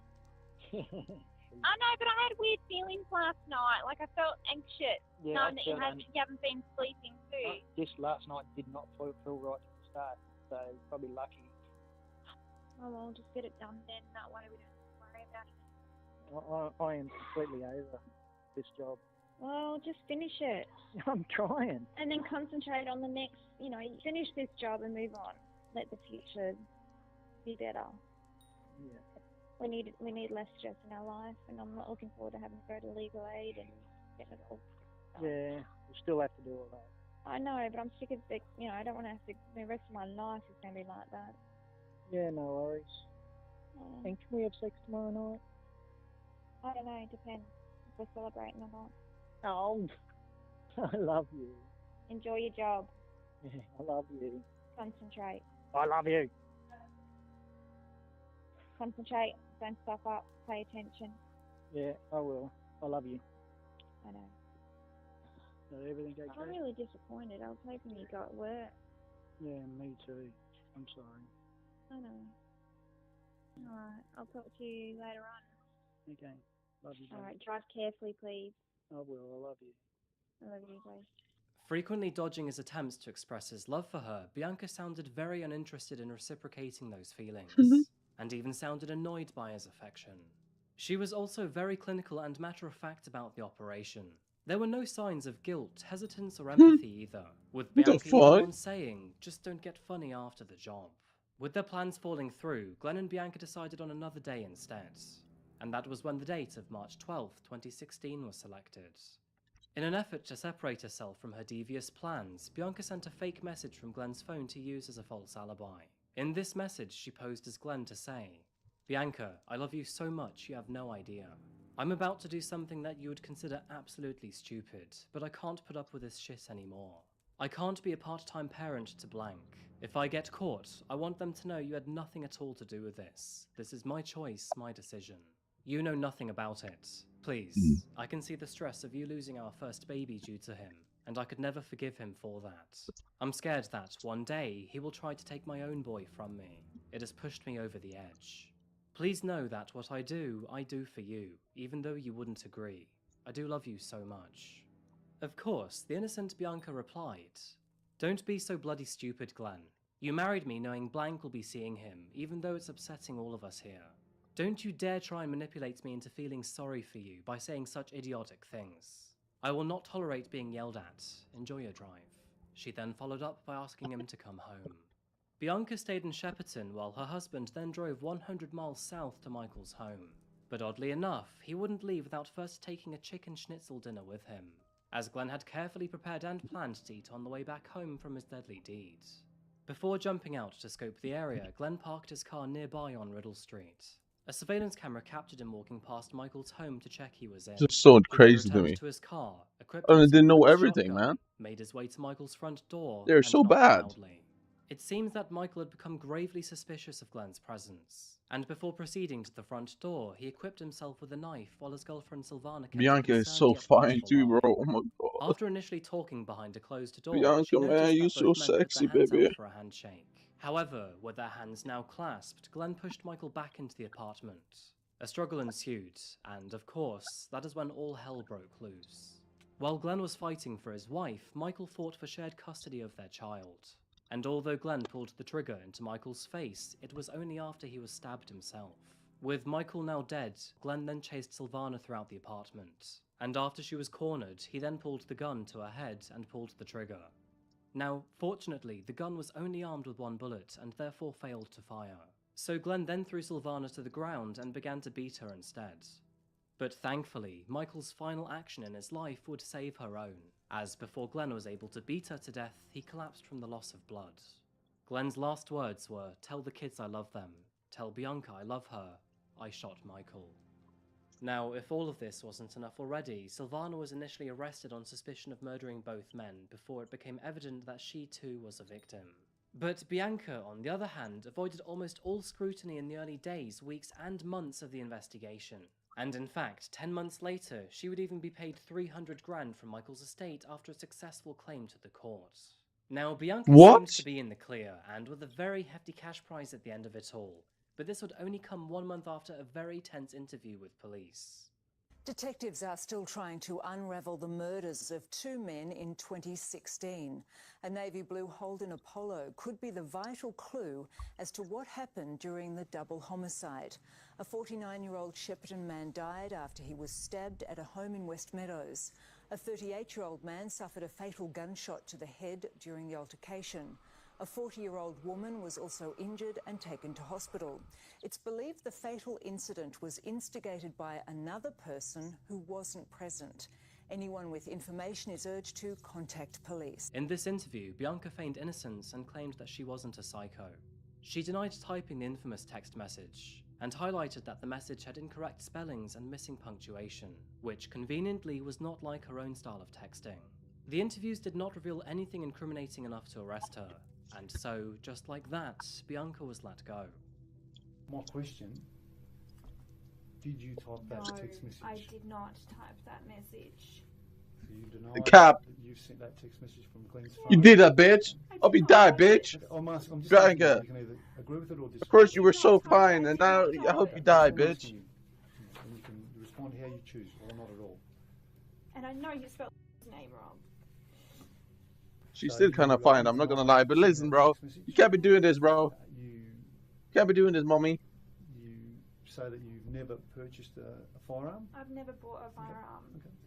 Okay, she's still so fine. Oh my god. Firearm? But yeah, you sick bitch. Have you ever You sick. asked anyone to kill You sick. before you... You sick. You sick. Sure about that? You sick. You sick. It's absurd. Shut up. Well, again, You it's sick. a question for you. You can either accept it or reject it. It's as simple as that. That's all this process is about. Okay? Maybe he got You sick. pushed to his limits. Everything with his girls and his ex and Michael and work and his mum being sick and him being sick with his cancer and You are sick. Sick. You're being sick. I don't know. But in terms of his actual ability to read and write properly, wasn't that? How would you describe it? He avoided it. Okay. Yeah. You felt a bit uncomfortable. He avoided it at all costs. What would he possibly have to gain, personally? What would he have to gain? He would have gone to jail. Correct. He would have lost us as well. Correct. So He wanted us. He hated being a part-time. He called himself a part-time parent. Yet I'm the one that fought so hard to make it so it was okay. One weekend a month we were looking at for him to have him during the day, and it had to be up at Shepparton where we were. So I'm the one that tried to make things as easy as possible. He wanted a long time. He wanted weekends already in Melbourne as well. I was the one that went to court heaps, negotiating everything to the point where we were both almost happy with the result. Did you ever say in front of Glenn that you wish Michael was dead? And No, I've never wished anyone dead. Really? I wish people would just F off, and we were going to hopefully go to Darwin and just try and, you know... Shut up, bitch. So you've never indicated to Glenn that you wish Michael was dead? I doubt it. Well, I doubt it. What do you mean I doubt it? what is going through Glenn's mind? Shut up. You're silly. Important for us to try and understand why this incident has unfolded, why it's happened in the first place. So, if we can piece together what he's doing, particularly just prior to the incident, then it might shed some light on why it happened. Months passed after this, and as the news outlets and general public slowly forgot about Glenn's and Michael's deaths, Bianca was quietly living it up in a newfound fortune. What? Not only had she gained 307,000 Australian dollars from Michael's death, but she had set also it all found up. new romantic and sexual partners through What? the dating app Tinder. It turns out that Bianca had met her new long-term partner through Tinder only a few weeks after Glenn's death. And not even 2 months after that, she then decided to move in with him. Maybe certain types of people are attracted to one another, who knows. But this new partner actually turned out to be an ex-inmate, who had served 8 years of jail time for cutting his previous wife's throat. I'm keeping this new partner's name private, but eventually, he heard of Michael's and Glenn's deaths through the news. And when he eventually connected Bianca to the story, he was absolutely shocked. No surprise, he then confronted her about it. Realizing she had no other choice, Bianca eventually confessed to him. Until this point, she had lied about her ex-husband's death by claiming he had died from cancer. And again, no surprise, her new partner would eventually reveal all of this to the police. The authorities were not giving up on Bianca's case either. Combined with the hard evidence found at the crime scene... Wait, damn, he went from slitting someone's throat to being a good Many civilian. investigators sensed that they were one connection away from implicating her in Michael's death. And on April 4th, 2018, she was interrogated once again. What are the opinion that you drafted that text message? I did not write that. I'm just, I didn't. That's fine. But if that's something that I did not write that message. We spoke about the map. Yes, and I had not seen that map before you showed me that day. Your fingerprints been found on that map. Well, I thought paper. It's probably from anywhere in the house. Okay. A single sheet of paper. We have paper, loose paper everywhere. The kids draw on them. Papers everywhere. Oh yeah, I did totally, not do bro. that map before you showed me. Okay. Shut up. Shut up. You're pissing me off now. It's on the gun. Yeah, but you told me it could be any reason because it's on Glenn. I've also taken a statement from a man by the name who previously lived. You need to be dead, bitch. He Bitch. tells us Yeah. a story Hear me? of a conversation he has with Hear me you saying? after you were You released. heard. My sister was there all day. You heard. Did you have a conversation with regarding the plan to kill Michael?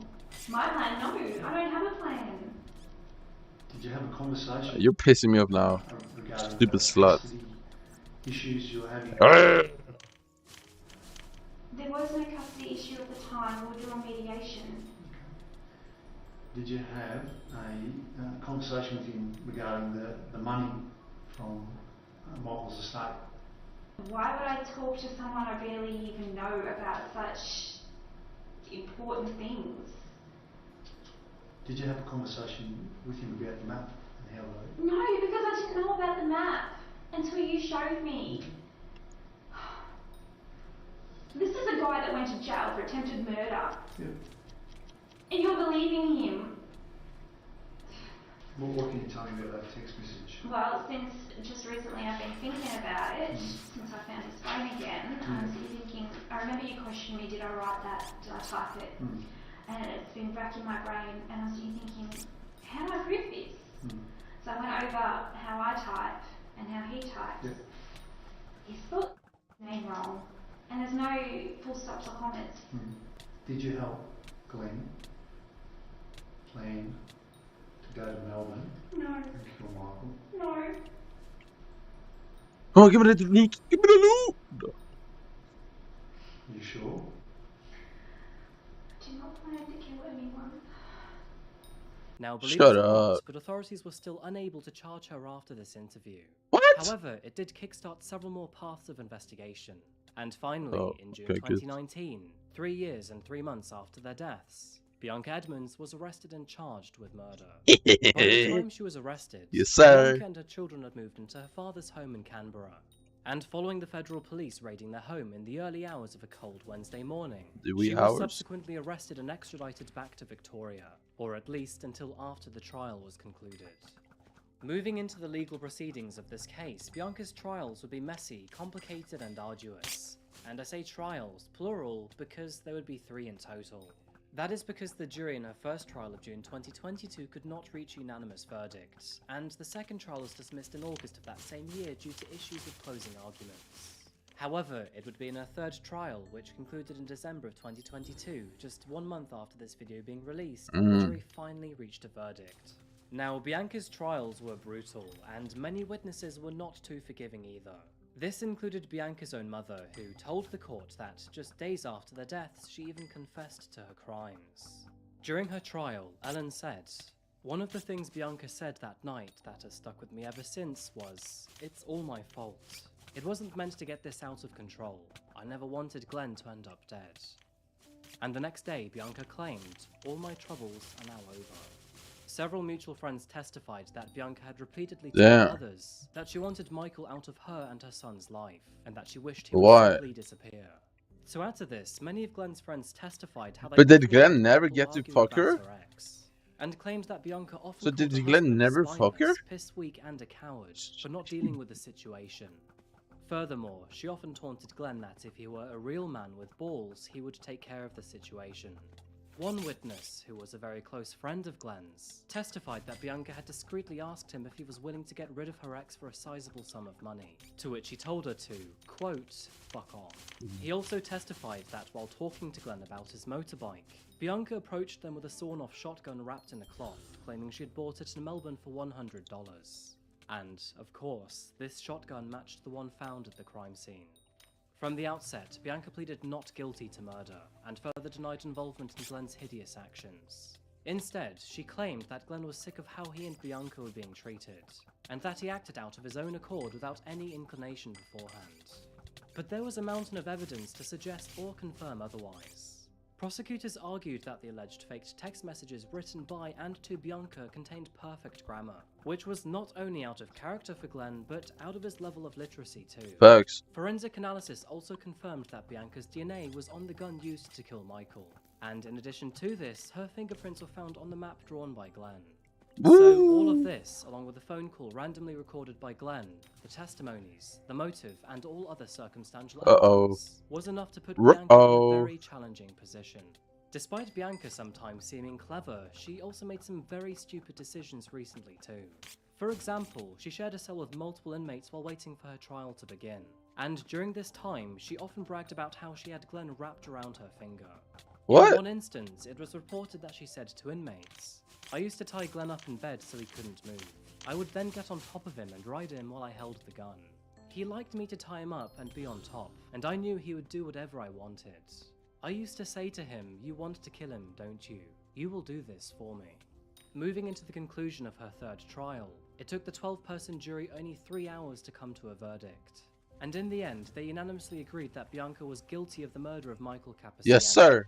Since her trial concluded only 1 month ago, she is yet to be given her sentence. She is which will still happen in so the early fine, months though, of in my opinion. I'm not gonna lie. With Australia abandoning the She's death still penalty so in sexy. 1967, she faces a maximum sentence of life imprisonment instead.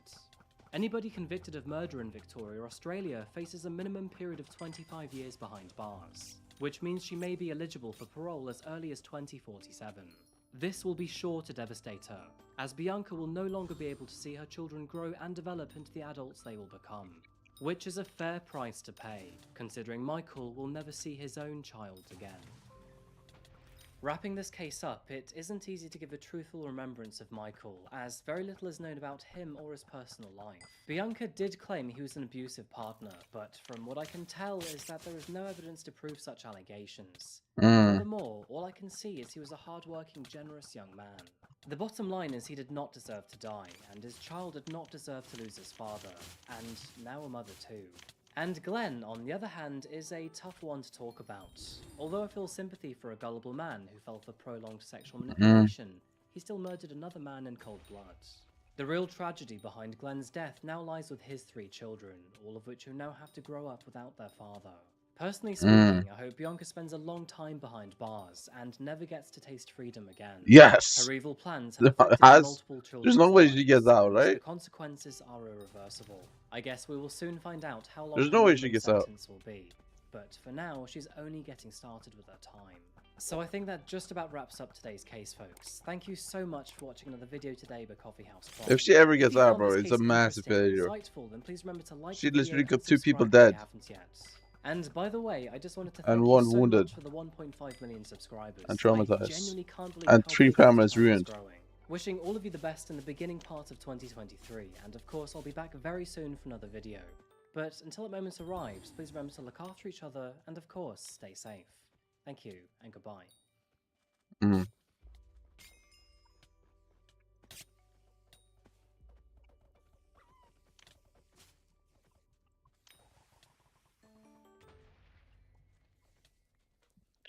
I'm devastated. I love them. Cap. And I can't believe that this has happened, and I'm so sorry that they have lost their lives. Police say you're a suspect. Do you have anything to say about Yes, that? I say I didn't do anything. I love them. Hi there folks, my name is Adrian, and today's case is one of those stories that's Ugh. almost mundane to begin with. Think of a family meal around the kitchen table, and the sort of thing that usually ends with awkward small talk and tea before eventually settling down for TV. And that is Who how is this Patterson? story Why should have does he ended. have mod? But instead, it became an What? internationally recognized murder investigation. Now, I'm pretty sure that some of you will have even heard of this Who is story Patrick? before, Why does he have because mod? the person at the Because center of all of this it's was a Patrick, seemingly bro. ordinary, albeit dull woman named Erin Patterson. And Erin, well, she invited her former in-laws over for lunch. But the thing is, lunch wouldn't quite turn out to be lunch. Let's it's just literally say him. for now Do you that not know that who menu Patrick is, came bro? with a few unoptional extras. But before we begin, and I just mean, to yeah, let he you know kinda that I does. post true crime, strange, and dark stories here weekly. So, if that is your sort of thing, please do consider subscribing. Like, what I'd have really you done with appreciate this Twitch it. channel, bro? You Now, literally with just that added said, a whole please bunch of grab slop. yourself a coffee and let's caffeinate You while literally we added like investigate. 500 slop This is emotes. the case of Erin Patterson.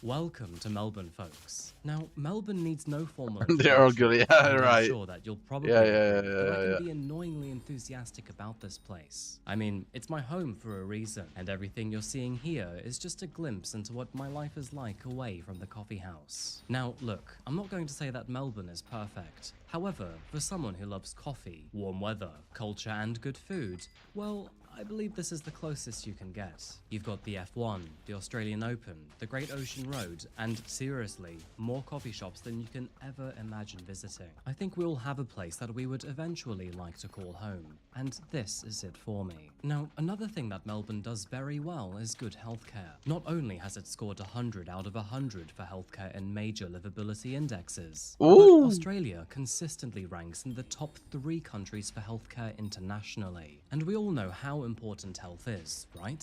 I mean, the quality of our lives can basically descend to nothing without it. I feel like it's something that we all start to take more seriously as we get older, and often wish that we would have got on top of it earlier.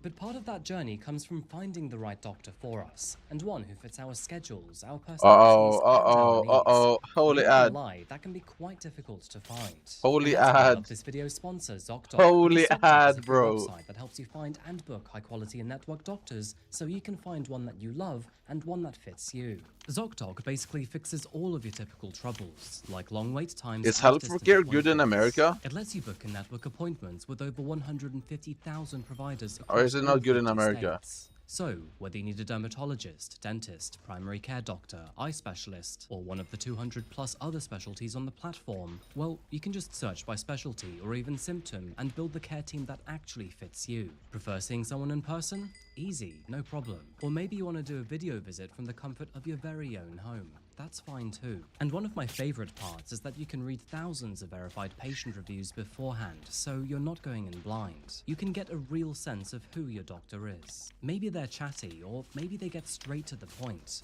Who knows? But at least you know what you're walking into.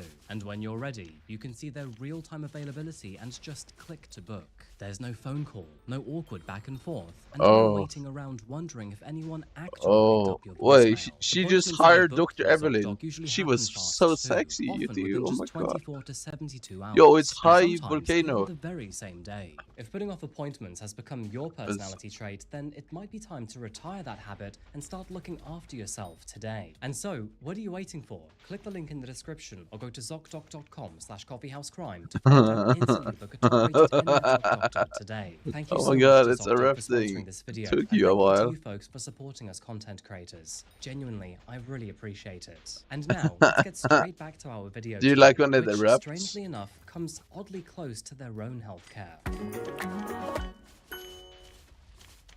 It was on a cool afternoon of July the 29th, 2023, that doctors in 2 regional hospitals here in Victoria, Australia, noticed something subtly unusual. Several patients had arrived within just a couple hours of each other, all from the same family, and all complaining of similar symptoms. Gail and Don Patterson had checked in at Dandenong Hospital, which is found about 30 miles southeast of Melbourne. And meanwhile, Heather and Ian Wilkinson had arrived at Leongatha Hospital 50 miles further. Now, at first glance, this looked like a brutal case of food poisoning. The kind that will ruin your weekend and make you swear that you will never eat that dish again. From the outside, it looked like that they were suffering from severe nausea, gnarly vomiting, and intense abdominal pain. However, when their symptoms didn't ease up and instead escalated to rather frightening they're a bit too old, I'm not gonna lie. doctors knew that they had something unusual on their hands. And when they realized that multiple people were deteriorating all at the same pace and time, well, it was at that point that they started asking much harder questions. In the midst of their collapse, doctors scrambled to try to understand what on earth happened for them to feel so severely ill. And that is when they realized something. And it turns out that that lunch came as quite the surprise to a couple of them, because in the weeks leading up to that event, the relationship between Erin and the rest of her former husband's family had become quite strained and awkward at best. With the breakdown of their marriage and Erin being Erin, trust me, you'll know what I mean in a few moments, the vibe between them Darren was no longer being relaxed Erin? like it once used to be. And So now, what does that between mean? the 5 of them that had attended that lunch, 4 of them were severely ill in hospital, and only 1 had no symptoms whatsoever. That being the chef.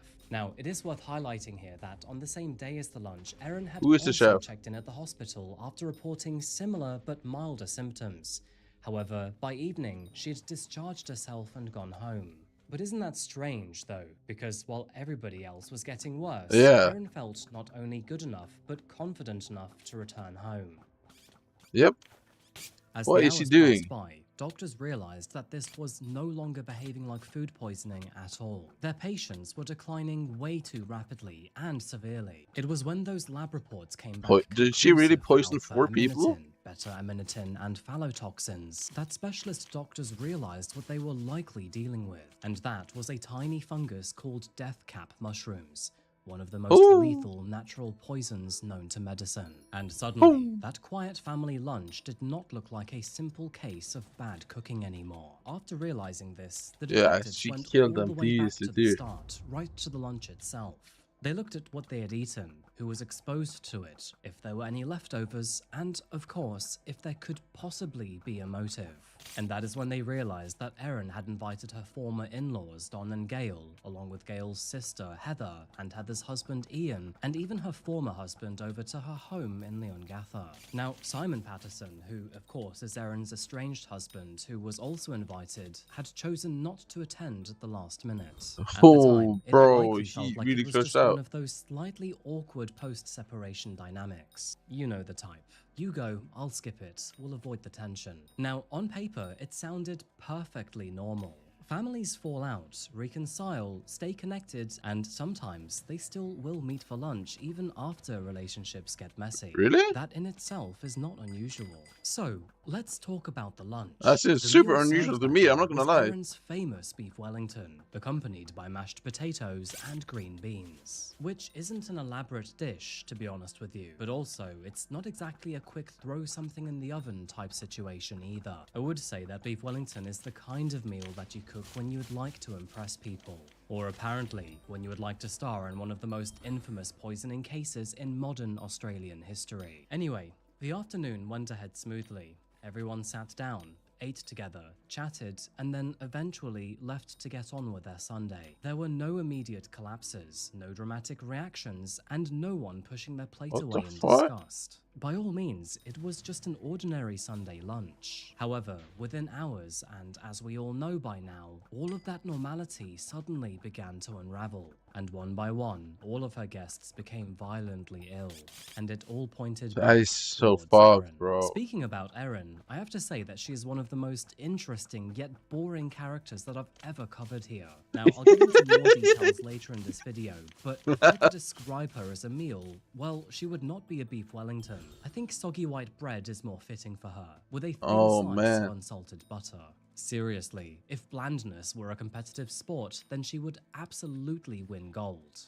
Okay, in more fairness to her, on the surface, she did not present as the sort of person that you'd expect to find at the center of a story about mass poisoning. She was just a mother living in regional Victoria who was leading what looked like a relatively ordinary suburban life. There was no dramatic criminal history and no long trail of violent behavior either. She was just someone who, to neighbors and acquaintances, appeared to be very unremarkable. Now, although Erin had been married to Simon Patterson, who, of course, was the son of Don and Gail Patterson, their relationship had sadly broken down in the years prior.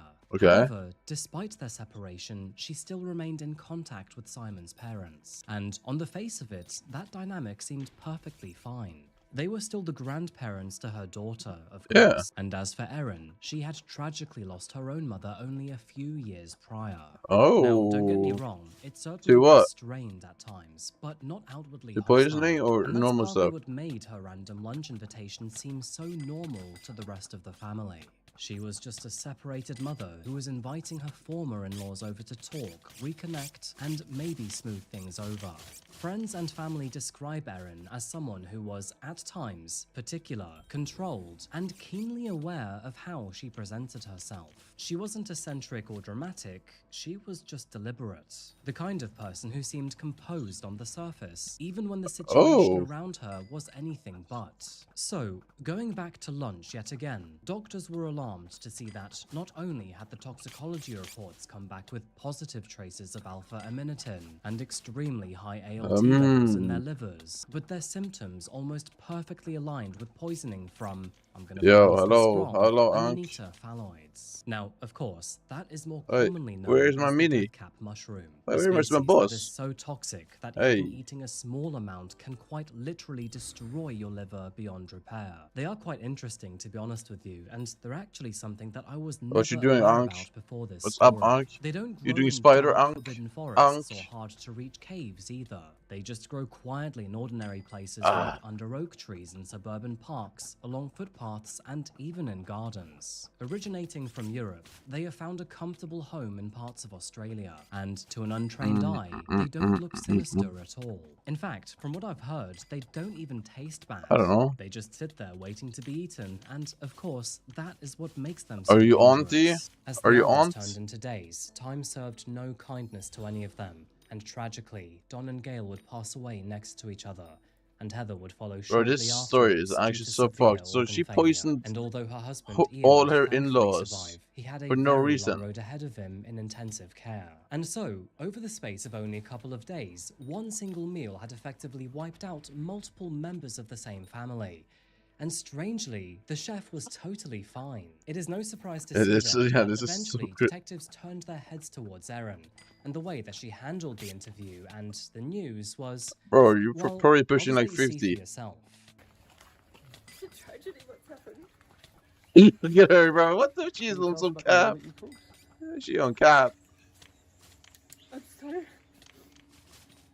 devastated by what's happened, like the loss of Don is still in hospital, the loss of Ian and Heather and Gail, who were some of the best people that I've ever met. She is Gail so was cap. like- She is so cap. What the fuck? Gail was the mum that I didn't have. because I'm my 19, mum you're passed probably the away aunt. 4 Bro, years what the ago. mean, bro? And Gail's never been Oh, I am anything on the but aunt. good and kind to me. And Ian and Heather were some of the best people I've ever met. They never did anything wrong to me, and I'm so devastated about what's happened. I'm devastated. I love I'm them. pushing 30 though. I'm not And gonna I lie. can't believe that this has happened, and I'm I am so pushing 30. sorry that they have lost their lives. Were they fixing the property I area? just ask you to leave me alone now, please. Police say you're a suspect. Do you have anything to say about Yes, that? I say I didn't do anything. I love them. Oh, Teresa Tensman! Yo! And I hope with every fibre of my being that Don pulls through. That's Where what I do the have to mushrooms say. come from? Were they picked by you, or where did they come from, Aaron? Can you tell us? What meal did you cook them? Did you eat the same meal, Aaron? Can anyone say crocodile tears? And so, with Yeah, 3 deaths she and is one so very cap. suspicious-looking The chef, fuck? detectives now have the complex task of proving How that Erin does was guilty 4 people or that just eat her plain food stupid. But where die? do we even begin with a story like And then this? she who Because made by the now, food they were pretty sure doesn't that die. it was deathcap mushrooms. But how do you prove if this was an accident or if it was something far more nefarious? And of course, the problem is that these mushrooms are naturally sourced, meaning there is no bank statement, receipts, or surveillance footage to prove there was a crime. So, what are they supposed to do? Well, as it turns out, Erin would actually make so many of her own mistakes that she would basically prove it for them. Maybe she had an As they immunity. began their early investigations, detectives Bro, found that the meal no, may have bro, she contained just a killed them, mixture bro. of both store-bought mushrooms and others that What do were you mean? foraged. And that was a very What do you mean crucial piece of immunity? information, because that distinction would end up mattering a lot.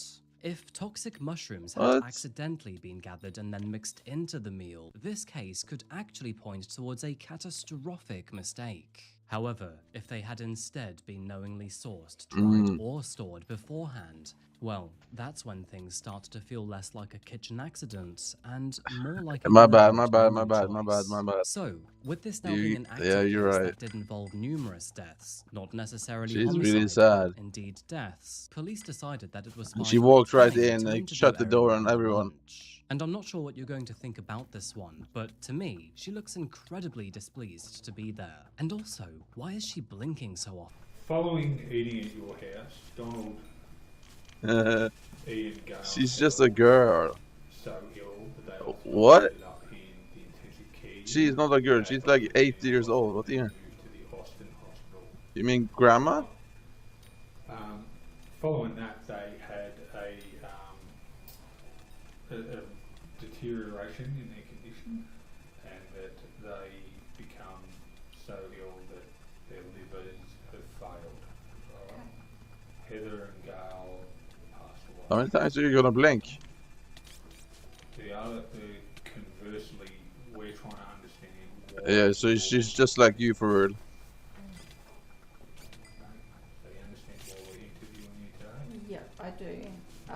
But I'm sure you understand too that I've never been in a situation like this before, and I've been. Oh yeah, I hope you have not been in this situation before. What you mean, bitch? Through the week, because I wanted to help that side of things as much as possible, because I do want to know what happened. I don't know what she So wants to gain from this. given them as much I'm about to crash out. Why? And offered up all the food and all the information about where the food came from. Obviously, we've got concerns in relation to these mushrooms and where they've come from.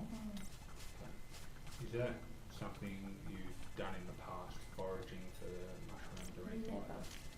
Never. You were at home and present when we did a search warrant today, right? I know you weren't watching everyone at all the time, but I just wanted Can she get away with Can she get away with manslaughter on this, and not murder? Everything we've seized, kitchen, far left bottom drawer. Because I mean, there's no, unless you have some crazy proof that she intentionally went and got these mushrooms that she knew was dangerous. So, police began working. So unless there's some search history or something, I mean, they can't prove Erin's this shopping records, her per phone murder. data, and her movements in and around Leongatha and nearby towns. Basically anything that could help them reconstruct her movements. And of course, that included surveillance footage. As you may have caught But on it's, in that I mean, interview, she's it still was in the gonna middle get of their thrown away for a long ass investigation time of though, Erin's because home you that still one of the got officers 4 found people a dead. manual for a food dehydrator, which up until this point in time had done absolutely nothing wrong in its life. But little did the poor old dehydrator know that it was about to become one of the most discussed appliances in Australian criminal history. So, what precisely is a food dehydrator? Well, it's kind of self-explanatory because it's in the name. At its most basic level, it's essentially used to remove moisture from food by slowly circulating warm air until ingredients become dried and preserved. People will use them for all sorts of things like fruit slices, jerky, and herbs. It's not exactly the kind of device that you'd associate with a homicide investigation. In fact, I don't think I've ever heard anyone using this in true crime before, yet here we are. So, thanks, Erin. And as investigators looked closer at how the meal may have been prepared, they began to consider that maybe the mushrooms weren't used fresh at all. And when forensics analyzed the kitchen, they realized that, although the dehumidifier was missing, she there were also several avoided items linked eating to this that exact thing that dehumidifier killed them did, though, in fact, and she didn't contain even get traces sick. consistent with death cap That's what I kind of mushrooms. find weird. And moving away from the crime scene for a moment, that doctors is were just- not entirely reassured by Erin's behavior either. Now, it is true that she did in fact attend the hospital on the same day as the others were checked in. Yeah, but it's she also true went that she there left on far more purpose, quickly and then even she just medical left. staff were comfortable with. In fact, her early discharge would raise enough concern she just that dipped. doctors later questioned whether she had fully grasped the severity of what she was actually dealing with. This was one of the main things that stuck out to me, because if there was even a small chance that she had been exposed to the same toxin, then most people would beg to stay at the hospital. Exactly. And so, after checking herself out from the hospital, doctors had this conversation with the police. So, this is Dr. Chris Webster calling from Leongatha Hospital. He's like ginormous though. And I have a concern You think so? regarding a patient I don't think that works. presented here earlier but has left the building and is potentially exposed to a fatal toxin from mushroom poisoning. And I've tried several times to get hold of her on her mobile phone. So, before I get all that information in, what address do you need the police to attend, Dr. Chris? Yeah, so, well, should I give the hospital address or the address of the patient? If you know where So they she are, just their address. didn't want to I be have there the anymore. address She of the got patient. bored. Yeah, go ahead with that. And shit. What's her name? So That's the not how last you name type is hub. Patterson. First name? Erin. Mushroom poisoning, you said. Yeah, so there were 5 What people the that fuck? ate a meal on Lily T Saturday, Girl Ties. Is that and, you? 2 of them are in intensive Are you in my care lobby right at, now? Dandenong Hospital. 2 have just been transferred from Leongatha Hospital to Dandenong Hospital, and Erin presented this morning with symptoms of poisoning. And what happened when she presented? She just got up and left? No, there was time That for her motherfucker to is not begin me. observations, and I was managing the other critically unwell patient, so I had a brief chat to her about where the mushrooms were obtained, and after that, while I was attending the other patients, the nurse informed me that she had discharged herself against medical advice.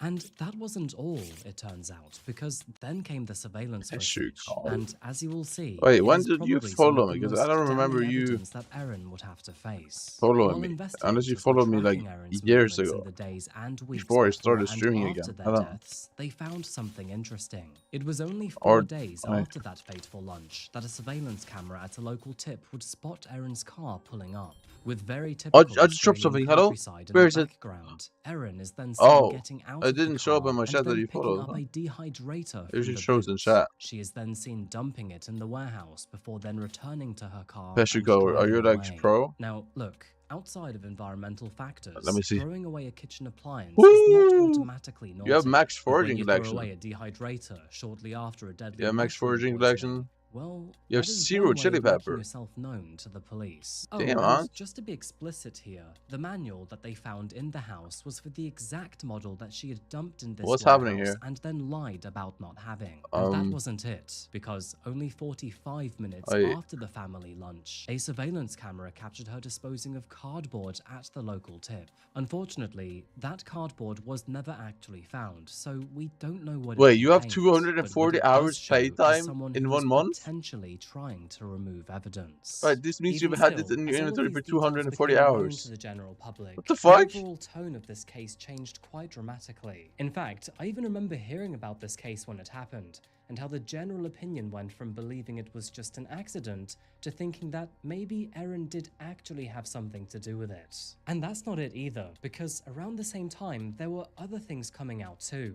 For example, there was this text message, which basically confirms that Erin was sneaking mushrooms into the kids' brownies. Now, of course, those mushrooms were totally normal because Wait, these you have kids are absolutely Helianthus? fine. Damn. However, what it does show is that Erin You was should put sneakily recoms on trying the to put armor though. things unknowingly into people's food. And speaking of mobile phones, that wasn't the end of it.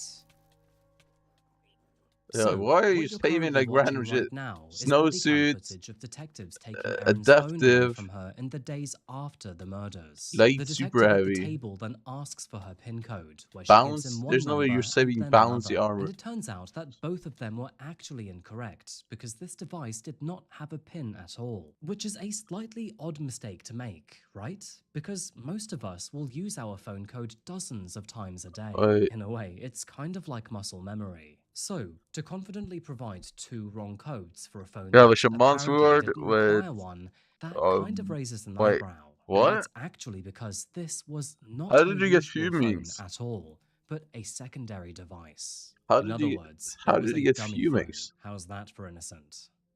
So it's 3:29 PM on the 5th of August 2023. Thanks for your patience today, Erin.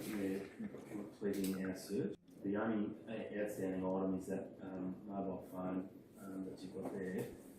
So I'll seize that now from you. Is there a PIN code on your phone? Oh, you're not using Rift Necklace? Do you know what it is? It's either 1315. Wait, you dropped recoms? I can't remember which one. There's a provision in the Wait, how do you have recoms? Aren't you literally cat at like 10? You're cat at 19. How do you have like so many recoms? The fuck? No one, so there you go. Your job's easy. It is kind of obvious how this story went. In November of 2023, and after multiple months of investigations, Victoria Police officially arrested Erin Patterson and charged her with 3 counts of murder relating to the deaths of Don and Gail Patterson and Heather Wilkinson. And on top of that, they added 1 count of attempted murder.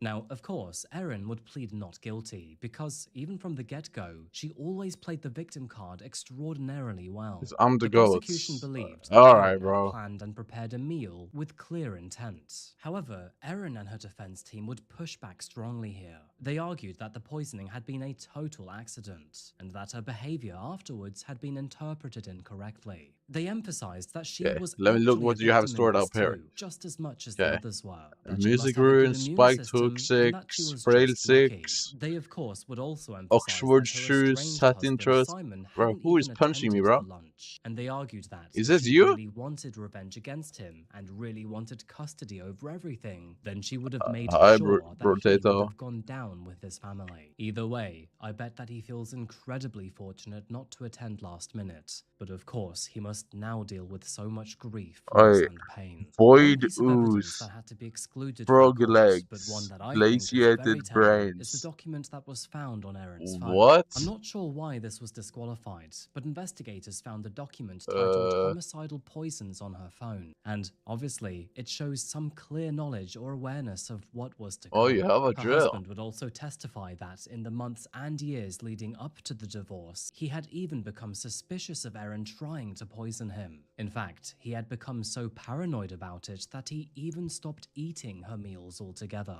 And Ian Wilkinson, who was the only one to survive that lunch, was also there to testify. And given the circumstances, he was very calm, composed, Wait, you actually and have a... factual. He would How also much farming confirm have you that the done, bro? lunch Since was that's... quite ordinary. What the and that fuck? no Is that one all felt you've done? awkward or uncomfortable. It is clear that everyone trusted Erin, and that Erin seemed What's your her usual playtime? self. So, after weeks of being on trial, the jury would finally return with their verdict, and in the end, they found her guilty on all 3 counts of murder, with an additional 1 count of attempted murder. The judge described her crimes as deliberate and devastating, and carried out under the You have ordinary 520 facade of a hours to shared them, family sis. meal. And I think that's the part that really sucks here, because Erin the murdered her own fuck? family through an act of kindness and nurture. She was therefore sentenced to life in prison with a non-parole period of 33 years, meaning that, with time already partially served, she could be free in the year 2056. However, by then, she will be 82 years old. As the verdict was read out, Erin just sat there with a flat, vacant expression. You would hope in moments like this she might actually be reflecting. However, it is hard to escape the feeling that nothing was going on in there. But the weird part about this story is that, even to this day, nobody quite understands why Erin wanted to murder Well, yeah, all of 4 course of she's her gonna die in guests. prison. I mean, by now, we know that she undoubtedly did. But still, why? During her I mean, sentencing, the husband got judge was lucky sure to though. The highlight husband how much literally premeditation went into didn't this want to rather go to dinner creative with way her, of mass murder. so she And just so it killed was clear that there all was the a other lot of family members emotion instead, and planning behind Erin's actions. but missed out on the husband. However, those emotions don't actually point towards Wait, why anything is in this? particular, and I so don't even know what many it of us are is. still left wondering. Of course, we do know that Erin was actually going through a divorce at the time. And why did you put However, champion her on this? ex-husband was not there Why the on the fuck day of did the you put the murders. champion on And a as far recluse as fact? money goes, he didn't have any sort of Doesn't that life cost insurance bits? either. And so, the only real motive we can go with is just meaningless petty revenge. There's something unsettling about the way that this case unfolded. Like, there was no big explosive argument or any obvious warning sign. It was all just a polite invitation for lunch. Oh, you do have made Rift by an necklace. ordinary family What? member that then spiraled into mass murder. In its own Yes, way, dude. that actually makes it feel even more terrifying. Hold Because on, as soon what as are you- trust and deceit come into the mix, it always makes you want to second guess everything. Now, on the positive side, most What the deniers fuck? don't usually treat Beef Wellington like a chemistry experiment gone wrong. So I do think that you're probably fine at your next Sunday Bro, roast. Rift is so Of peak. course, What do you someone the mean? chef's name isn't Erin. I feel bad for her victims too, because this is not only about the moment that they died, but everything that they were supposed to be forever afterwards. Their lives wouldn't only end that day, but their futures were erased too. And what makes it even more heartbreaking is that they didn't go to that lunch expecting any danger whatsoever. Oh, Rift is actually They kind of merely fun. went as family and trusted The only person who boring part invited of Rift them. is like when you have to grind a lot of You know, modes. with so many strange But you don't and really need to peculiar grind mods, you details can just around use this Ubix case, Cube. I wouldn't be Pete, surprised poo if poo. this remains as one of Melbourne's most notorious What? murder stories for many decades to Did you come. just In do a fact, variant in the of months Peekaboo? and years that followed, the town of Oh, Leongatha nah. saw a tourism boom worth millions of dollars due to the case's notoriety. which is insane when you think about it. But of course, the largest impact here is not on the Holy, town itself, how but much? on its victims and their families. 4 And I TPS. just Let's hope go. that they're okay and that they'll find peace moving Yes. forward. Anyway, folks, I think that pretty much concludes our story today. And I just want to say thank you so much for being here because I really do appreciate it. Before you go though, I'd love to hear your thoughts on this I love case. So, as that. always, please share them in the comments down below. And again, thank you to ZocDoc for sponsoring this video. Go to Dude, did I fall far behind? ZocDoc.com/coffeehouse to find and book a top-rated in-network doctor today. Anyway, folks, I'll see you again very soon for another video. But until that moment arrives, remember to look after yourselves and, of course, each other. Oh, the Tiny Dancer talisman is really fun to do. I just cheated every single time. It's pretty good.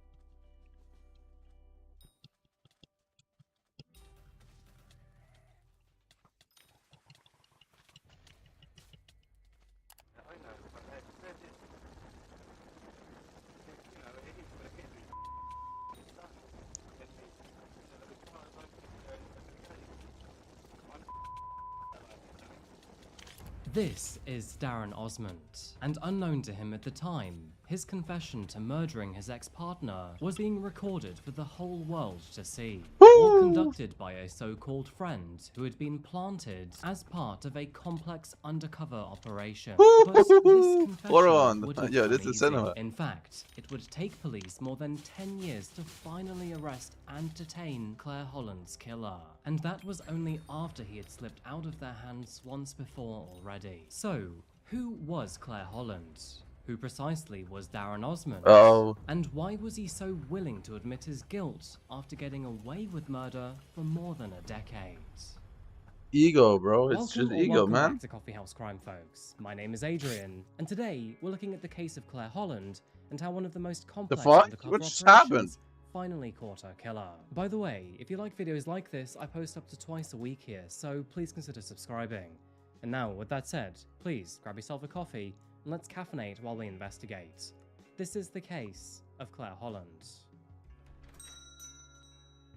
Just happened. What actually just Welcome back happened, to bro? Bristol, folks. Found in the southwest of England, Bristol is arguably one of the best cities in the country. Formerly a city centre port, it is now a cultural hub filled with fun things to do and plenty of delicious food to eat. After spending a couple years here myself, Are we back? I Hello, could tell you game? a thing or two about Bristol. Walk along Oh, Clifton's I'm back. Extension Bridge for some genuinely mesmerising views of the River Avon. And if you time your visit correctly, you can experience You're so the back. Hot Air We so Balloon back to the 4 Festival, which TPS takes though. place Let's go, every man. August. And don't forget to try out the area's many famous Oh, local white ciders, average will be lots unplayable. and lots of cider. Anyway, with so much to do and a higher quality of life than the rest of England, it is no Let me wonder check that people something in on the Bristol auction seem house. to be My other profile. remarkably happier than the rest of the country. I need to check Even something. still, bad things happen in every city. And Auction wherever house. humankind exists, so does evil. On June the 7th, 2012, in the city Why of did someone Bristol, buy a that? series of events would eventually collapse inward, triggering a very concerning disappearance. On June the 7th, a young woman named Claire Holland suddenly vanished. Her disappearance shocked her friends and her family, and there was no indication as to why she would voluntarily leave without saying something first. It isn't like she had any known enemies either. In fact, she was in the process of turning her life around for the better. Claire was known for being punctual and dependable when something really mattered. Now, of course, she loved to see her mother, with whom she had recently rekindled her relationship. The real reason she was so happy to go to these meetings, however, was so she could meet her youngest child, who, at the time, was in foster care. It was on Is this there any afternoon good that items her on mother, auction house? Jacqueline, was Gruff early for the girl meeting. seeker. She liked to set a good example, and Ugh. Claire was rather used to this. But as time ticked past the hour, internal alarm bells started to ring. Wait, Now, this is actually Jacqueline crazy initially expensive now. wasn't What too the worried. fuck? I mean, sure, it was strange, but at the same time, she was well aware of her daughter's past. After multiple failed attempts to try to contact her 2.5 daughter, billion, Jacqueline basically. finally realized that maybe things were much more serious than she initially thought. I mean, even a social worker admitted Holy that fuck, this that was is so highly unusual and overpriced. bizarre for Claire. She wouldn't answer any of her phone calls, and then she missed her next 2 follow-up meetings. As the hours and then days passed by, Some that's of the when gay rest of names in Claire's this family game chimed make in. my toes And you have to try curl. to understand the What? situation they were in here. When a loved one goes Huh? missing, silence is often the loudest noise What the to fill fuck a do you room. mean? Her agonizing absence Bro, there's was a lot of absolutely those. unbearable for her family. And so, within the week, her sister Sarah reported her as missing to the police. But before we continue our story, who exactly was Claire? Why was her disappearance so absolutely unusual? And what could have possibly happened to her? Sadly, Claire Holland's life Just like was this never name. I hate rosy. this guy. Born I in the hate year this guy so much. 1980, her Look, family was this fraught guy with super turmoil, and sucks. from the very beginning, You should be she careful faced from this guy. challenges and He's super bad. hardships. Claire's parents were not amicable, and since they Is weren't he in living the chat right together, now? she spent her early years bouncing between both of their Is- homes. Her parents apparently never paid too much attention throughout her early years, and despite Is her he doing here? relatively well in school, it did not take long Bro, for her to you should. fall into Yeah, the bro. wrong He's crowd. very scary. As a teenager, Claire was no stranger to substance abuse, and by the time she was 16 years old, her relationship with her family was pretty much at rock bottom. Soon enough, she found herself out of the house and living in a foster home. Although it's not exactly clear why she was sent to live away from her parents in the first place, we Yeah, can speculate fuck. that the tumultuous home environment, on top of her Bro, he erratic has. behavior Bro, as a he had. teen, He had. would I make added things him as very like a difficult for the editor entire family. Now, Claire to already had some experience with emotes alcohol or by like the time she arrived in her new to. home, and unfortunately, It is would emotes, only right? worsen as she Yeah, struggled to emotes deal in the with being chat, away in a new and then and uncomfortable place. he's adding like so Trying to much cope with the weird new shit, bro. Like situation that she found he herself added like in, 100 Claire weird fucking quickly developed a emojis, severe whatever it's called. alcohol problem.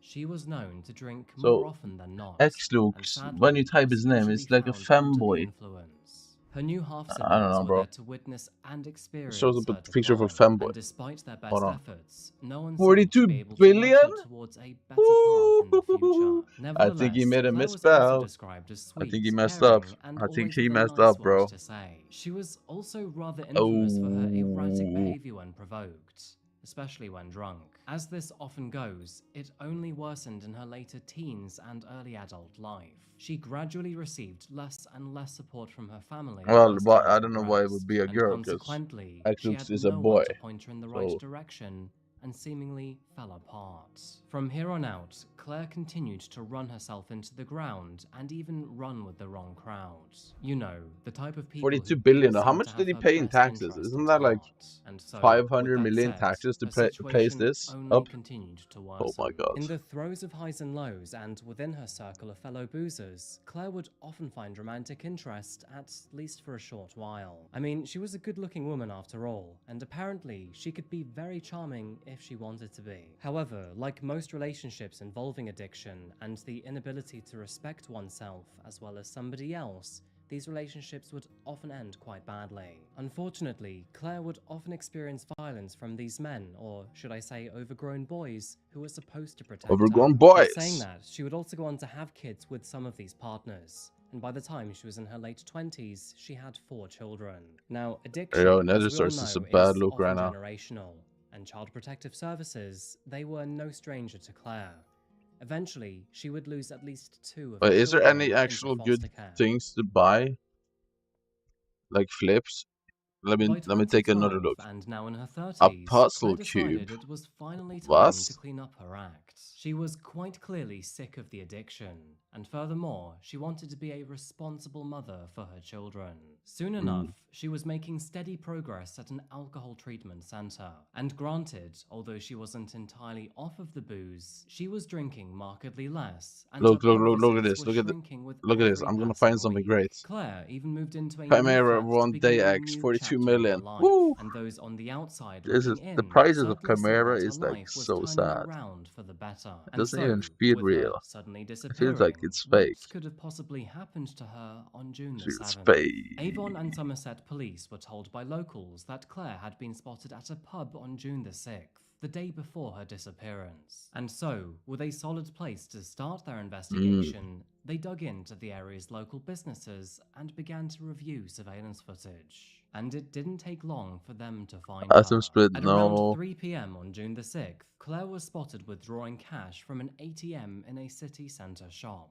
She extracted £50 or $60. What do you mean? It's so Dayblade, with that what do kind you of mean? money, it is unlikely It's that been she was Dayblade planning on doing since Forging anything update. significant. Because they had to 20 change it minutes for some later, reason. she I don't arrived know at the why, Seamus but O'Donnell pub found on St. Nicholas Street. And over the next 3 hours, she remained there, knocking a few drinks back while she talked to other punters. Claire was seen leaving the pub on numerous occasions. One time, at around 4 p.m, she left to top up her mobile device. Shortly after that, she spoke to her sister hold over the on, phone hold for a on. This quick is a chat, crazy price, telling no? Sarah that she planned to go to Richmond Public House later that evening. Yoo-hoo-hoo. Claire then returned to Did I the buy that? Seamus O'Donnell pub, where she remained until 6:30 p.m. She was then seen shopping around the city centre for the next 2 hours, before finally arriving at the Richmond Public House at around 8:30 p.m. Staff working there would confirm that she stayed until the pub closed, but after that, no one knew where she went.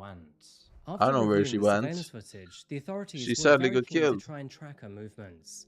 They would do this by contacting her friends and her family, and one of those they interviewed I know was it a is man cringe. named I Darren mean, I don't. Osmond. I mean, Now, everyone Claire and calls Darren's it a day relationship act was still, I not built on guess. the most stable of foundations. They met during the Wait, more the heavier Dayblade years of has her gone up drinking. crazy. And as for Oh, my Darren, bad. he Day was X. no better than she was. Wait. About 4 years prior, the two would run into each other in a cafe and basically hit it off immediately. But like most of her other relationships, things Hold on. were rather quick to sour. Darren drank even more than Claire did, and Wait, to where's add to the that problem, Dayblade he was at? also the violent and aggressive type when Oh my drunk. god, is someone And so, if either of manipulating them were them? drinking, it would often end in arguing, shouting, and even pushing each other around. Now, despite their troubles, Claire was pregnant with his baby almost 2 years Yo, later. fanboy feet. And tragically, both of them would continue to binge drink throughout That's her a pregnancy. bad deal too, bro.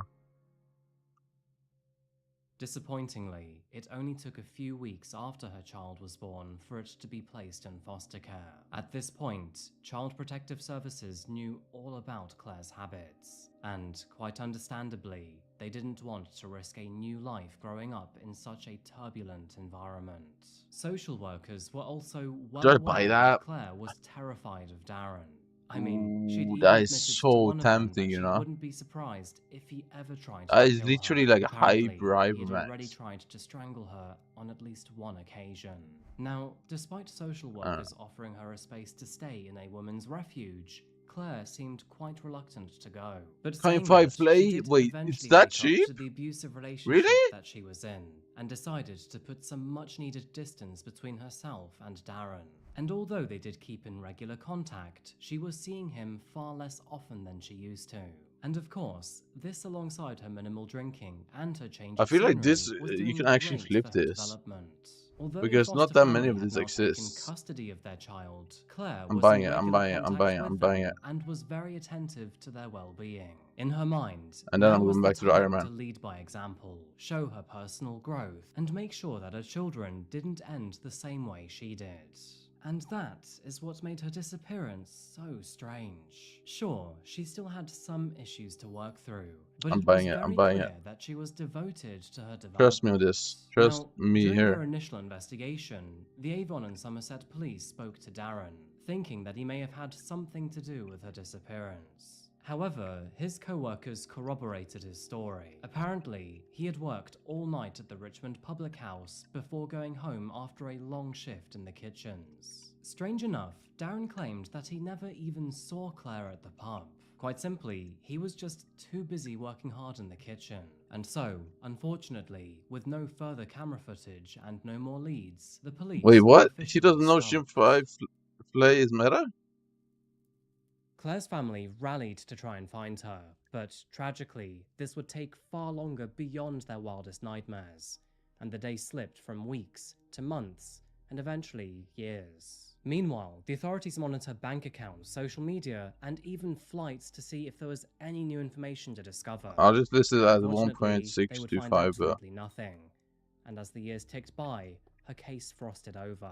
The devastation her family Really, must have 1.65, felt but must have been entirely overwhelming. I mean, everyone knows that the longer a disappearance remains unsolved, the less likely it is to ever be concluded.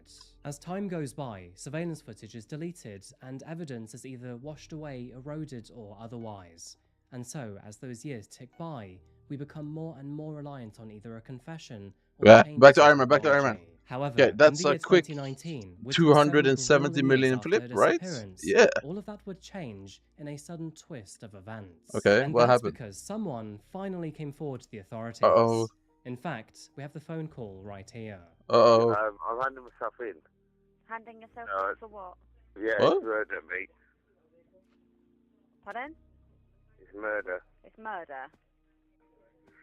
I just want this off my back. I feel so bad. I've had it for years on my head. So what happened years ago? Yeah. What's your ex called? Claire Holland. Claire Holland. Wait, Yeah. so he confessed to it? Wait, I basically arranged it, didn't I? What, you Right. arranged for her to be killed? wait, Well, you know, wait, so he admitted it? Wait, I'm confused. Basically. And, you know, she took my son away from me, so I took that from her. Well, how is this half the video? Well, that's life, really. And so, just like that, it seemed as if Claire Holland's case Okay. was about to be solved. Police soon arrived at Darren's residence, where, shortly after, he was placed in cuffs and taken away for questioning. My missus had my son taken off of us for social services. Yeah. So I did the wrong thing, really, but I'm admitting to it now. I had her killed. Right, okay. Sadly, things would change in the interrogation room. Old What? habits die hard, and once Darren had sobered up in custody, he Wait. changed his tone drastically. In fact, What? the very next day, he denied even remembering his phone call to the authorities. With no evidence to convict Darren, the authorities were forced to let him go. However, saying that, they were not about to give up. I mean, the authorities, they always had their suspicions about Darren, but what were they going to do? It's not like they had any sort of inside informant to try and squeeze out a confession from him. Actually, that's not a bad idea. In the unspoken words of Darren, fool me once, and shame on me, for I'm an idiot and should never even think about confessing for a second time. But in the end, that is precisely what the police planned to do. And so, as if it were literally straight out of a crime film, they began preparing. After months and months of hard work, their master plan was finally put into place. And between December of 2020 and July But why 2022, would he? an undercover officer using the fake name Paddy O'Hara. Why would he admit it and then say it's to get him fake? to open up and hopefully to spill the beans once and for all. The extent of this undercover operation was, quite honestly, remarkable. O'Hara, posing as a newcomer neighbour to Bristol, befriended Darren at a local pub and claimed he was looking for someone to do some odd jobs for him. This was during the COVID-19 virus epidemic. And so, at the time, Darren was Dude, out people of are work literally and out to looking for lowballing ways and shit to still, earn a bro. little income. I don't O'Hara understand. told Darren that he needed Why help do running people a still lowball? counterfeit clothing operation, to which Darren, no surprise, quickly agreed. And so, over the next few months, Darren helped O'Hara with this operation, and the two went from shady co-workers to nearly legitimate friends. Now, at least in Darren's mind, the two were becoming close. They drank together, played pool and darts together, and as time passed by, Bro, began people to really embark on even more illicit ventures together.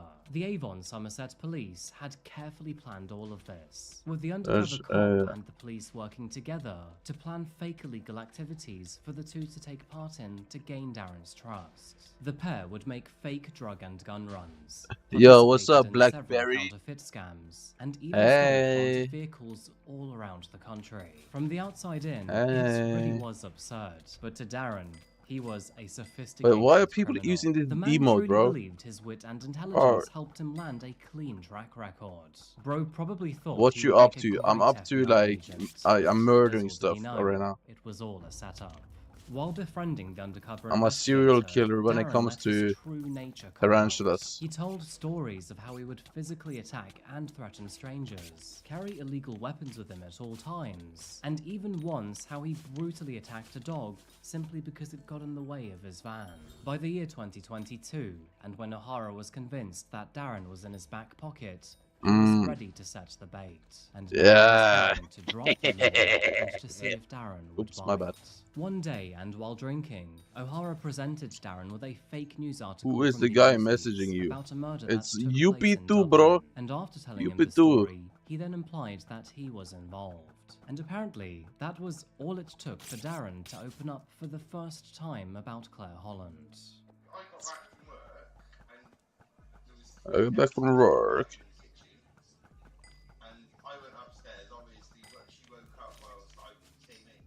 Yeah, he sold that Kind 5 Flay on auction house for very cheap. And I bought it. Are you selling stuff on Remain or something? Kind of. I just found a snipe and then bought it. And it was his item. And I relisted it for 300 mil profit. And then I logged off again.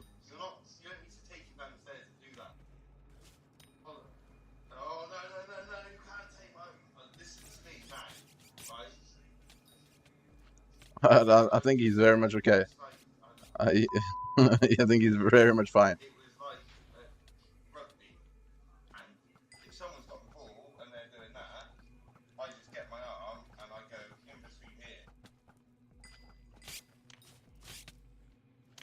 I think he's very fine. Let me have a look at him. Yeah, he has 28 billion purse. I think he's okay. I think he's fine, okay? Alright.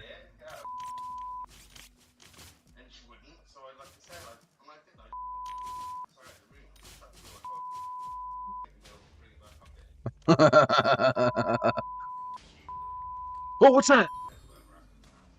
Surprisingly, fool me twice, this wouldn't be the only time I don't know. He that didn't Claire know. was He didn't know it involved in was Claire's useful. disappearance. Over the following months, Which is kind of Darren strange, but confessed yeah, it's multiple fine. times and to I'll take the varying profit. degrees about what he did to her.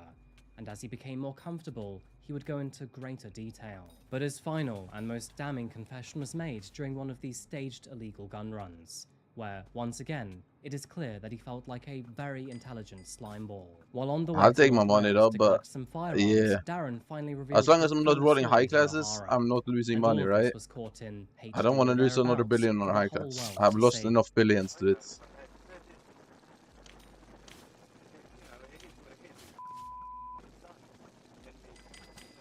No, not really, no. I never use my main, to be honest. I just get it to max level every time there's an update and then I leave it.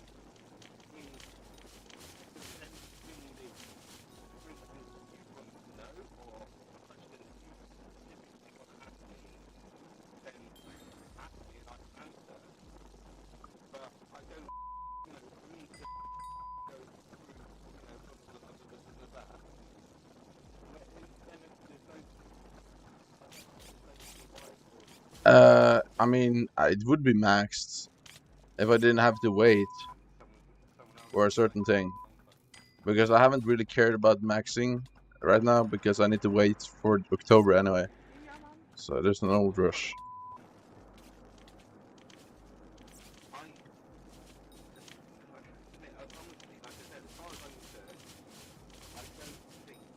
I'm lagging so bad, bro. Like, it's because I need this.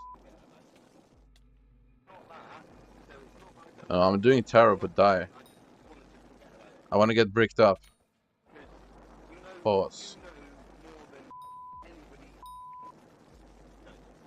You know what I'm saying? You never had that feeling in your life? You just want to get bricked up, bro?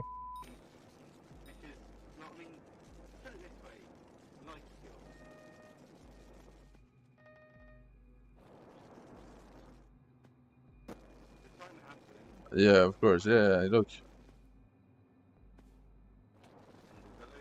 Look, like bricked up with the bricked red dye.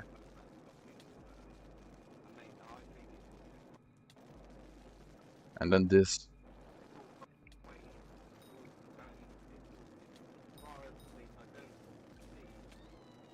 And I really like when I have like 2 TPS as well because it's good. I just love when the servers don't work. Slam dunk for officers. And with this confession now available, I cannot believe this guy is so stupid by that. Finally rearrest and charge Darren in August of 2020. Bro, just fell for a fucking trap. 1 year later, on October the 16th, 2023, Darren's trial for the murder of Claire Holland finally began. And while here, he would reveal the full story of what apparently happened to her for the whole courtroom to hear. Uh-oh. In 2012, social services were getting ready to give Claire's aunt custody of Claire's and Darren's newborn child. As we know, the violence and alcohol abuse in the Yo, it's so household laggy. was Every creating an lobby is environment just not unplayable suitable though, for bro. any child to live in. And so, with Claire's aunt taking Drew custody, money making. the child I could don't. potentially live a normal, I don't safe, have any money on peaceful Iron Man, I'll be life. honest with you. Both knew that this was happening. Guess how much However, bank I the have move and how much happened purse. so fast that the I mean, you can parents see my were purse, caught but off guard and unable to give their official goodbyes. yeah, to it's the bad child. looks. Darren was absolutely Really bad looking right now. furious by this. In his mind, it was his partner's fault that the child was getting taken away, and now he wasn't even able to say goodbye. On the night of June the 6th, 2012, Claire made it to the Richmond public I have house Zero where Bank Darren actually. worked. While there, it is believed that the two got into an argument, which resulted in Darren strangling her to death. He then used his so-called knife skills to cut open her torso with a kitchen knife before disposing of her body at the nearby. Yeah, I'm about to run out of money from Slayers. In some of his confessions, like Darren probably claimed today, that the actually. massive overflow at the time had weighed the I'm probably body running down, out of money thus today. preventing it from floating to the surface. In an attempt to further conceal But his I do have a lot of crimes, he money then in claimed to laying hid the around if murder I actually weapon by want to placing sell it in something one of though. his co-workers' knife boxes. And then, after his shift, he went home and removed any further evidence by burning it. Because you can Now that Darren see, was charged and in I don't know if you can custody, see on screen. police were finally able to search the bar where Is he it covered? worked and the surrounding area. However, Maybe it's sadly, covered by the after video. multiple days of searching, no fresh evidence was Oh. found. Now, obviously, to try a murderer without finding a body, the prosecution team knew their case had to be rock solid.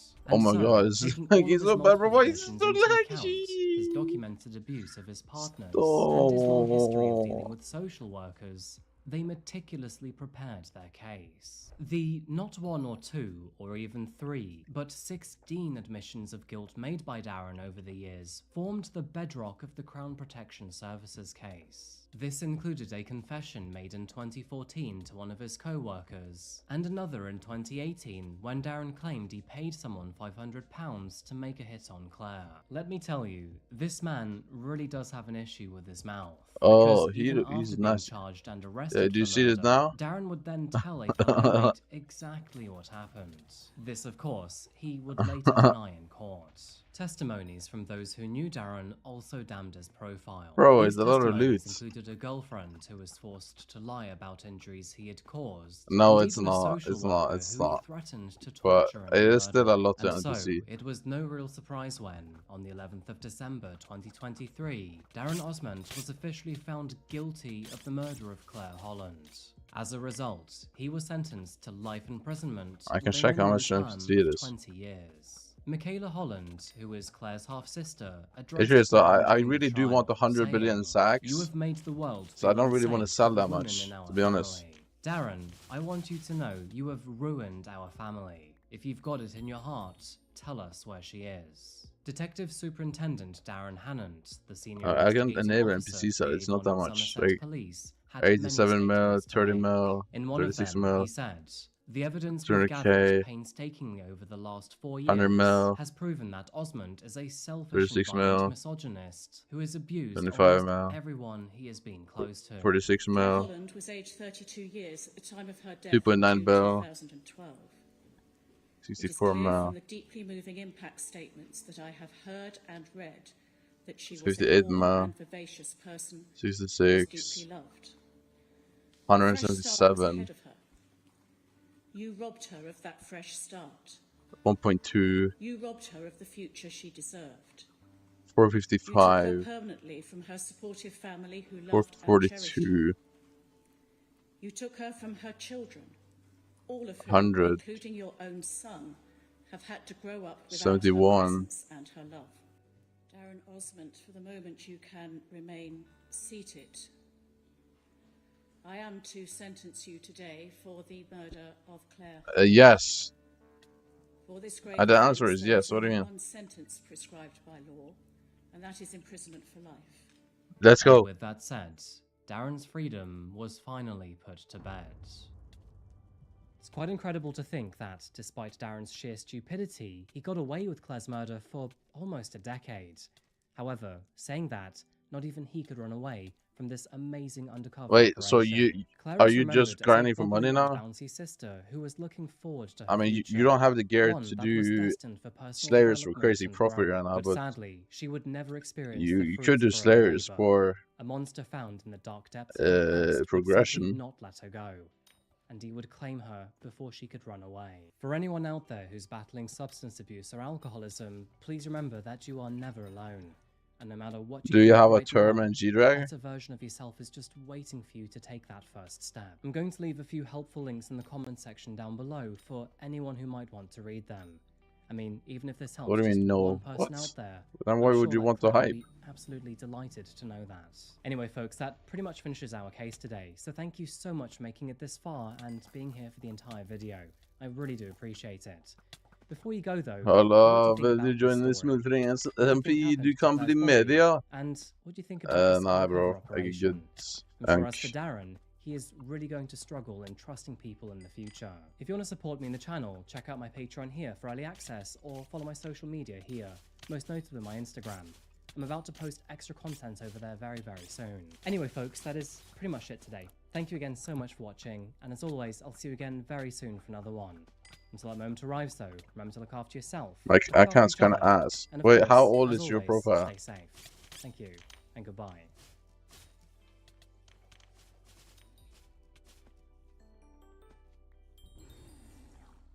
Oh.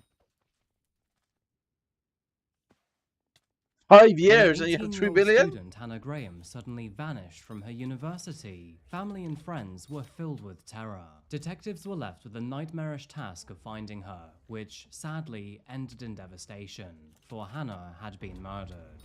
In the aftermath, a combination of surveillance footage and DNA analysis was used to identify her killer, and what they found was far beyond their expectations, because this was not his first time. What? Or even his second.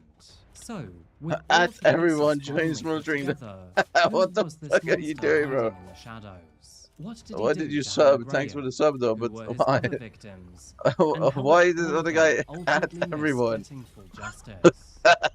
Welcome back to Coffee House Crime Files. My name is Adrian, and today we're traveling to Virginia to look at a story that ended with far more victims than initially Fair enough, thought. thank you for the sub. Now, there are certain things that universities should do to keep their students safe.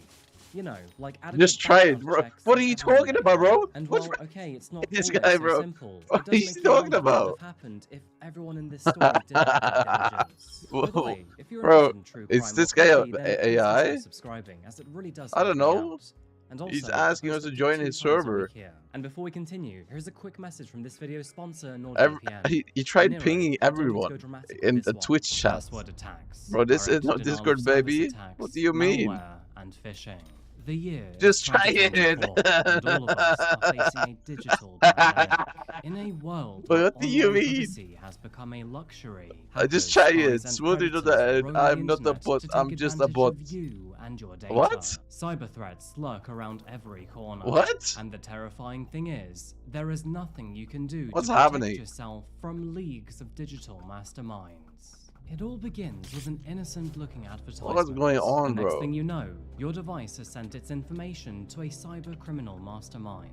One who then sends malware back to your device, exposing your banking details, personal messages, and even your images.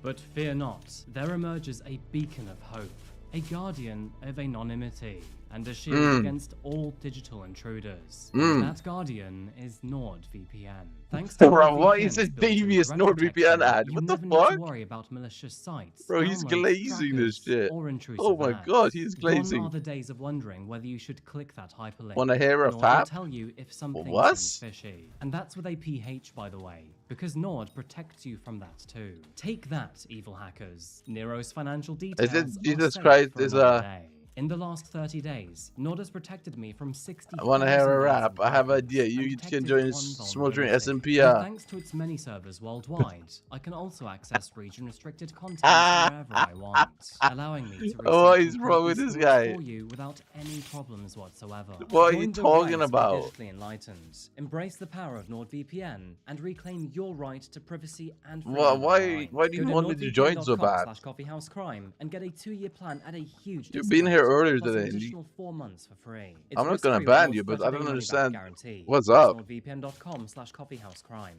And by the way, tell them Nero sent you. Click the link in the description below, and thank you to NordVPN for sponsoring this. Yeah, he seems pretty Now, with that desperate. said, please grab yourself a coffee and let's caffeinate while we investigate. This is the case of Hannah Graham. I don't understand why it's named Norwegian after a Norwegian word, though. Welcome to Charlottesville, Virginia, folks. Also known by locals as Seaville, Charlottesville was the home of 2 I US don't think you can get ratted by joining a server, but they can get your IP. With a population of around 45,000 people, Charlottesville is a city with plenty to do and without the hustle and bustle. Also, can we fix this server? However, don't let its small footprint fool you. It is home to 5 colleges and universities, which help bolster the local economy. Oh my Now, god, the despite high lag number is of so students, devious, the bro. city does also unfortunately experience a relatively high crime rate. In fact, when taken as a whole, Charlottesville ranks in the top 3% of highest crime rate communities throughout the entire state. And sadly, this story speaks volumes about I tell you right now. Use code I like pop to get the discount on 50% off. Hannah Graham Bro, what the fuck is happening, man? And why are you pinging everyone? Hannah, who was born on February the 25th, 1996, I have to time you out. Berkshire, I have to time you out. was the daughter of proud parents Sue and John. The family moved to Charlottesville, Virginia when she was just a young child, and by the year 2014, she had grown to be a popular student at the university who excelled in sports, most specifically softball. At around 7 p.m. that night, Hannah and her friends had been drinking together at a local restaurant named The Fig. With them being students, they were out to have a good time together, and so, quite understandably, the drinks were flowing. And so, after dinner and a few more, they went on to a nearby party with several other Wait, what just students. happened? Why is The my drinks shit not were still working? flowing by midnight, which was around the time that Hannah Okay, what's the began mod to that shows the feel prices sick from all of the of drops on the alcohol. floor? As a It's result, Sky she'd Honey. become quite drunk. And There's a so setting in she Sky told Honey. all I of her can find it for friends you if that you she want. wanted to go home. I assume you when have her a Sky friends Honey, bro. offered to walk her home, Hannah declined them and said that she was fine to do it alone. The walk back wasn't very far anyway, and she was rather comfortable in her environment. None of her friends realized this, but this was actually the last time they would ever see her alive again. And after messaging all of them at 1:30 in the morning, they would never hear from her again either. Now, at first, no one was any wiser, but when Hannah failed to attend a planned event the next day, her friends began to worry.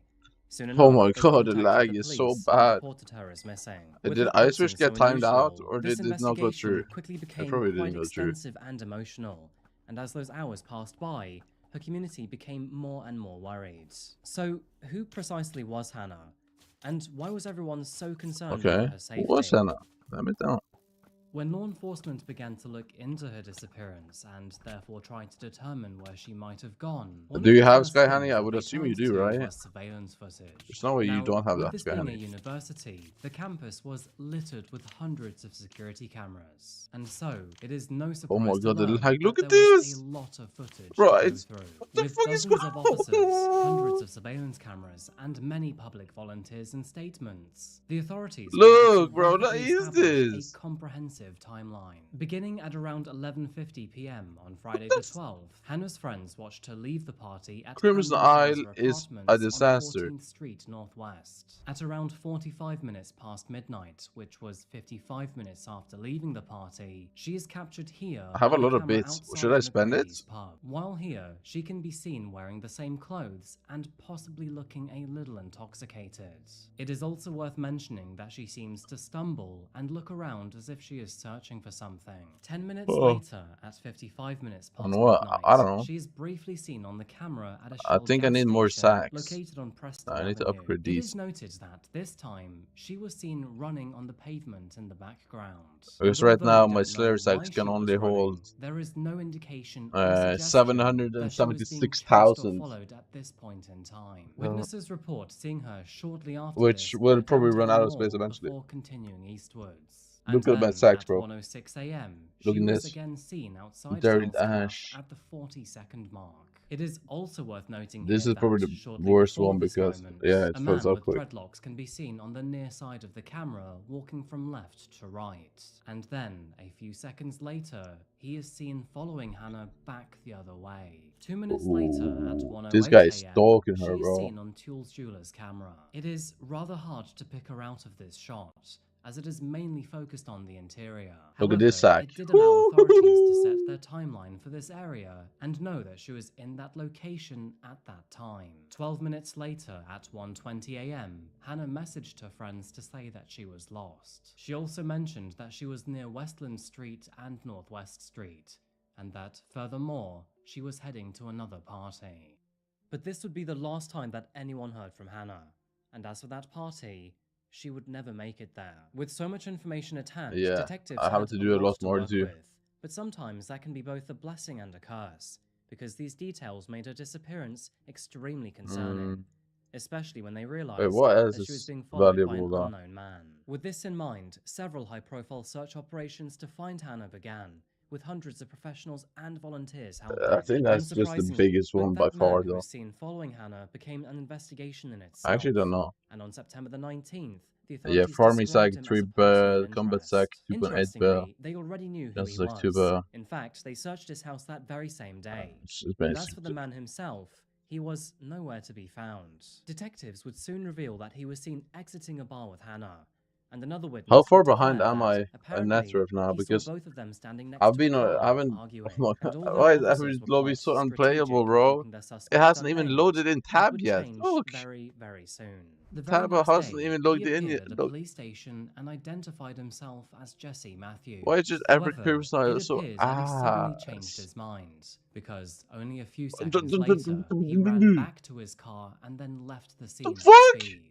Now, this resulted in him This having an happened. additional open charge of reckless driving, and furthermore, officers were now actively seeking to find him. It is no surprise that, only 2 days later, they released his full name to the What just public. happened, bro? Also known as LJ, Jesse Leroy Matthew Jr. was a 32-year-old man standing at 6 feet and 2 inches. And, unfortunately, he also had quite the checkered past. Now, despite this, Jesse was actually a nursing assistant at the university hospital and also drove a taxi by night. Both of these lines of work involved him interacting with many of the area's students. So, you would have thought that Jesse would have been extensively background checked before being given either of these roles. To recap the situation here, officers determined that he encountered Hannah at Sal's cafe shortly before she messaged her friends that she was lost. After this moment, witnesses reported them arguing in front of a car that matched his vehicle's description, which, quite specifically, was a very distinctive orange-colored Chrysler Sebring. And what's worse, it appeared to others that she refused to get inside. It was stated that, after opening the front door for her to get in, a witness heard her saying, "I'm not getting in that car with you. What is it, stolen?" He was then spotted walking with his arm over Hannah's shoulder. However, when they parted ways, she he was just. seen to pause before then following on after her. What's No wrong with doubt, him, bro? Jesse felt What a guilty for Hannah's disgusting. disappearance, because now he was nowhere to be found. And with his absence It's extending disgusting, several bro.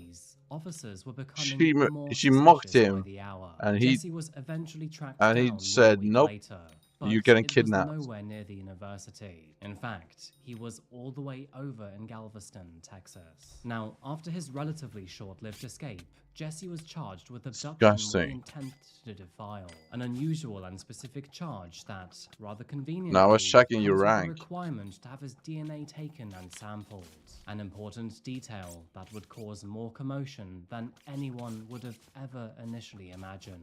Although Jesse had already been arrested, it is no surprise that he remained tight-lipped on Hannah's disappearance, instead trying to claim that he had nothing to do with the situation. Oh, what? Meanwhile, dozens of searchers continued across the local area, and as findings remained slim and more information became available, In the Bedder's search lobby or area what? expanded into the surrounding Where is this counties and countryside. die? With no Oh my sign of God. Hannah, it soon became Dude, evident that if she was why still in is the it county, just she so would likely unplayable, be in its more man? rural areas. I really just wish. Comparatively, although the city is 10 square I miles just in want to do size, some it spider, is man. surrounded by more Like, than 700 normally. square miles of countryside.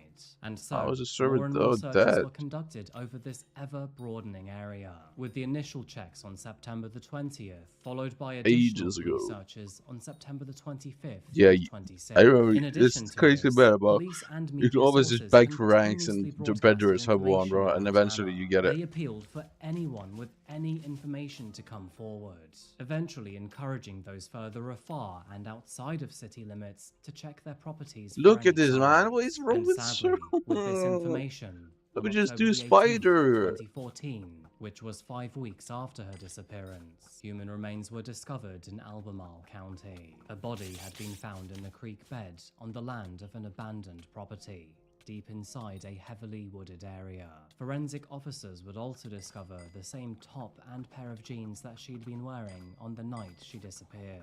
The property was just off Old Lynchburg Road, a road that runs deep into rural territory, and its desolate location led investigators to believe that whoever had taken her there must have been intimately familiar with the area.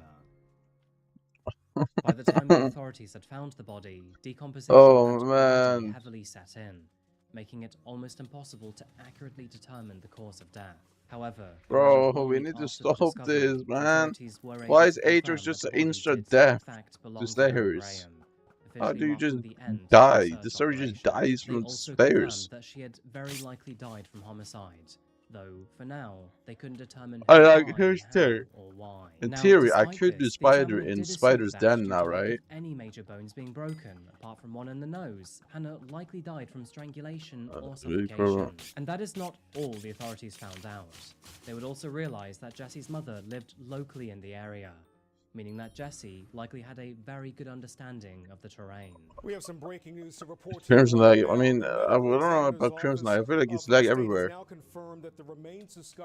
Yeah, that's exactly what I mean, Blackberry. That's why I cannot not do. Yeah, I have to. I have to be here.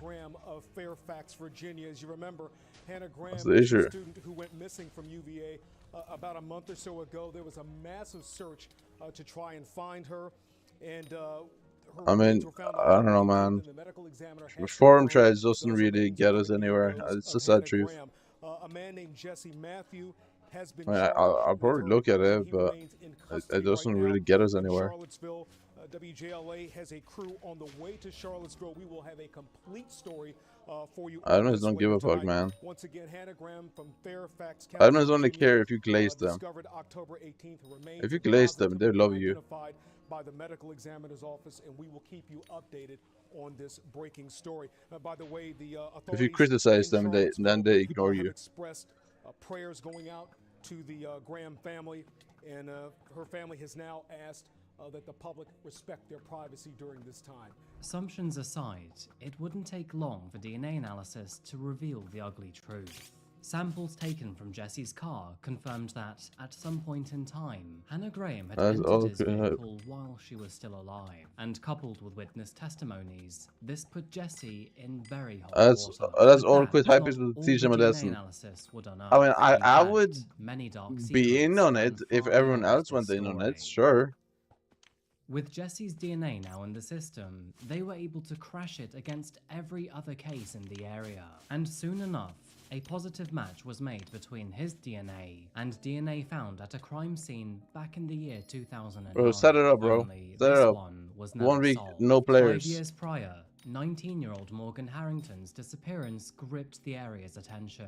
Now, Morgan was a student from a nearby university, and she too vanished under similar circumstances. On the night of her disappearance, Bro, I was Morgan had arguing been with a guy who attending was a Metallica glazing concert Hypixel. with Hypixel friends. so The bad evening earlier. between them was He was well trying to underway explain when to she me how stepped Magic out Band to Rework the was the best bathroom. update Only and Morgan was going to never increase the player returned counts after that. drastically. Concerned for her safety, And I was like, I don't think that's phone. going to actually Morgan happen. explained that Just she had look at walked all the out of recent the updates venue, that but made the was game no easier, longer allowed back in and by player count security. hasn't She then increased. told her friends And not he to was like, worry and that they I'm should not going to carry argue on with with people their who doesn't night. Her understand friends highlighted that they still had the keys with mathematical them inside of the venue, but Morgan didn't seem too bothered. calculations Instead, she and said that she was fine and that she economics. could make her own That way was his back response home. to that. However, once the concert was over, And I was so no one could confused. reach Morgan. Her phone appeared to be switched off, and all calls Mathematical would go straight to formulas, voicemail. he said, Things would and only get economics. worse after this. I was like, When her friends what? returned to the apartment they were staying Can you just in, show me they then evidence that realized players, she wasn't with her there's more roommates players either. now? And so And he was it is like, no surprise that no, the next no, thing no, they did I'm not going to was argue with report you. her as You missing don't know to the economics. authorities. And tragically, that was the last time I they was so would ever confused. hear from Morgan. I was so And confused. despite a very extensive But search I didn't operation, bother to she keep was going, never bro. found I don't know, man. alive. Now, the police would actually find her purse and even her phone early on in the investigation, but sadly, those hopes were short-lived. Now, several witnesses did come forward to report seeing her in the hours after her disappearance, where some remember seeing her leave the venue alone. Others recall seeing her Crimson walking Night was along not the this road bad later earlier that today, though. night. Let's be But honest. despite all of I these don't know why it's sightings, just so bad no now. one knew where she went. And then, 1 month later, the shirt that Morgan wore that night was suddenly found It's in just the area horrific. outside of the university. Absolutely Several hairs horrific. found on the shirt were analysed and ultimately deemed to belong to both Morgan and an unknown individual. Fuck this. And of course, 4 years later, that unknown person would turn out to be Yeah, he's crashing out, bro. Sadly, despite I'll do hundreds it of hours myself. of surveillance What? footage, an extensive search operation, and even a $100,000 reward added What? by Metallica Do what on themselves, yourself? there was no sign of Morgan. Morgan's It's the case golden attracted shovel. widespread attention. In fact, I'll do it her myself. disappearance provoked fear that maybe a serial killer might be living in Virginia. But despite the notoriety of this case and almost 2 months of searching, Wrapping up a true master. were ultimately called off. What? The friends and family of Morgan remained What a in horrible shovel. agonizing limbo Whoa, for a little whoa. longer. But in January of 2010, a farmer would stumble across a horrifying discovery, that being the skeletal remains of Morgan. An autopsy conducted on her body would conclude a few noteworthy observations. It was noted that the victim had What the suffered fuck is that fairly name? substantial trauma, with Cat- multiple bones in the face being Catechism. broken. Given what we know about Jessie, it is no Hey, no surprise way. to learn that her body was recovered less than That's 5 what- miles away look, from the this- place where Hannah was found Say 4 it. years later. I'll give you most Morgan's of it. case aside, Jesse's grubby handprints were found elsewhere too. His DNA positively matched another crime scene dated back to the year 2005, where an unknown assailant had attempted Fakes to the sexually sword. assault another young woman. In addition to these 3 crimes, he Hi, was linked to another who's this? sexual crime in Fairfax in 2012. Who is making not it the Dwogo and 4th what do crime they scene want? that his DNA was attached to. Tragically, that was not the end of it, because What does other not stories Dwogo were want, now man? beginning to connect to his despicable profile too. 1 decade prior, in the What year does not Dwogo 2002, want? Jesse was also suspected of sexual assault on another An student. offer for the flag. He'd been attending Ooh. Liberty University for 3 years at the time, when he suddenly was accused of assault. Lucky for him, but not for anyone else, the case was eventually dropped when the victim declined to move forward. Jesse left university shortly after these allegations, where he transferred to Christopher Newport University and played for their football team, and where, once again, Bro, someone he already was wants to buy accused it. of sexual assault on campus. This case was also Well, you said you dropped, wanted the where money Jesse grind. What? simply dropped You out literally of said you school, wanted to. and so, with his So I was like, DNA okay, in the well then database pass this and best. a fine lens placed over this monster's reckless you mean? behavior, the prosecution was left with 4 crime You said you scenes wanted the money and grind. 6 disgusting stories. So, moving into the legal proceedings of this case, when Jesse appeared in court to Then face what his do you want to charges, do? a plea bargain had already been arranged. therefore sparing him the death penalty. And what is worse, an Alford plea was offered to Jesse, meaning he didn't have to admit guilt to murdering Hannah or Morgan. In fact, all he had to do was sign a statement stating that he understood that the prosecution likely had enough evidence to convict him. Now, Alford pleas are sometimes worthwhile, but definitely not in this situation.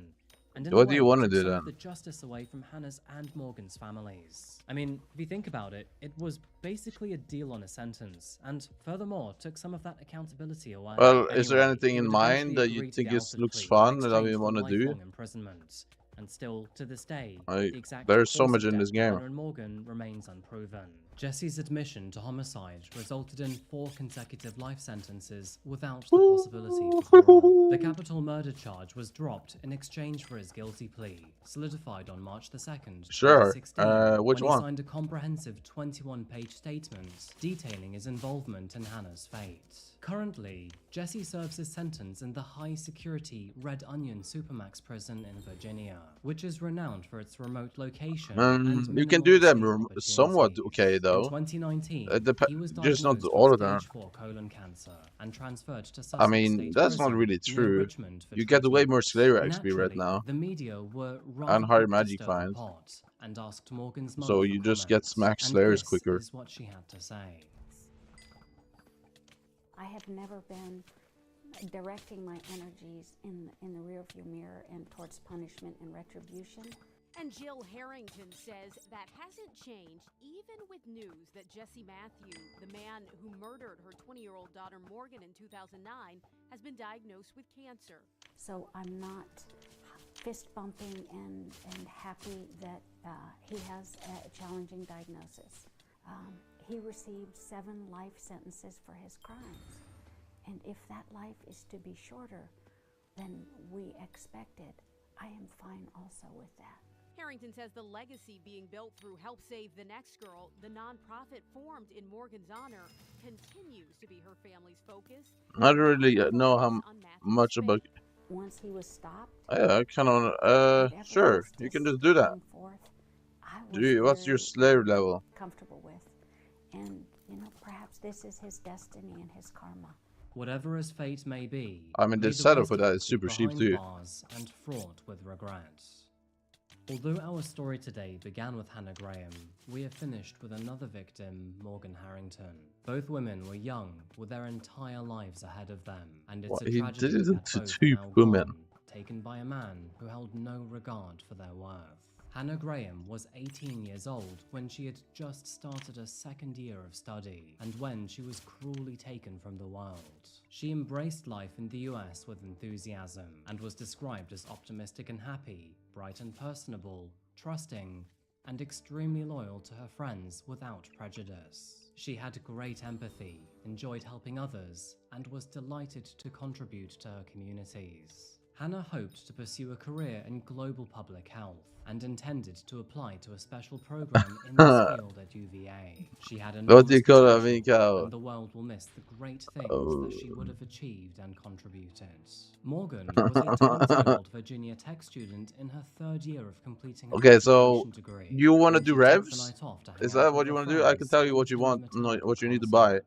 She is And what remembered is your as a rev shiny, tier? loving, Are you rev beautiful 6? original. She was an avid music fan, a champion of children's rights, and planned a career in education. Okay. And her parents say Are you that rev the world 6 has or lost 7? its best hugger. To this day, she is remembered and mourned by all who knew her. Okay, Since you her use death, Reaper her parents have armor founded a charity in her with memory Reaper named Falchion, Help Save the Next Girl. with Ghoul Meanwhile, Pet, Hannah's and parents have Zombie established Pet. several charities and memorials in her name that seek to remember her for who she was and the good she brought into the world. There is also a scholarship in her name and a memorial that stands to this day at the university she attended. There is no amount of justice in the world that will help make these broken families feel whole again, and no Because amount of I money think or you need words Rev will 8 make up to use what was taken from them during those terribly AUTS. dark days. So All we can you hope need to will use Reaper do Falchion. is maintain the memories of these young women as they were in their lives. It's another one of those stories where it's like picking apart a ball of yarn and not realizing how long that string goes. Unfortunately, we thought that maybe Hannah was the only victim to Jesse, but as we know now, he had terrorized How much is multiple Reaper other armor? women You in can the buy that, right? past. At least now he is thankfully off the streets and behind bars for life. But it did come at the cost of 2 murders and several other victims. Whatever they are, share your thoughts in the comment section down below. And thank you so much for making it this far in the video. I think it's 3, and then you can use NordVPN for sponsoring tarantula helmets. Go to nordvpn.com/coffeehousecrime Yes. to get a 2-year plan at a huge discount, plus 4 additional months for free. If you'd like to get early access to my videos, or I want to support the really channel, do check something out my stupid. Patreon here. Alternatively, check out my social media here, most notably my Instagram. And yeah, that's pretty much the end of the video, folks. Thank you again so much for watching, and as always, I'll see you again very, very soon for another one. Until that moment arrives though, remember to look after yourself, look after each other, and as always, stay safe. Thank you, and goodbye. Do you think Crimson is worse than Reaper? Yes.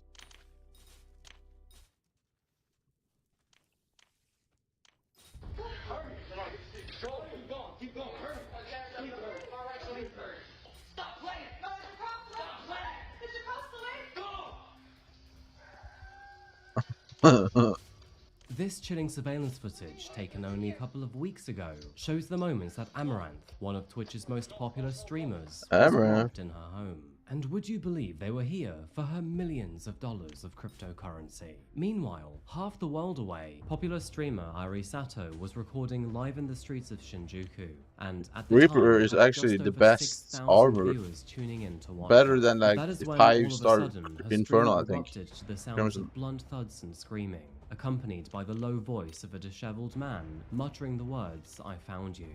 Are you dead yet?" It appeared that Irie had been attacked in broad daylight, and it sounded like her killer knew who she was too. And with her camera still rolling, her audience, horrified as they watched the event unfold, would catch occasional flickers of the man, with the sound of distant sirens gradually getting closer. However, there is far more to this story than meets the eye. In fact, with every layer Look you at peel this away, nerd. you're left with an Look entirely at the different plot. Let's just say that nobody in this story is innocent. Welcome back to Coffee House Crime, folks. My name is Adrian, and today we're looking at 2 horrible stories that have recently happened, which involve What's the point of even This being includes the Crimson case of when it's this Amaranth. laggy? We'll also be taking a look at how she and her husband responded, and how potentially that could have saved both of their lives. But before we get to that story, let's look at one which recently happened in Tokyo, because it seems that Western media has completely missed the mark here. Before we begin, please consider subscribing to see more true Look crime, at this strange, server. and chilling stories. And now, with that said, please grab yourself a It's so coffee and let's sad. catch up while we investigate. It's so This is sad. the case of Irie Sato. It is so sad. How is this even real? How is this happening? Shinjuku, Tokyo. Welcome to one of Japan's most buzzing districts. Now, we've talked about crime here before, because although Japan does boast one of the lowest crime rates in the world, it does seem like whenever a murder happens here, the story behind it is absolutely wild. For those of you who haven't, Okay, so do Shinjuku you know is the not stuff I really told just you a to buy? place, but Did you more buy like it an or not? experience. A neon jungle that never sleeps, where towering skyscrapers loom over winding alleyways, and it's And said what? that the Your heart of MP the is fine, city right? never seems to fade here. By day, it's a business hub which is buzzing with suits and briefcases, but by night, it transforms into a cyberpunk fan's dream. Tall, blazing signs light up Kabukicho, which is Tokyo's infamous red light 700. district, and What's in the 700? background, smoky izakayas overflow with What's laughter, 700? food, and clinking glasses. And if you get lost in the What maze is of 700? Shinjuku What? Station, well, don't worry, you're not alone. Oh, It's that's the fine. busiest and most chaotic station in the world. But that's the beauty of it, because whether you're chasing nightlife, culture, or a quiet shrine hidden in the madness, Shinjuku will always deliver. However, on the morning of March the 11th, 2025, the residents of Takadanobaba, a neighborhood found in I guess you just Shinjuku, it's silky. were awoken by the terrifying sound of Vial of screaming. Venom. Responding to the Woo! commotion, neighbors and construction workers alike all peered down into the street to see the motionless body of a woman on the floor. And above her, a masked and hooded man, likely in his early 30s, was staring down at his victim. What? Witnesses reported hearing The her fuck? scream several That's times disgusting. before then suddenly falling silent. and despite clearly falling to the floor and being in a dire situation, her attacker, who seemed to assault her with a knife, made no effort to run away. In fact, it is reported that even after he was done with her, the man stood nearby while he waited for the police to arrive. And due to his calm demeanor, some people would even mistake him as a second victim. When officers arrived at the scene, they found a woman lying on the floor who seemed to have sustained several severe injuries. And I'm not the setup I told you about should cost you around like 100 million maybe, and you can resell it again after you get Rev 9. You should get Rev 9 pretty quick. When officers picked up the mobile phone, they were absolutely horrified to realize that she was in fact streaming at the time, with many people asking her if she was okay in the live chat. Through this live stream and also the ID found in her pocket, they realized that she was 22-year-old Irie Sato. Do you have 100 mil? Paramedics rushed to save her life, but unfortunately, she went into cardiac arrest shortly after and then was pronounced dead. As for her attacker, well, he actually did not run away from the crime Do you want me scene. to find In stuff fact, and he buy was it for right you, and then you behind can buy it officers for me? just waiting to be arrested. Of course, when they realized who he was, that is precisely what happened. So, at least so far, this story seems to be fairly cut and dry, and many of you are probably wondering, or even assuming, that this guy must have been some sort of lustful fanatic. Well, unfortunately, there is far more to this story than meets the eye, and like I said at the beginning, no one is innocent. But before we get to that, let's first take a look at who Irie Sato was, and why she was murdered. It turns out that Irie Sato was a well-known live streamer who went by the name of iMogami. She was a big name on the website WhoWatched.tv, which is a popular streaming site in Japan. In fact, after finding out about this website, I had quite a lot of fun browsing the random live streams on there. It gave me a very Okay, let me Japanese put in. Let me just withdraw like 100 mil. No, this is not a sponsorship. And that's So, the Irie money was spent. very active on Okay, Hypixel zombie. and actually was one of its top performers. She had also earned Zombie is what you're gonna platinum final hit streaming with, badge, which is the maximum so rank a level available on the 90 is website. fine. And at the time, she had Well, a accrued level more than 100 is very good price actually. 2,600 followers on here, which by the platform's standards is apparently quite substantial. From what I could find online, it looks like most of her videos centered around her talking to her fans, answering questions, and generally trying to entertain her audience. She would also occasionally undertake stream challenges, walk around outdoors, or talk back to those who were messaging in her chat. It looks like her primary focus was always on her community, which probably is how she achieved platinum so early. But Irie's beginning was actually not so peachy either. In fact, she had quite the troubling start online, and one that none of her followers were actually aware of. It all began in December of 2021, which is when a 42-year-old man named Kenichi Tako stumbled upon her stream. In what was initially a chance encounter would eventually kind of blossom into a complicated and troubled friendship. However, before he even knew it, he was utterly drawn in by her personality. And before you're wondering, this is not going to be your typical parasocial relationship, as we often see with many other streamers. Now, what initially began as merely watching Irie would eventually turn into Kenichi donating pom-poms, which is the website's form of currency. And although it was small amounts at first, it did end up escalating quite quickly. In fact, at his peak, Kenichi was sending more than 100,000 yen per month. Which is no small sum, by the way, because back then, that converted to nearly $1,000. And side note, wow, has the yen changed. What a great time to visit Japan. Now, obviously, Irie both noticed and accepted his generous donations. I mean, how could she not? At the time, she wasn't even a full-time streamer. She was still just a waitress at the local restaurant, trying to make ends meet. His generosity how much is that? Oh my god!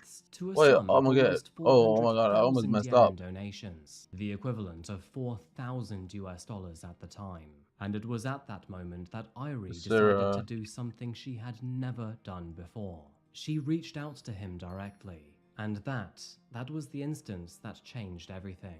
Now, we know all of this because only a few days after her murder, the messages between the two of them were leaked. How this happened or who by, nobody knows for certain, but it does suggest that some serious internet security issues exist. Anyway, back to the moment that the two would officially make contact. Ari was unfortunately scheming, and by September of 2022, no she'd worries. asked Kenichi if he could Guess now start sending her money directly, not through the usual streaming platforms, but straight to her bank account instead. She initially dotted these requests between casual conversation, making small excuses like forgetting her wallet at work or needing the cash quite quickly. And the deceptive thing right here is that she also promised to pay him back. You know, like, hey, I know I've already been given $4,000, but do you mind giving me another $500 and I'll pay you back tomorrow?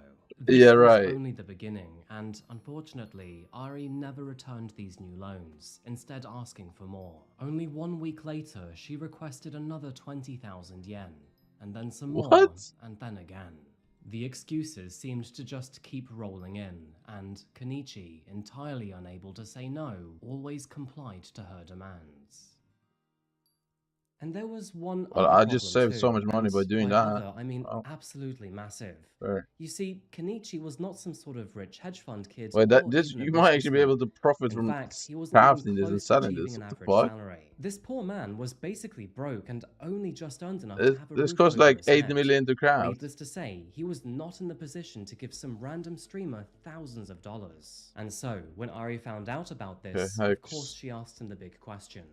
Where are you getting all of this money from? The real tragedy here is that Kenichi was actually taking out loans from big loan companies and then giving that borrowed money to Irie. Now, clearly, I think a certain level of common sense is absolutely required here, and you should be able to tell when you can and cannot afford to give donations. And as for Kenichi's position, I think that was kind of obvious. But people will do very strange things for love, whether that be sexual, romantic, or simply out of care. Yeah, Kenichi sure. really Why wanted not? to make sure that Irie was safe, and so, for him, that meant taking out 2 massive loans. Now, you would hope that, after learning that a fan of hers was in such a vulnerable position, Irie would reject all further donations. But, sadly, the terrible thing is that she wouldn't, and instead of stopping, she pushed him even further. She asked Kenichi if he could borrow some more money from other lenders he hasn't tried yet. Anything to get another 50,000 yen to her immediately. She would even go as far to teach him how to lie about his income to get approved. It was almost like she had done this before. So, the question here is, was Kenichi the only one to fall for her trap? By now, he was drowning in financial I don't debt know. and ignored all I put it on creditors One because Piece. he I was don't know. terrified of what was coming. Even worse, his parents' own home was listed as the billing address, meaning that his family was now part of the mess and were absolutely furious with him. And yet, despite all of this and throughout the chaos, Ari seemed to remain indifferent. In fact, when he told her how scared he was, she would simply reply with, "There's nothing I can do." I mean, for someone who has tried so hard to keep you financially stable and secure, how can you then just turn it around and say, "Yup, sorry mate, but you're on your own"? So you might be wondering why. Well, from what we can tell, it does not look like he was looking for anything in particular. He never asked for any favors, and didn't seem to ask for anything in return either. It looked like he was simply genuinely wanting to help her out. But even if he did want to say no, well, Ari, she knew exactly how to pull him back in with emotional manipulation. One night, Kenichi messaged her to say that he had applied for another loan. You had from all her, this stuff and or her what? response, well, that was a single emoji with the word, "yeah." He said he hopes he would be successful, to which Ari replied, "I want to die if I can't borrow any money." Kenichi replied, "Stay alive," to which Ari said, "I can't live without you." Touched by this, he then replied, "I'm happy, me too, I can't live without you." And then came those 3 big words. Irie said, "Thank you as always, I love you." With these messages, it is fairly easy to see how Kenichi believed that Ari cared about him and maybe even loved him, when in reality, all she saw him for was a walking cash machine. One that could be easily manipulated. And eventually, that illusion would finally shatter. By early 2023, Kenichi was in dire trouble because creditors were now coming to the family's front door, of course leaving his parents deeply frustrated with him. Okay. And that's because he was now late on Wait, so several what gun do you repayments. have? He had actually loaned out more than 2.5 million yen from these companies, the equivalent of 22,000 US dollars. and all of that money had made its way to Irie. Desperate to Oh, make you have ends one, meet, okay. because, you know, he had absolutely no money at all at the time, he started asking Irie if she could start repaying him back. To begin with, Irie was full of excuses, but even that wouldn't last for long, because soon after, she would just simply ghost him entirely. On January the 30th, he asked for some cash to help with an upcoming repayment date, to which she replied if she could have 2 more days. He then reminded her on February the 2nd, to which he received no response at all. Kenichi then boosted her memory the next day, to which he was met with silence yet again, and although she promised to pay him back on the 5th, she then ignored all future messages on the 11th, 13th, 16th, and 26th. Both hopeless and helpless, Kenichi's sadness would eventually turn into anger, and there were 2 very good reasons for that. Oh, that's wrong. I mean, of course, to begin with, she was ignoring all of his requests, but Kenichi could also watch her live streams, where he saw that she was doing absolutely fine. In fact, not only was she receiving many donations from other people, but she also announced her engagement. In addition to this, he also found out that she was now living in a semi-luxurious apartment in the middle of Tokyo with her boyfriend, meaning that not only was she financially comfortable, but also safe, happy, and in love. Which is great, but of course, she was also not giving a single yen back to Kenichi. Meanwhile, he was living in squalor for her. Kenichi had been discarded, and as for Irie, well, she wanted nothing to do with him. And of course, this made him furious. But at first, Kenichi would at least try to fight back in the most civil of ways.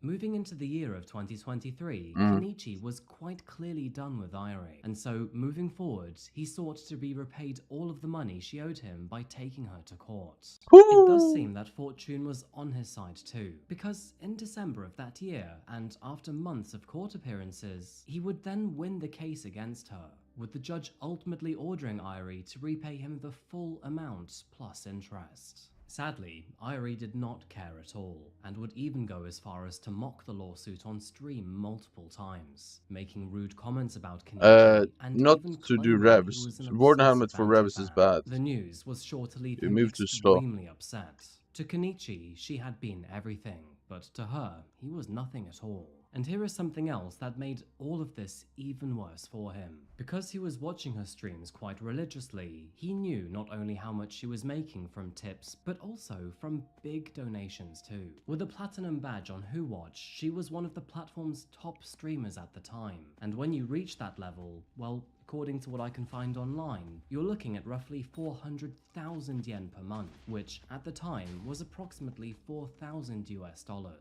And yet, despite the court ruling, despite everything he had gone through, and despite her newfound success, Kenichi wouldn't see a single yen from her. Good question. Also, it's not like Irie was putting I just use Hyperion, but either, because after doing a little bit of online do you have digging, Spirit Kenichi Scepter? was able to find a second Twitter account belonging to her.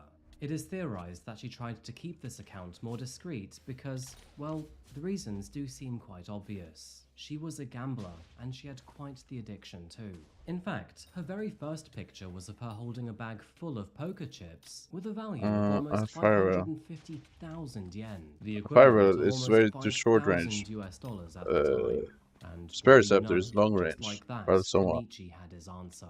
And so, at this point in the story, he was thoroughly So you have... He had borrowed money, drowned himself in debt, and was now living in Oh, you don't absolute need poverty, a foot. all for someone who had played him like a fool. I mean, Do you he'd have a even gone through the frozen... What's it legal called? The system frozen and then won thing? his case, but still nothing changed. All he could do was sit there and watch the woman who had manipulated him thrive. Still making money, still living her life as if nothing had happened. By the year 2024, he slowly began to emotionally and mentally unravel. And I think by the year frozen one 2025, thing might be something better. inside him snapped, and he had finally made up his mind. On March the 7th, 2025, he sent her one final message saying, "Please give me my You money need back. champion I'm on in the it. negative because of all of the loans I borrowed to lend to you, and I can't live now. Can you please somehow pay me back at least 10,000 yen?"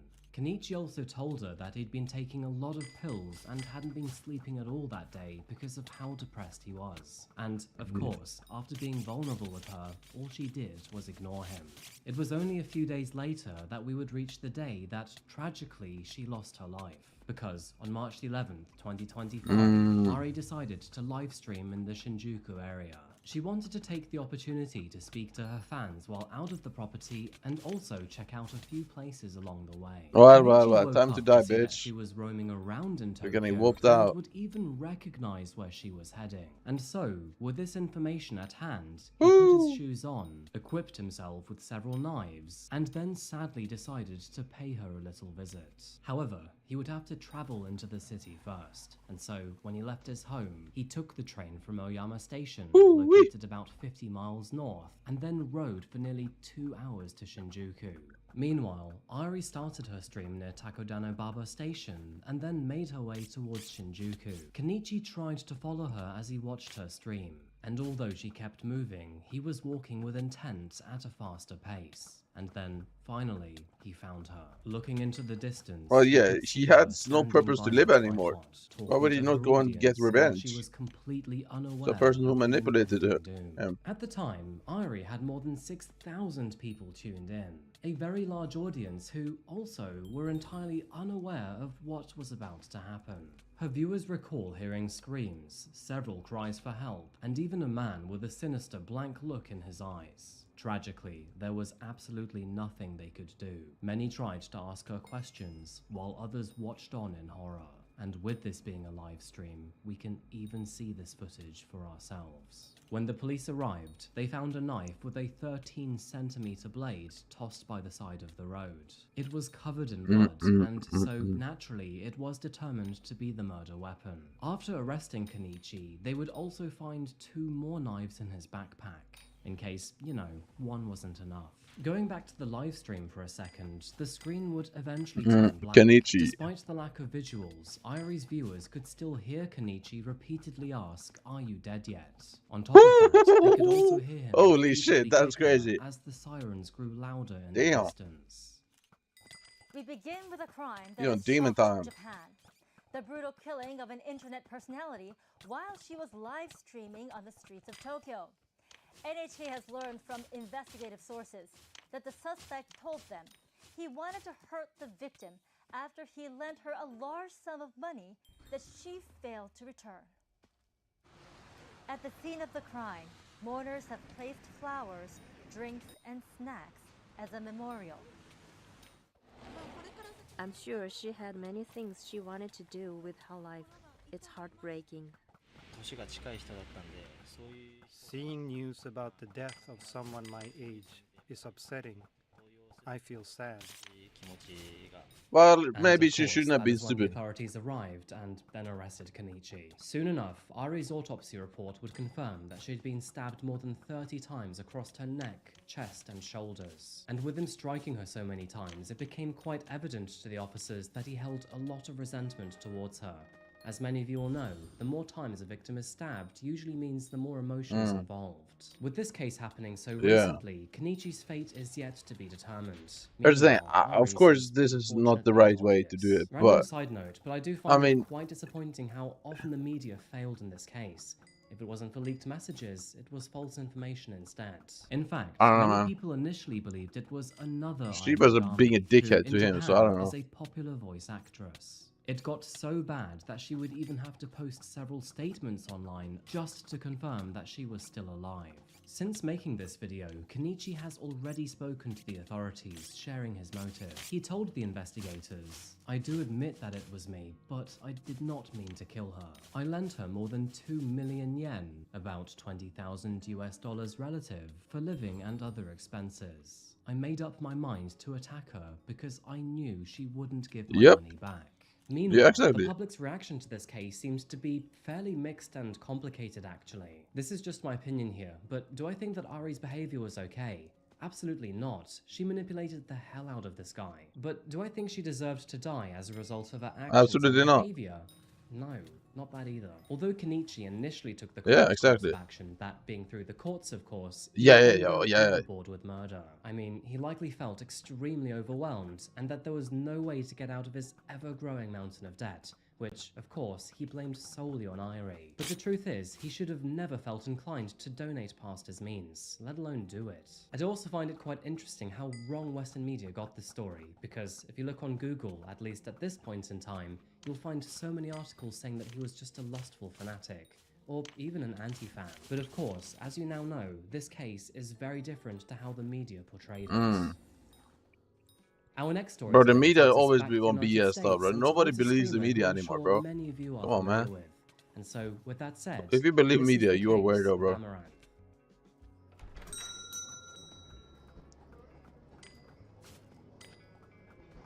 Actually, it kind of depends what media.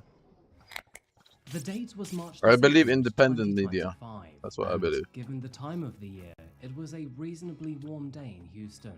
Now, Houston is not just a big city.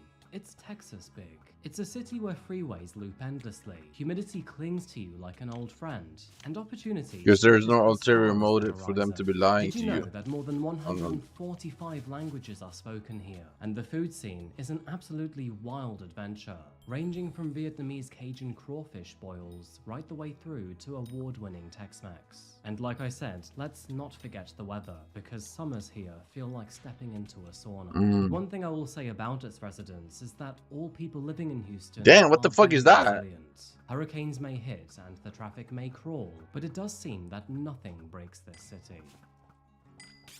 And it does Hurricanes seem that is the people crazy are in just as America, fierce bro. here too, because I would never be able to live in a Houston's country violent where crime rate hurricanes is happens all more the than time. 150% higher than the national average. I mean, maybe it's the humidity. Honestly, I feel like Houston's temperatures are high enough to cook anyone's brain. And unfortunately, this story includes 4 bozos who were cooked enough to try 4 to rob one of the world's bozos. most famous influencers.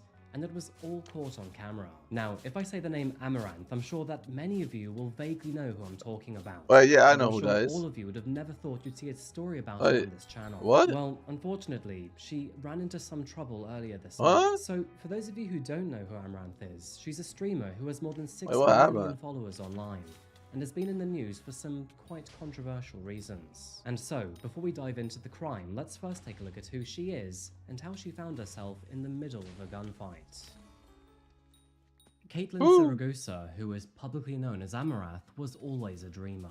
Born on December 2nd, 1993, The in Houston, OnlyFans girl, Texas, right? she spent most of Who her is like childhood naked on fascinated Twitch. by art, gaming, and animals. Creativity was always her passion, and so it's no surprise that it wasn't long before she jumped into the world of costume design and cosplay. In 2015, and at the age of 22, she founded her own character company. Soon after, Twitch would ask her to join as a content creator, where she would go on to livestream making costumes and trying them out.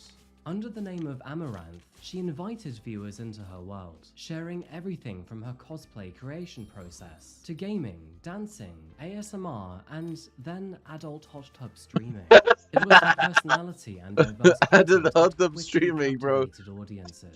And by Bro. the year of 2021, she had amassed a staggering following of more than 6 million followers, solidifying herself as one of the most watched female streamers on the Twitch platform. However, there were interesting complications to her journey too. Pushing the boundaries of content creation guidelines would mean facing the repercussions of platform policies, and sometimes that would even include suspensions. By now, she had also moved into the world of OnlyFans, where she had earned more than $33 million through the platform. There is a lot of debate around OnlyFans, but regardless of whether you are for or against it, there is no denying that she dominated the adult content creation community. In 2021, no cap. she announced the purchase of a gas station, and only a few months later, would even acquire an inflatable pool toy company. In addition to this, recognizing a need within her industry, she would also launch a matchmaking service to connect other content creators with personal assistance. Once again, she knew how to build wealth and community. Yeah, she As got an better avid at. animal lover, she also She expressed her has dream to of have 50 establishing mil an plus, animal right? sanctuary, which is a Yo, you passion bricked project up. Let's that go. highlights Yeah, her man. softer nature. By 2023, she hosted the 2023 XBiz Creator Awards, the same award ceremony that the victim of our previous video, Amy Harwick, attended. She also signed a deal with Kick, which of course is Twitch's competitor. All of Caitlin's numbers do seem to be astronomical. 3.8 million followers on X, 6.2 million on Twitch, and more than $20 million in crypto, which we know because she posted this tweet online. However, off-camera, Amaranth was facing personal struggles too. She had recently revealed Why would she ever problematic post that she has marriage, 20 million mental Bitcoin? Is health, she stupid? and the many pressures Is she faced stupid? as an online personality. Is she stupid? In fact, our case today Why would you would post only that? happen because of this popularity. And that takes us to the date of March the 2nd, 2025. The time, 10:51 p.m. You're a It was vulnerable during that woman, moment that Amaranth was and you're in bed flexing trying 20 to million sleep, in and that is when Bitcoin. she suddenly woke You up know, to you're the just sound of opening two your. If large you have thuds that coming much from crypto, it's cool. downstairs beneath her. She wasn't quite sure what it was, but it sounded like someone was breaking in. And it certainly wasn't her dogs or her husband. No, but Nick. they're Now, breaking I think into we've her all been house. in this situation before, where we hear They're random breaking noises into in her our home house, while bro. we're alone, and our mind immediately skips to intruders or possibly even ghosts. Well, for Caitlin, this was no Casper situation. It was the real deal. Scrambling to find her phone, she then called Nick to find out where he was. And although he said that he was, in fact, on the property, he was in another building across the driveway. Yeah, but they're breaking Moments into her later, house. Those thuds turned into a violent Offline crash, wallet. I and mean, then only a so couple how do seconds they after access that, it then? Caitlin found herself in the middle of a hostage situation. Before she even knew it, 3 masked men had smashed through the sliding door beneath her, and seconds later, they were in her room with a gun pointed towards her head. They screamed at her to stand up. She had no idea what they wanted. Caitlin was then pistol whipped multiple times, and that is when they revealed their motive. One of the men shouting, "Where is the crypto?" It seems that they were after her Well, money, shit. and this was Yeah, only fucking days idiots. after she had posted about her crypto. Fucking idiot. However, what they didn't know at On the the time days was after. that while all of this What was a going fucking on, stupid bitch. Amaranth was still on the phone to her husband, who was listening in on the other end. With all of the screaming, threats, and hitting heard throughout the phone call, Nick had all of the information he needed. That is when he retreated to the bathroom to find his Staccato CS firearm, before then sliding on some underwear and equipping his Kevlar vest. But setting all of this up would unfortunately take a minute or two, and so Caitlin would have to sit tight for now. In the meantime, she was cornered, and all eyes were on her to answer their question, where she was keeping her cryptocurrency. I'm sure that most of you know what it is by now, but for those who don't, crypto is a virtual currency that operates on the blockchain without a central bank. So, I mean, honestly, I have no idea what these thugs were thinking, because it's not like she could magically open up a special briefcase and then give them some kind of golden USB stick. Having this much crypto locked up on the platform was much more complicated than that. It was at this moment that Caitlin realized that she was not dealing with rational or logical people, and so, with that in mind, she devised her own plan instead. She was going to play their game and lead them to where they think she might be holding the magical crypto. Meanwhile, Nick was Isn't the Nick man there, with the all of husband? the intel. Not Yeah. only could he hear Caitlin and the intruders through her phone, but interestingly enough, he had total surveillance of them too, with multiple cameras being laced throughout the property, both indoors and outdoors. Soon after, a kitchen surveillance camera would capture one of the men pulling her by the hair to keep her close by. The other 2 men seemed to be trailing behind them, shouting at her for the crypto. But just imagine if she didn't have a husband at their house, though. How would this have gone if there was no man in the house? Caitlin then led them throughout the kitchen, across the driveway, and towards the building that she knew Nick was in. It is worth noting here that Nick and Caitlin did not have any direct communication with each other at this stage. But despite this, it does look like they both knew exactly what the other person was thinking. Their understanding of each other here was really impressive, to be honest, and it does make you wonder what would have happened if neither of them knew what to do. A surveillance camera then captures Caitlin and the 3 men behind her arriving at his man cave. That is when she opens the external door, walks inside, and the other 3 follow her in pursuit.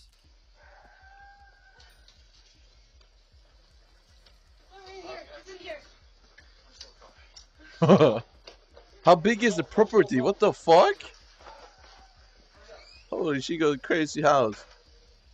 Opening the door gave way to the bottom of the staircase, in which Caitlin then pushed herself against the wall and looked up. And standing there, at the top of the stairway, in nothing but his underwear and a Kevlar vest, her husband Nick stood tall and ready, his handgun pointed directly at the intruders behind her. After calling his wife to duck, he then shouted something similar to "duck you," before then firing 3 shots at the men behind her. Although he was technically the one without any trousers on, it is quite ironic that the robbers who were actually the ones to be caught with their pants down. And by that, I mean completely taken by surprise. And as soon as the 3 shots were fired, they then U-turned and sprinted out of the building, the surveillance camera capturing them running away into the distance, while one of them screamed, "I've been shot, I've been hit."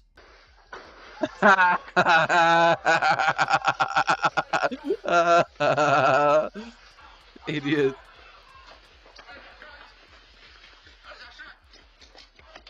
At the end of the gunfight, Nick had 2 options from here. He could either chase after the men or get his wife to safety. He chose the latter, pulling her upstairs and placing her in the panic room, before then barricading There's a himself panic and room? calling the police. He would also use her Twitter account to say, "I'm being robbed at gunpoint. This is not a prank. Help."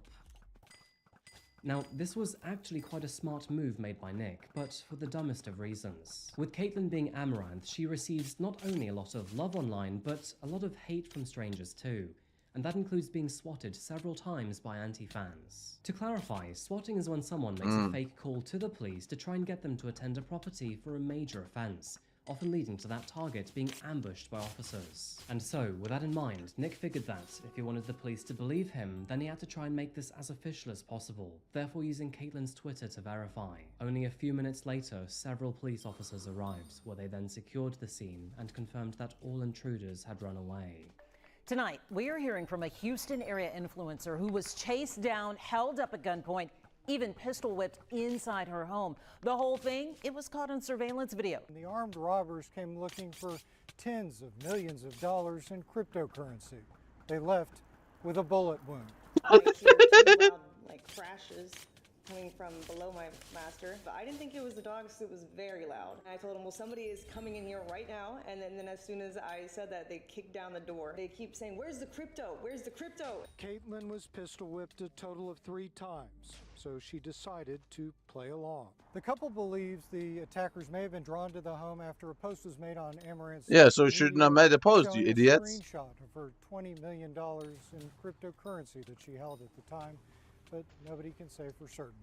Now, this story could have ended so differently if Nick and Caitlyn hadn't responded so well, and thankfully, Nick's surprise attack was so compelling against all 3 intruders. However, unknown to any of them at the time, it turns out that they would actually bump into one of their attackers again later that evening. The one item to be taken from the property appeared to be Caitlyn's MacBook, and so, in a panic, she tracked its location using the Find My function. And well, that is when she realized that the MacBook had actually pinged at the same hospital where she herself had received treatment. Huh? This means that the MacBook and one of the intruders must have gone to the hospital. This also means that it is very likely she could have directly seen one of the attackers while at the hospital, completely unaware that he had tried to rob her only a few hours prior.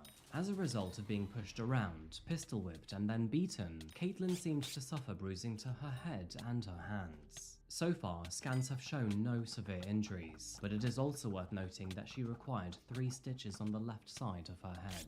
So, what precisely was the motive? Well, it is theorized that Caitlyn was targeted by her attackers after she had revealed her crypto wallet on social media, asking fans, "Help, do I sell or hold?" The image she posted shows her holding over $20 million worth of Bitcoin, which, by no stretch of the imagination, is a huge number. So, that creates a motive, but how did they find out where she lived? Well, that part She's is a public not figure. yet so clear. According to Amaranth, she Public is very figure. careful in not leaking her address online. However, keeping that sort of thing private is very difficult in the long term, and moving, well, it's just extremely time-consuming and frustrating. Judging by the lack of intelligence from her attackers, I wouldn't be surprised if they simply knew her address through happenstance, and then felt like they had a golden opportunity after seeing her Bitcoin numbers online. Speaking of, officers were first to arrest what they believed as the getaway driver, and then, only a couple of days later, arrested the 3 men which they believed were the ones seen in the surveillance footage. So, how precisely did they track them down? Well, the initial investigation would lead detectives to the YNs. complex after surveillance video and a report of a stolen vehicle provided multiple key leads. a resident had reported stolen license plates from 2 vehicles. And while canvassing the area, investigators discovered school paperwork with the name DeMarcus Murray, that being half the name of one of the potential suspects. Shortly after this, there were reports of a dark-colored Toyota, which seemed to match the description of the same vehicle used during the home invasion. And then, shortly after, on March the 5th, license plate cameras would capture the vehicle in traffic. The following day, a trooper would stop that Toyota in Galveston County when the driver of the car failed to use a turn signal. That is when the driver, named Salazar Guerrero, was arrested for not having a license. It is Did he also snitch noted or that no? during the search of the Did he not vehicle, snitch? cops found a large bloodstain in the rear passenger seat. While being questioned, Salazar would eventually admit to being the getaway driver during that home invasion. He would also confess that his friend, Campbell, coordinated the crime, and that he, at the time, did not know the other 2 suspects. He would also admit to driving in exchange for his own cut of the cryptocurrency, and confirmed that he had dropped off one of the suspects at the hospital after Nick had shot him. So, did they find the guy at the hospital or no? Had DeMarcus Morris Jr., Dylan Nesho Campbell, I feel like that would be Brian the easiest Anthony one to find at the Salazar hospital. Guerrero, all between the ages of 17 and 19. And by the way, the 4th suspect remains unnamed due to his age being 16 years old. With all Idiots, 4 suspects now finally arrested, they have all received charges of aggravated kidnapping and aggravated robbery with a deadly weapon. So, I think it's kind of obvious, but I guess we'll see where this goes in the future. 2 of 4 teenagers charged with assaulting and trying to steal Bitcoin from a popular influencer, Amaranth. Well, they were in court today as well. Now, Amaranth says that 3 men broke into her home in northwest Harris County earlier this month, pistol whipped her, and also demanded cryptocurrency. Well, today, 17-year-old DeMarcus Morris and 18-year-old Dylan Campbell were charged with aggravated kidnapping and aggravated robbery with a deadly Wait, I weapon. thought this robbery was fake. Ryan Guerrero The Amaranth bonded robbery. out last I didn't know it week. was actually A real. 16-year-old has also been identified as a suspect in this case. Although the crypto heist failed to materialize, it did unfortunately come with several consequences to Caitlin and her husband Nick. PTSD and future emotional complications aside, Nick was now forced to reveal his identity, which, up until this point in time, had remained anonymous to the world. It is true that this may actually work well for them, because now both Caitlin and Nick can be on stream together, which is something that they were never able to do in the past. It could also possibly backfire on Caitlin's OnlyFans business. And Nick, well, he is negatively affected too. Nick was at the center of some controversy only a couple of years prior, but at the time was kind of protected because he remained anonymous. However, now there is a face and a name to Amaranth's husband, he might receive some fresh heat.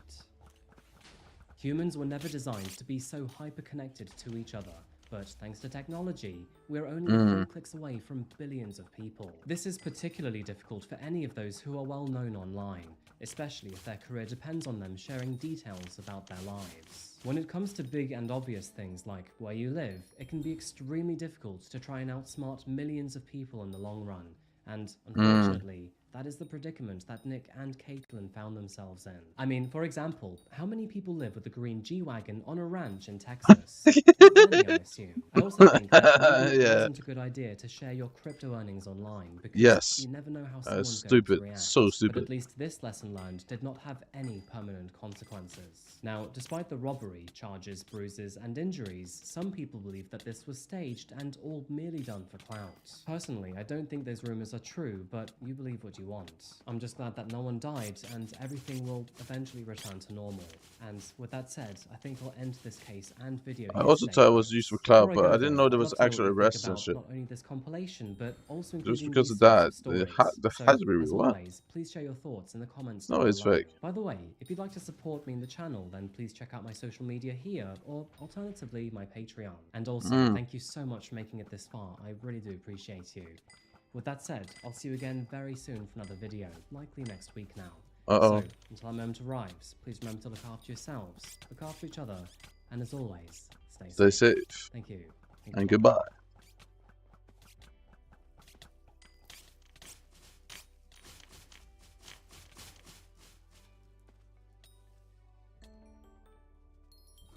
Mm. Mm.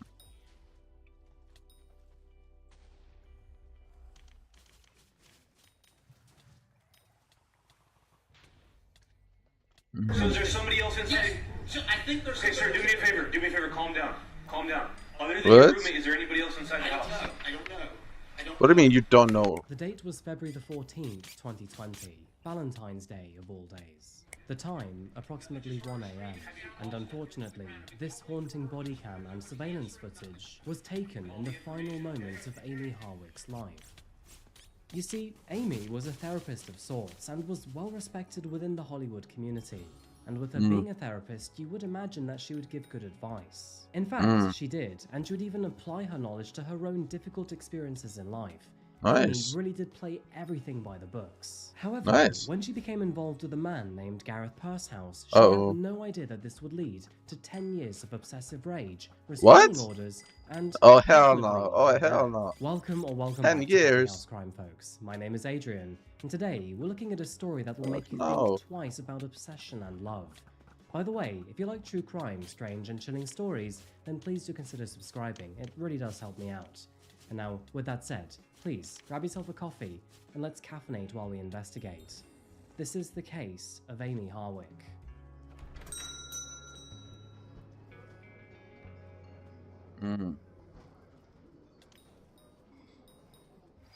Hollywood, Los Angeles. It was the night of February the 14th, 2020, Valentine's Day. The time, just past 10 p.m. Michael Herman, who was a young man in his 20s, was alone at home. At the time, he lived on Mount Street in Los Angeles, and unlike others that night, he had no special plans whatsoever. With no special plans on Valentine's Day, he instead opted for an early night, wanting to get a fresh start for the next morning. And so, by 9 p.m, he was already in bed, settling into his usual sleep routine in his ground floor bedroom. However, not too long after drifting off, a sudden ominous crash would pull him back into consciousness. What? The sound was sharp and unsettling, kind of like a plate shattering on the floor above him. No surprise, his heart pounded heavily for a moment. But then he reminded himself he had a housemate, someone he could blame these noises on. Yeah, right. No, you should check it out. Now, although Amy was planning to be out for the evening, she did eventually have plans You to should check return it out, home. bro. And so he figured that maybe she had come back early and then accidentally knocked something over. And so, with that thought, Michael let the drowsiness pull him back under, at least for now. Roughly 3 hours later, his sleep was shattered once again, this time by something far more terrifying. Michael could hear desperate, panicked shrieks which were echoing from upstairs, accompanied by what sounded like bodies crashing to the floor. His heart pounded yet again. Fumbling in the dark, he searched for his phone. However, it was nowhere to be found. Panic surged through his body. He wanted to help, but fear rooted him in place. The thought of climbing those stairs and of facing whatever was happening up there was simply all too paralyzing. And so, desperate to intervene, he did the only thing that he could think of. He shouted up the staircase, hoping to scare off whoever or whatever was causing the chaos. Unfortunately, his voice made no difference whatsoever, and the horror upstairs continued, unfazed by his presence. That is when he finally made the decision. He had to get out and then seek help. And so, running out of the back door, he scaled the fence to seek support from the neighbor. A surveillance camera captures him banging on the back door. At that very moment, they were desperately needed, but unfortunately, nobody was home. He walked across the street to find the house, knocking frantically, but still nothing. Panic set in, but then finally, he saw someone on the street, a stranger in the dark. Without hesitation, he ran to them, begging them to call 911. And at 1:11 a.m., help was finally on the way. But as for what was actually happening upstairs in that property at that time, nobody was certain. All Michael and the stranger could do was stand nearby and watch and wait in fear. So he's innocent? Police was in the house at the time? That's so scary, bro. Below her bedroom balcony. That shit's so scary, bro. She had quite clearly fallen from a height, and nobody was sure if she was alive or not. In addition to her severe injuries, police also recognized that she had marks around her neck, which made it look like she had been strangled. In that moment, they were sure that this was not some accidental fall. It was in that moment that suddenly Amy became animated and seemed to be having some sort of seizure. At least she wasn't dead, but things really were not looking good. And so, with that said, the police and paramedics rushed to save her life. But tragically, she'd be pronounced dead shortly after at 3 a.m. Returning to the crime scene, which was now an active homicide investigation, detectives realized that there was so much to unpack here. And I'm talking is he broken guilty though, windows, the guy in the broken house? necklace, ring doorbell cameras, and even syringes. Seriously, Syringes? Oh, no. of CSI. As you can imagine, detectives were very busy that morning trying to piece all of the evidence together. And that is when they found this surveillance footage. What? You already showed your face, you fucking idiot. You stupid dipshit. You already seen your face, bro. You already seen your face. These video clips would become absolutely crucial in solving this case. Dumbass. And alongside Michael Herman's statements, would paint a pretty face, bad bro. picture of Amy's killer.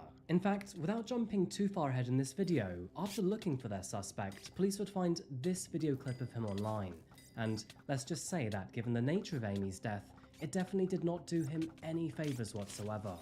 Okay, Game of Thrones, first season.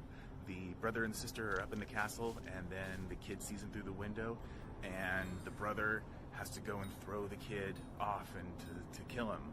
And even though it's evil, I feel kind of bad for the brother, because even though he doesn't want to do it, his sister insisted. What? However, before we dive any further into this despicable man, what is that smile, bro? Who Amy was and why he was after her.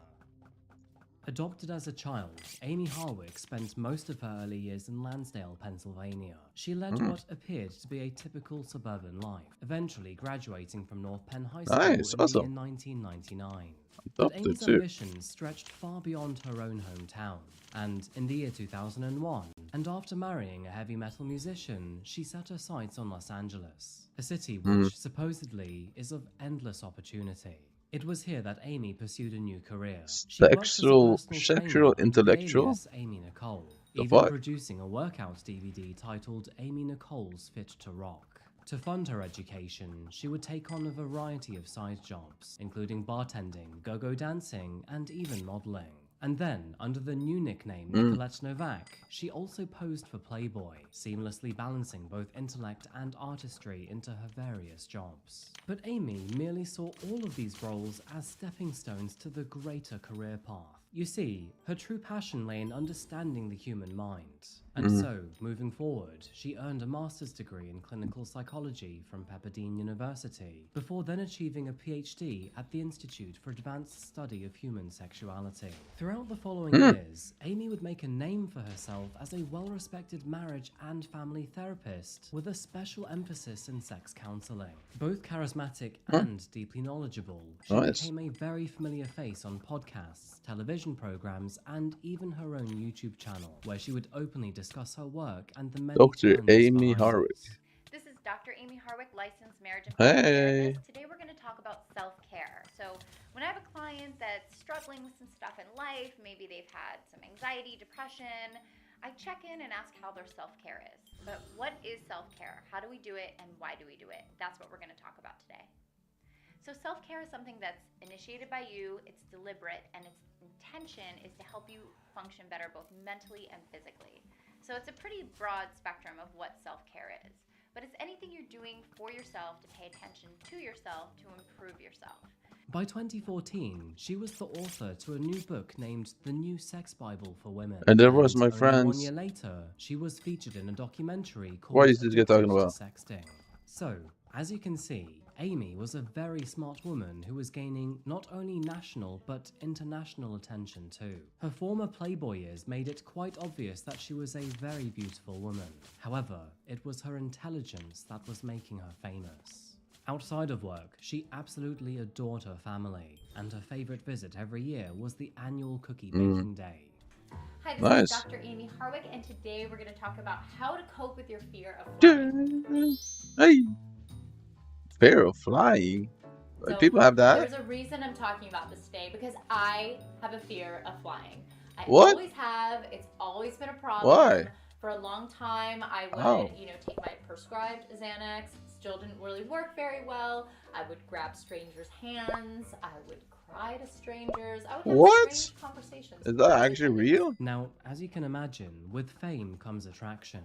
And Amy, she was no exception. Throughout her 20s and 30s, she dated on and off. And that is how she would meet a man named Gareth Pursehouse. People in Hollywood tend to date others in Hollywood, and this also counted for Gareth, luckily. Although he was a software engineer by industry, he was also a photographer at many red carpet events, of course giving him access to some of California's upper echelon. 3 years older than Amy, Gareth was not famous It was at pretty all. nice. However, due to his connections, he would often find himself with famous people, and in the year 2010, that is how he and Amy crossed paths. Nice. It is believed that they met at a social event or through mutual acquaintances, as both were involved in overlapping industries. Friends say that she initially saw him as loud, charming, and a little bit goofy, and that is why she found attraction towards him. Apparently, it was love at first sight, and so the two began dating almost immediately. However, moving into the year 2011, things were sadly no longer okay between the two.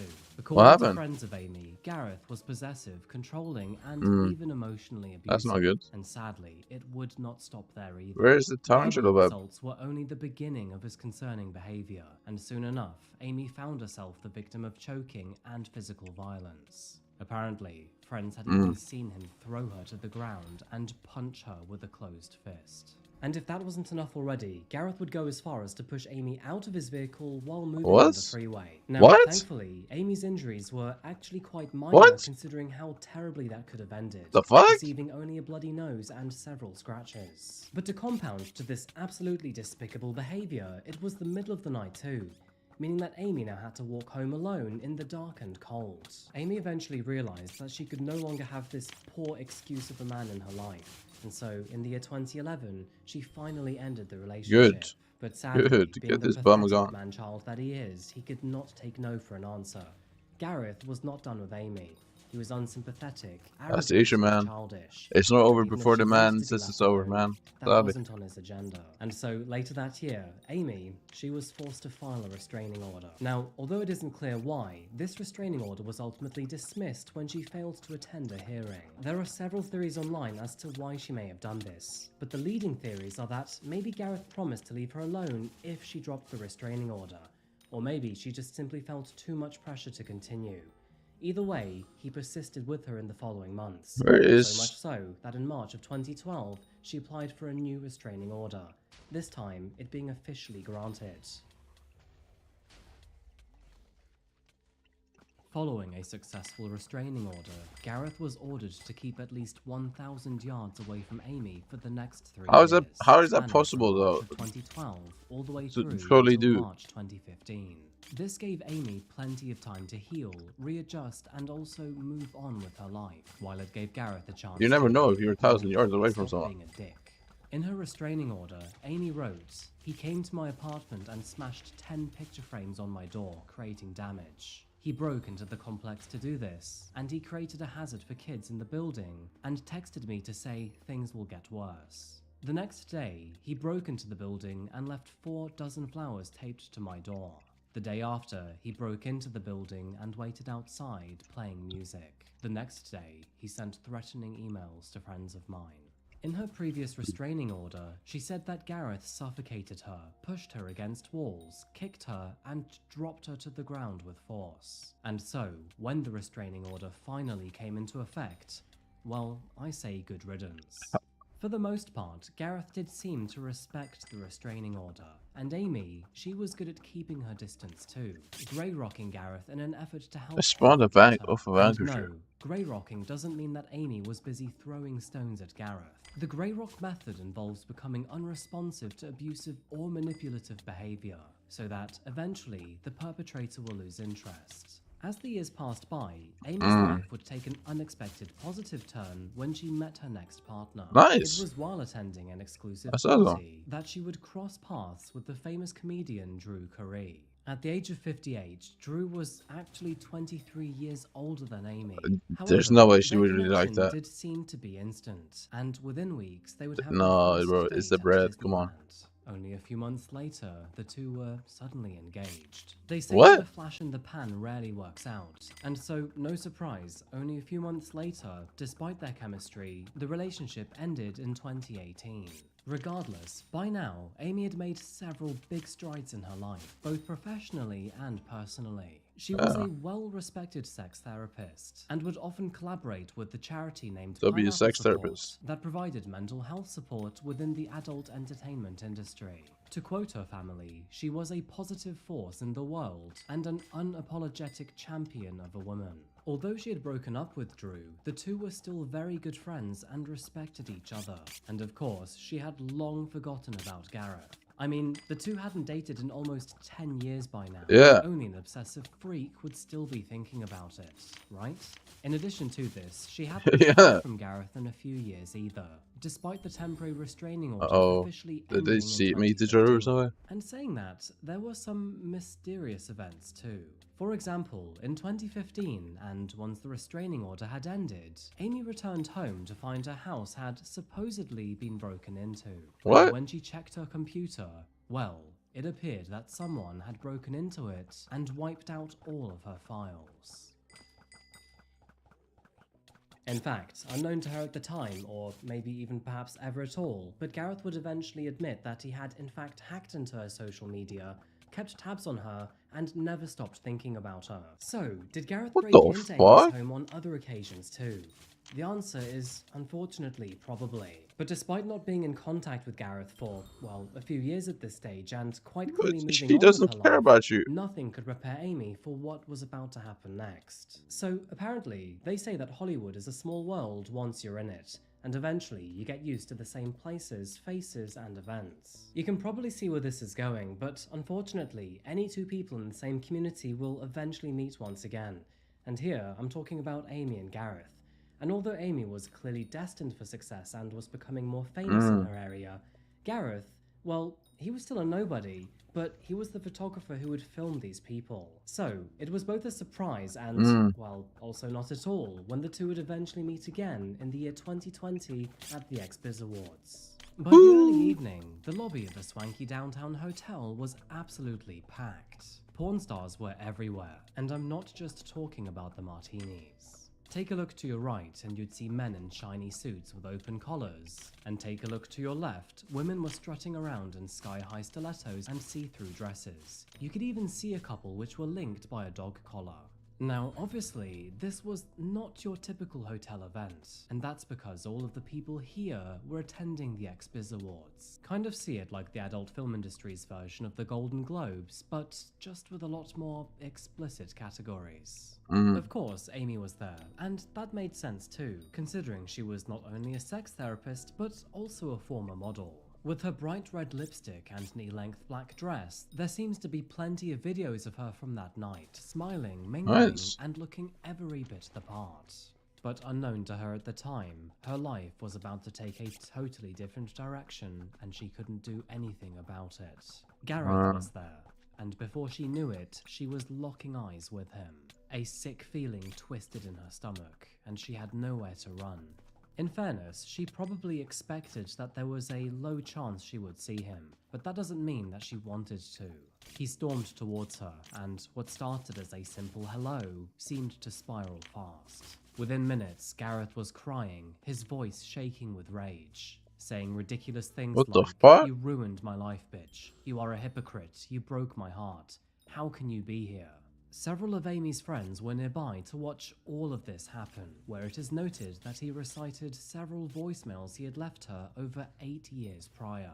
It really didn't seem that Gareth had ever gotten over her, and we kind of know this because he would even tell Amy that he was still obsessed. With so much commotion, Gareth's emotional breakdown clearly turned heads, but thankfully, several friends of the two would eventually pull them apart. And while Gareth may have looked completely shaken, Amy, well, cool as ice, actually. She held it all together, at least on the outside. Her friends say that she seemed to mask it well, kept smiling, kept working the room, and if she was rattled, well, she didn't show it.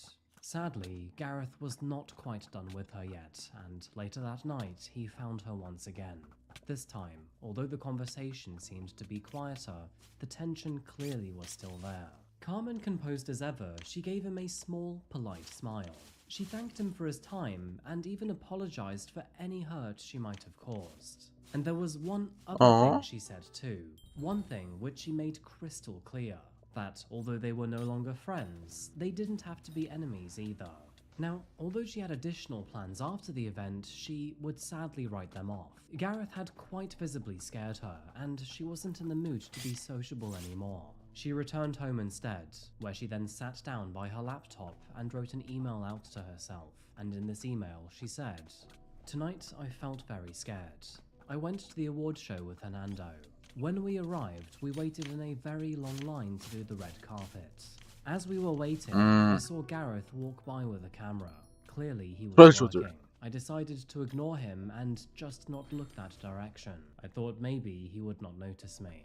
The very next day, Gareth found her number on the internet and then messaged her to say, "Not sure if you're done, because you said, how do we finish this now last night? But if we can meet again." Amy responded with, "I think it was really good that we were able to speak last night.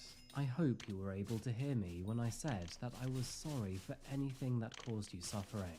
I think right now it's best to have some space. We can be civil, respect each other, and move forward with our own lives." Gareth replied with, "So you're still just gone," which is exactly my nightmare, and sadly what I expected.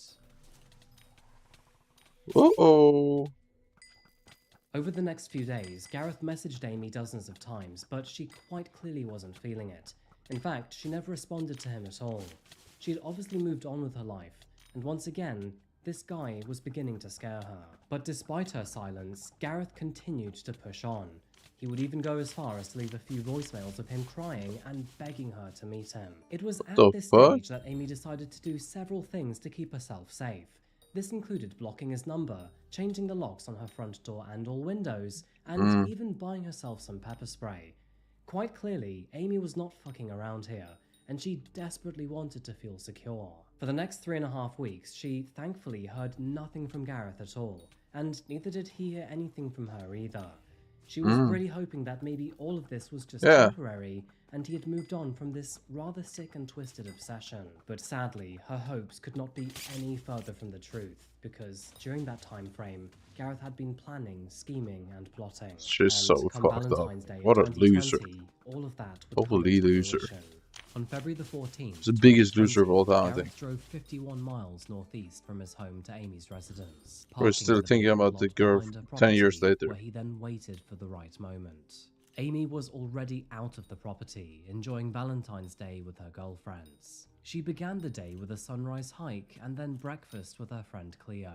By 7 p.m, she and several others had arrived at Globe Theatre, where they then watched several live performers. Amy was seen wearing her beaded necklace that night, which later would become key evidence at the crime scene. At 8:51 p.m, he entered the vacant lot before then making his way over to their garden. A neighbor's I hope he ring gets camera death recording penalty. his movements before he proceeded to disable it. 1 minute later, at 8:52, I mean, we still a can second see you, ring camera bitch. detects him walking by. Gareth then disables this one too, and then at 8:53, again, he disables the first ring camera. It was at this moment that Amy's housemate, Michael, heard a sudden shatter upstairs. As we know, he was already in bed and sleeping, but believing it was Amy returning home and then accidentally breaking something, he drifted back to sleep. However, it would soon transpire that actually this was Gareth. He had just broken through the French doors before crawling into Amy's bed like some cockroach and waiting for her to return. At around 10 p.m. that same night, Amy and her friends then moved on to the Nomad for tea, where they remained until just after midnight. At 1 a.m. so she fucked returned up. home, parking her car in the driveway. She then walked to the front door, unlocked it, and then walked upstairs to her bedroom. Oh, And no. sadly, this would be the last time she would ever ascend those stairs. Amy's roommate was awakened once again, this time by Amy's screams and the sound of bodies hitting the floor. Unable to find his phone, he first shouted up the stairs, hoping to frighten the intruder away. But as we know, when that failed, he then ran outside, scaled a fence, and frantically knocked on a This is neighbor's so door cooked, before bro. eventually pleading with a stranger to call Oh 911. man. So is there somebody else inside? I think there's. Okay, sir, do me a favor. Do me a favor. Calm down.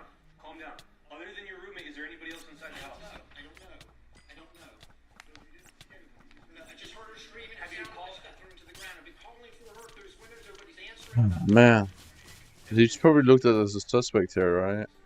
As usual, that's what they always do, right? It's kind of, I understand it though, I guess, but.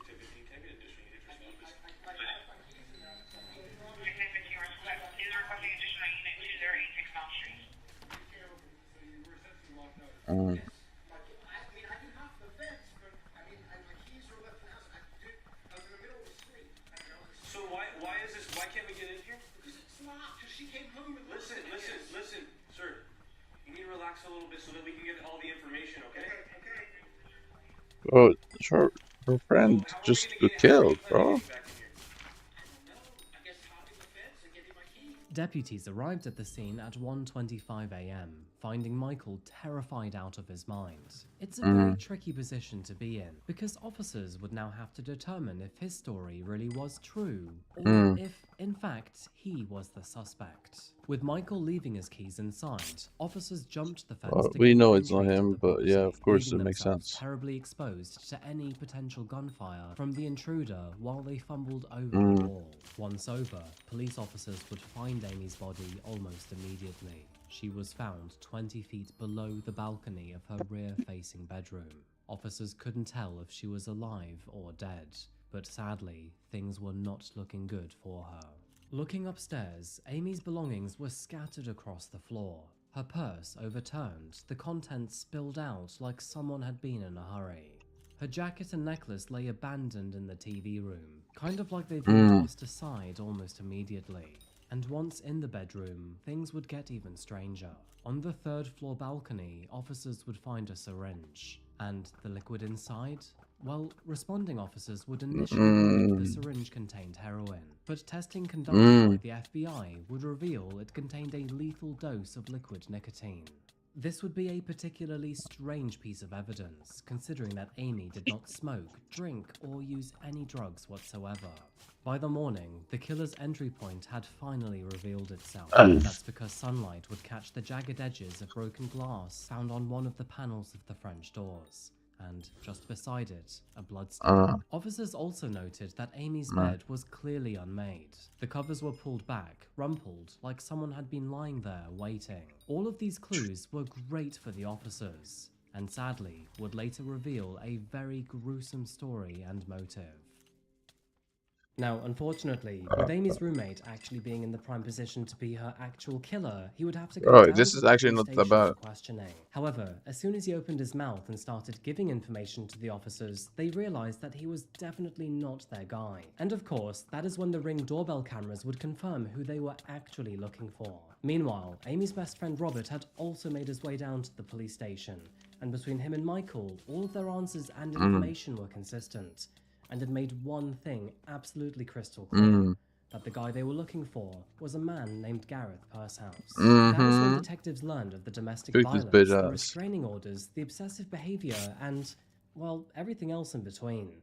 And from that point onwards, Gareth was a wanted man. Only 13 hours after her death, detectives showed up at Gareth's home and then arrested him. He was just with there still? first-degree murder, with the special circumstance of lying in wait, with an additional charge of first-degree residential burglary. The lying in wait charge indicated that Gareth had planned and concealed his attack, which, of course, would elevate the severity of the charges. Inside his home, police would also find a syringe which was similar to the very one they recovered on Amy's balcony. It is also worth noting here that, on Valentine's Day, Gareth told his date that he would be busy all week, probably because he was occupied with, you know, murdering his ex. On the very day of her death, he then agreed to meet up with his new date, where he then talked about going to a shooting range and then riding bikes together. This very same date would later testify in court to say that she observed he had several bruises and scratches on his face that day. Surprise, but Gareth would later plead not guilty and therefore invoke a trial. Something I found quite interesting was the recorded phone calls between Gareth and his friends while in jail. Despite the situation, even in horrible times like Is that this, Garrett, he bro? would make What happened to his ridiculous face? statements. There's nothing I want anyways. I'm gonna eat more. I don't need that. I got my six-pack back. That took about a week. What happened to his hair? So I mean, if you want to go to jail, if you want to get fed, maybe do that. Are you trying to sell your shit? What are you trying to do? Move it down there, get U-Haul down there? What? Well, yeah, a combo. So, one thing is, obviously, my name is a big thing right now. So, if you could sell stuff as mine to, like, weird collectors, you should be able to get more money for it. You know that's a real What? thing. What? You know that's a real thing. Yeah. And same thing with my car. My car isn't paid off, so hopefully I can sell that for more than it's worth. They're the same thing. And yeah, so whatever my brother wants to have, he can have, and whatever he doesn't want, it needs to get sold, so he doesn't have to move it, if possible. And yeah, hopefully try to do that.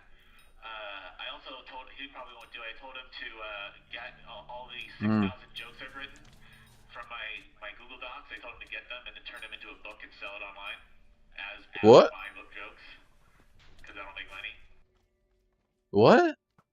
Moving But what to do the you need legal money for? proceedings of this case, lawyers for Gareth claimed that he did not kill Amy, and that, furthermore, she could have accidentally fallen from the balcony. Okay, and all of bro. this was merely an accidental tragedy. What? They also highlighted that, She although was the drugged syringes by did you. seem to match, Gareth did not actually use it on her, and therefore it could have been intended for other non-murderous purposes. However, the prosecution bro. had a very strong case. There was so much evidence to use here, with key evidence including digital communications Exactly. from Amy expressing a fear of Gareth, forensic evidence indicating manual strangulation, and witness testimonies about Gareth's behavior leading up to the incident. Bloodstains detected on the French doors, Yo, that's a which were quick used to DPS break face into right the there, baby. property, were also confirmed to belong to Gareth, as were several other bloodstains found on the floor inside of the property. Prosecutors believe that his initial intention was to murder Amy with his syringe, which contained a lethal dose of nicotine, but then later Fucked up. decided to use the balcony instead. It is observed that he attacked her, strangled her, moved her unconscious body to the balcony, and then threw her over.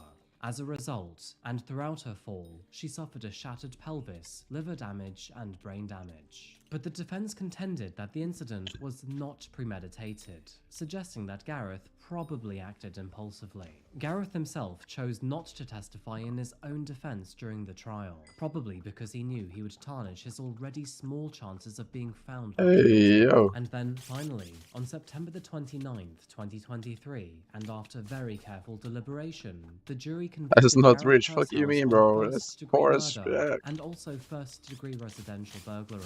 They also upheld the special circumstance of lying in wait, therefore reinforcing that this was a premeditated act. A few months later, on December the 6th, 2023, the court handed down its final decision. That would be life in prison without the possibility of parole. The harsh sentence reflected not only the calculated and violent nature of the crime, but also the deep impact it had on the victim's family, friends, and the wider community. Accordingly, it is a judgment and sentence of this court that the defendant shall be sentenced to a term of life without the possibility of parole with respect to count 1 for the underlying murder charge, coupled with the special circumstance allegation alleged under Penal Code Section 190.2A15. Thus, the defendant shall receive a total sentencing term of life without the possibility of parole, and with the 4-year midterm with respect to the burglary charge to be stayed per Penal Code Section 654. But how much does GeoGuessr Amy's death was sub? just as Because again, tragic as it was terrifying. She had so much going for her, and even spoke about how much she loved her friends only a couple of days before she met the end of her life. And those friends, much like her family, miss her and the happiness she brought into their lives. It's also worth saying that Amy was a therapist too, improving and repairing the lives of many women in the Hollywood area and beyond. And so Gareth hasn't only denied her own chance to live, but also the opportunity for many others to heal through her too. Yup. So While stupid. researching this case, it became quite clear to me that Gareth really does see himself as some sort of funny joker, and he genuinely believed that he could sell all of his jokes in a book, when, in reality, I think the only actual funny part of this story is his own existence. Gareth will spend the rest of his life He's such a behind bars sad away from fucking society loser, and all other pathetic. women. And that's why I feel like this case actually has had justice served. Actually, you know what? To have the audacity to walk into the courtroom looking like this, while also telling your friends that you have a six-pack, well, maybe Gareth was funny after all. Yeah, start the camera, up here. Smile for the camera. Look how long and skinny you are. You're very long, boy. Would you guys believe that he is about 50% heavier than he was 6 months ago? He's definitely letting himself go in his middle age. This is a matcha. Do you like matcha? Nah, didn't think so. Did you know you're the same color as my coffee mug? What do you think about that? It's like camouflage, hey? Camouflage. And with that, folks, I think we've pretty much come to the end of this video. Thank you so much for making this film with me today. I really do appreciate you being here. I think next week I may have a compilation of 2 or 3 stories, so let's see how that goes. In the meantime, I hope you have a very good weekend, and I'll see you again very, very soon. Wait, Sunday and it's only 30k on? Are we serious, guys? So, remember to look after yourselves, look after each other, and as always, stay safe. Thank you, and goodbye.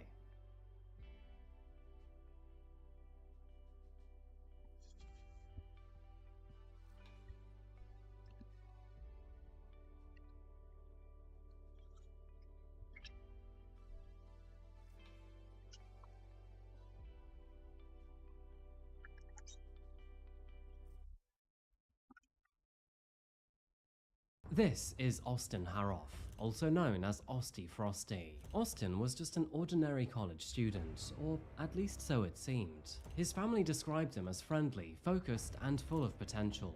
But then, without warning, something changed. One evening, what started as a typical family outing would soon take a bizarre turn, with Austin leaving abruptly, disappearing into the night in an unsettling storm which seemed to brew within him. As the hours passed by, his friends and family all began to my phone worry, stop and that is charging? when What the reports of fuck? a very concerning crime scene came trickling in. After that, nothing would ever be the same again. You'll soon realize that this is one of those stories where people are still searching for answers to this day. For example, what led Austin down this path? Was it something external, or was it in him all along? And the haunting part is, I don't think we will ever know for sure. Welcome back to Coffee House Crime, folks. My name is Adrian, and today we're looking at a YouTuber who kind of turned into a zombie. Okay, maybe not literally, but just watch the video and you'll see what I mean. Before we begin, if you like true crime, strange or chilling stories, then please consider subscribing. Thank you. And now, with that said, please grab yourself a coffee and let's caffeinate while we investigate.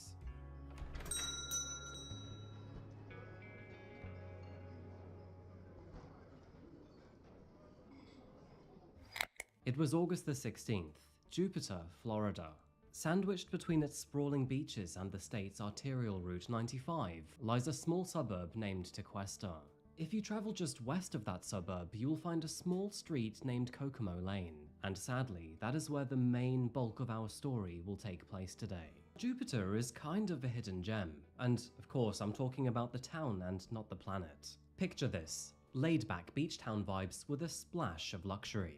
And the water, crystal clear. It's a place where people are out paddleboarding with dolphins like it's no big deal whatsoever. And don't even get me started on the food. Like many beach towns, Jupiter is best served